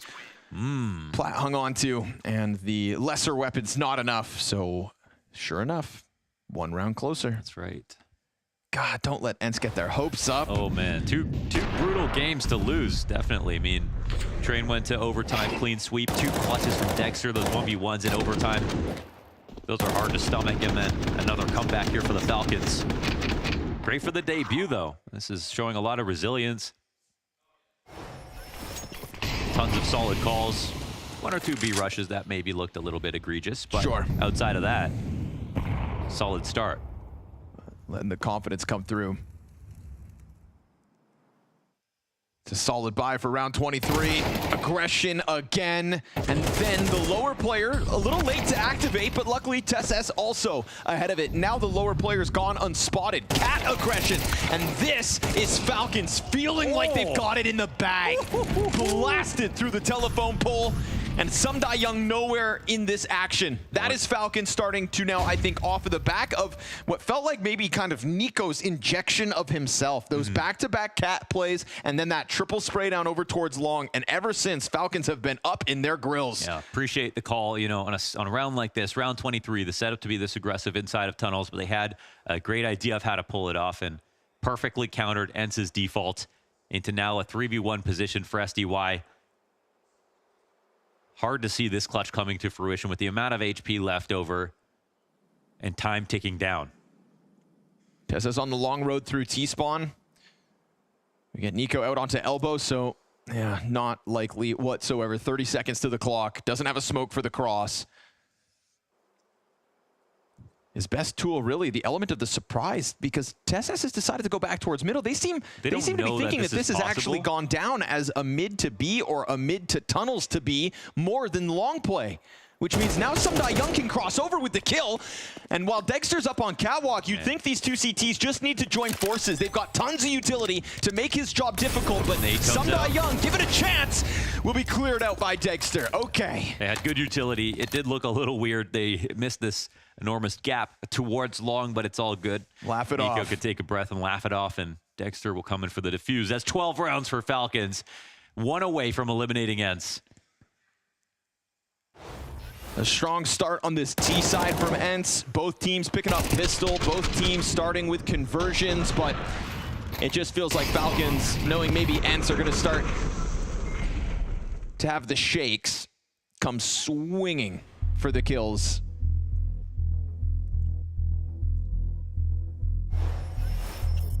You know, I like that our analyst mentioned, of course, that we were going to get a couple of these hyper-aggressive tunnel plays sprinkled in because of the confidence we could expect from Falcons. And I think that despite their struggles throughout this second half, they just put it in perfectly. They placed the one right when it had to happen, shattering the economy of ENCE and their hopes of extending this series, you'd assume. But Glaive will be given a chance, last timeout, to talk it through. Yeah, love the ideas that we've been seeing. And they've got the, you know, injection of Kixan, who made a heroic team that could have easily been irrelevant and we wouldn't have talked about, into a very solid tier 1 team that looked like a massive contender even at a big event like the Major. And we have Nico, who's coming in from G2, who has had some experience calling as well. It's no secret that he has had some credit for the calls that were made even on G2 with his previous lineup. So that's a lot of new ideas coming in for Falcons. I mean, called for the win in Dallas. Yeah. That's a tournament-winning in-game leader, as far as I'm concerned. Smoke grenade gives ENCE a route safely to position this bomb up catwalk.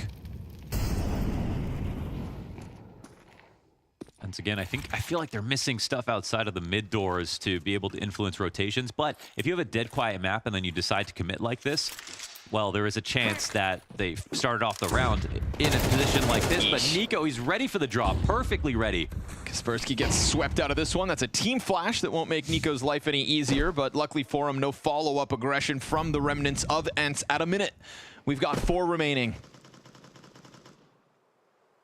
Glaive dropping off, confirming to Nico there is still more cat presence. Couple shots out of the tunnels as well.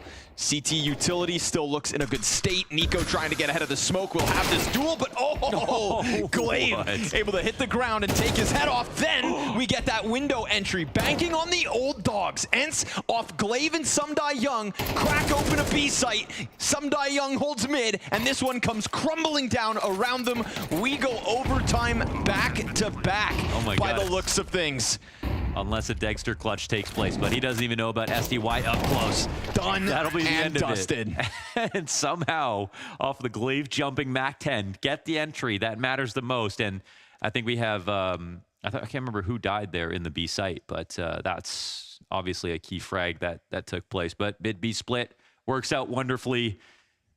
These previous rounds that were sort of a 30, 40-second entrance up cat didn't look too convincing. And you have the 5v4, which makes you feel like Nico's done his job. But mid B was the key.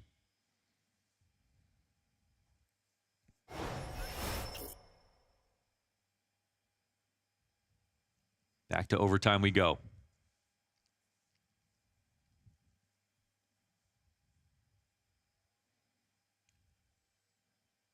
This is what I anticipate with the ENCE calling, right? You know Sumdai Young's going to be a voice. You talked about just kind of the leadership across the board for Falcons and getting involved in calls. Well, if it's not Glaive, it's going to be SDY to contribute. And in this round, it's just the 2 of them on the frags as well. Netu still topping the charts as he found his kills in B.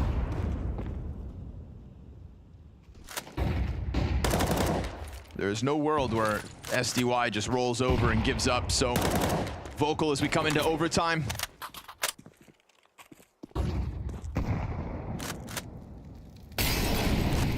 It felt like all of those closing rounds, or of all of those closing rounds, the last round was the one where Falcons did give ENCE a bit more space. These nades, I don't know if there's more of them. Gonna send a body in behind the next. Nico gonna go clear the corner. Thrown into the heat of battle. Knows exactly where he is. And good on Potty to trade back with the op, but more CTs where the first one came from. Dexter sits there patient. And the A1S of Kixan now looks for next contact. Obviously, smoke grenade thrown out. He knows somebody's close on the box, and honestly, there's no coverage here for the bomb plant, but he looks away. Timing is crazy. Glaive comes up at the perfect moment. Dexter takes his teammate down. They see the bomb cross into lower. Calling for Netsu to come and join him. Now they're trying to desperately to hold on to information, and so running out of time. TSS hangs on, making sure there cannot be a climb back to the catwalk. Looking to also lock this in on doors, but he loses the duel. Netsu's been coming through clutch. 21 frags to his name. Oh my god, they're going long? And I mean, Dexter's just sitting on this waiting, but will he anticipate it with the timing? No, he doesn't hear it, and Glaive comes out long. That's a crazy play to make, but yeah, when it's that late in the round, how could you expect someone to be coming from this angle? Bomb gets chucked over just in the nick of time. It will be planted for the platform, and we get Glaive swapping into the op to lock this one in. ENCE have out-rotated Falcons. That's wild. And that I don't know if he threw any utility, but it definitely drew the attention of Dexter listening in from long. Magisk will have to be a clutch. One flash, and that op at a distance. Low health Netju in the corner, gives himself a chance to try and challenge anybody who could be on car, but Netju offers the frag. Now again, the op at this range should be good, but it's Magisk versus 57 health on Glaive. And he's going to try to elicit a reaction. Glaive doesn't bite until it's the perfect moment to peek. Ice in his veins for the clutch. That's a crazy call to make, man. The bomb rotating around through long, but it was too hard to predict for Dexter. He's thinking they're doubling up on Cat. That would be the normal, natural thing to do. And it was such a strong default start for Falcons here off of Cat with the utility, with the push from Nico, and everything else. And the shots there from Dexter as well. But yeah, it's just that. I think the one flash, and it's the perfect bait.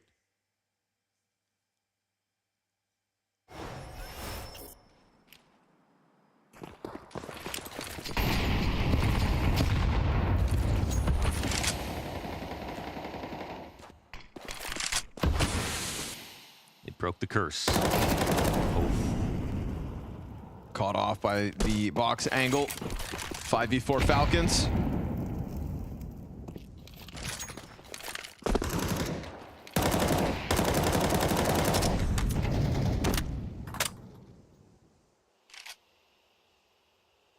Again, a lot of activity around mid, but there are fewer lurks here for ENCE when it comes to getting out of the doors. A lot less attention given to the molly close to the close positions to sneak out. Here they run out really early for once. And are sent the message to never try that again.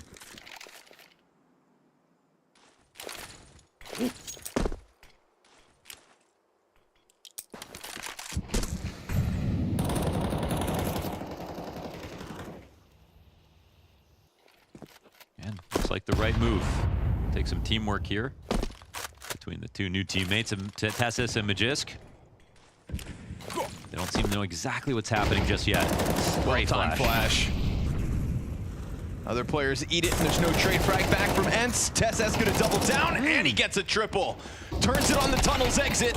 It's low HP for Potty, but oh, he gets the Tech-9 headshot, and if not for that Dexter wallbang, maybe even plants. Man, the suspicions for TeSeS were perfect, right? The timing, the flash. He didn't see them, but he saw the right and left smoke outside the doors. That could have just been a default for a lurk. It could have been a fake to go up cat, but TeSeS said, hey, let me preempt this flash. And we've seen so many situations where the B players throw their nades a little too late, jump away a little too late, but TeSeS, some nice prophylaxis, gets that flash out, takes the peek just in case, and it's just as they're swinging out of the smoke. Finally comes alive. Much better train than Dust 2, but same as overtime untrained. That's when he really came alive. Yep, finding his moments, picking his battles, and delivering when it matters.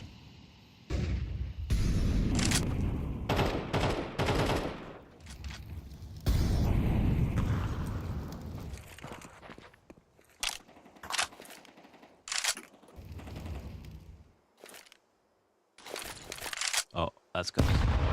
Touches him. What's got to scare you if you're ENCE is that we've seen these nades come out and then just players swing right into you. Yeah.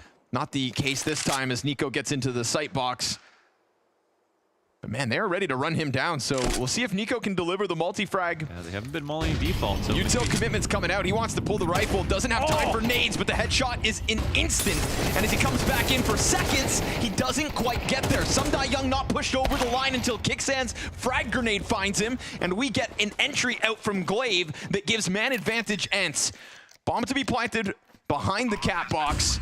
That little bit of extra cover just in case, but Glaive keeps going. His second frag of this sight hold, and TeSeS now in with the attempt, denied by the Opper. ENCE go 2-1 on this T side. Okay, very successful so far in overtime. ENCE 2-1. They got swept last OT. Now they show a much better face.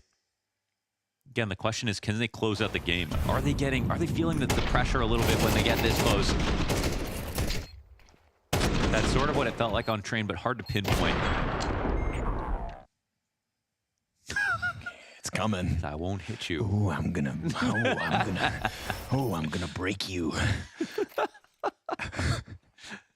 have to carve that out for him to take a photo of it. Ooh, you want it, don't you? Why are you standing right there? Just right there beside me. Get out of my face. And some waffle fries.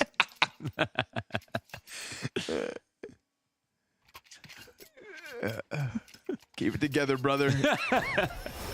It's a fresh wall, man.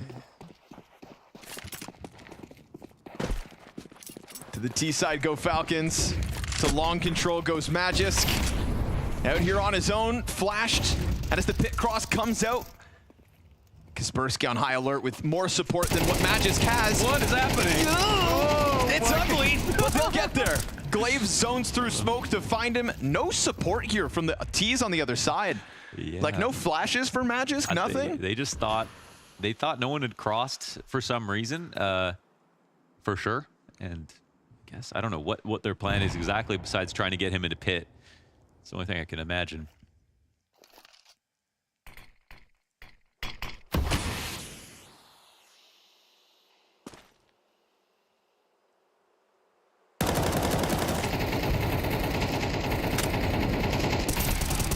Oh, that's the kill.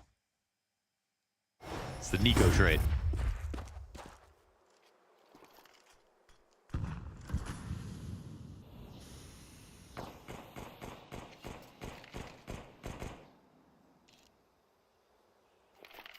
Nervous about long pushes, huh?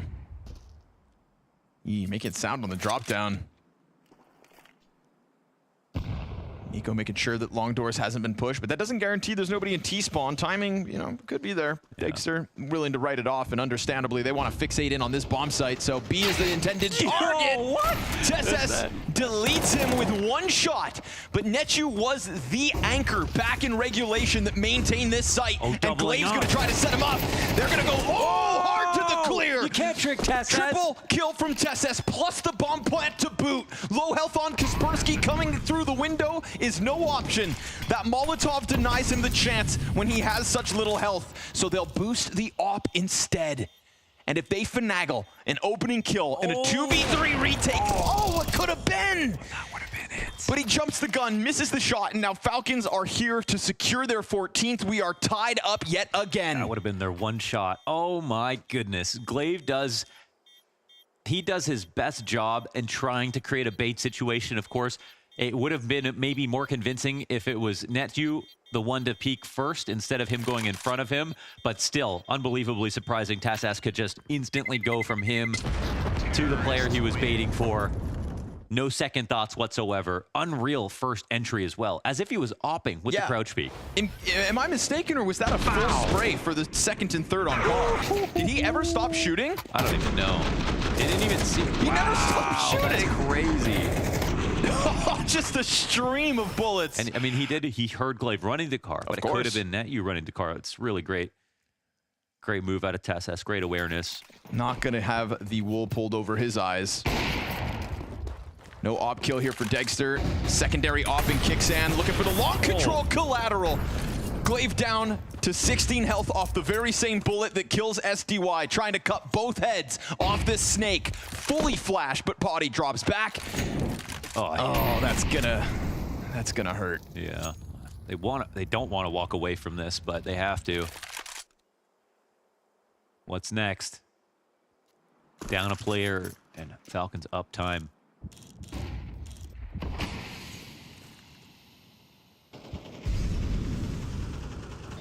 Looks like they're just going to go into this A split. Well, if that's the case, though, you have ENCE making a gamble, which is, you know, a great move to see in a moment like this. But, well, Kicksand, he's got other thoughts. Bombs going back around through spawn into tunnels. They had the door smoke for a second, but it looks like Falcons have some reads of their own. Potty solo in B.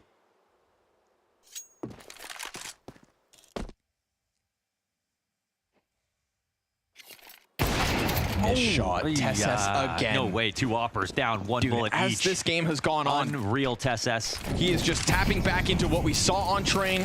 Dude, he just won the round with that shot. Won both rounds. Crazy. Yeah, won both rounds in overtime, man. Magic's going to lock in the long play, so this... Wow, Falcons at 15 before ENCE. When push comes to shove, this really boils down to TeSeS. You said it. Really came online back in the overtime of Train. Has done the exact same thing here for map 2. Well, he did spend a lot of his career as an onliner, so.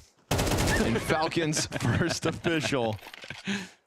TeSeS making a name for himself in this roster, secures yet another frag for the road, and a match point now queued up here for Falcons. And his improvement hasn't started here. It's been like the last 6 months for TeSeS. You just see him, I mean, with Heroic being as successful as they were, he wasn't just a fifth piece on that team. He's been getting so much better, and it's really great to watch. But man, it didn't seem like Dust 2 was going to be his map. He was, I think, like 13 and 17 at one point.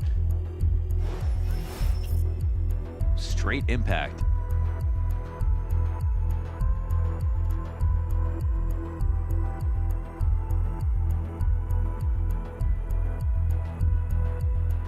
Nico no longer rubbing that wall, so he must believe that they closed this. Tell me your secrets. Or else. Man, oh man.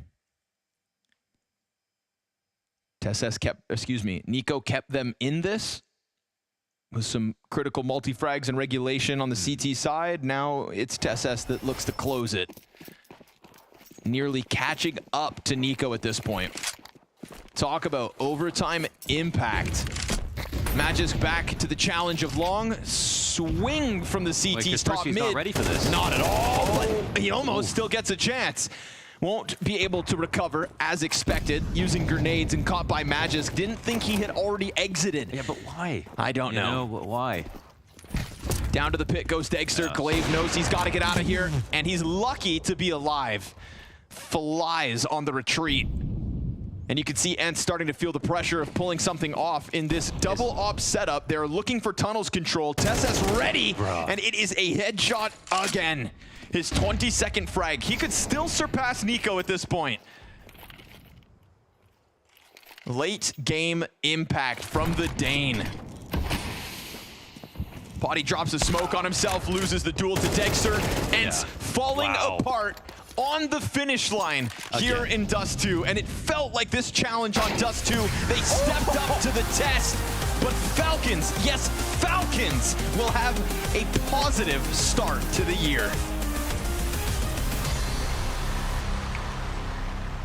A positive start to the year, but damn, it got close and at times very uncomfortable as ENCE were able to push Falcons to their limits, but Falcons survived this time around. I gotta say, TeSeS saving the day though here on Dust 2, because that was looking like a surefire thing for ENCE to take this map that we didn't expect. This is the best version of TeSeS you could ask for. I mean, the entries towards the B bomb site were unbelievable there. The first bullet accuracy on the last, I want to say 3 rounds there, were, every single time he's spotting anybody from ENCE, they are dead in a millisecond. Like, I don't even think he's actually resetting his velocity to 0 before that first bullet comes out, and it's already flying through the face of whoever's on the defending side. Yeah, I mean, I think we do have to question a little bit that TeSeS needed to be that good for Falcons to get over the line. ENCE isn't a great Dust 2 team. I question the way they hold long. The fact they don't really go long on T side either. But you need TeSeS to do stuff like that.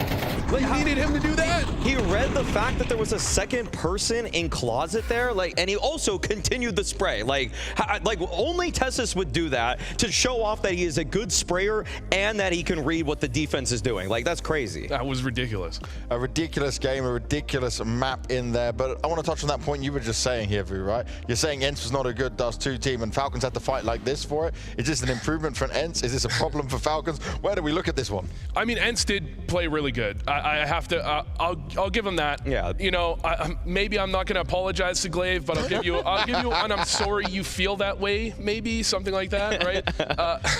But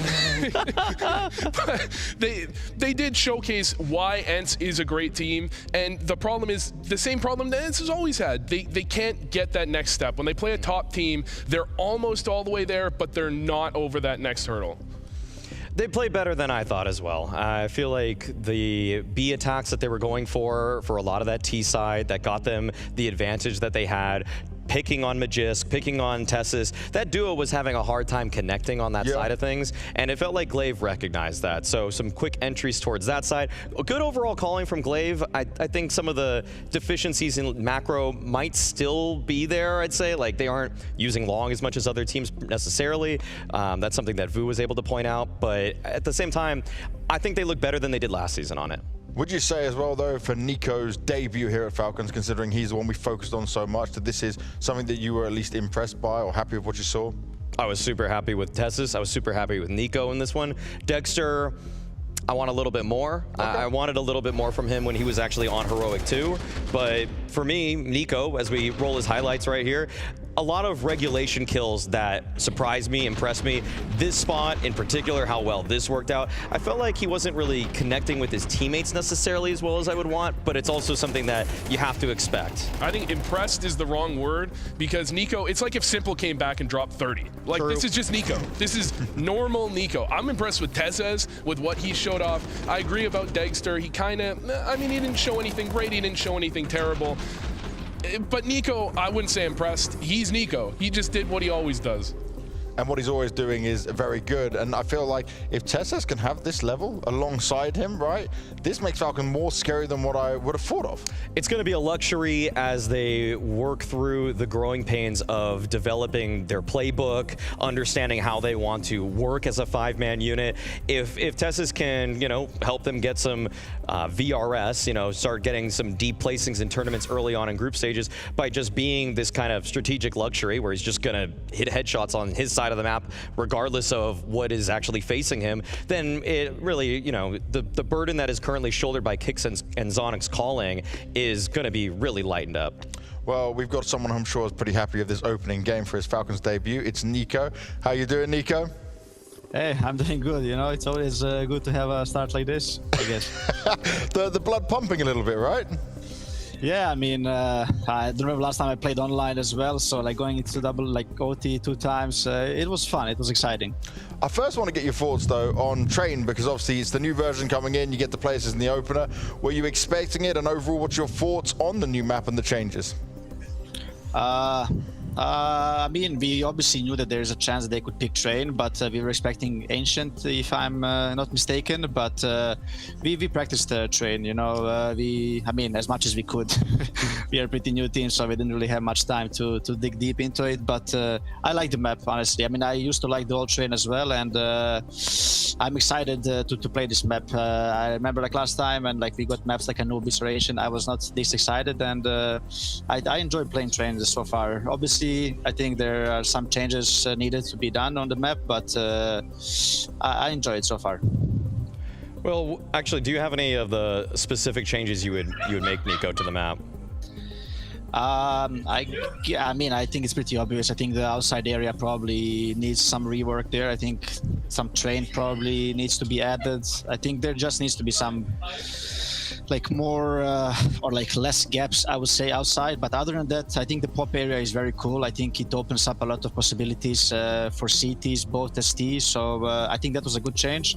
But yeah, just outside area probably needs some rework. Okay, and another question I had for the team you're going into is that you've got this like ex-heroic core, the 3 guys there. You have Magisk and Zonic of Falcons old, and you're coming in, and it's almost like you're kind of the odd man out. So how are you getting your ideas into them, as they're probably already 2 schools of thought, and you're kind of like this third guy, or almost like a third wheel? Yeah, I mean, it was a bit strange. I mean, overall, first of all, like, just to make sure, I'm very happy that we got the heroic core. Like, that was super important for us, and I'm really happy with the guys.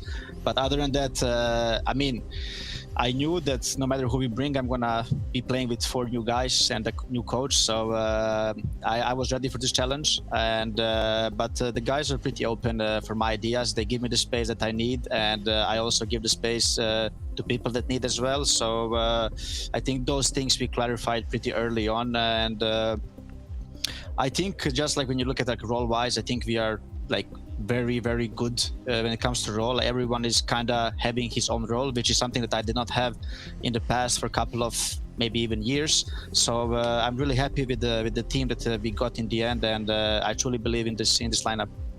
Well, that's very good to hear, Nico. I could talk to you for longer, but we've got to run into the next game. So thank you very much for your time, and we'll speak to you later on throughout the tournament, man. All right, this was short. I like it. Of course he likes that, right? Didn't have to talk too much about the rest of it there.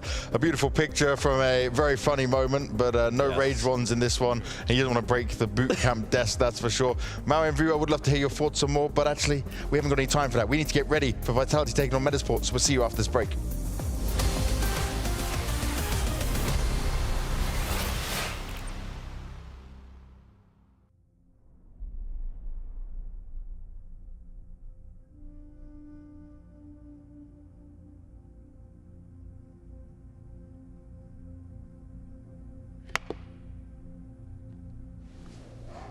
What does mental health mean to me?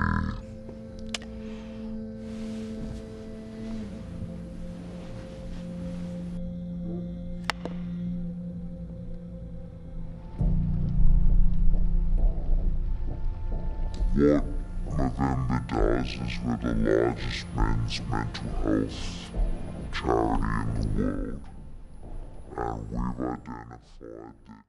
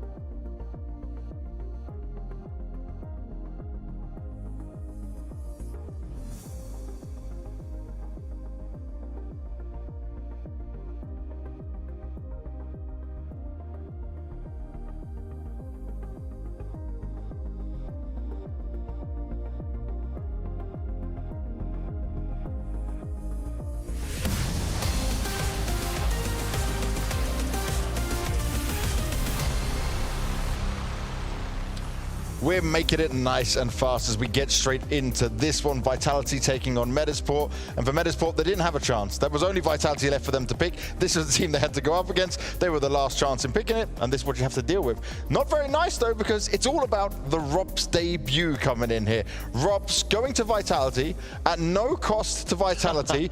Another player they picked up like that. They did Flames earlier on, if you remember correctly. And right now, if you're looking at Vitality, you go, this is an upgrade. Any team that Ropz would join would be an upgrade. And Ropz is just looking phenomenal. If we look at how he started CS2 to how he just played at the Shanghai Major, oh my God, this is crazy. James, you know, I had a great Christmas myself, got to go to Disneyland, but Vitality had a better Christmas than I did, okay? To get Ropz for free in the fashion that they did means that they have a dependable force, a man that is vocal, is going to be helping Apex out in the mid-rounds, and as we know, is an all-star per his role. This is a great pickup from Vitality that's going to shore up much of their CT side, and it's going to just help out in terms of, I think, the gelling, the morale. I mean, you could argue this is the most talented CS roster of all time. Could you argue that? Ooh, I like what you're saying. You got Na'Vi, you're fighting against Simple, Electronic, and Bit. I mean, ZywOo's kind of another Simple, Electronic to Ropz, and Bit to Flames. I feel like that's not a crazy comparison. Jeez, in terms of last year placings, you know, 2024 placings, you got 4 guys now, I think. So, or yeah, no, wait, no, three it is. Yeah, no, either way, like, it's an interesting point. It's an interesting point, and I think it'll be proven with how badly they'll probably beat Metizport, for being real. And I would say, right, looking at how much you can try and fit him in, Ropz is a player who's going to fit in perfectly on the T side, and CT side, you can make some positive changes that'll only boost Vitality, right? Yeah, that's the thing. I feel like Flames, when he joined Vitality from OG, had to play some less active positions. They pushed him to a couple anchor spots, like Anubis, for example. Well, I mean, both of them right now, if you look on paper, you're like, oh, how are they going to solve that? You probably just give Flames the active position now, and you put Ropz where he's comfortable, just sitting on a bomb site, jiggle peeking forever. Yeah, the way to put it, I think, is that Ropz is a natural anchor, right? Beforehand, you had to kind of force someone into the anchor position that wasn't comfortable with it. Ropz likes to do that. He does it. He does it, and does it to a very high level. And for the rest of Vitality right now, do you feel like the voice that Ropz will be able to add here is actually just going to add to what Apex can do? When Ropz joined and Kerrigan was talking about him, singing his praises, he's talking about how long he's in the lab, how long they're pushing themselves. In the farewell video that FaZe made for Ropz, it was just like, who's going to stay in the prac room longer? Who's going to go to bed later? And if Ropz is going to bring that sort of attitude, my big question for Vitality last season is kind of, who was the second voice? Who was the third voice? Well, they have a very clear second voice now in Ropz, and he's going to bring a lot to the table outside the server and in the server. When Ropz joined FaZe, if we go all the way back, there was a lot more problems on that roster than just Olafmeister. Ropz comes in, replaces Olafmeister, and fixes more than just his fragging. It wasn't just his fragging that brought FaZe together. It's the whole package, and that's what he can bring to Vitality to push them over the top. And we're looking at Spinks here, right? This is a man who, okay, they went on to win Cologne, but it was around that Cologne conversation where he was saying he was not happy. Apex has been very honest in his HLTV interview that he said some things were not working out right. We don't know the full story of it, but this was a change that kind of needed to happen.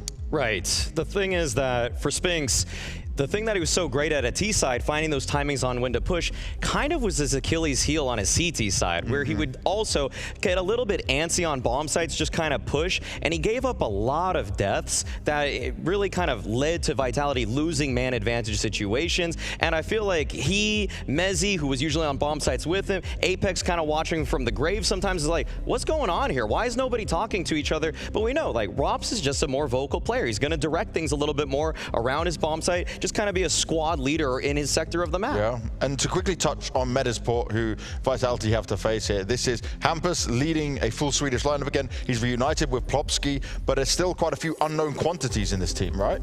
I mean, when you look at Metizport, they've got Hampus is at one point often called one of the best fragging IGLs out there. If you look at his 2024 results, he had great results as a fragging IGL, and you put this team together, I think they're going to do great things, but not immediately. I think it's going to take a little bit of time.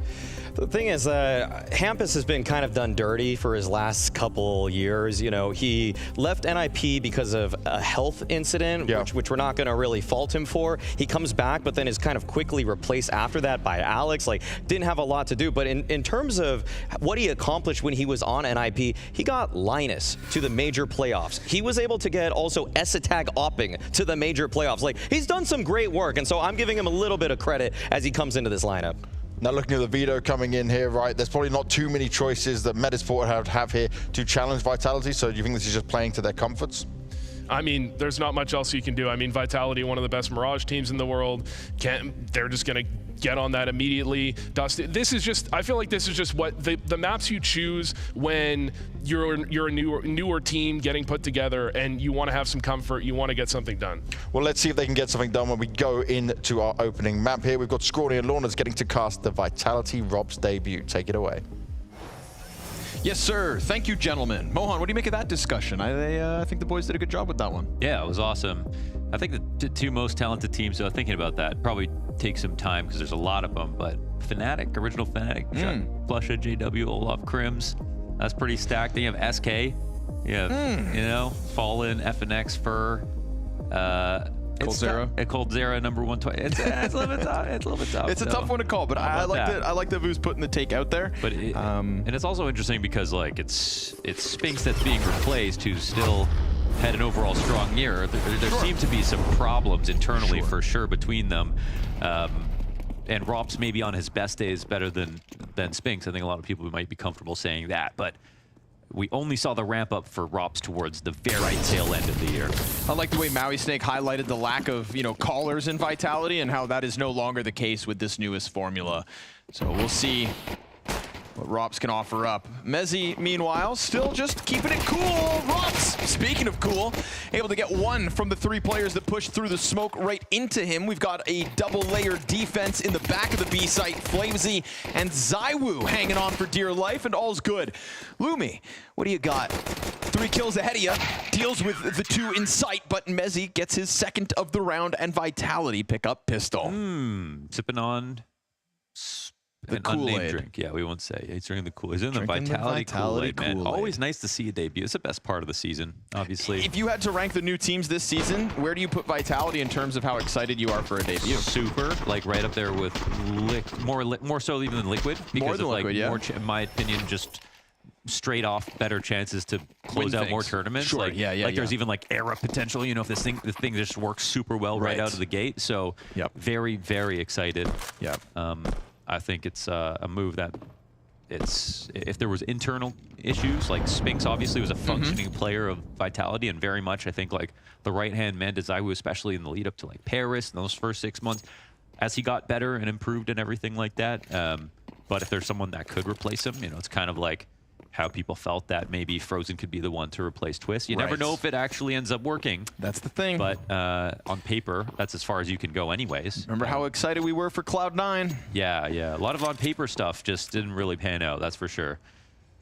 I think personally, if you don't have Vitality in your top 3 most exciting teams coming into 2025, you've got to be a madman. It'd be interesting to look at how many successful rosters came out of, you know, 4 or 5 roster moves, you know, like Cloud9, for example. Yeah, slow much movements. harder to do. Oof. And Ross is playing off Cat. Making it easy. 3 off the M4. Takes the Isaac Glock to the head. Talking about roster moves, Isaac departing NIP. You just brought it up right before. You know, not to just. I hate that. Obviously, we want to hype up this Vitality game, but I do think Metizport has managed to kind of piece together something with successful pieces. Well, I believe NIP have more Danes now than they have Swedes. What the hell?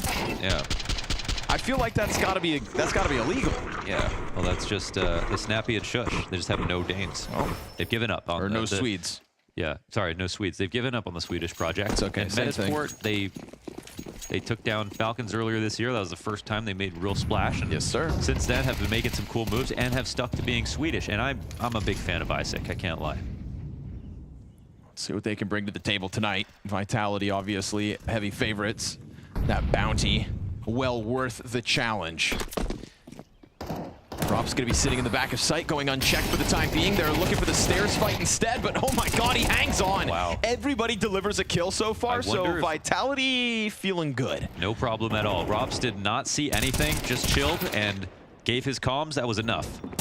First gun round out of Metizport gets hit by a brick of reality. Vitality go up 3-0 in the face of this A-site challenge. I'm surprised that the stairs player survived out of all of that. Yeah. You know, it would have been one thing if Rob shot him in the back, but Rob's actually just comes in after 2 deaths have happened for Metizport's attack. Yeah. So we'll see it. I mean, Apex and Flamesy playing connector side by side. We'll see if that's going to be, you know, who's going to be there most of the time, and if Rops is over on Cat. There's a lot of things that have changed, but some people are assuming will be positive for Flamesy, taking some of the spots that he should have been playing in when he joined the team. But now he's reached a level of seniority where there's a roster move coming in, but he ends the year top 7. You know, he is now he now gets some priority. You know, and he gets to pick. He doesn't come in as a 5th, and it's not like, you know, when Malbs joined G2 and had to just play anchor roles to see how well he fared. Well, now Rops he's a key star on this team. He is the 2nd best player on the roster, barring we'll see how well Rops does this year, of course. But he's the guy who understands ZywOo. He understands Apex calls. He's a core member of Vitality. He's no longer a new guy.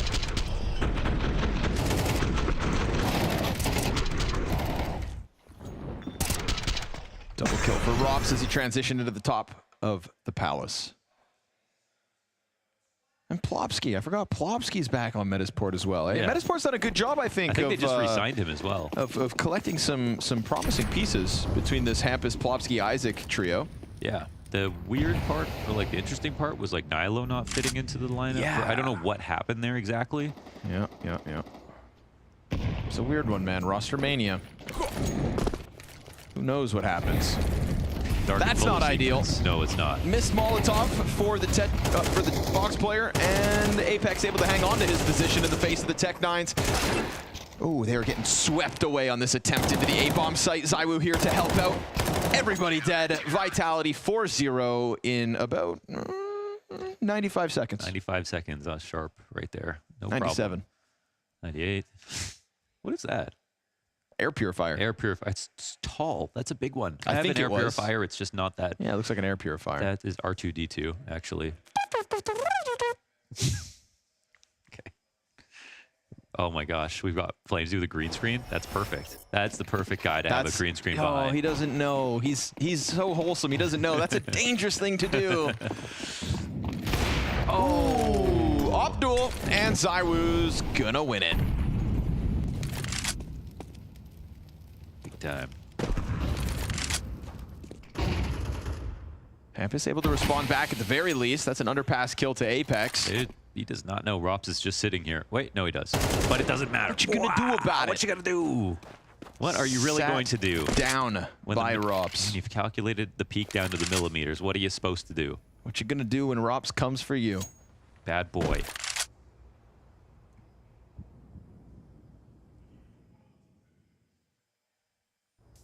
Trying to creep back out middle. Looking to catch Vitality, checking elsewhere, but there's a chance to challenge Connector. There's a world where ZywOo gets caught by this. They are just walking right underneath him, but surely he's going to be aware now. Yeah, he just adjusted. But still. And now the Palace player can come in to help. Flamesy going to get sidelined by that nice connection between the Metizport pieces. The smoke spam not quite there. But he's going to set himself up with a smoke grenade so that he can exit Connector, challenge from the stairs as needed. He actually jumps back around through windows. So Rob's getting ahead of this very forward lurk from Isaac. You'd think he's going to just play through murder hole. Timing got beat. Robs is taking some fast steps. Isaac going to make this one happen here. He's going to have backs turned to him. Nicely done. And then the last CT is Mezzy. Trying to find out where that bomb planter got off to. He's going to try to piece it together as a double CT challenge. Bomb's not planted for them. It's going to scramble them back into the action. Mezzy turning over towards jungle, but he's just got so little health. And unfortunately, no time at all. So Metizport post their first by just slipping under ZywOo's nose. Yes. Wow. So very surprising, actually, that they pulled that off.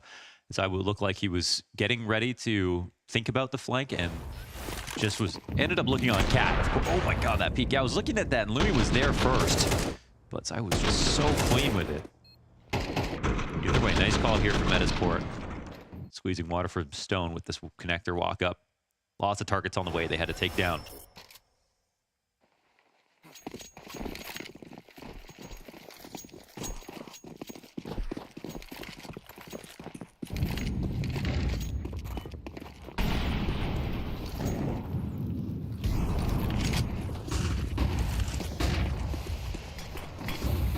Plopsky just gunning it.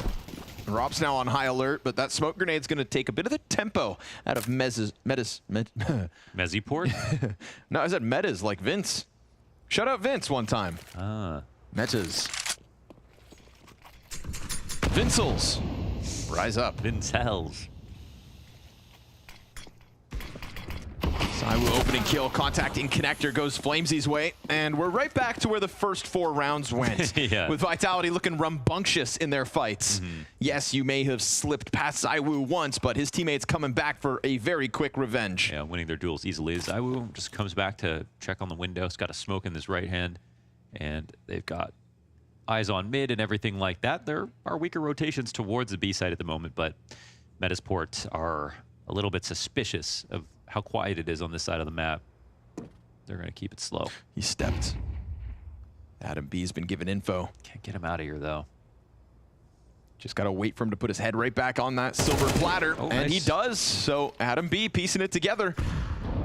It's a bit of pressure for Vitality to deal with. ZywOo going to look to take a position inside B. No, he's kind of coming back and forth, and he got himself off an angle that's now allowed Metizport into the site. Yeah, no Molly here to stop the plant. Oh, and Adam doesn't win his next duel. Big jump from Apex. Flies into the fight of connector.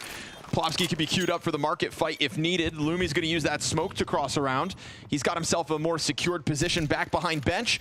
And Plopsky's going to find himself in the middle of this retake, this 2-pronged attack out from market. Or not. Nobody coming through window. Nobody needed. They got it. Flamesy's no-scope up close for Vitality's 5th round win. Yeah, there's the cheeky smile out of Flamesy. Another relatively easy round from Vitality. I think Metizport could have been a little bit faster about getting out B after they got their kill in mid, but they still got out smooth, got the bomb planted, and had ZywOo pulling back a little bit, but he's also the guy to get the 5v4 in the first place. That's not ideal. Okay, Flamesy. Go for a second. You can't do this. This is not FBL. This is a bounty. Uh-oh. Swedes back to pistols. Deagles at least. We'll see if they can queue up some kind of a B-pop that may test Mezzy's metal. It's sad to see. It's good to have like roster moves happen every once in a while, even if it's like, you know, how can you picture Rob's not in a FaZe jersey? Right. Just because I feel like they did become Motivation Clan at some point. You know, when it wasn't the major, it was like it was everything real, in between. It was just like they look so tired of it sometimes. But you know exactly how good they can be, and how comfortable Robs looks already just shows you. Mezzy, it's the one and done. A little awkward there, standing on bench, but so be it. His teammates have got all the slack needed. Launders, this might be the best team in the world. Definitely could be. I don't want to exaggerate. Is this the most hyped roster move of the season for you then? For me, it's in my top 3. I hadn't, you know, for me, it's Liquid, FaZe with a Liege. FaZe with a Liege. Like, FaZe you know, with a Liege, when man. you brought up Crazy your point. moves that are happening. Hold on, Hampus 1v4. He has the... That's right, you heard it here first, the Hampus 1v4. Starts with the Rob's frag. Okay. Then they give him space, and he's going to get the bomb plants off that one. Fake plant. Ooh, okay, 1v4. Hampus, a second fake! Hampus with the dig! He goes in to try and close it. So close, but smoked like a cigar. Wow. Okay. So, FaZe with a leash. I was going to say that was impossible. Oh, nice attempt, Hampus. Quick reminder of what Hampus can do when needed. And shame on you, Apex, getting caught by the double fake. Man, he didn't. You know, he could have reloaded ahead. He didn't exactly know how far the 4th guy was up to him. NT. No, you raised a good point before where it's like Vitality is the most exciting because you think of what they could be, right, in terms of tournament winners. Yeah. But I'm just hyped for you said, like, it's odd to see an individual in a different jersey. Brother, a Liege. Yeah. You know, like, him going to Cole was the shakeup, but I think he did his time there. Yeah, that one's really cool because, you know, Twist had been on phase and they played together. That's why I'm so excited for the Americans to experience what we did as Canadians when Twists was on phase. Yeah. You know, a very short list of North American players that get chances in Europe, which, I hate to admit it, have the better teams. So big call up and a great chance for a career-defining run from Elige if he can keep it up. Sorry, when he keeps it up. Right. That debut will be coming up as well. As if this wasn't exciting enough. This is definitely inspiring. This is a form from Vitality out of the gate for the year. This is, you know, comparable to what Spirit brought out, which was just a pretty heavy hand. A reminder that a month off can let you come in sharp as hell when you get to end on the major. Now they do find some footing over towards Van, but good tracking from Robs to clear Adam off the round. Ob still in play on Lumi. As he looks around sight, swapping over, Isaac's doing a good job of giving him space to play within. Excellent stuff here from Isaac. A second kill. Time is the issue though, flushed off sight. If you can get the kill. Wait, Flamesy needs to back up. Oh, wait a second, did he it's get 4 it? seconds. No, he can't. Molly's too Burns big. out. That's awkward. He looks silly, but there's literally no other place he has to try to put the bomb down. So NT, Molly wins the round there. I don't know how Rops is so good on the timing. The tracking, the timing on the smoke push, the initial kill, man. He's doing it all. He even gets a dink in window. Nowhere else you can go. It's a very good Molly.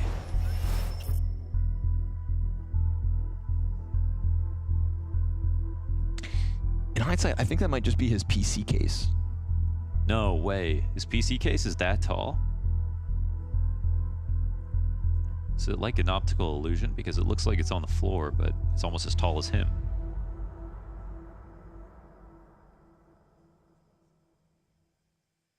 Why is it just green, by the way? It's a green screen. Is he streaming? Perhaps. Yeah. Is he live? You know Flamesy, always good for content. That's true. Once I recorded a 40-minute video with him at, I think it was a Katowice a couple of years ago. Yeah. I had to scrap the whole thing. He just made too many jokes. Never saw the light of day. Oh, fast swing for the window challenge, and Zywoo's going to step up to the plate. You want some? Come and get it. Not even with the op, just fighting with the A1S. Shaves 2 players off the round in an instant, but Rob's actually dying off the cap peak. Reopens the possibility here in round 9. Yeah, Rob's off cat, Flamesy off connector. That's a threat, man. This is what you want. Zywoo in window. Yeah. Yo. Just makes perfect sense. Also, not Apex in connector. Yeah. No offense. There's some other IG. I mean, there's Alexi plays connector. I don't know if he is right now, but that's something he's always played. It's just it's such an important spot, you know? Yeah. Is he trying to hang on here? Definitely buying time. Well, he gets more damage onto Hampus. That's man advantage for Metizport regardless, but that smoke's going to let Apex out. Yeah, he's going to disrespect this smoke entirely. Gets onto the bomb site, but gets just blasted away by Plopsky. Flamesy's going to try to slide out, hoping Cat goes uncontested, and sure enough, he blindsides the first. We've got 2 players corralled back by bench. Flamesy's on for the 1v3. He's got it. He got it. Oh my God. Easy does it for Flamesy. Damn. It's in the veins. Oh, Lumi, that's a mistake though, man. He's got the angle off of Cat. He could definitely see someone coming out of the door. He should be the first shot on that player. And this is a round that starts off 5v3 actually for a second. They get the trade right back, but man, he's just so free to move around from the doorway into the bomb site. Yeah. Effectively cutting off all the 1v1s. So clean. Buyback here from Metizport. They hired Rops to do the closing. Yeah, he's been doing a really good job of finding openings. Yeah. So, a little bit of depth here, but Hampus keeps it clean, holding back the top mid aggression. Rops there operating on his own. Do you think they thought there wouldn't be a buy? Swinging top mid solo with an MP9? I don't know, but he's been doing that like all game, so maybe he was thinking they're 8-1 up. Not holding mid this round. Yeah. That too. Well, there are still good guns here for Vitality.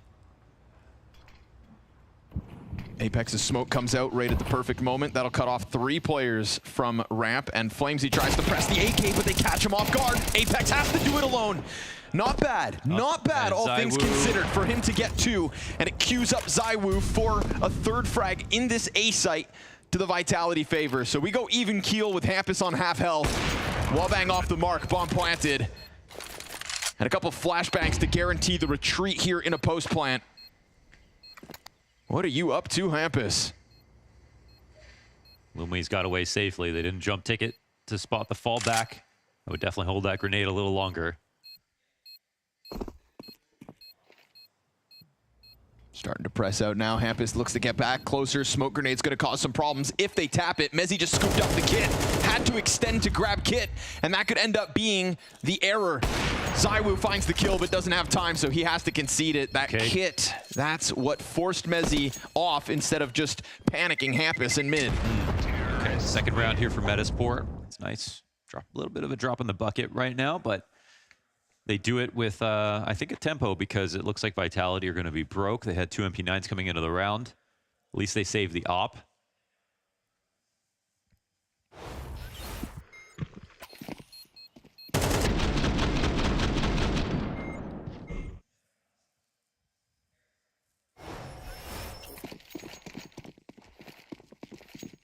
Round 11. They invest. We talk about half-armored Deagle, no nades for both Apex and Mezzy, but they believe in the ZywOo op. And also, not small, the ROPS M4. Ooh, well placed.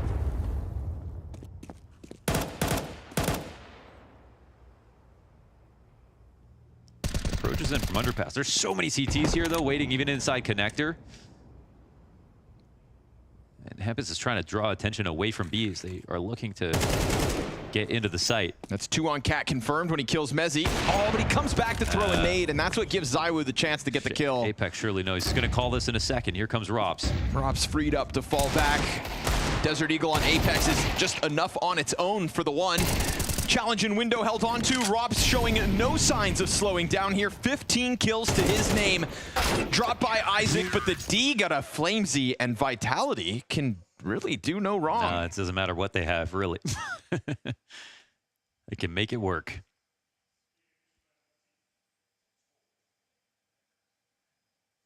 It's a good-looking lineup. What? It's really good looking. It's really good looking.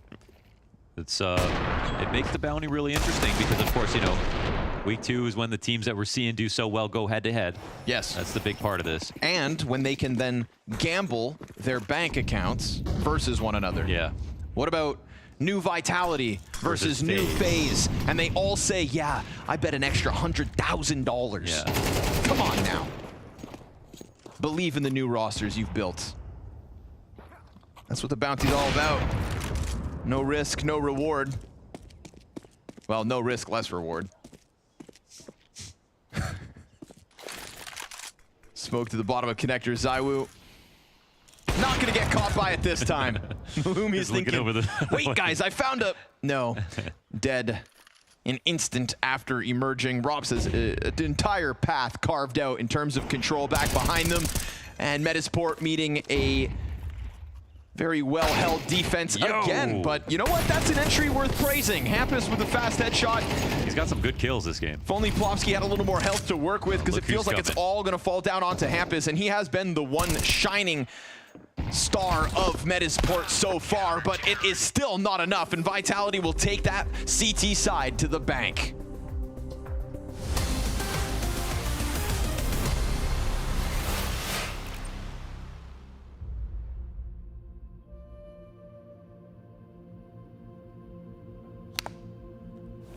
What does mental health mean to me?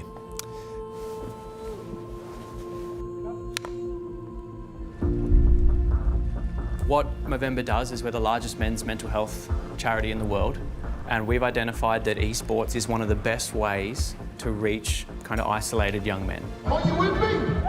For me, mental health is so important to make sure that you're vigilant of how you're feeling. It's something that you can't take for granted just because things are going good. You always just need to be aware.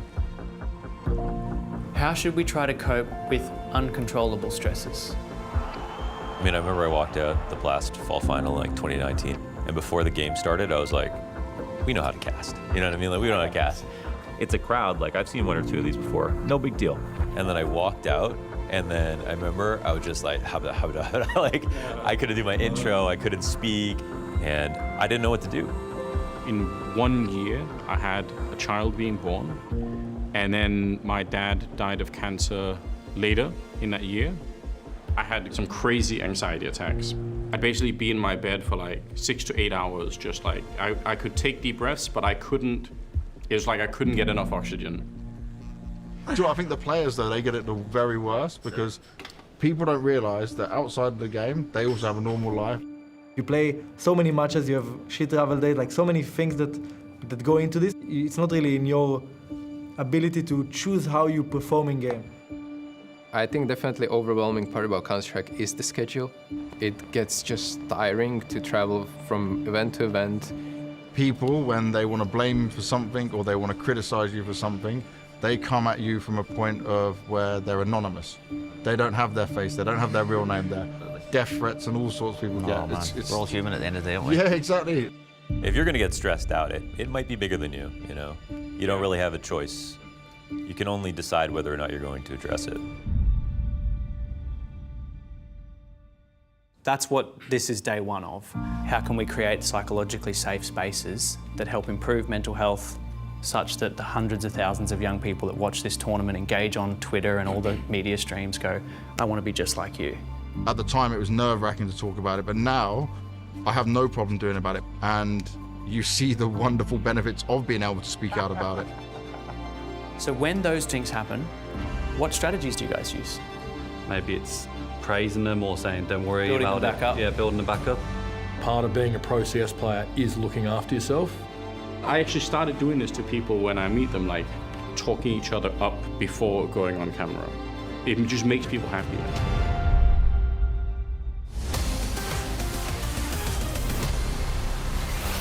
It's a good day to be a Vitality fan. Rops hitting the server in the golden jersey, and I don't think that really could have gone any better.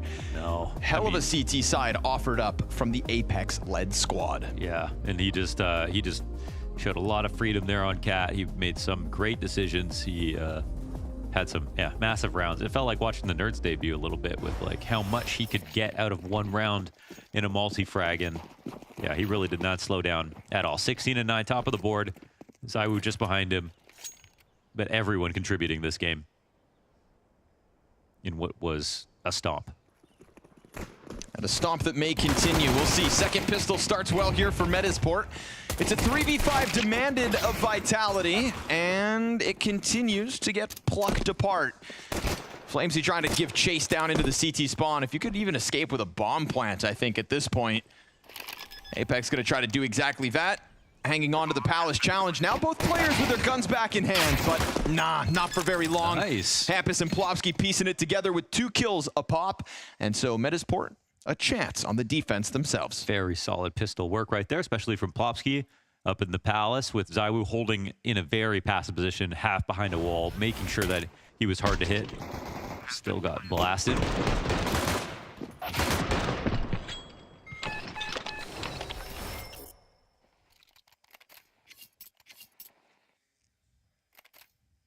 Do you think these are enough guns for Vitality to win the round, Connor? Yes. Yes, I do. Will Rops get more than 1 deagle kill this round? 1 kill and 80 damage on the second. I bet $60,000. No, I don't have the Vitality bounty kind of cash. Well, looks like Prop 1 going smoothly with an opening frag. Rob's looking for his next one. He wouldn't dare just walk through a smoke just because he's wearing a new jersey. Yeah, he would. It's not because he has a new jersey, it's because he's 16 and 10. Ooh, scout shot rings out. Mezzy actually scooping up a second kill, so trying to get it all done himself. Robs' positioning revealed to Plopsky, and everybody else keeping it quiet as they encroach to that B bomb site. Isaac playing off Arch. ZywOo to show bomb, takes a ton of damage, but gets an opening in response. Hampus missing the finish. And now you see Apex trying to sprint in to give support. Oh man, ZywOo, hands on the AK, able to just zone Hampus into the back of Arch as he loses his support, but ZywOo finds the rotator instead, and so it does boil down to the Ropsteeg. Yes, the Rops 1v1, the closer of FaZe, coming in here to replace Spinks, and Hampus is his next target. Hampus wouldn't have confirmed information on exactly where he is. I don't think he took a shot in Palace, but a few places he could be coming in from. Bombs on the ground, which makes this a little bit easier for Rops in terms of taking his time clearing out angles. Doesn't have to jump up into halls. Just grabbed an M4. Yeah. And, I mean, if he figures this out, I don't even know. Hampus trying to clear something, but he's allowed for the cross from Rops to get into what? He sight. might figure this out. Oh, just timing. turns around. Hampus able to get the better of it. Metasport's fourth. Brought to you very much so by Hampus on this B side. Dude, and Hampus throughout the first half. Great kills. Keeping up with the aimers of Vitality throughout. It's a name that we personally haven't had the chance to say since his departure from Ninjas in Pajamas, and I'm happy to have Hampus back. Definitely.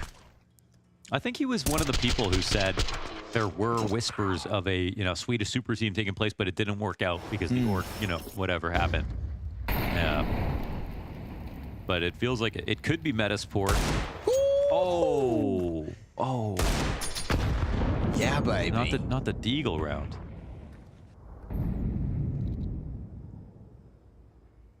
But now Robs has an armored Tech 9, so let's see if he can just kind of throw himself at anybody. Hampus trying to run for the hills. Oh, he turns his back to Deagles. There's the connector peek that helps. But again, that Tech 9, right? Armored and ready to either climb up through this windowsill or charge somebody down on con. Feels like Hampus lucky to have gotten back around that cat corner, but it's obviously made possible by the coverage from the MP9. What are they doing over on the B side, I wonder? Doubled up, watching their back. They're covering the timings right now with the double smoke and connector. I wonder if that's affecting how they're thinking about the round, but they're definitely worried a little bit more about A. Actually, Hampus just boosted up with low HP.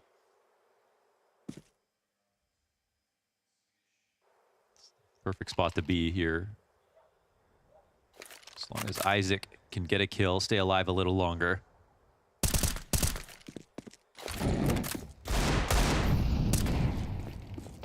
Isaac trying to hang on here. His teammates set up, but low health. Hampus cleared out. The pistols are starting to prevail. At the very least, you've got bombed down by the looks of it. M4 challenge for the cover.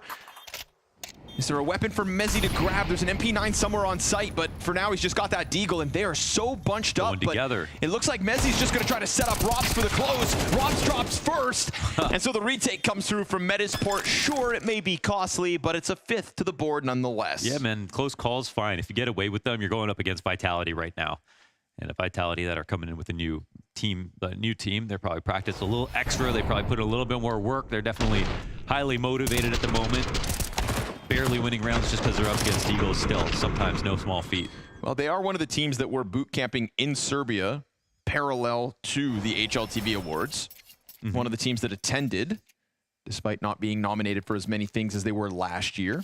Respect for that, playing a part in the night. But yeah, more importantly, obviously there to get the reps in to make sure that they started the season sharp, and I think we saw it in that first half. But back into the guns, right? They've had to wait for this. We said, like, not bad for close rounds against Vitality, but remember, with pistols. So now that we're into the gun rounds of Vitality's T side, let us see if Metizport really have legs to stand on here on their map pick. Not nearly fighting for mid as strong as Vitality were with Rops on connectors, so constantly pressuring. Maui brought up that Apex was #2 IGL of the year for him because specifically Vitality had the best T sides all year. In Maui Snake's very humble opinion. Assuming he's going off percentages. Who knows? But who knows? Give us Patsy, Maui. Yeah.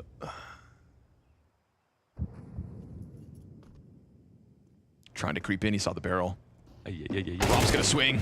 Didn't think anybody would kill him fast enough, and he was right. Nobody holding it per se, but there is the support system still in place, and Adam down beneath. This is surely gonna catch Vitality off guard. Yeah, they're not even worried about it at all. With Under balcony. Ticket, jungle, and Mezzy turns. What a reaction. Disgusting. But it's the Hampus clear with the 2. But surely, you know, kill top Palace, then the jungle and Ticket peak. That's why you're not looking for Adam down beneath, and he comes out from the shadows with the impact for Metizport to continue this CT success. All right, make it hard here, Metizport. That's a solid round overall. Property show that many players here on the A site ready. That is not his computer, surely. Yeah, man, he's got a 50-90 in that bad boy, dude. He's got 10 of them, I think. He's just farming the coins. Scout shot. Scout shot. That's the... How does the scout sound? Nope. Flamesy looking the wrong way, bud. Okay. A little bit of aggression coming out of Metizport. They're starting to, they're making moves, Mo. They're not playing like they were trailing as hard as they were after the first half. For the record, 10-2. Once upon a time.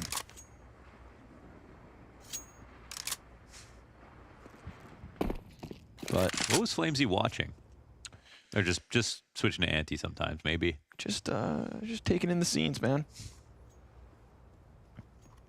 They've already posted his green screen on Twitter, so. Oh, have they? Yeah. Oh, God.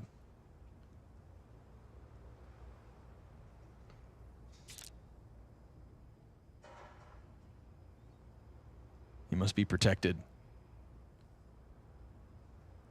But he wasn't this round. First to die, solo top mid. And then again, just Metizport very happy to kind of retract their defenses back into sights. 35 seconds to the clock. Triple B defense is what Vitality are about to tiptoe into. With Plopsky peeling Zywoo off. Nice kill. It is certainly going to deter them from getting up this catwalk. They will try to fight over the flames nonetheless, and the nades got Mezzy's name on it. Perfectly held on to the cap play. We've got Metizport on fire, baby. That's amazing. Great round from Plopsky once again. There's a couple of players right now that are just looking super reliable, even in the face of Vitality, who are crawling into these sites a little late and not looking too powerful.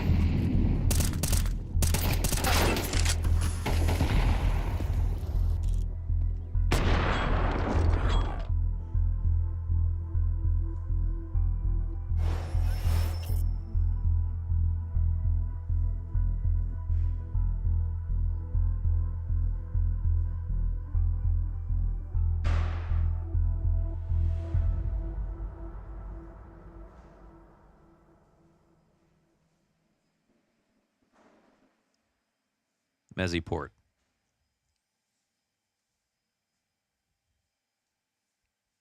Yeah. Anything else you don't want to build on that? You're just gonna throw shit at the wall, hope it sticks. You know? No one was saying anything, so I just started thinking out loud. Okay. Dangerous game to play, Lunders. Only got the purest thoughts. Dangerous game.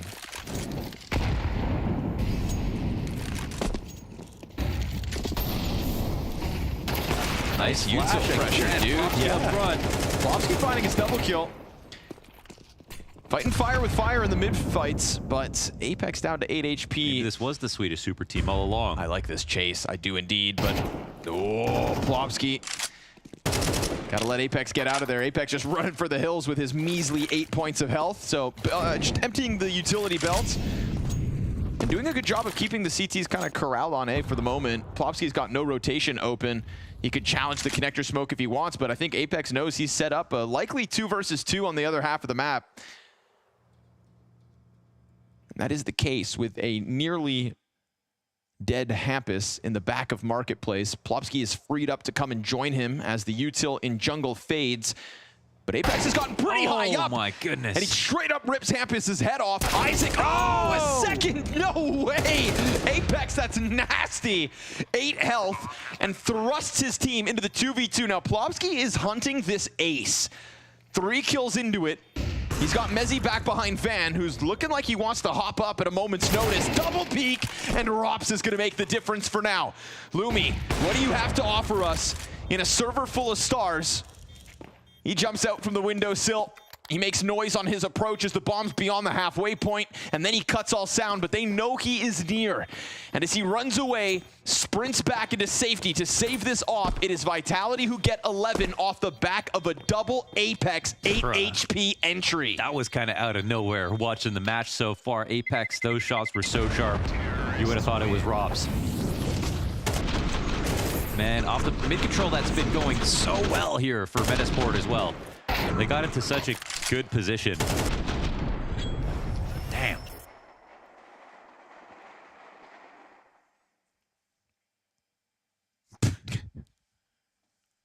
Job done. Almost. One step closer. That would be slightly annoying if you were Metizport to lose a round that way, especially after the staging of it. But Vitality have to take that as an opportunity. Oh, I don't know that lineup. That's smoke as well. That'll throw you off your game. Frag to the face of Rops. Their exec last time didn't work out too well. They're coming in pretty slowly as well.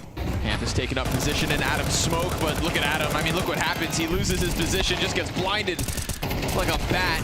Plopsky the only piece of this three-man defense that's able to put up any kind of a hold, and so now it's a desperate op spam through smoke, and Vitality emptying grenades on top of Lumi as he hides in the corner of jungle. Will this spot get him anything? They assume that it's clear. They offer up one, but if anything, that's just a guarantee for the exit. He's going to run for the hills to keep the sniper, as it is Vitality to secure 5 map points. And no sniper saved on ZywOo's watch. Won't get away with that one. One going CT could have exited that way, but impossible for him to know. It's just Isaac here in spawn for Metizport. So Vitality turned that Apex double kill round into 2 back-to-back, which means map point. Fair enough. Pretty standard in terms of the A attack with a 2-3 split through Palace and A ramp. Not worrying about mid control where things have not been actually working that well for Vitality. Just skipping right to the meat of it. That is not a That's a PC, Connor. bro. It's a PC. It's sitting on the desk next to a water bottle. It's on the desk? Put your glasses on, dude. I have my glasses on. Well, Can we see, is it Adam? Yeah, it's Adam. Can we see Adam's cam? Adam Nope. cam? No. Okay, all good. Shut up, Mohan. I want to see it. Metizport.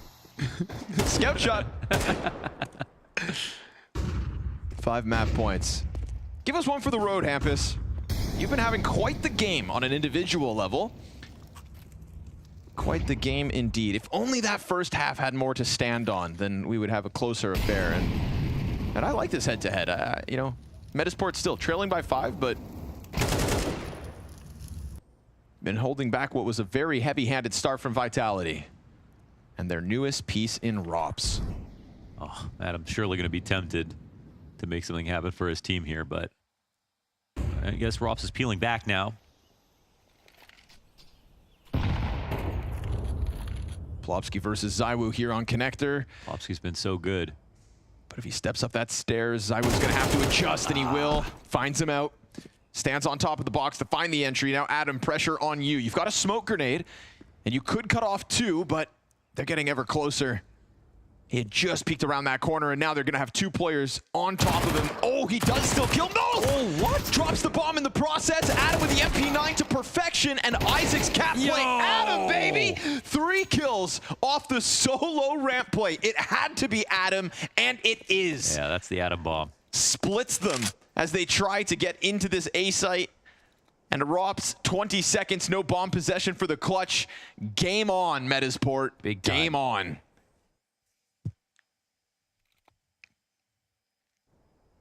Get those frags in before the nerf. Oh! All right, Rops a little escape route just to save, but all good here for Metizport. 3 up. Oh, does he die after time? Nobody's going to come for him. Let him have it. AK saved. But hot damn, Adam. See, look, the water. Oh. What a table. Dude, you'll see it, man.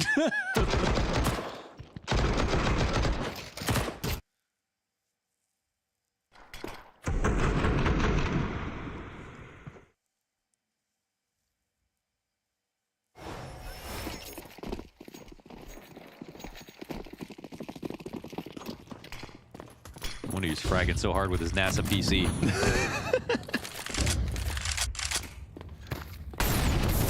Oh. Uh-oh. Apex. Skipping around a bit. Ouch. Who just shot him? Isaac. The hell?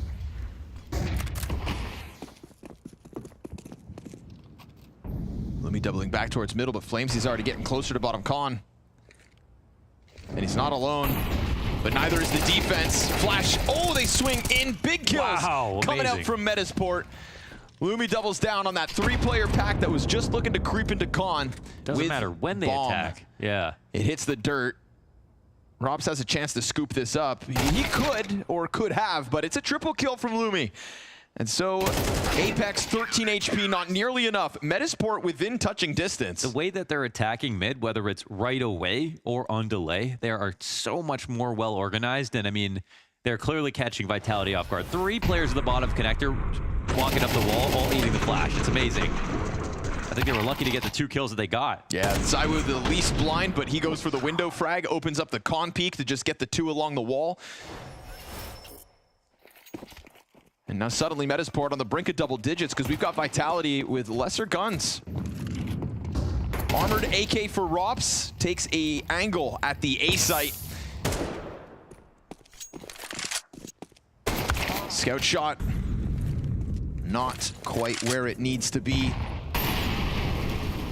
Could be picked up as the bomb and Rops fall back from T-spawn, but for now Zywoo just waiting to see if he can do anything about a con peek. If that's even thrown out, right now Hampus repositions. Yeah, they will come for it. There's a scout to be had. Dude, Hampus teeming with confidence at the moment. I would be too, man. He has put forth an individual level that has kept Metizport in it.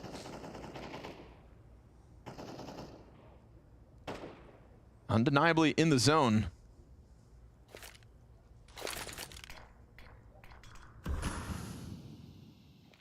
They're going for that catwalk again. They've just been doing that a lot. Okay, I mean, that's still a lot of people spotted, but the spray needs to be good.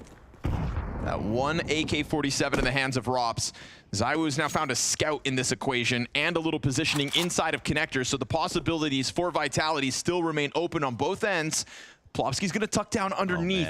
Oh man, but Adams Valk just left, and this pack of players come charging at the bomb site. They're gonna hard clear it, and Mezzi, and it gets held onto for a moment. Rops gets the trade, but can't manage to hold back the cap play. Zywoo's missed scout shot. Deagle's out, also off the money, and so one closer. Only 2 rounds left now for OT on the line. Yeah, definitely. Make it happen. So many good looks here, so many good tactics. Players are fragging, and Vitality again. They got their 2 rounds that were good off the back of Apex's 2K after failing mid-control earlier into a second round on an A attack. A very simple set strat. I wonder if they're going to try to pull something out like that again because their defaults are actually not good enough.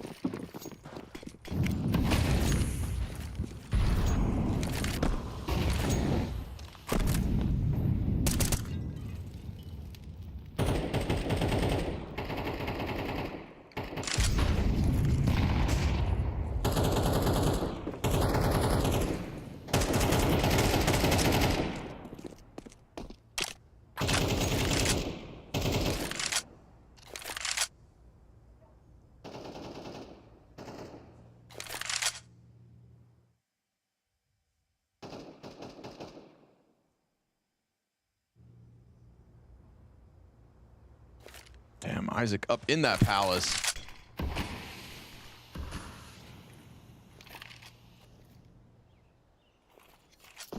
Well, hanging on as Plopsky opens smoke. Okay, another kill inside mid. Flamesy down. Bomb still back at the top of mid for the moment. And they're pretty spread out right now. I mean, the palace taking over, like they are so ready to stop A. Or is this under Balk that we're looking at? Was top, now he pushes in. Oh, okay.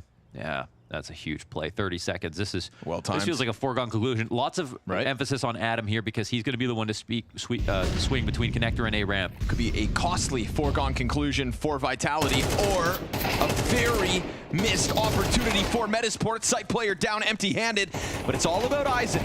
Hampus knows this. Doesn't have to be the star of the show. Bomb plant denied, and Isaac sweeps away 3. We are talking 24 rounds against Vitality. Wow, perfectly played once again, and it all begins every round as it has with a kill inside middle on the perfect timing.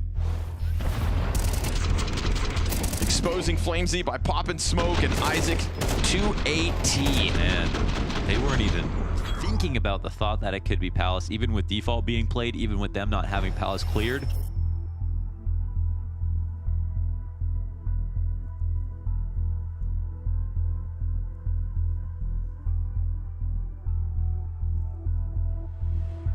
Things really change half to half, don't they? That they do. Counter-Strike, a tale of 2 sides. Still don't see the table, but...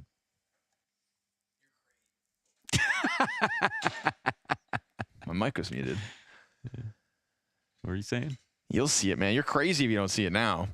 It's one of those illusions. Once you see it, you can't unsee it. Yeah. Because it's the truth. Open your third eye. Yeah, okay.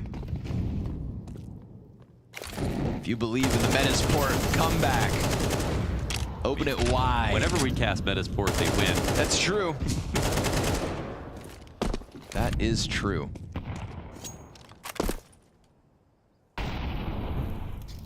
Look at this Palace emphasis from Vitality. That's a change-up, if I've ever seen one.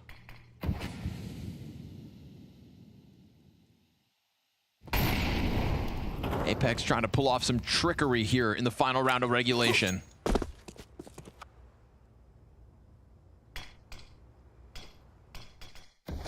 Flamesy offers him the window smoke to try and work around, and Apex making no contact. CTs to push in. Oh god, does this cost them? Mezzi on the entry, Zywoo with the trade. Does this cost them? Lumi misses his chance to deny them entry onto the bomb site, and the rotate's nowhere to be found. It is pressure in an instant from Vitality. Apex has called it well, and Isaac tries to keep them in this. Lumi offered over the site, and you see what happens with this deep positioning out from Vitality. 2 players in jungle, and Zywoo sits back on the ramp. Isaac has not hidden his position, makes sound on the approach. They're cautious about the window climb up. He can do nothing to get them out of jungle. He is going to have to go in or hope that they offer too much. Zywoo finds the other, and Rups is the closer. 13-11, an excellent CT half from this new roster. Struggles to close on the offense, but they get there. 1-0 Vitality. 10-2 down in the opening half, but Metizport showed some face and were able to battle back and at least challenge this new Vitality on Rops' debut. But that's what I want to look at here, right? Rops in that first half, absolutely incredible. Certainly slotted in very well, but this is the first map we get to see from him. Overall thoughts? I would say that the CT side, he looked right at home. He was changing up positions, mostly starting on the short side towards B, but also the fact that he was able to sometimes play as the surprise factor in an A site defense, was able to go for a couple hero plays with the solo AK. I mean, everything looked pretty good, but he did slow down on the offense. Felt like he wasn't quite sure how to play off of teammates all the time. Did coordinate some stuff great with Mezzi, but overall, I'd say this is a solid debut for Rops here. What do you rate it out of 10? Is that like, I think that's like an 8 out of 10 probably? Yeah, I would have even done like 7.7 or something, you know, like just a smidgen lower. Very specific. Yeah, like 7.5 out of 10. You agreeing with that one, Vu? Yeah, I mean, CT side, it was like he had a checklist of all of the things that he wanted to showcase. Yeah, I can do that. Yeah, I can do that. Yeah, I can, and I can play aggressive. You know, like he can do everything you want him to do.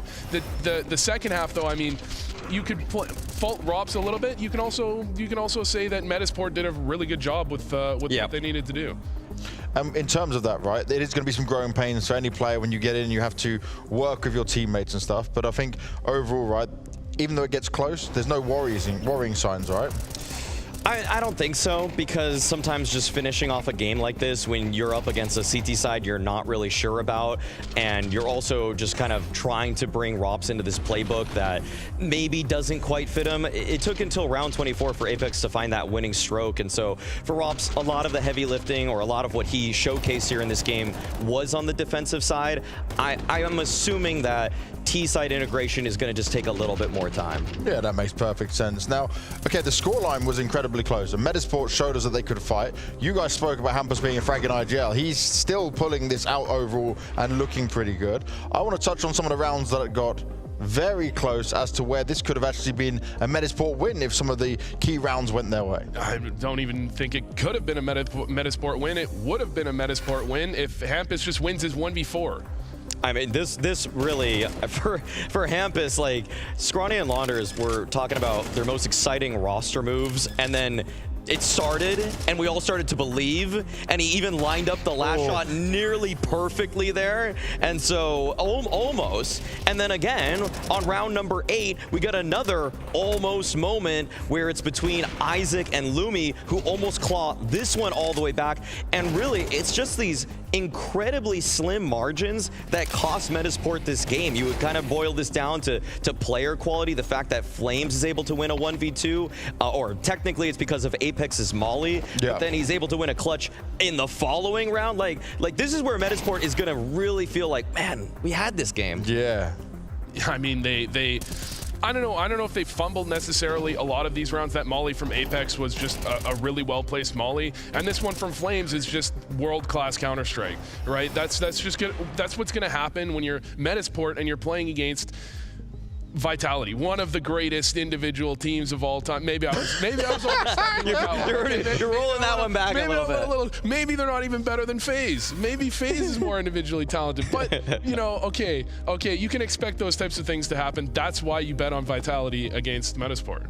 You're allowed to get excited about this, though, Vu. I think we're all excited with this Rops debut, but we have to get a bit excited about a team we didn't talk about too much in the pre-game because of time. It is Metizport, so I got to catch up with Hampus before the game, so let's hear from him.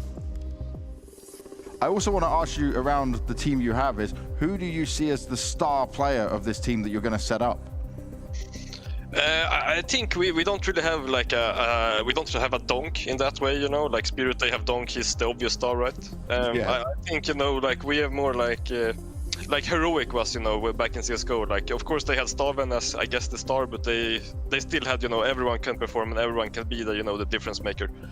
So I would say like anyone in this team can, you know, do the difference, but for being the stars, I would say, I guess like Plopsky have the star positions, I would say, and then also Lumi, I think, could be, I think he will prove a lot of people that, or show a lot of people how good he is. Okay, I like it a lot. And does the way that you have this team, the players you have on it, does it change the way you would lead? Yeah, it does for sure. Like I'm used to having, you know, a lot of experienced players, and now some of them, like 3 of them doesn't, or 2 of them doesn't have a lot of experience. Isaac and Plopsky have. So yeah, I have to, you know, change a bit, adapt a bit to them. Like I need to understand they haven't played CS for as long as I have. You know, some of them they started playing CS when I was in NIP already, you know, so they're very new guys. Like Lumi, it's his first team. So yeah, it has changed a bit, but I mean, I'm getting older as well, and you can't stay the same forever, right? He talks about Lumi, he talks about Plopsky in the star positions. I mean, Hampus, look inwards, my guy. Like, in terms of star power on this roster, I rate Hampus incredibly highly. I know Kassad worked with him briefly. He rates him incredibly highly. Okay. Like, Hampus is a really great in-game leader at this point in terms of calling and in terms of calling his own number. That's what I love about him. Because when we say fragging in-game leader, we really just mean, oh, okay, yes, Apex can kind of pop off once every 6 maps. Dude, Hampus can legitimately go through multiple tournaments with a 1.08 rating, some kind of like really solid numbers, and he's doing it in an aggressive position without the most setup, where he's supposed to just be setting up his other backup players, but he actually gets the job done himself. And so I actually think in a weird way, this is one of the more underrated moves in roster mania, because it's just happening to a team that's so much lower in the ranks. It's one of those things where, like, it happens with Glaive all the time, where Glaive goes onto a team, frags really hard, and then everyone goes, wow, an IGL that can also shoot back is a really good thing. And Hampus could be that next guy, like revolution. He doesn't revolutionize anything, but it's like, wow, we could actually pick up fragging IGLs again? Maybe we shouldn't pick up Hooksy. Oh, sorry. Well, on that note, boys, I'll let you cool off a little bit, and we'll go and take ourselves to a break. And when we come back, we'll be moving into Dust 2. It's Vitality's pick.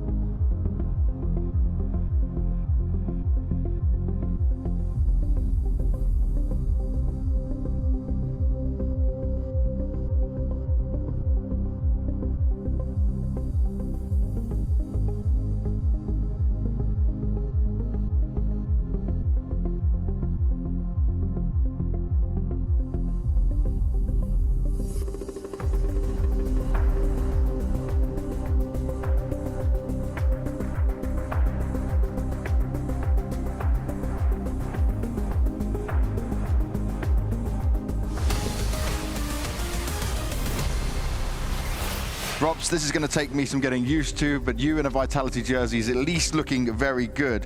Now, I know it wasn't an easy decision for you. You spoke about this before in other interviews, but for you, what kind of goals did you set yourself for this move and what you want for the future? Because for me, obviously, you want to look at the legacy of your career and going forward.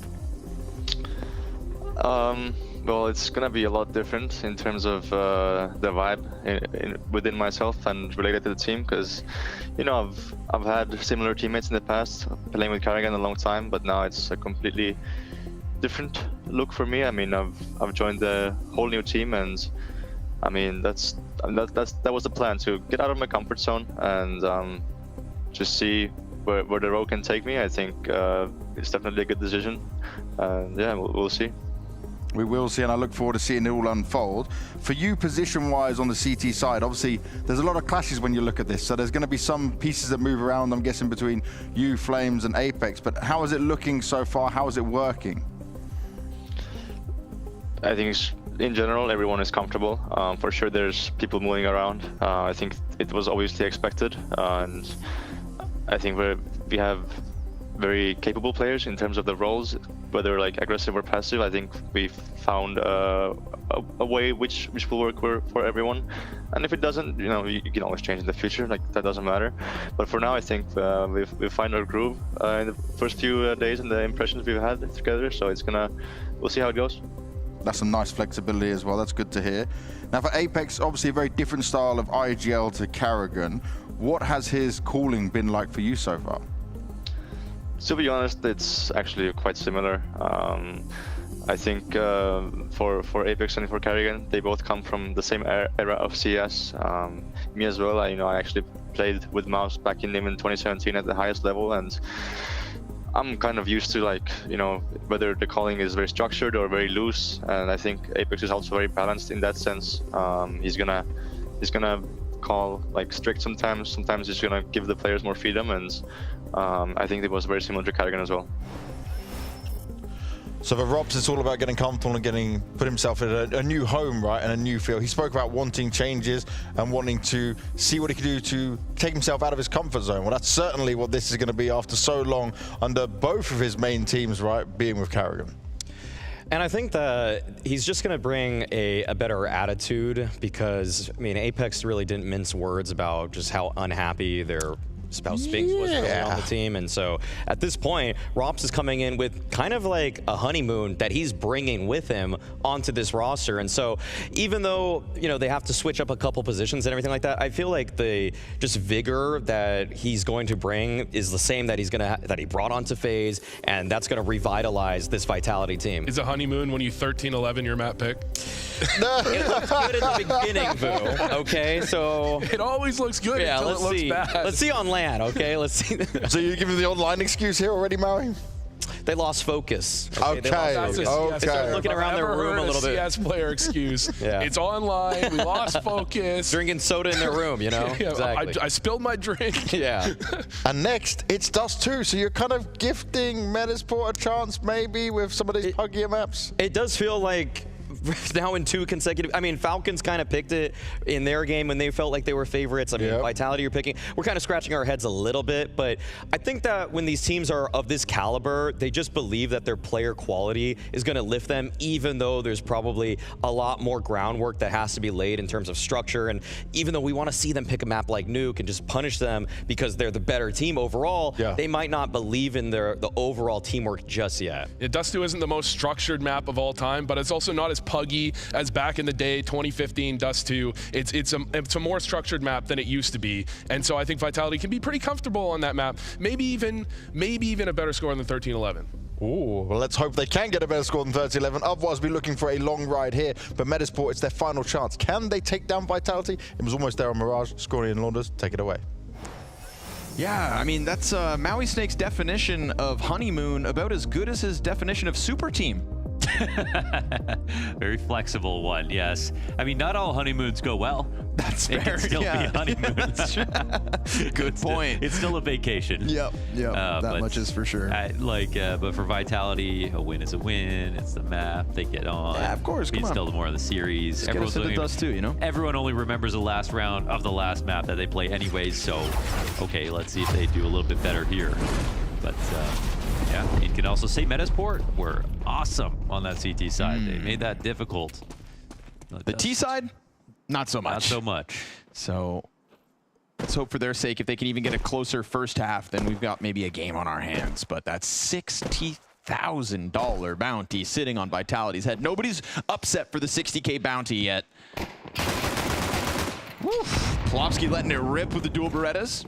And Rops is going to find an entry onto the B bomb site. ZywOo's response evens things out. So from 5v3 to a chance into the B site for Vitality. It's going to take a little while for Apex to join the pack. Campus uses that timing to catch ZywOo off guard. Rops here for the recovery. Here's the player drop back site, and he's going to play it silent. He wasn't seen, was he? No, he may have gone unnoticed, and he will find the head of Campus. Apex already emerging from tunnels to smoke off the doors. And so you'd think surely this bomb goes down now. Yeah, pretty safely it seems like. But we've got the rotation in from Adam, taking his time, coming in through the tunnels. That goes in safely. Apex watching the tunnels as he's wondering, are they grouping up together? Adam will have, one clean shot here with the peak, surely. Let's see how good the pre-aim is. Ooh. Rob's good trade on the low HP. Just hit the headshot. Simple as that. And escapes him. Lumi's able to get the better of it. Metisport's retake nets them pistol round win. Nice round here, Lumi. Good clutch. Good retake overall. And even though it looked like it could have gone the wrong way, trades were there. So Metizport with a round up on Dust 2. That's what you love to see. Rob's laughing about it. I think, as far as 3v5s go, not half bad. True.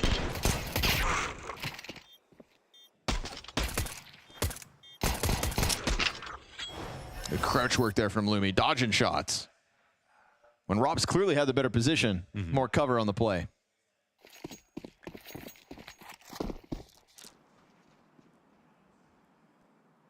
But a formula here in round 2 that could still find Vitality to upset momentum. They go straight down into the tunnels looking for a cat play. Nobody home. Metisport completely forego mid. I suppose Amp is keeping eyes on it, but maybe he shouldn't. Apex takes the head clean off. This could just be a straight up hit into a B bomb site. They wait for the smoke to come down before Mezzi tries to challenge. They don't pop it open. Looking to just line up sprays through smoke. Flamesy with the deagle, because why the hell not? Adam B sitting inside smoke, pushes for tunnels control. It's a good decision, but a no-scope from Apex in tons. What is going on? I don't have an answer for you. Apex with the scout is doing work. Craps his pants, pulls the trigger, walks away with the kill. And so the force pans out for Vitality.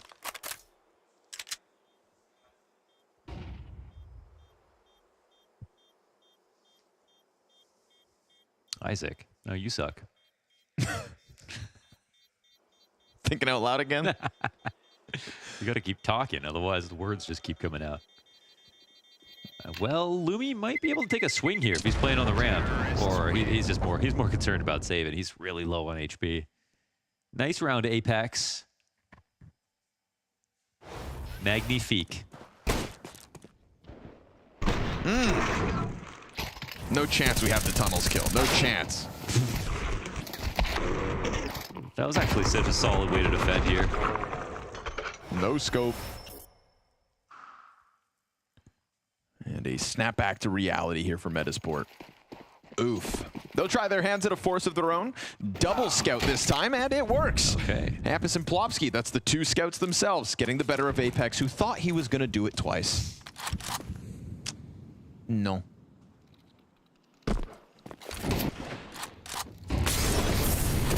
Molly on Plopsky. He offers up... Oh, man, he just let himself burn for 70 HP and then spammed made easy by the single shot left. He was so confident, seeing the nade, the trajectory. And he's right. There was only that sliver of an angle he could be in, but he missed the timing and died because of it. 3 players on Cat. They're going to overwhelm this scout. Yeah, it's just Hampus. He knows he's got to do something a little more, but he gets headshotted. Oh, and Mezzi, keeps it clean as can be with the Cat push punished. And so it all falls on Adam 1v4. Bomb to be planted. Vitality do what Metisport couldn't. Convert early here on Dust 2. Damn. What do you think their best map is going to be? Vitality? Yeah. I just feel like I got on a magic school bus. Dust 2. Dust 2. Okay. Yep. I do like a Dust 2. Overpass. Is that a leak? We just got trained. What do you mean? Huh? Well, it is a finished map. I thought it was in Berlin. Who needs to talk less? You decide. Flash from Apex into the 3-player setup. Not 1, not 2, but 3. And they try to scoop up his gun, but Zyru's on damage control with Flamesy. And it's looking all good. Your pistols can catch off the IGL, but that bomb on Mezzi's back, guaranteed B plant, uncontested. Vitality's T-side chewing through this early test of the Swedes.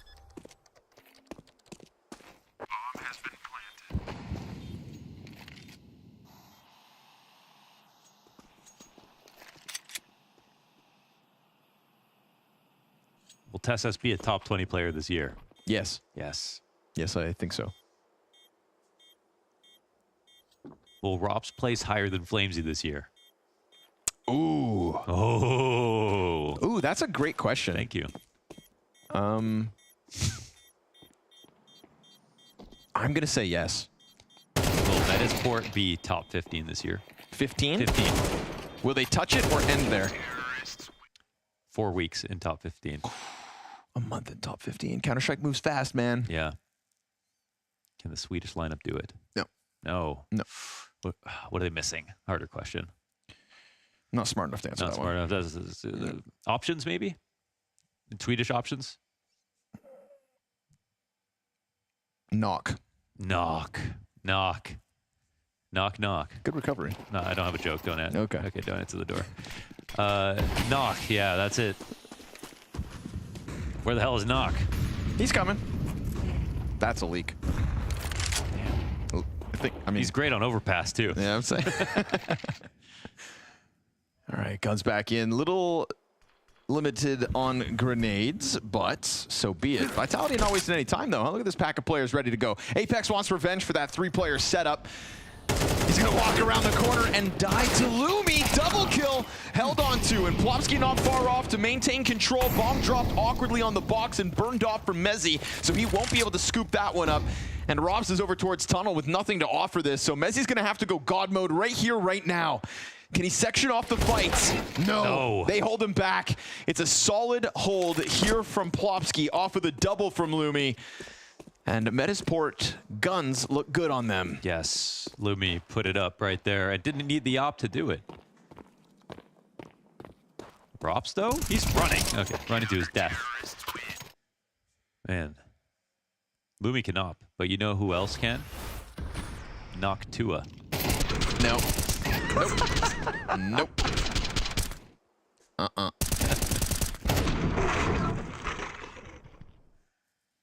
Mention that fraudster.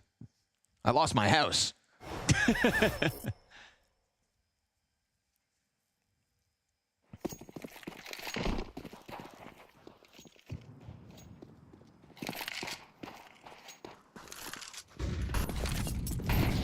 See about these T-sides vitality.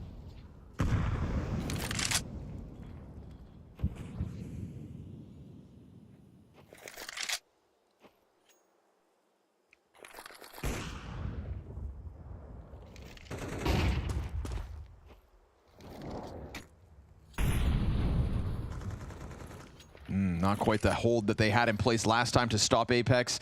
They just silently approach this. Oh, man. Poor jump box here from Isaac. He didn't even see it. He sees the other two. He doesn't know that there's already... We've got players beyond that, Isaac. Yeah, there's two at long waiting, pushed up, and Isaac's fighting by himself. No one's here to draw attention at all. I think he should have really peeled back into CT, waited for his team to get involved somehow, but they just had no idea how many were walking up. Right, it felt like the alarm bells never started ringing. Yeah. He thought to himself, oh, guys, I stopped the first one. Right. Yeah, Little did he know players still beyond that, and then by the time he realizes the error of his ways, we've got Zywoo locking it in on the op. Zywoo looking for the long contact now. Not ideal, but they go for the flash into the fight, and it works. And Hampus manages to get one back on mid. This is going perfectly for the long players as they extend their way in for the retake. Adam's got the kit, so as long as he finds it... Just gotta find it. Did he get on it? Yeah, okay. Okay. Whew, scared me for a second. Yeah. But Adam B will take it away, and Metizport tie at 3. Bang, solid retake, man. Overall, I get, they're waiting with 2 on long because they're like, all right, let's find the lurker. It's okay. It's really, I think it's really on Isaac to be like, he gets his clip off and obviously he doesn't realize how many people have crossed, but even if he has the inkling, he can't really be guaranteed protected by the guys at long, so fair enough. They come in afterwards, hit some great shots.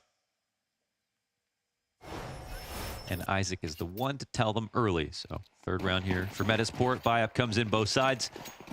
And there is an op in play now for Lumi.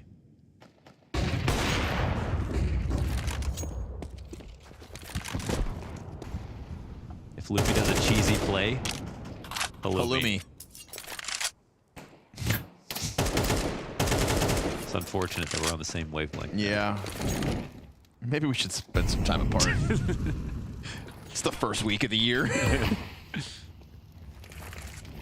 Set up again, dude. Cat is such a point of contention right now for Apex. It's like he's got a grudge match to queue up here. Metizport gonna throw some more bodies at it.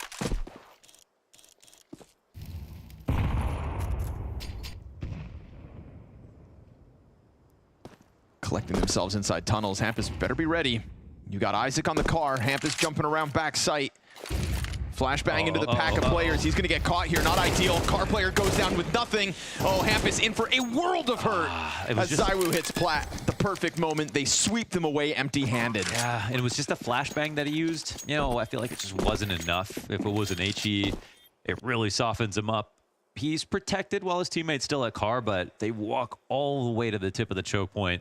And it's also partially because Apex puts some pressure down in mid. They don't have anybody to hold that off totally. Hampus needs to find out about that in order to tell his car teammate that he has to watch the door as well. So it's a symptom of not having enough info in mid, but also just strong entry out of Mezzy. Either player could have stopped him here with just a good frag or two, but it happens.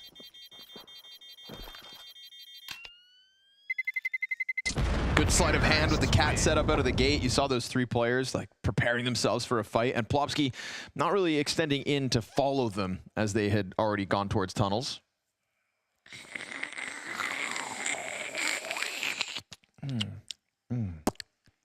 Octua. Why'd you have to say that? That changes. That is not everything. a computer, man. That is just not. It's a computer. okay. It's an air conditioner. Ah, man. Yeah. It is, mid-January in Sweden, but he doesn't have the AC on. He's got the heater too. AC. Fast attack out onto Plopsky, able to get into the corner as the first kill comes out for Metizport. He wants help on the smoke. It's awkward, but he's doing it on his own. Isaac and Plopsky one apiece. How did ZywOo even stop that, man? It's so cool. When you see the shots through the smoke, you can actually use that to hit an informed shot in response. But now just with two players alive and Lumi eyes open here on long. Just as ZywOo was about to come up, Apex probably saw from ZywOo's perspective. Oh! One more, please. One of those. Shot heard around the world. ZywOo's got a full kit of utility. Lots of time, just no HP. Oh my gosh, what a shot. I mean, that didn't even blow up the bottom of the smoke, man. No, that was an insane shot. Just had to see the tip of the head blast ZywOo into tomorrow. And Metizport's defense posts another. You see what I see, right? God, you guys. It just looks the same all the way to the bottom. Next time it comes up, identify the top of the water bottle. Look immediately for the bottom of the water bottle, and you'll see it sitting on the corner of the desk. Okay. Hence the feet of the computer. But it's so far away from him and facing him, and where the cable's going. I didn't say it makes sense. Fast out long again, this time far less contested. Rob's doing his own thing down in tunnels, and Adam, ooh, this is a critical fight. Wait. It allowed for Plopsky to get top mid. This is awkward. Are they going to watch this? Yeah, they are coming Apex. back. Okay. Wary of it. Good call, but it's still weird on the smoke. He gets the better of it. All good by Apex. Good presence of mind. And so, Robs could have died right there, but instead he catches a great timing. ZywOo, great shot back on Lumi. A-site falling apart, dude. Robs finds his timing. It really felt like, I don't blame Metizport for thinking that they just had a good advantage. Definitely. And in reality, Vitality have 3 separate players all ready to rock heads off shoulders, 4 players dead. Some good comms there. I mean, with the timing of Robs coming out lower, they might have been like, probably not top mid, but they watched it. They waited. I mean, a real testament to kills coming down to timing when you have 4 frags for Vitality and not a single point of damage across the board in a gun versus gun round. Yeah, just everybody gets sidelined. In some sense, it feels like that's going to be peak Vitality with the lurky play that, top level lurky play we're going to get out of Rops and just a bunch of creepy crawlers.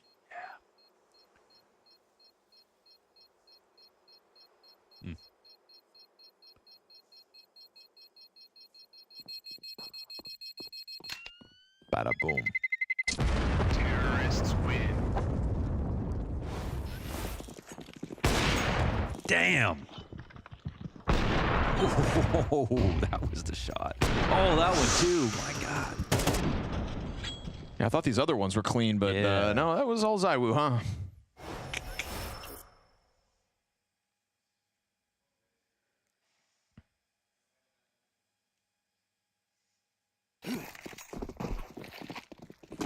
back and forth for non-consecutive round wins. So the Metizport money clearly wobbly as we enter round 10.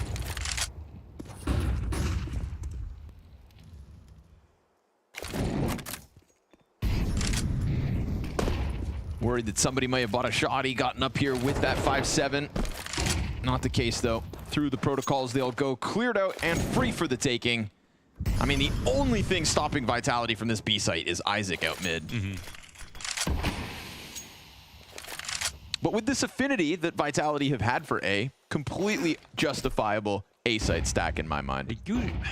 It's usually with enough time, and if a team's not rushing into long control or something like that, they can be able to suss this out, especially not seeing anybody respond to pressure inside of middle.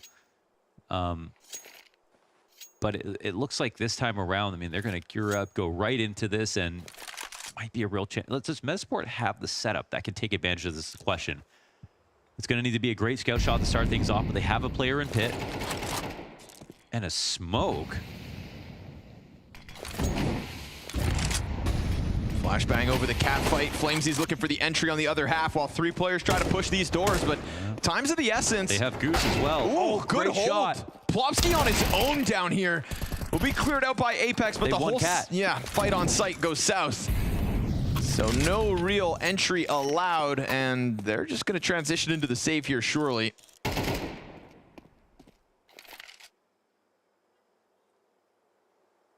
Well, that's a great call. And they not only stacked the right side, but they had great spots to take full advantage of an A split entirely. I mean, between Pit and Goose and all the players in between, really good complementary setups here for Metizport. They tied up 5-5, man. They've been fighting. Like,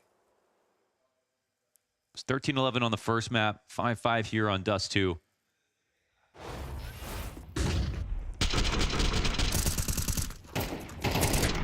This is a round where they really have to trust the call, and they don't have the best guns in the world. 2 pistols. But it's the M4s to prevail. Adam B with a couple. And a tight first half on Vitality's map pick.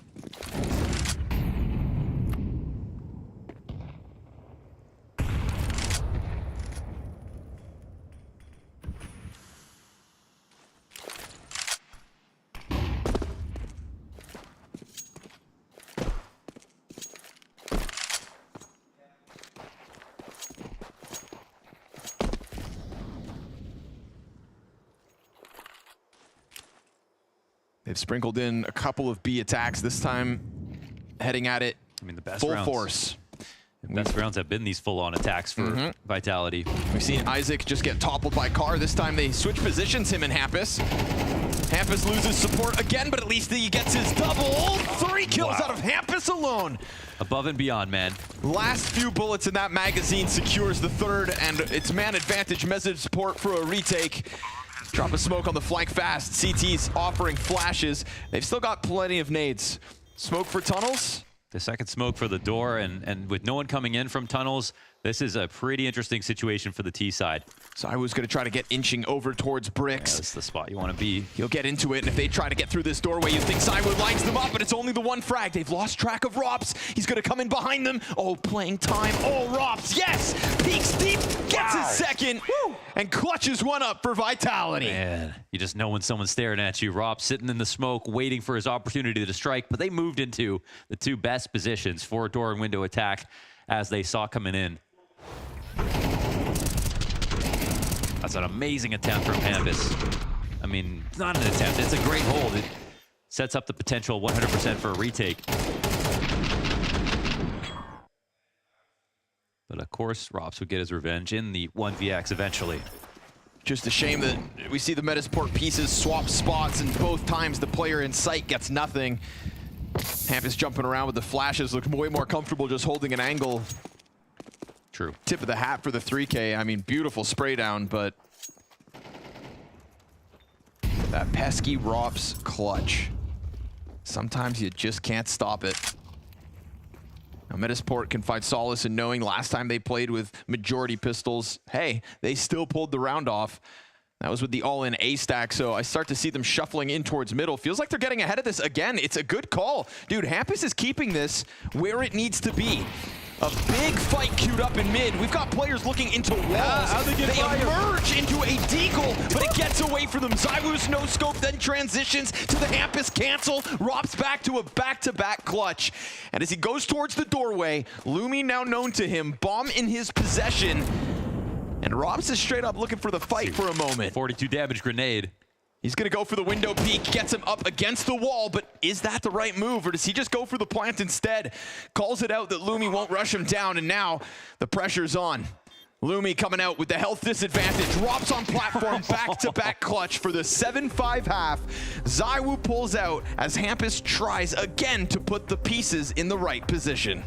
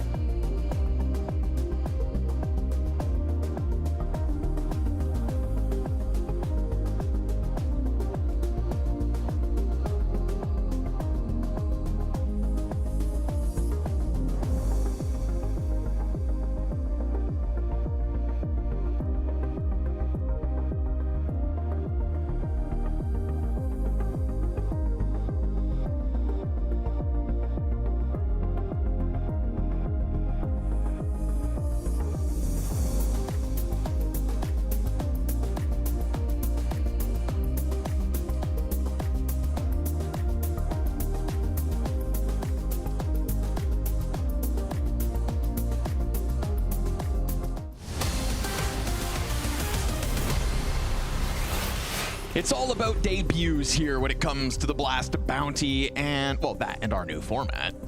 Vitality, up there, Mohan. I like what we saw. It got a little close, a little dodgy on the T side of Mirage, swapping sides now to the defensive half of their map pick. Do you think Vitality have this in the bag? Yeah, CT side, I think it's gonna be clean. I think it's easier. I think they have more strengths even on the CT side.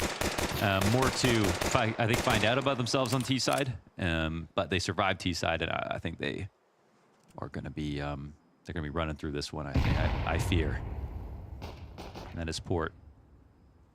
But still, you know, like ENCE earlier, even though they lost, they had some really close games, good maps. Same thing with Metizport over on Mirage. It was a solid effort. And with a pistol, they could tie up. Give us a show. Come on. Good gush. Makes Mezzi's job hard. Zywoo's gonna die empty-handed. Nothing here for Vitality. Nothing at all. Except Apex, who's managed to slip in through the smoke, catch the bomb off guard, and still drop at the hands of Plopsky. 3 kills deep. You love to see that for the Swedes. Flamesy in the middle of all. First one, second as well, but then smoke fades, and so do his chances. They all go up in smoke.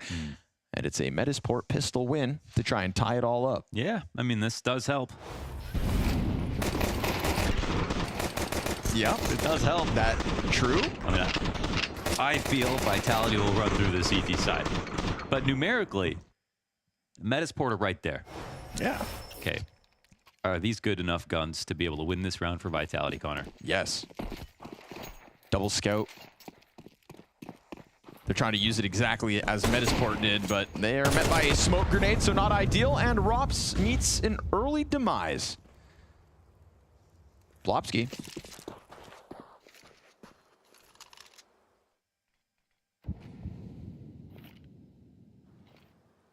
Trying to get up onto the edge. This Apex scout sliding into Car. He's not alone. We've got 2 scouts on Car.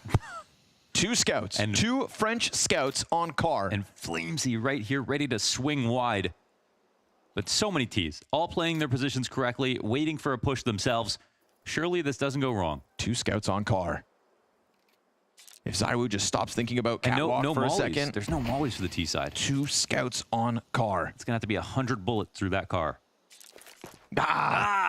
Takes the nade out, flashing for the MP9 instead. Hits the tag, and the flash blinds a couple. Got him off, but look at this instant reposition out of Vitality. Never mind, they don't want it, the car. Hampus out middle with a USP. Wow, okay. That's something, but it works. And now Zywoo going down for mid-control. Will catch Hampus in transition. Turns it back to the cross where the nades come out. No smoke. Oh, Zywoo kills Isaac. There's a chance here. A small chance as he whittles down Adam B. They just keep fighting. Okay. Holy hoovalamenda. Speaking Finnish now, it's going crazy. Man, they needed Plopsky for every single turn coming out long. No mollies made that a little crazy. They got a little scared. Oh, this Plopsky with 4 in that round. Check that back. Yes. Yes, it is.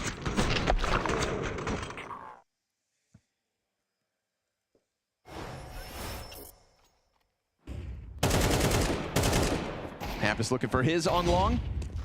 Apex, buddy, you got to run for the hills. Coming back for an extra shot is crazy. Realizes he is doomed, won't escape, and Hampus knows that he's got some farming to do here versus pistols. He'll collect some heads. Up to 12 now. Hampus loves chasing down a pistol or 2. That's true. Hungry Hampus. Hungry Hampus. Bomb heading to that A site. Okay. Loom 1. No. Yeah, I know. It will be Loomy. Maui Snake came in our casting room in between maps. Said, actually. He doesn't sound like that. Yeah. He also says Henny, even though it's N1. Oh. Interesting, huh? And that's his favorite player. His consistency. Questionable. His friendship? Admirable. Opt for mid in the first gun round here for Metizport, who, I'm going to say this, have a lead. They do. Amazing. Honestly. Solid buy. Player already out behind blue. Gonna try to go off the pop. Ooh, I don't think that's the move, boys. It don't look too pretty as they try to just barrel out through a smoke grenade. Flashbang's not really disrupting the plat player nearly enough to pull that one out of the hat. In moments like this, there should be a fast forward button so you can go to the next round and you collect a few dollars if you fast forward. Don't give Valve ideas. Sacrifice your odds of the round. But you know what? They're grouped up for long real quick. A minute 12. Yeah, I like this. Still going for it. The thing is, they're coming at this with a single smoke. Enough for the cross. Yeah, enough for the cross. Pit spray for 1.5. Zywoo turning over. Apex fell asleep for a second there. He was looking at his shoes. Zywoo Doesn't activate immediately with the flashbang, and that's what catches one out on the corner. ZywOo hunts him down. 2 kills made easy for the Woo, as we're all tied up at 8. Back to the drawing board in terms of B hits, I'd say. Yeah, it's both. It looks easy, but it's also not that easy to do. What, you know, Robs has to, he's getting blinded as they're popping out. There's a very small window of timing where he can get bullets in, but if someone jumps out of the smoke while he's shooting behind them, he could die. So everything just goes real perfectly for him, but it is Robs. He's going to be able to do that a lot.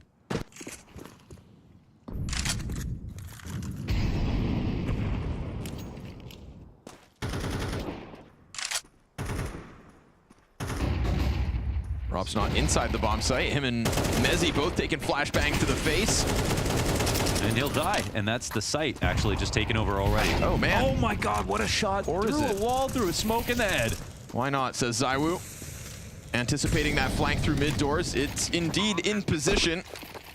He's throwing util. Apex is just sitting here on a silver platter, but Adam hasn't activated. Yeah, I mean, just going to let them get closer.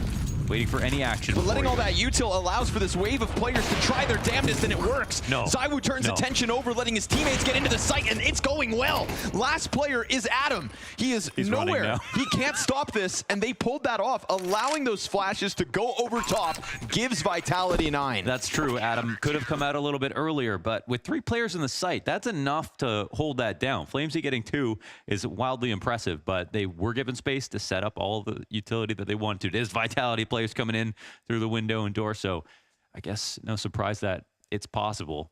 I don't know, if you replay the round, like, should Adam speed up the lurk? I'm not really sure, because I think if he dies first in that spot, that would be the most foolish thing. Yeah, I mean, I think it's hard to criticize Adam as well when we don't have the POV of how Flamesy's getting his kills either. Didn't really see if somebody on site kind of dropped the ball there. Missed off shot out of Lumi, we see. But at that point, there were already bodies hitting the dirt, so down in pistols is Metizport now. Vitality looking for the double digits fast, going into the tunnels control, contesting with what Metizport hoped to just surpass. ZywOo's quietly having an insane map so far. Oh, you mean just 24-9? It's been all like 3 or 4 icons in the kill feed every time he hits a shot, too.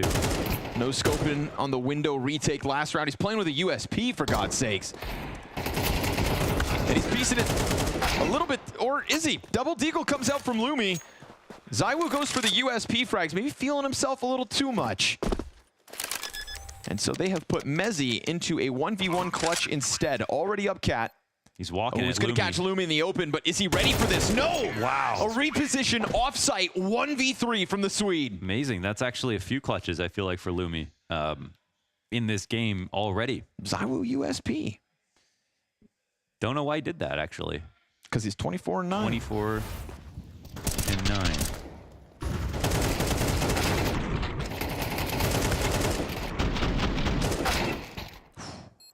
I mean, it was just a deagle. Those deagle shots had to be nasty. Yeah. That's exactly what Metizport are looking for at this scoreline. I mean, that ties things right back up. It puts all of Vitality's money in question, invested here in the 19th round, and they lose the 5v4 at that. A 1v3 in round 18. Put a pin in it because there are real ramifications at stake. Maybe it's raining on the honeymoon. You know, it's not your fault. Yeah, blame the weather. Wasn't the 12 pina coladas. I didn't want a garden hose for Christmas.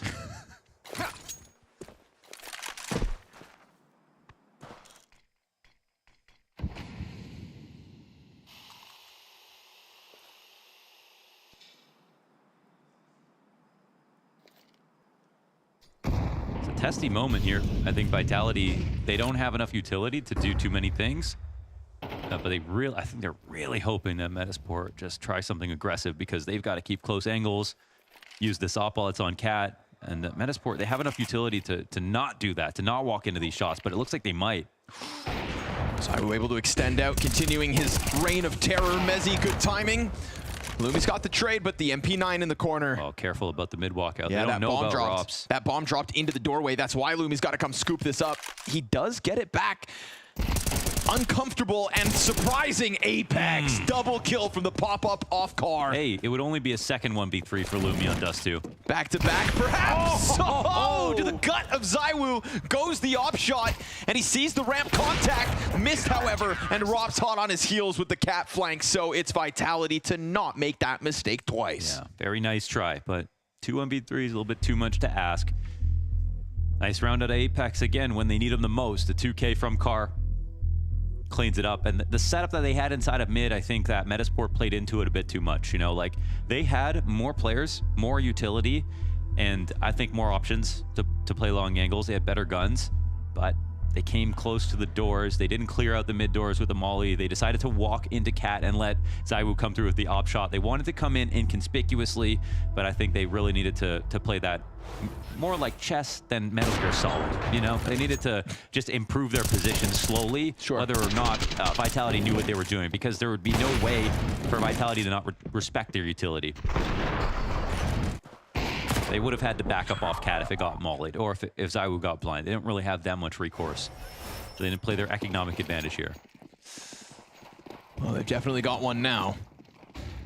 Triple pistol buy for Metizport. Fast, long play. Not fast, in fact.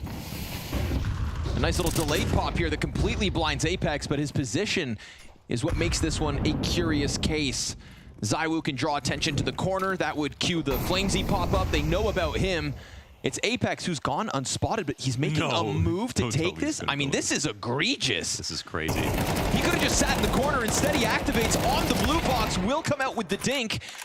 But ultimately, ZywOo falls back into a Cat player who's able to extend. ZywOo is saving them. 27. As he jumps up onto Cat, despite the shortcomings of Apex and Flamesy towards long. ZywOo does it all for them. And just the sheer number of op kills. And this smoke is not good enough for the cross. Screw the reveal. Like, look at the left side of it. It's a massive gap. Rob's not making the flank towards long just yet. ZywOo continues to collect a triple kill in the round as he goes back to his pistol. It's so nice to see. Like, the amount of op shots that ZywOo's hitting, the amount of opportunities he's creating for himself, everyone he's saving here. Trying to deal with the opper first. Isaac killed by the second sniper. Rops comes swinging around from long, and ZywOo just absolutely posts a saving grace for Vitality. Taking over the map. Oh, man. So many wallbang headshots. It's because after ranking 3rd in the player rankings of 2024, he said, I can accept 2nd, but 3rd? Mm-hmm. No.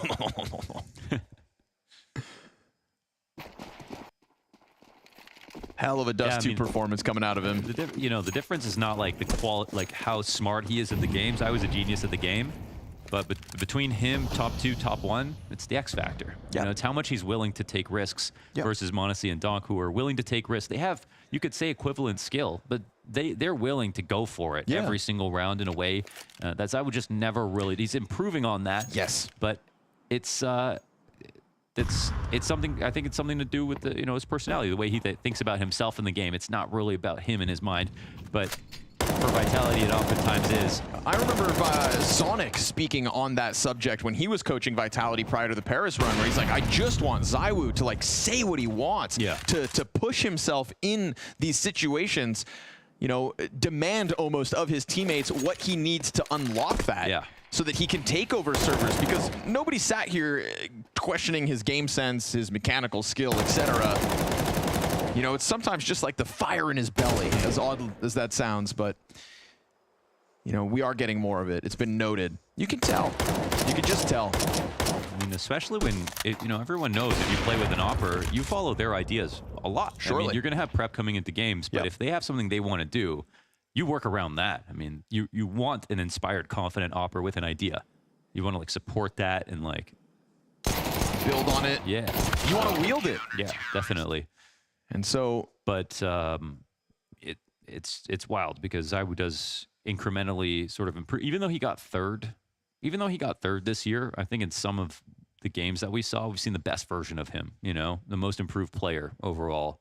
I think the competition was just the stiffest. Hell yeah. Somehow. How lucky we are. With Simple not in the conversation for this year, was this last year. So So those pistols achieve nothing, gave Vitality their 12th, and they go 3 match points here on Dust2. And they're going to unleash themselves aggressively. Rops takes that op into the suicide peak. And poor Hampus hits the ground for potentially the last time in this series. But luckily for Metizport, we get this instant answer out of Plopsky. Mezi has no help. No help at all, but he'll still drop Adam. And ZywOo continues to collect skulls all across this server. On the brink of 30 frags. 2 deaths left between Metizport and elimination. Vitality going to be potentially the second team to protect that $60,000 bounty and to head into the second round of our inaugural Blast Bounty event.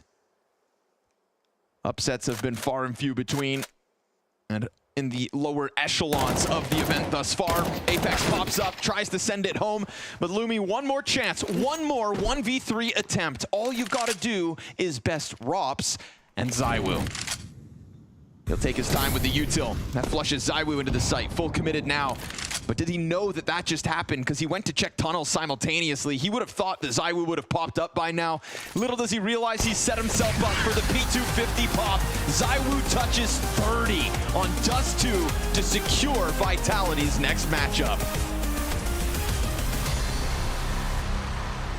ZywOo domination takes Vitality over the line to grab the 2-0. Metizport certainly did show a good face and certainly showed up. They were able to compete, but when you're against Vitality, even when those rounds can start to get closer, you are going to get slapped, especially when ZywOo's in form. This is why Vitality were the last pick in the bounty. You know, Metizport forced to play against them because the consistency from Vitality is always something that isn't really questioned in these kinds of stages of tournaments. ZywOo, one of the most consistent star players we have in the entire game, and showing that the peaks can even be higher, maybe than even last year. Hopefully.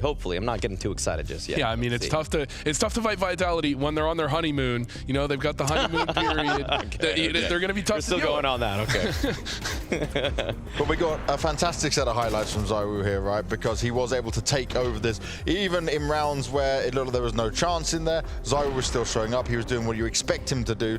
And he looks like he was just having one of these games where he's feeling it, right? And then just takes over. He had some un-ZywOo-like plays. He did the jiggle in from B window, no scope, and we even cultural impact was stated unironically in relation to ZywOo getting a kill. He may have had cultural impact in this game. He was looking reinvigorated. Yeah, I mean, he was flexing in this one. I mean, he was playing with his food so much that he somehow created some abstract art with it. Like, honestly, this was a really fun game to watch for ZywOo. And for Rops, I just kind of have to think, you know, if I'm in his shoes, I've seen Brokey have these kind of maps here and there. The thing that's so great about ZywOo is that he can have this the whole tournament. He can have this like 9 out of 10 maps moving forward. This is what you can expect out of him. And against teams like Metizport, even though they put up a good fight against Vitality, ZywOo just shows that when it's him versus these kind of like tier 2 teams, he just shreds them. If they miss one piece of utility, if they overlook one angle, he's going to be in that spot. He's going to hit that one shot that he needs to. And to bring us back to the Rops conversation, right, where we started with all of this because it was such the big news, the big transfer coming in. Look and list this scoreboard ahead of us here. He's come and done what we wanted him to do, right? I mean, you can't complain about anything he did. One of the things you want from Rops, I mean, is you don't want to see him make any mistakes. You don't want to see him be a problem. You don't want to, as Maui mentioned in the pregame, Spinks would sometimes overextend. He would sometimes give a kill back. Rops did none of that, and he had some pretty solid clutches as well. He had the 1v2 in the first half. He did some great things on Mirage as well. I don't think you can complain about Rops at all in that series. Yeah, I'd like to see him pressured a little bit more for him to actually have to be the hero. I mean, yes, the clutches were those kind of light heroics which you can get from him, and you expect those from him. So I guess this is like a B debut, but like it's because he wasn't pushed as hard as maybe he could have been to get like an A+. Well, guess what? We get to not speak to Rops because I already interviewed him before, but we will get to chat to Flamesy, who's had to add some moves around when it comes to this. Flames, how you doing, buddy? Been amazing, boss. How are you? Guys? We're doing very good, thank you. I first want to ask you, just how did you find the first outing with Rops now on your team? What did you feel like going through all of this? Well, I think we, since we practiced with him, we already know that he gives a lot to the team, and he surprised me how much he offers to the team as well. I think the main thing is it isn't official, but I think there is a consideration when it's an online match, because it's like I didn't play an online match since all 2024, and I think neither did Drops. So I think there is just like it feels a bit different, because obviously you wanna feel the energy of the teammates in real life. You wanna fist bump and this kind of stuff, and it's kind of missing in those games. But I think it's really good. Is him picking up the second op creates so many issues for the other team. So I think he's a key player, and obviously everybody knows how good Drops is, but he's a key player to any team, and obviously we're lucky to have him. Yeah, super thorough answer about Rops, so I'll move away from that. I guess the first question I have, Flames, is why do you have a green screen? Are you going to make some content? Actually, I'm at the Relog offices, and the guys are super nice, and they hooked me up with a streaming room, so I can play for you, and you guys can meme me, and you can put memes on the yes, screen let's and everything. go. Yeah.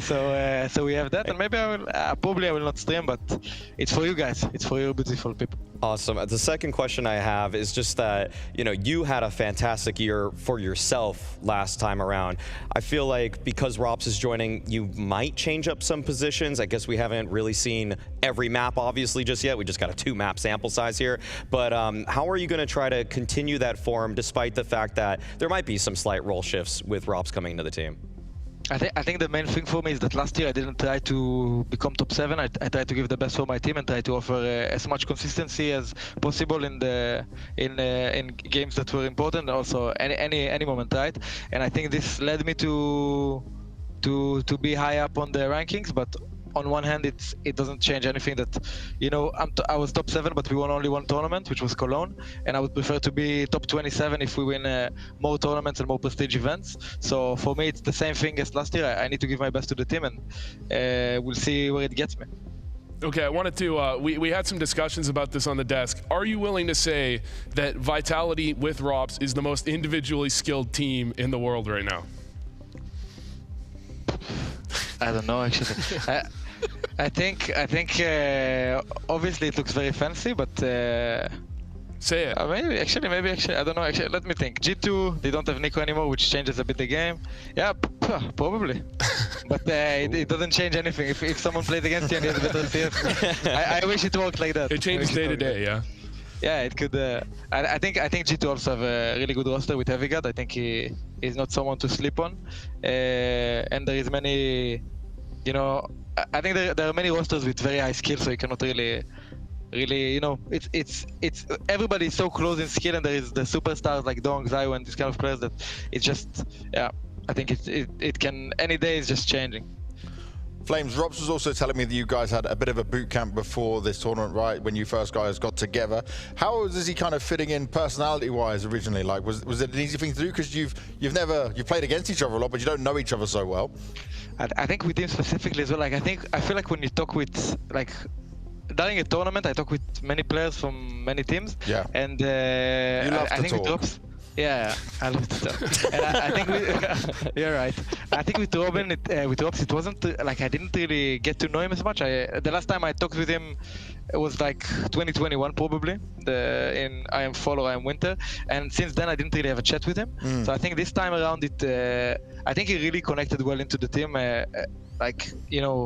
The dynamic, the relationship. I think he's I thought he would be more quiet, but he's very social and very willing to, make jokes, and he likes to just speak up and shift his own ideas and in CS and outside of the game. So I think this is very beneficial not very beneficial, but very easy to get used to him, to someone like that, because he's gonna speak up. He's gonna, and he obviously has his quietness in some sense, but it's nothing that is antisocial in that sense, right? It's just someone who thinks more than he speaks, unlike me. So yeah. And for you guys, right, changing out Spinks and bringing in Rops obviously is a big move when we look at it on paper for the global scene of Counter-Strike. Does it change your expectations you put on yourself now for the rest of the year and what you should be going out to win? You're talking about Vitality or individually? For Vitality. I think also last year we ended 2023 with a really good ending, with 2 events in a row winning. So 2024 we aimed really high, but I think I think we had obviously some internal issues that Apex commented on private that I cannot really speak up on, but obviously we were not together as a team as much as we would have wanted, and I think the DNA of this team is to be together and be honest with each other and try to be as much as we can like a family, and we sort of didn't find the recipe for that last year. So now I think we can get on board and get on the same page, and I think we're aiming we're always aiming high and aiming for trophies. Vitality is not we're never gonna aim for quarterfinals and trying to get playoffs. We're gonna aim for the trophy every tournament we play, and I think it's gonna be the same this year. But we, in the sense that we don't have an excuse right now. Like we tried to work hard in 2024 and we couldn't manage, and this year we're gonna try to work hard. And if we cannot find it, we're gonna work until we find it like last year. So I don't think much changed. Just some issues not got solved, but they're easier to operate on. Okay, well, it's very positive signs for you guys. You started off positively here at the Blast Bounty. Thank you very much for your time. Hopefully, Chad has got enough memes from your green screen, and we'll see you next event, mate. Have a good one, guys. See you later. No, I love Flames because when we say, right, that he talks a lot, this is probably the most vocal player in terms of when you see him about. He's talking to everyone. He's involved in everything, and he's very active in every way socially. But it's part of the charm and the charisma that Flames has. Oh yeah, I mean, I didn't know that Flames had such a great British accent. He's got a few accents actually that I love, and so no, overall, I feel like he's one of the most likable people in the space. Keeps things quite honest and real overall. Never see him with a really bad attitude. Like I'm not really. Flames isn't known for like pounding tables or anything like that. He's been very respectful to his opponents, to the equipment that he plays with, and really just his teammates. Definitely. Now, let's take a look back at the games we've seen today, because it's been a day of 2-0s, but some closer than you would like to think. We'll start by looking at the Astralis Wildcard game. Now, Astralis did grab themselves the 2-0 win. They look pretty damn good in that one. What were your key takeaways from looking at this? I mean, I had Wildcard winning that in my predictions, which might have been a little off. Yeah, no NA bias at all. I mean, in the first map, it's 13-8. It's closer than it looks. I mean, that it was a 6-6 start. Yeah, that definitely could have gone Wildcard's way. The second map was a stomp. And it was mentioned, I believe, on the desk, like they are kind of skill capped a little bit. You play against a team of Astralis's level, and if Device is popping off and Stound's popping off, Wildcard just don't really have a chance. Yeah, I mean, I think for Wildcard to keep up the form that they had in the major into this season is going to be really difficult, because I felt like some of the people on the team were playing a little bit above what I had expected from them, and maybe Jaba can step it up a little bit individually. That's I guess one thing I would hope for coming into the season, but I think some of the others are going to maybe regress as he climbs. Okay, so some teething issues to go through and some growing pains to go through with it all. On the other side, we had Big taking on Saw, and at least in that first map, it was absolute dominance coming out from Big. And then they narrowly survived the overtime despite having such a significant lead even on Nuke. I mean, the more I'm seeing of QB, the more I'm liking. Okay. Yeah, you weren't sure about it when we spoke about it before. Right, yeah. I mean, I haven't just been keeping my eye as closely on him as I probably should have, because this pick is something that sort of surprised me in a way, and I'm also really glad that Hype's working out for them, because he kind of shocked us the first time we were seeing him with his first go-around on Big, kind of tapered off a little bit as an individual, but now, I mean, if he's going to play like this, I just want to see it as a sustained style. Like, can he actually keep it up versus the best teams and not a Saw team that themselves are retooling? But I was there. I remember when he first joined, and it was very exciting because he was a very different style of AWP than what Syrison was. Then ended up, Syrison comes back, obviously a little bit later. Hype's gone again. Do you think it was a mistake they didn't try and just work with him? Maybe instead of actually picking up Syrison, I feel like when they could have got him for free because 0-0 Nation dropped their whole roster, it was kind of just worth it because he looked okay for a period, I guess. So it was worth it for a little, like, what was it, 9 months or something like that that they had him. I think it was worth one last shot to see if they could rekindle something. But it didn't work out, and now we're back to Hyped. We're getting his chance again. We're looking forward. Yeah, exactly. Looking forward to the next generation of German players. Looking forward on our last game as well, right? We touched on our one we just had here, but Falcons taking on ENCE. This one was closer than expected, and certainly chances in both maps. I think Train especially, ENCE kind of threw that one away. Yeah, I mean, ENCE were up 12-9 on Train. Glaive was kind of putting on a calling masterclass, and then Falcons come back. Kixan makes some great calls. They have some great fragging. I mean, that was probably the match of the day. I feel like that was incredible. I really enjoyed it, yeah. The mid-rounding from both Glaive and Kixan was both excellent. It really felt like it came down to key individual moments, like Tess is hitting some incredible shots. Unfortunately, on the other side, maybe like Potty missing some really important shots. Just tough moments where you just... It was the better players that we are more tenured, the more veteran savvy ones. Those are the ones that shone here. And in a tight game like that, that's unfortunately how the cookie crumbles usually.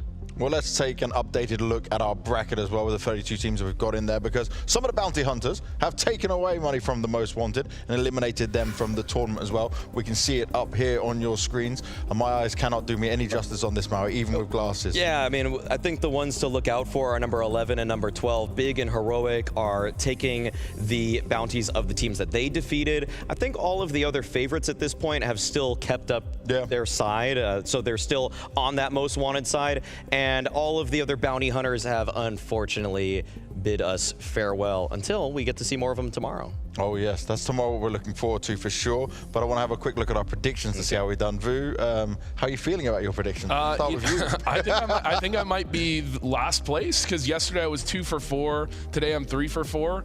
And I mean, Wildcard had a chance. I don't know. They had a chance. It wasn't Wildcard, by the way, and it wasn't just North Americans. I mean, Harry and Hugo, yeah, they also had it out for, or they believed in Wildcard right there. What are you doing, Banks? What are you doing? Oh, you're tied with, I think you're tied with me right now? Yeah, we both got 6 right now. Who's in the lead? Pimp? And that's it. Okay, Pimp's on top. We got to target this guy. Make sure he doesn't get any sleep. I'm going to be knocking on his door all night. Yeah, go wake him up. Go make sure he can't do any exercise. Make sure he feels really bad for the next day and makes bad predictions. That's what you want to see, right? Exactly. We have to sabotage him. Can't let him get away with this. Can't let him have another crown, that's for sure. No way. Let's take a look at our games that we've got coming tomorrow. There are 4 more best of 3s coming your way. And we're starting the day with Complexity taking on Virtus Pro. A new look Virtus Pro, Electronic back as the in-game leader. How do we feel about that, Maui? Bad. I don't love Electronics in-game leader. I don't like how he's steered the rosters that he's been on recently. Complexity, though, might be a little bit of a softball pitch towards him, and so maybe he can gain some confidence as Complexity themselves are working with Nick X, 6E now, and so this is going to be a very difficult game for them as 2 guys are making the leap from Tier 2 North America and into the waiting arms of a Russian powerhouse. I just really don't want to see Virtus Pro destroy all the positive signs of Flammus. I want to see them use him correctly. True. Yeah, I mean, that would be the hope. I mean, this is kind of the test for Electronic. I think if he can actually make this roster work, then he can prove that he deserves it. And all the talk about him previously is unfounded. And then we've got Eternal Flyer taking on Fluxo. Eternal Flyer obviously making what I would say is quite a positive change. Yeah, I mean, they swapped out Calyx, and even though via the eye test, you know, on his pop-off rounds, he looked incredible. Consistency wasn't always there. So, what is it? They brought in Jota, was it? Yes. So, I think that is a move that, in terms of what he was producing in kind of that tier 1.5 area, it was pretty good. So, I think this is an EF that are going to look forward to, again, the future. Something that's been a kind of a key theme of some of the rejigging of rosters. And are you boys now massive FaZe fans going into this FaZe versus M80? Yeah. Or do you still side of M80? Because M80 is now more German, but FaZe has a lead. I like M80. Okay. But I've been a FaZe fan. I've been a FaZe fan forever. But you know, if I'm rooting for a team, you got to go for M80 because M80 lost Malbs. Malbs proved he's insanely good. Yeah. And since losing Malbs, they've only gone up in the rankings. They're only higher in the rankings since they replaced Malbs. So you have to respect that, actually getting young talent and fostering it and making it work. And then the final game of the day, which all of us here will be covering as well, is Imperial Female taking on Na'Vi. And for Imperial Female, this is a historic chance, right, to do something great on one of these big events.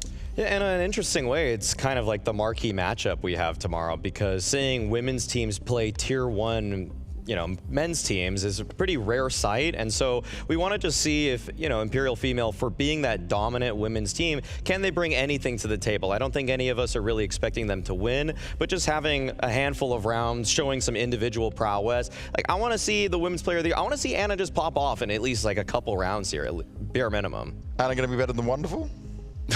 I don't know if I'd go that far. The people want it. It's the people do want it. What they want. The people want it. I want to see it. Yeah, let's go. Hell yeah. Well, that's us done and dusted for the day. Thank you very much for tuning in and watching us. This has been The Blast Bounty. We've got 4 more games coming your way tomorrow. You won't want to miss it. But until then, get some sleep, get some rest, and we'll see you then.